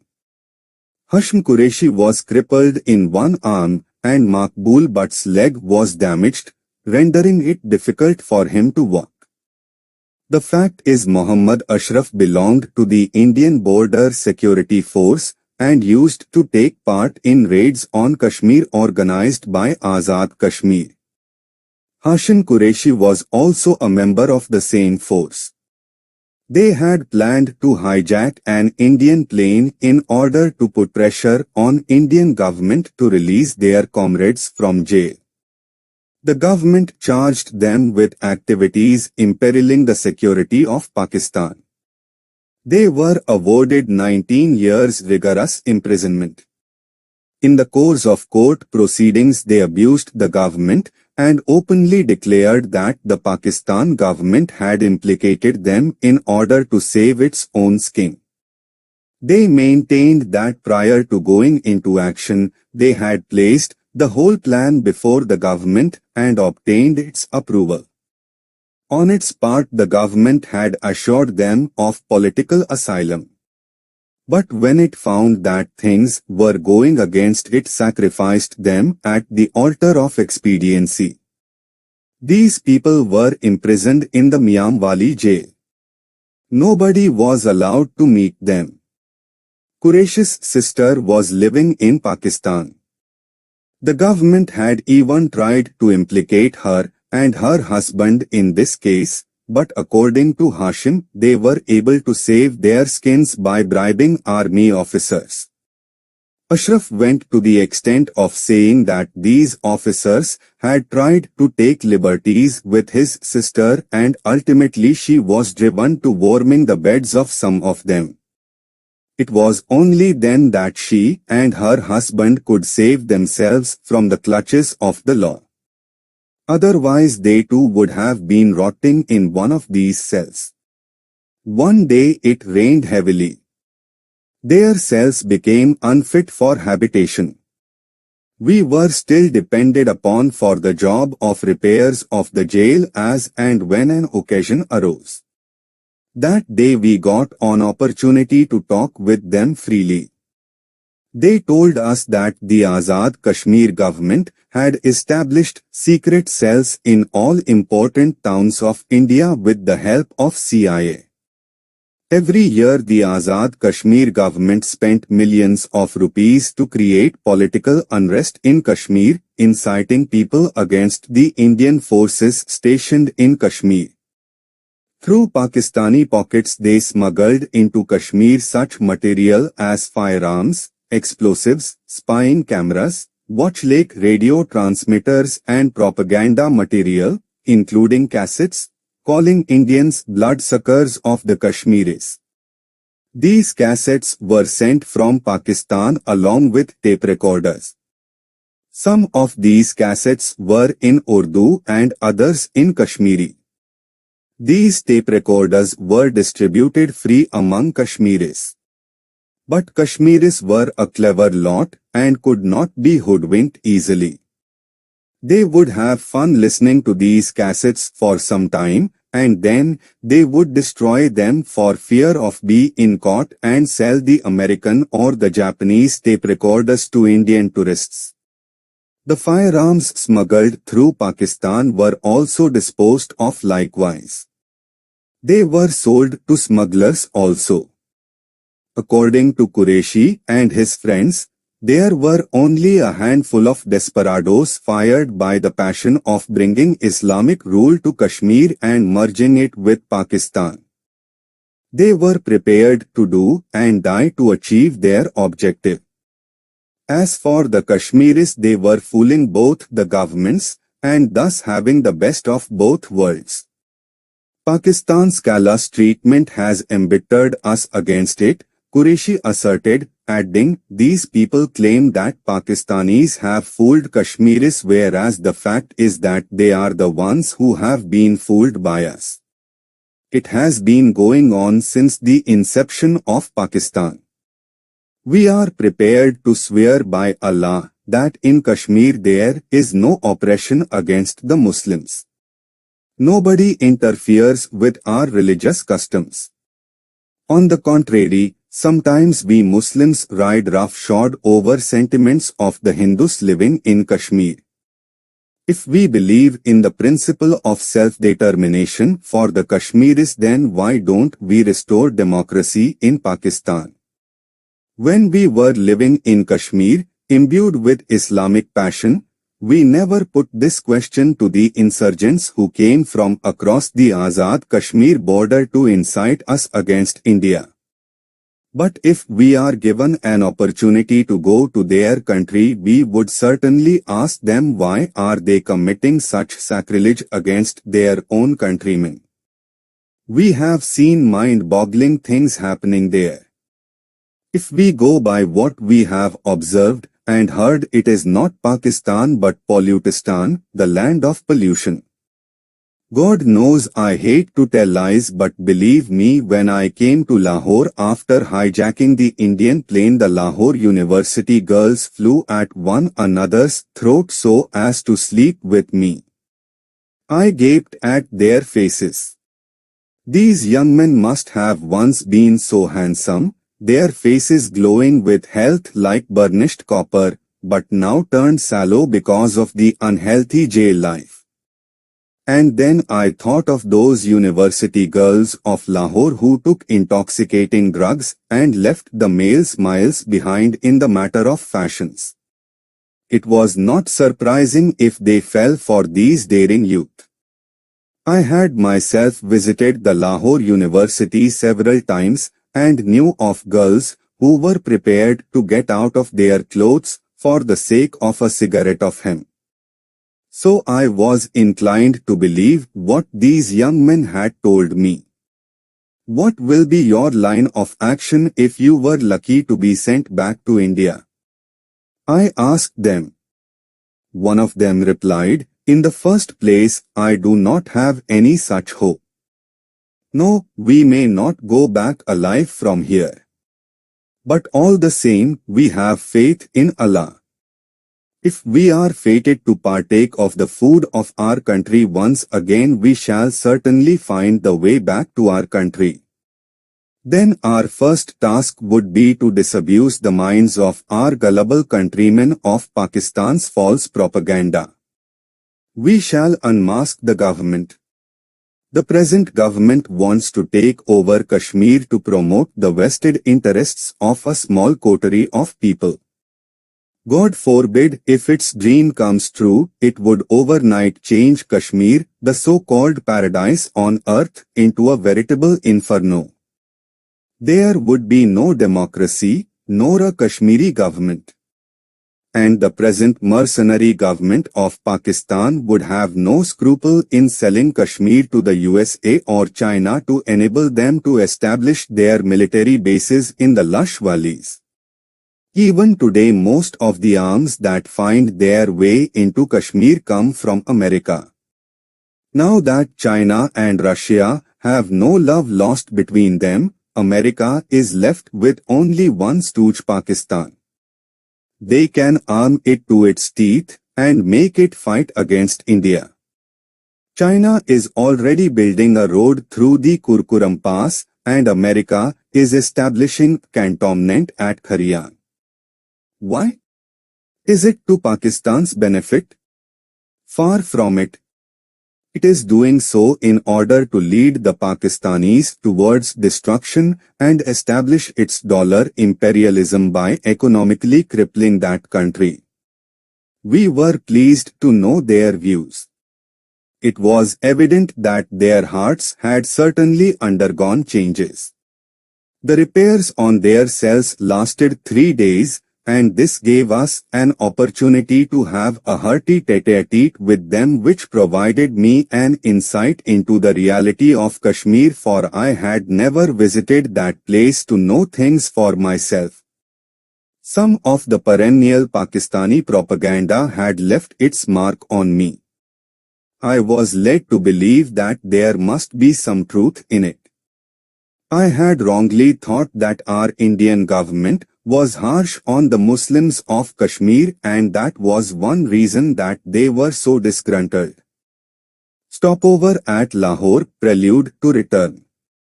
Our prison lifestyle had improved. The days were passing well. We held our sway in prison, having nothing much to do except supervising the work of other prisoners and ordering them about. On the 15th March 1973, we suddenly got the news that our transfer papers were being sent to Lahore. It was said that all the Indian prisoners arrested before 1971 were being assembled at the Kot Lakhpat jail for exchange. Our joy knew no bound. We celebrated the news by singing and moving about in jail all night, the superintendent having graciously agreed to our shackles being removed. We also liberally distributed our stocks of opium and hemp among friends, besides ourselves having a go at them, for we thought we would not require them after 2 days. The next day in the evening we were put on the Mariandus Express on our way to Lahore. This time the guards were all courtesy to us. We kept awake while the guards slept. They knew that we were soon going to be repatriated to out country, and hence there was no question of our escaping. When the train reached the Lahore station, we realized that the world had undergone a change. Bell-bottoms had taken the place of narrow pants. The boys, clean-shaved and long-haired, almost looked like girls. Being happy at heart, we found everything agreeable. At that time Major Syed Bukhari was the superintendent of the Kot Lakhpat jail. He had been at Multan in the capacity of the deputy superintendent of that jail. He used to be quite brutal with us, but in utter contrast, he was quite nice to us at Lahore. He assembled all the prisoners who had come on transfer in the lawn of the jail and delivered a speech. "Dear Indian friends," he said, "till now you were imprisoned in Pakistani jails. But now by orders of the President of Pakistan, Janab Zulfikar Ali Khan Bhutto, your punishment has been revoked, and now all of you are with us in the capacity of guests. This jail is now like a transit center for you. You are no longer prisoners. As the orders come in, we shall, turn by turn, put you on the train and send you to the Wagha border, from where you can safely join your families. We shall provide you with necessary stationery so that you can correspond with your people back home. You may go back to your barracks and relax." There were prisoners from other Pakistani jails who have preceded you, and there will be more of them coming. I have passed order for new clothes and linen to be issued to you, and you will get them soon as you reach your barracks.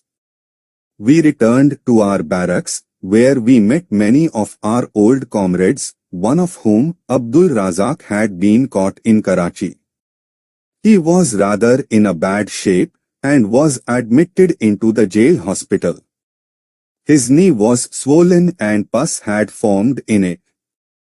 Having turned skeptic, his leg had to be amputated to save his life. There were in all 450 Indian prisoners assembled there for exchange. Of them, 110 had gone totally insane, a police inspector from Amritsar being one of them. They had been given so many shocks that their faculty of thinking had become impaired. There were others who had gone mad because of excessive tortures and still others because of worries. I searched for Khoh Singh, son of Faisla Singh among the lunatics, but I could not find him anywhere. I feared that they had either killed him or sent him to a top jail under 30 to be defense of Pakistan rules. No Indian bad ever returned alive from that jail. In the jail we also met Parmajit and Balbir Singh of Ferojpur and Pandit Ashok Kumar of Fazilka. And most conspicuous of all, Amrik Singh, who had a big hand in getting many of us arrested. He had sent a petition to the President of Pakistan that he should not be sent to India. He also appealed to the army top brass that in recognition of his services to Pakistan he should be given asylum in Pakistan. It appeared that he was still willing to spy on behalf of Pakistan. Repatriation to India meant sure death for him. All along he was assailed by uncertainty, for there was no knowing how India would deal with him. He would come and cringe before me and beg forgiveness for his misdeeds. I have already been punished for what I did, he would plead. Please don't depose against me when you return to India. Amrik Singh, I would reply, do you think that our intelligence service is so incompetent as not to have a dossier of your activities in Pakistan? I will not proceed against you on my own. But if the government questions me, I will be obliged to state the facts as I know them. You have not done me a favor by getting me arrested. The punishment that you have already undergone or will get henceforth is a just retribution for your evil deeds. There is little that I can do about it. Bangladesh had already come into being. Sheikh Mujib had come to Pakistan to participate in the Islamic Conference. In spite of opposition from within, Bhutto had officially recognized Bangladesh. We did nothing all day and spent our time playing cards. The notorious smugglers of our country, Ajit Singh Jol, Gurcharan Singh, and Mahinder Singh, all from Amritsar, were with us in jail. Their Pakistani counterparts, equally notorious smugglers, used to meet them right in the superintendent's office, where fresh deals were struck. Of course, the superintendent had his share in the form of bribes. The things that these smugglers, who were undergoing imprisonment, got from their friends on their scheduled visits left us astounded. Bags of almond, canisters of pure ghee, cartons of imported cigarettes, toothpaste, boxes of perfumed toilet soaps, pure opium, hemp and foreign whiskey. They lived like lords in jail, drank concoctions of ground almond kernels, and did jerks to keep themselves in perfect form. They did not have a worry in the world, as if they were staying in their father-in-law's house. Not that they kept these things for their exclusive use, they generously shared them with other prisoners. But only their opium could sell in the jail, none else could make inroads into their territory. The contract for hemp was also with them. They ground bhang in the barracks for sale to the prisoners. The prisoners drank it and dozed the whole day in peace. When the Pakistani prisoners learnt that soon we would be returning to India, they tried to socialize with us so that we may carry messages for their friends and relatives in India. They would try to find out an Indian belonging to their erstwhile district in India and urge upon him to meet their relatives. It was for the first time since inception of Pakistan that prisoners were going to be exchanged on such a large scale, which also included those hauled up on the charge of spying. As it happened, the spies who had been caught in 1953 were still languishing in Pakistani jails. They had not been released even on expiry of their terms. May God bless Bhutto for keeping his promise. Us when we were rotting in the cells of Kot Lakhpat remembered it while signing the Simla Agreement in 1972. Jail in Lahore. He had clearly laid down that all Indian prisoners, whether civilian or military, whether spies or smugglers, caught before the 1971 war would be duly exchanged. No exceptions would be made in this regard. In 1972, when the salient features of the Simla Agreement were announced on the radio, we could not believe our ears that such a thing could come to pass. When we started from Myanmar for Lahore, even then many of us were despondent. We only believed it when Major Bokhari delineated the whole thing in so many words, emphasizing the fact that we were no longer prisoners. But after that things dragged on for a long time. No further news came down to us as to what was happening. Then one day all Indian prisoners were called out and asked to sit in a line. All of us were, one by one, introduced to a counsel from the Swiss embassy.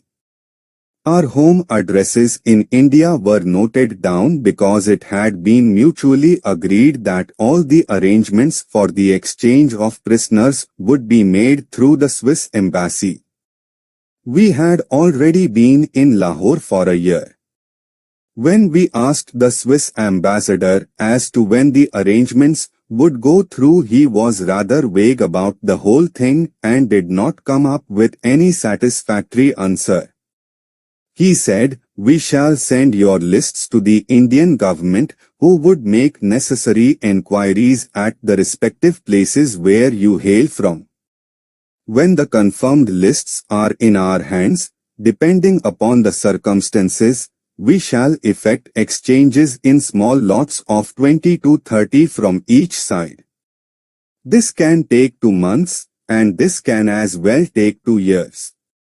I can't hazard any opinion on this point. It all depends on how expeditiously the police of both the countries act." The ambassador went away, leaving us wallowing in gloom. The exchange could take any length of time, for we were familiar with the dilatory ways of the police in both the countries. They never moved until their palm was greased at every step. They would never confirm or testify any statement unless their pocket was lined with money. In the meanwhile, we were finding it difficult to come by cigarettes. We had finished all our stocks before starting from Myanmar, not realizing that we would endlessly be marking time at Lahore. The cost of living in Pakistan was going up day by day. The Pakistani prisoners were finding it difficult to be generous with their cigarettes and such other treats, which were proving a serious drain on their pockets. The only thing that we could do was to pray that our ordeal should come to an end soon. As the saying goes, an idle mind is the devil's workshop. Having nothing to do, we would indulge in squibbling. Amrik Singh, who was regarded as a traitor of the country, came out worst in such encounters. Any excuse would come handy to belabor him.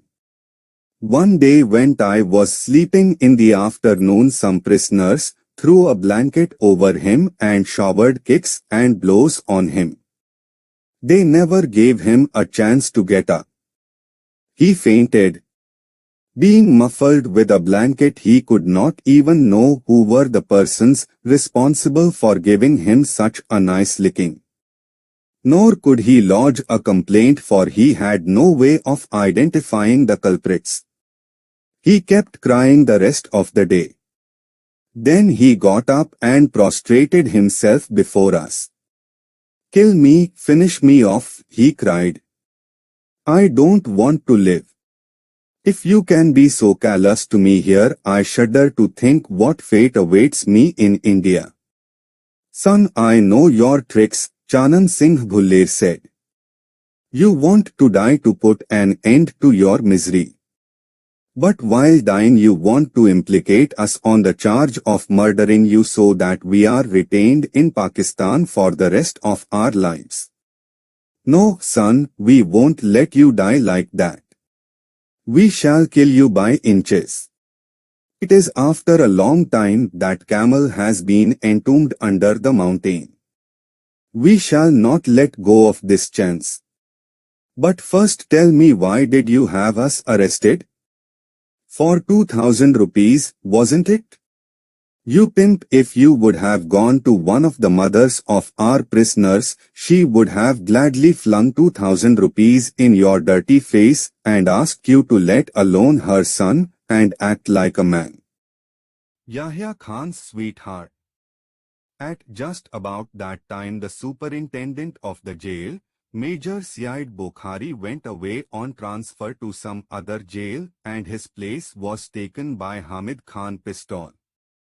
This stumpy 5 feet 6 inches tall officer was in the habit of threatening everybody by saying, "I will send a bullet through your body," and had therefore been nicknamed Pistol. Only after a few days of his arrival, Yahya Khan's sweetheart, Begum Aklim Akhtar alias General Rani, was brought to the Lahore jail on remand. General Yahya Khan had just fallen from power, and with his eclipse her authority had also received a serious setback. She was now having a gay time with Aziz Ahmad, the director of Pakistan Shipping Corporation. It is said that one evening General Rani's daughter and another girl, Neel Kamal, I cannot presently recall her Muslim name, were sitting in Aziz Ahmed's lap in his Lahore apartment, and General Rani was sitting across them at a table hilariously watching the fun over a drink when the police swooped into their room and arrested her on the plea of indecent behavior. She was taken to Nolkha police station where she was kept in the lockup for 2 full days. Nobody came forward to bail her out. She was in fact the wife of a senior police officer who used her as a means of pleasing his bosses. Once at a private party, Yahya Khan's gaze fell on her and she took his fancy. Afterwards he got so infatuated with her that he went all out to have her for himself. Just as Noorjahan's writ ran during Jahangir's reign, so did General Rani's during General Yahya Khan's regime. She was the real power behind the general. Those were the days of martial law. Yahya Khan was all in all, and there was no one to question his authority. Since General Rani had great influence over Yahya Khan, fortunes were made and unmade at a nod of her head. People trembled at her name. Acting on a whim, she could tear off a star from one army officer's epaulet and put it on another's.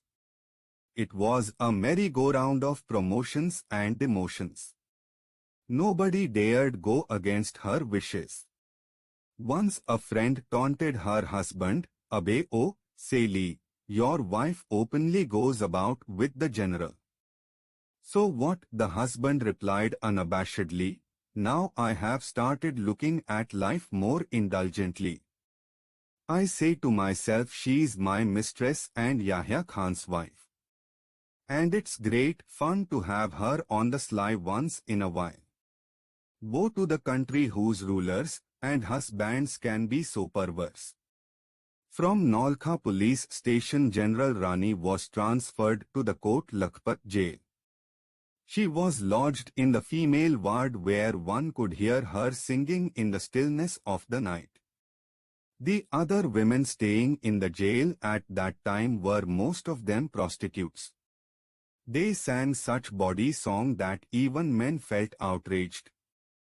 With the fall of Yahya Khan, she had also fallen from grace, and Superintendent Hamid Khan Pistol thought it opportune to take advantage of the situation. He would call General Rani to his office every morning at 10 and send her back to the jail at 5. She would say in very naked terms, "It makes no difference to a much-used skin. Why should I object if this superintendent can provide me with comforts? I'm a flowing river in which thousands have taken dips." The superintendent would keep her in his office the whole day behind closed doors, leaving his deputy to look after the jail administration. On the days B was required to make a round of the jail, he would rush through the ordeal and returning to the office resume his revelry with another bout of drinking, holding the Rani in his arms. One day when the two were having fun together, two prisoners, who had a running feud, fell upon each other with knives in the jail vestibule. Immediately the alarm was sounded and the superintendent came out in a hurry, buttoning up his trousers. He even forgot to look at his face in the mirror.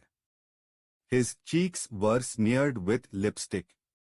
"I will shoot you dead," he barked at the two prisoners, using his pet phrase, "Why are you creating this rumpus?"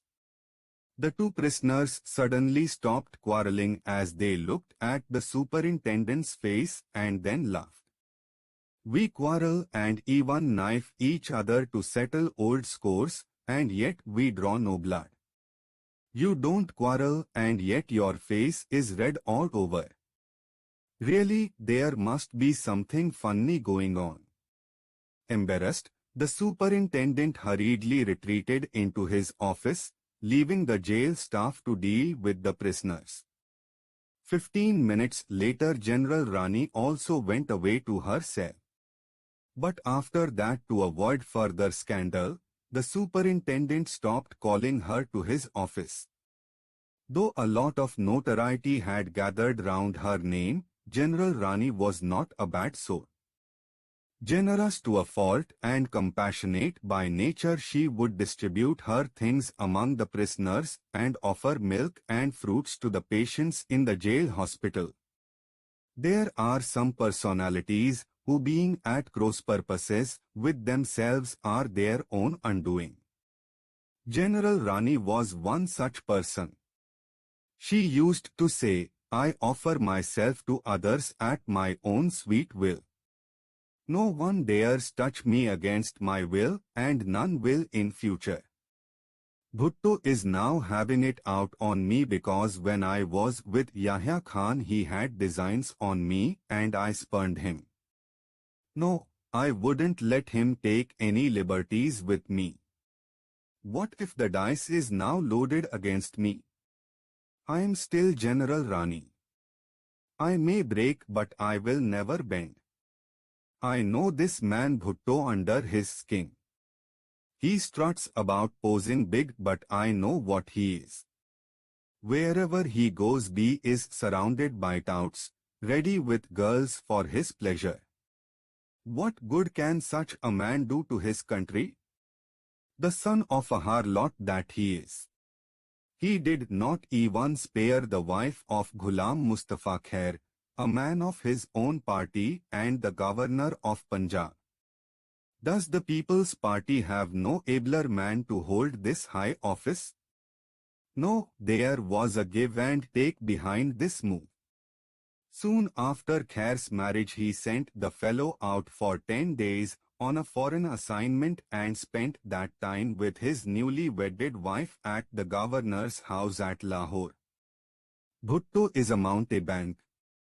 People, I tell you, are most unpredictable. The time is coming when the mask will be off from this man's face, and people will see this mountebank in his true colors. Everywhere people will rise in revolt against him. The hand that had placed him in the president's seat will then go to clutch his throat. The People's Party and its underlings are no better than goondas. They are incapable of running the government.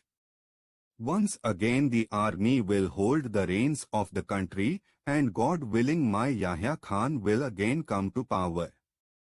Then it will be my day of reckoning. I will settle accounts with one and all. You just watch and wait. If I don't gun them down publicly by making them stand on the road, my name is not General Rani. These men have come to power by fooling the people. But my power is based on my youthful charms, with which Allah has so bountifully endowed me. A day will certainly come when I will unmask all those faces. People will spit at their faces, and even their wives and daughters will languish in jail. General Rani's prediction did not prove wrong. Today, as I am writing this book, newspaper headlines leap up before my eyes. Bhutto's wife Nusrat and his daughter Benazir are both in jail facing trials. A conspiracy against Bhutto. As soon as he gave formal recognition to Bangladesh, a storm of protest rose against Bhutto in Pakistan. The Jamaat-e-Islam, the Jamiat-ulema-Islam, the Tehreek-e-Istiqlal and even some prominent members of the People's Party turned hostile to Bhutto. President Bhutto, however, dealt with them with a firm hand. He struck terror in their hearts, rendering them infructuous. Besides, what recoiled to Bhutto's advantage was that at that time he was simultaneously holding 3 high offices in the Pakistan administration. He was the Chief Marital Law Administrator, President, Sadr-e-Pakistan, and its Prime Minister, Wazir-e-Azam. There was a faction within the Pakistan Army which was not prepared to recognize Bangladesh as a separate political entity. It was in favor of carrying on the war with India with help from America and China. But giving full credence to the prevailing critical situation, Bhutto went in for the Simla Agreement with Mrs. Indira Gandhi in 1971. Bhutto had realized that following America's advice, Pakistan had come to grief in the 3 wars waged against India in 1948, 1965, and the more recent one in 1971. This particular war had almost broken Pakistan's backbone. Bhutto did not want to invite more trouble by adopting a hostile attitude towards India. Besides, he had also to think of the 93,000 Pakistani soldiers and 195 high army officers who were being held as prisoners of war in India. This was the cardinal factor which had induced Bhutto, who had bragged in the LJN that Pakistan was prepared to wage a 1,000-year war against India, to sign the Simla Agreement. The agreement not only helped him get the prisoners released, but also regain thousands of miles of Pakistani territory which had been run over by the Indian Army. The anti-Bhutto faction in the Pakistani Army soon revealed its hand. General Zia-ul-Haq was the leader of this faction of dissidents and had with him one brigadier, whose name I cannot presently recall, Colonel Asif Shafi of the 2nd Punjab Regiment, Major Ayaz Ahmad Sipra and 122 other officers. They had planned to have Bhutto and his family placed under house arrest at his own residence and by his own security guards. It had also been decided to kill 10 lakh adherents of the various political parties. The meeting where the above plan was being formulated was still in progress when General Zia-ul-Haq observed that the brigadier was rather lukewarm to the proceedings and was giving perfunctory replies to his questions. Fearing lest the brigadier should leak out the whole thing to President Bhutto and get him trapped, he forestalled the brigadier by himself divulging the whole conspiracy to President Bhutto and holding the brigadier as the key figure of the conspiracy. Thus he not only wormed his way into Bhutto's confidence, thereby making his own position secure, but also superseded many senior officers to become the Commander-in-Chief of the Pakistani Army. 127 army officers were arrested the same night along with the brigadier. They were straightway taken from their homes to the Attock jail, where they were interrogated, which ended in their court-martial and long terms of imprisonment. The brigadier was awarded 20 years rigorous imprisonment and Colonel Asif Shafi 7 years hard labor. Likewise, the other officers were also sent to various jails. Of them, Colonel Shafi and Major Ayaz Ahmad Sipra were lodged in the Lahore jail, where I was awaiting my repatriation to India. Major Sipra was put in a cell in barrack number 4, where I used to visit him quite frequently. Such meetings were strictly forbidden, but I somehow managed it. A couple of cigarettes to the guard generally did the trick in getting me through to him. Gradually Maj Sipra developed a liking for me, and we spent the day together playing cards or chess or just gossiping. Colonel Asif Shafi was locked in barrack number 1. His Nambardar was a very strict fellow and would not allow anyone to meet him, not even a Pakistani prisoner. I had only a brief glimpse of him on the ID day when he came to greet Sipra in his cell along with his Nambardar. In the course of our meetings, I learnt in great detail from Major Sipra about the conspiracy against Bhutto. Tall and well-built, Sipra hailed from Gujarat, a town in Pakistan. He had a great hatred for India, which he expressed in virulent terms. "I call you here just to divert my mind," he would say. "Except you, I don't find anyone in this jail to match my mental caliber. All others are no better than yokels, plain illiterate buffoons. Otherwise, I hate the very looks of Indians." He told me that they had won over the commander of Bhutto's security guard, who was to take Bhutto unawares and arrest him along with his entire family while they were having their breakfast. An official proclamation was to be read out to him there and then that he had been removed from power. But as luck would have it, our own General Huck, who had masterminded the scheme, betrayed us.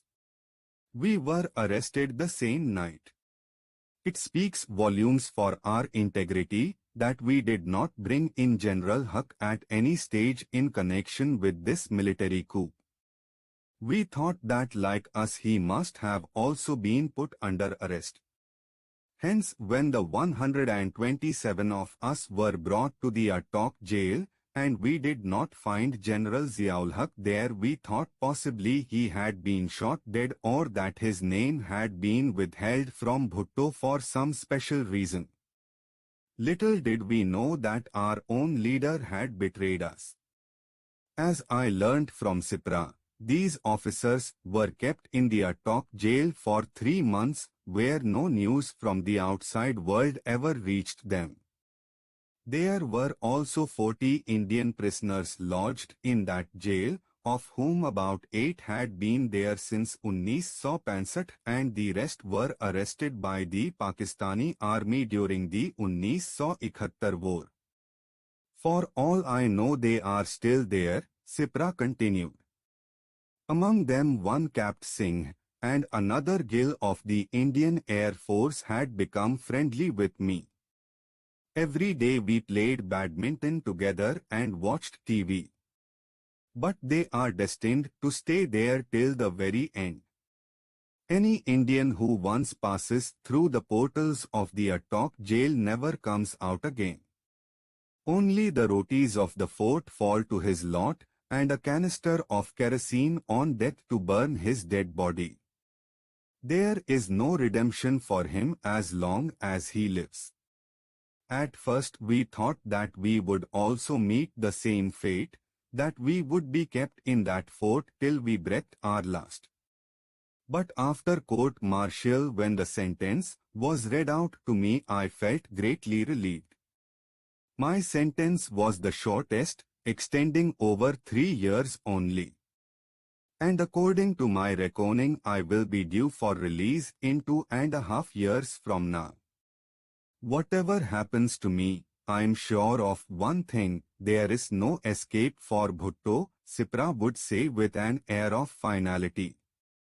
The day Ziaul-Haq is able to have his way, he will uproot Bhutto. He may even kill him. Don't I know the man? He is bloodthirsty. Once he assumes power, nothing on earth short of God can unseat him. I tell you, of all the dictators of Pakistan, he would prove to be the most ruthless and autocratic. He is so strong-willed that once he has decided on something, there is no stopping him. He is so soft-spoken, and that one fails to notice his nailed fist. May God that he comes to power. Then, Bachchu, handless like a child, we shall deal with you measly Indians right and proper. We shall show you what war means. That will be the last and decisive war between India and Pakistan. Then either you will rule over us or we will rule over you. Either Pakistan will disappear from the map of the world, or India, the whole of it, will merge with Pakistan. You will be going home soon, won't you? We shall be coming over in your wake, right at your doorstep, and force you to read the Kama. I would say, get up, Karar, a low-bomb infidel. It's the Kalma or your head. But I have a hunch you'll again escape death because of your circumcision. A foolproof certificate of your being a Muslim. Damn it, you'll again get away unscathed. I could never make out whether Sipra was saying all this in jest or he really meant it. But considering the turn that the events have since taken, I have a foreboding that something serious is in the offing in Pakistan. General Ziaul-Haq has already executed Bhutto.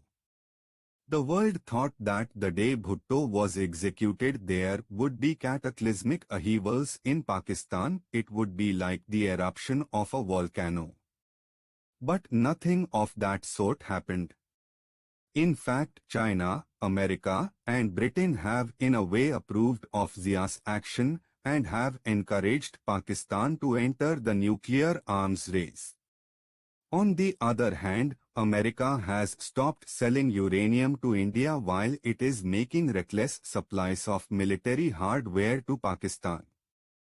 Ziaul-Haq, it is said, is at the back of Ganga Singh, the self-styled president of Balistan. He is collecting millions of rupees by sending out Punjabis to all comers of the world via Bangkok on Khalistan passports. President Reagan had invited him to dinner at the White House. He has by now become fabulously rich and is dreaming of buying an island somewhere where he could lay the foundation of Khalistan. All this is an unmistakable pointer to the fact that soon armies are going to clash in this region.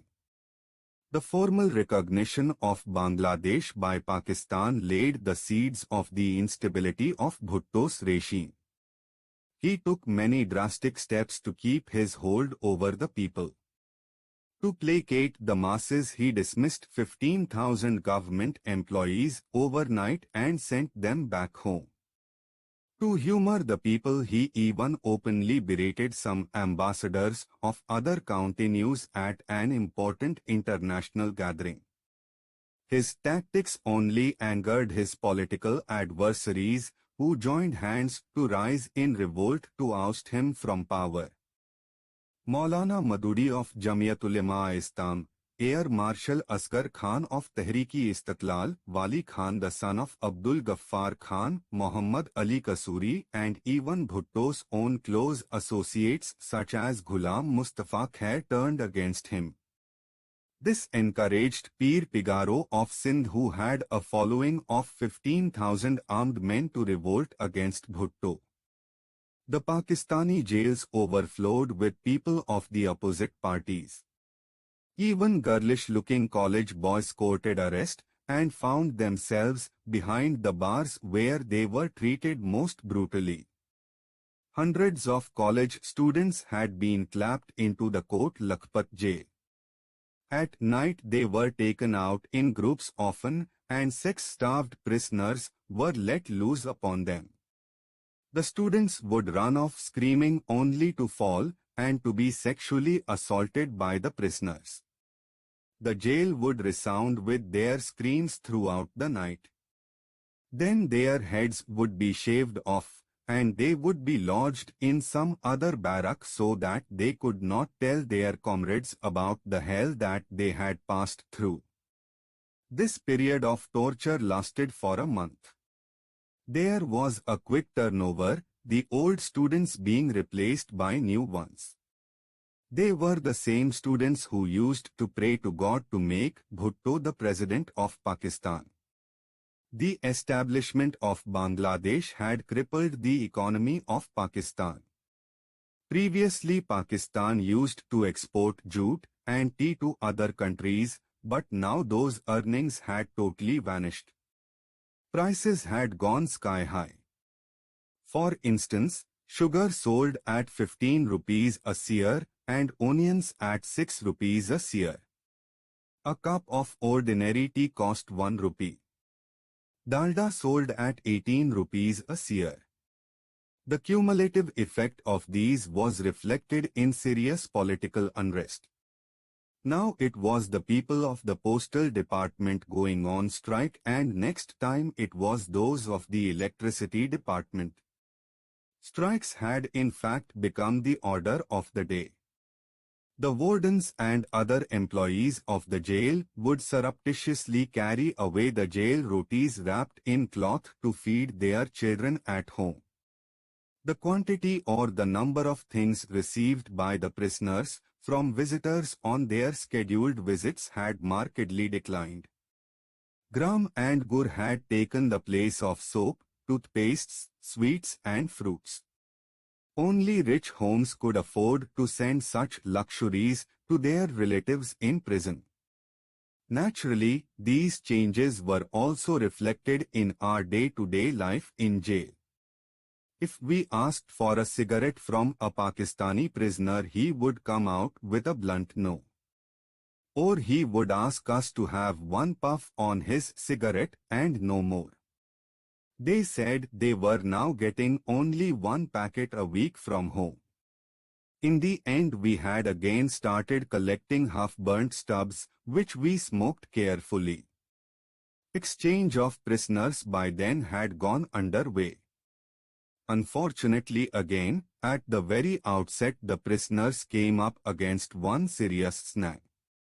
At the time of arrest, some of the prisoners had given assumed names and wrong addresses to the Pakistani authorities. The Indian government had refused to accept them and had turned them away from the border, saying that they were not her people. In this manner, of the first 3 batches comprising 150 people, as many as 70 had been disowned and sent back. They were having a miserable existence, cursing the Indian government for giving them such a ordeal. For days together they went without a cup of tea. I was more lucky. Every day I visited Major Sipra in his cell and had my cup of tea with him. Every alternate day he gave me a packet of 20 tonk cigarettes. He belonged to an affluent family, and his visitors came loaded with gifts. One day I got food poisoning and kept vomiting and purging for 10 hours at a stretch, which made me very weak. I even feared my end had come.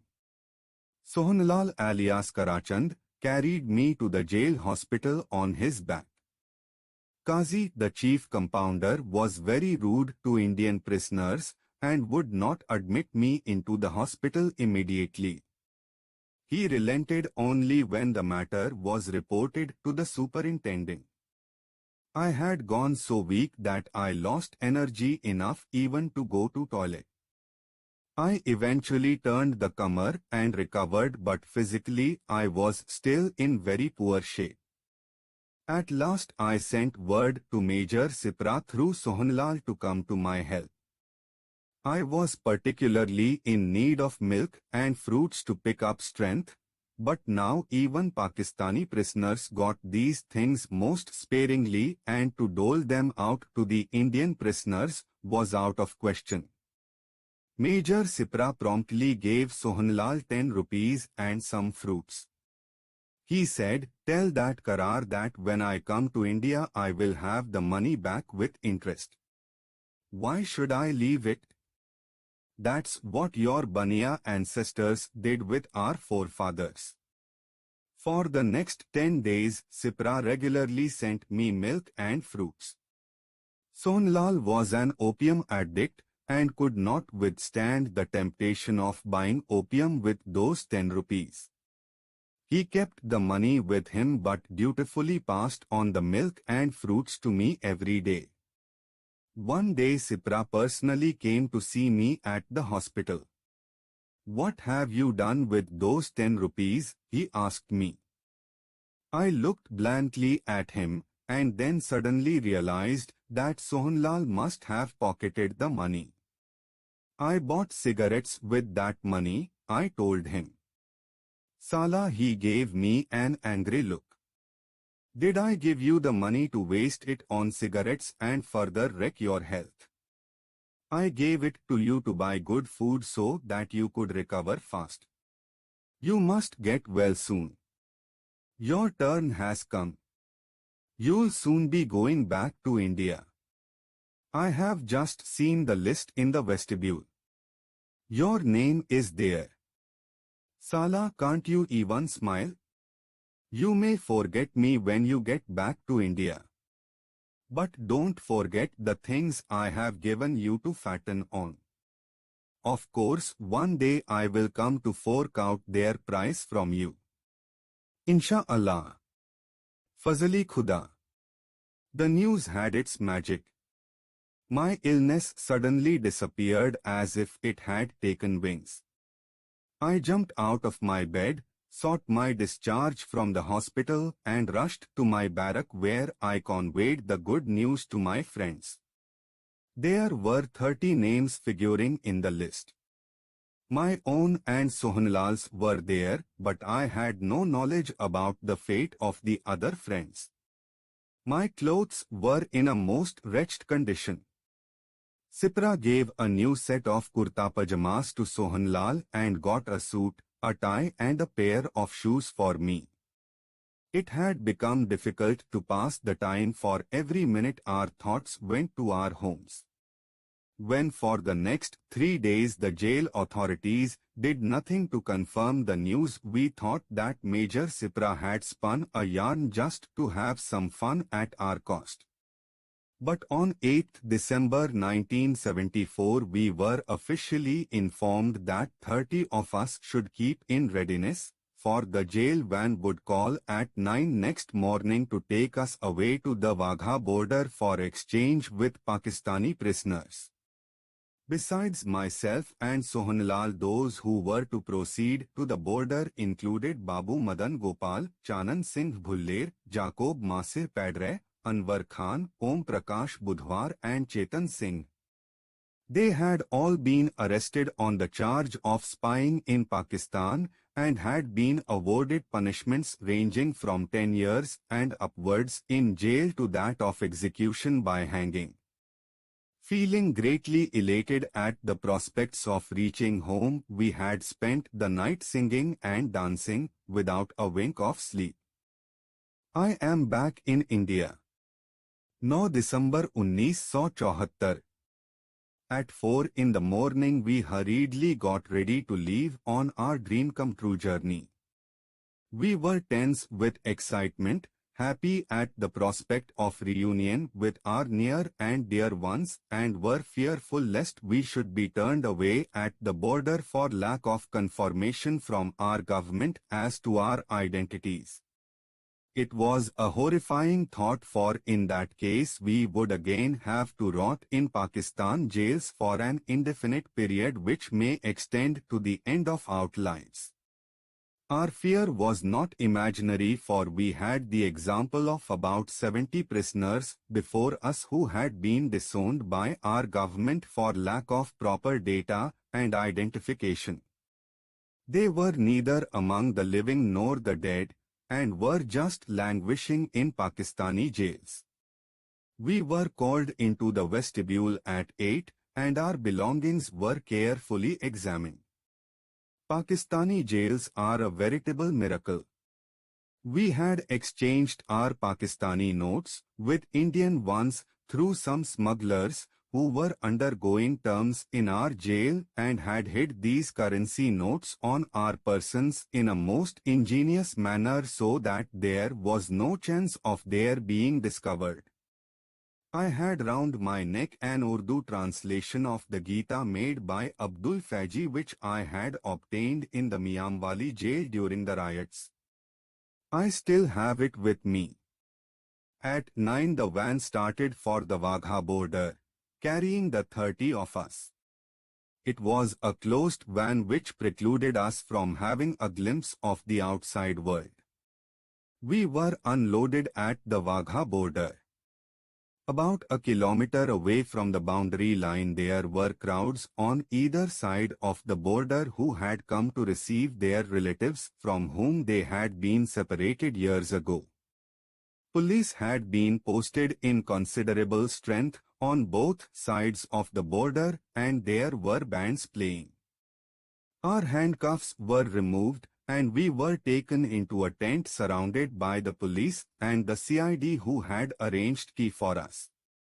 First, the Pakistani prisoners were to be repatriated, the Pakistani spy, Captain Saadat Hassan Beg, being the first on the list. He had been awarded death sentence. His wife and brother had come to receive him and were standing only a few feet away from us. Another Pakistani spy, Mohammad Sadiq, who used to sell lottery tickets in Jalandhar, was also to be exchanged the same day, and his relatives were also standing near me. Saadat Hassan Beg stepped across the border shouting, "Pakistan Zindabad." The exchange of Pakistani prisoners continued till 4. About 160 of them went over to the other side that day. Representatives of the various Pakistani agencies for whom these spies had worked had come to claim them. They were given 200 rupees each on the spot and asked to report for duty after a week, which they would spend with their families. At 4 the exchange of the Indian prisoners got underway. My name was 15th on the list. Luckily, till now no Indian had been turned away on the ground of non-identification. When a Pakistani officer placed me before his Indian counterpart, he asked me my name. I gave him my name. "Welcome." "Accepted," the principal Indian officer said. I was thrilled and shouted, "Bharat Mata Ki Jai." Then I ran towards the tent where the prisoners, who had been exchanged prior to me, were waiting. A CID officer stopped me and whispered in my ear, "First meet your father. We have not allowed anyone to come here, but your father has been in the police with us and we have made an exception in his case." My father's appearance gave me a jolt. His eyes had sunk with crying, and his face was so wrinkled. He embraced me and started crying. "Son, why did you leave us?" he wailed. I had to make an effort to quieten him. He probed and felt every part of my body to make sure that they had not crippled me. I took him into the tent and introduced him to my comrades. We were told that we could not directly proceed home because in the first batch some Pakistanis had been sent down in the guise of Indians. Hence it was necessary to double-check our identity. In my case, a municipal commissioner of our town would be coming over to identify me. My father left for home while we were sent to the Amritsar jail where a camp had been set up to lodge people of our category. The next day representatives of the various intelligence departments came to meet us. They had been entrusted with the job of recording our statements, each representative taking charge of 4 or 5 of us. They were particularly required to ascertain how each one of us had first entered Pakistan and about our other credentials. I was surprised to find Subedar Pyara Singh Chima among the investigators, he being none other than the one who had lodged Amrik Singh in my room at Jalandhar. Amrik Singh, it seemed, used to get all his clues through this man to be passed on to the quarters concerned in Pakistan. It was through him that I and 5 or 6 of my companions had been apprehended in Pakistan. I quietly brought this fact to the notice of the authorities, and the next day I saw no more of Chima. It took 10 days for the authorities to record our statements and clear us.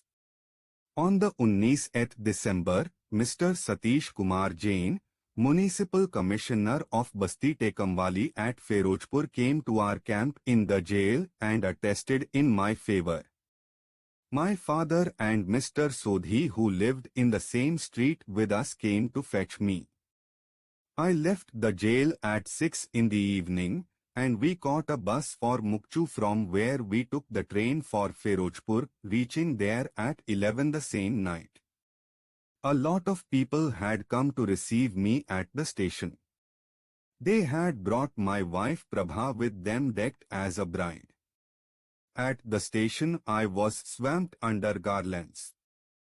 Throughout the night our house wore a festive look, as if we were celebrating a wedding. The girls clapped and danced as they do at weddings.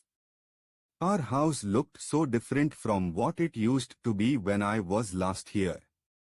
In the last 7 years it had not even been whitewashed, and plaster had peeled off from the walls.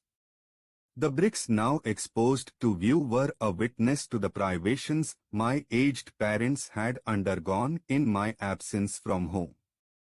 Right on the 9th December there was a telegram from Dr. Harivansh Rai Bachchan sent to my mother from Bombay, rejoice Mohanji's arrival. Soon after my arrival I wrote him a letter in reply. In another letter, congratulating me on my new lease of life, he urged me to record my experiences in Pakistan in the form of a book. This book, which you now find in your hands, was inspired by Dr. Bachchan. The aftermath. For some days there was an unending stream of visitors to our house. Many came from far-off places out of curiosity. They wanted to have a look at me and asked me all sorts of questions. I had made adequate arrangements to serve tea to the visitors at all or hours, for which the kettle was kept boiling all the time. But soon the euphoria wore off, the stream of visitors dwindled, and the problem, what should I do for a living, started haunting me in its brute nakedness. True, people had been of great help to my family in my absence. But now that I was back, my self-respect would not allow me to live on the crumbs of others. But before I could find my bearings or approach the government for help, emergency was clamped on the country. On the 16th March, 1977, when SMT Indira Gandhi came to Ferozpur to make a speech at an election campaign, a horde of erstwhile prisoners repatriated from Pakistan came from far-flung places at my instance to participate in a huge procession. In the general elections of 1977, Mrs. Indira Gandhi lost conclusively and the Janata government came to power. Since we were in straitened circumstances, we decided to meet all the high officials of the government at the center and even the ministers, pleading for help. Every one of them would accept our memorandum, glance through it, and then forget about it for good the moment our backs were turned on them. Fortunately for me, I had done my B.Ed, and I managed to get a teacher's job in a school on the basis of my experience and past reputation, but for which I would have been going from door to door with a beggar's ball.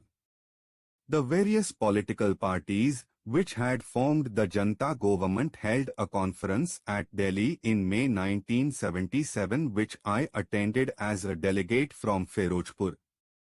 On this occasion I sought an interview with the then Prime Minister, Shri Morarji Desai, and I met him accompanied by my elder son, Jhalkeshwar Bhaskar. I pleaded with Morarji Desai that the Indian government should adequately compensate the Indian nationals who had rotted in Pakistani jails and had sacrificed their lives for their motherland. The reply that I got from Morarji even today gives me a tailspin. If at that time I had a pistol with me, I would have kept firing till I had exhausted all the bullets from its chamber, so incensed was I at his reply. His reply was, "Why should we suffer for your mistakes committed in Pakistan? Do you mean to say that if Pakistan government had kept you in jail for 20 years, then our government should have compensated you for the same number of years?" The man who had delivered this oracle had spent 19 months in jail during the emergency, and in the name of atrocities committed on him during this period of incarceration he had staked his claim to the Prime Ministership of India. Not only that, he had also introduced a pension scheme for all the other members of his party who had been in prison with him for 19 months. What roused my ire was that I had personally known this man. He had written me scores of letters prior to 1967 which were still with me. But I burnt most of them in anger for what he had said that day.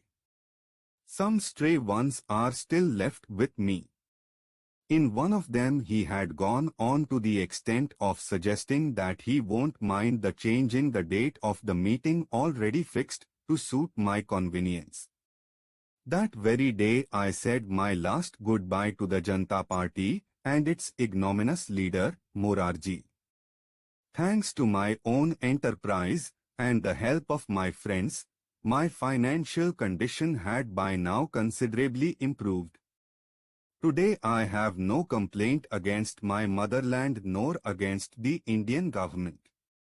But even so, when I look at the plight of some of my comrades, I am moved to tears. According to the fundamental rights provided by our Constitution, every Indian citizen has the right to raise his voice against corruption under the right against exploitation. Today, taking protection under that right, I maintain that in the name of patriotism we are playing with the lives of thousands of young men. Some of them are lured into this hazardous profession of spying for lack of employment and get nothing out of it. All they get is the enemy's bullet as soon as they cross the border. Those who escape the bullet have to face unending torture and indescribable humiliation in the enemy's jail. It leaves me in wonderment that our urine-drinking erstwhile Prime Minister Morarji Desai had the gumption to fight and laud for 3 days such notorious smugglers as Haji Maston, Bakhia, and the shipping magnate Dharam Teja, all who had tinkered with crores of rupees, but he had no time even to say a word of sympathy for those people who had staked their lives for the country, spent their days in death cells and faced unimaginable brutalities in the enemy jails. Nevertheless, I am grateful to my country which saved me from the jaws of death and gave me a new lease of life. The truth is that I have not done any favor to my country. I have only done my duty by it. I only feel peeved when people posing as patriots fly over our heads and drive past us in limousines. They disappear after making high-sounding speeches which are no more than empty words. They smear their little fingers with blood and pass for martyrs, while those who shed their blood for the country are ignored and pushed aside. How long will these hypocrites keep fooling the people? It is time that their bluff was called. If in the heat of passion I have said something bitter and hurt anybody's feelings, I crave his forgiveness. Everybody's except Morarji Desai's. I would rather keep him out of it. Thank you.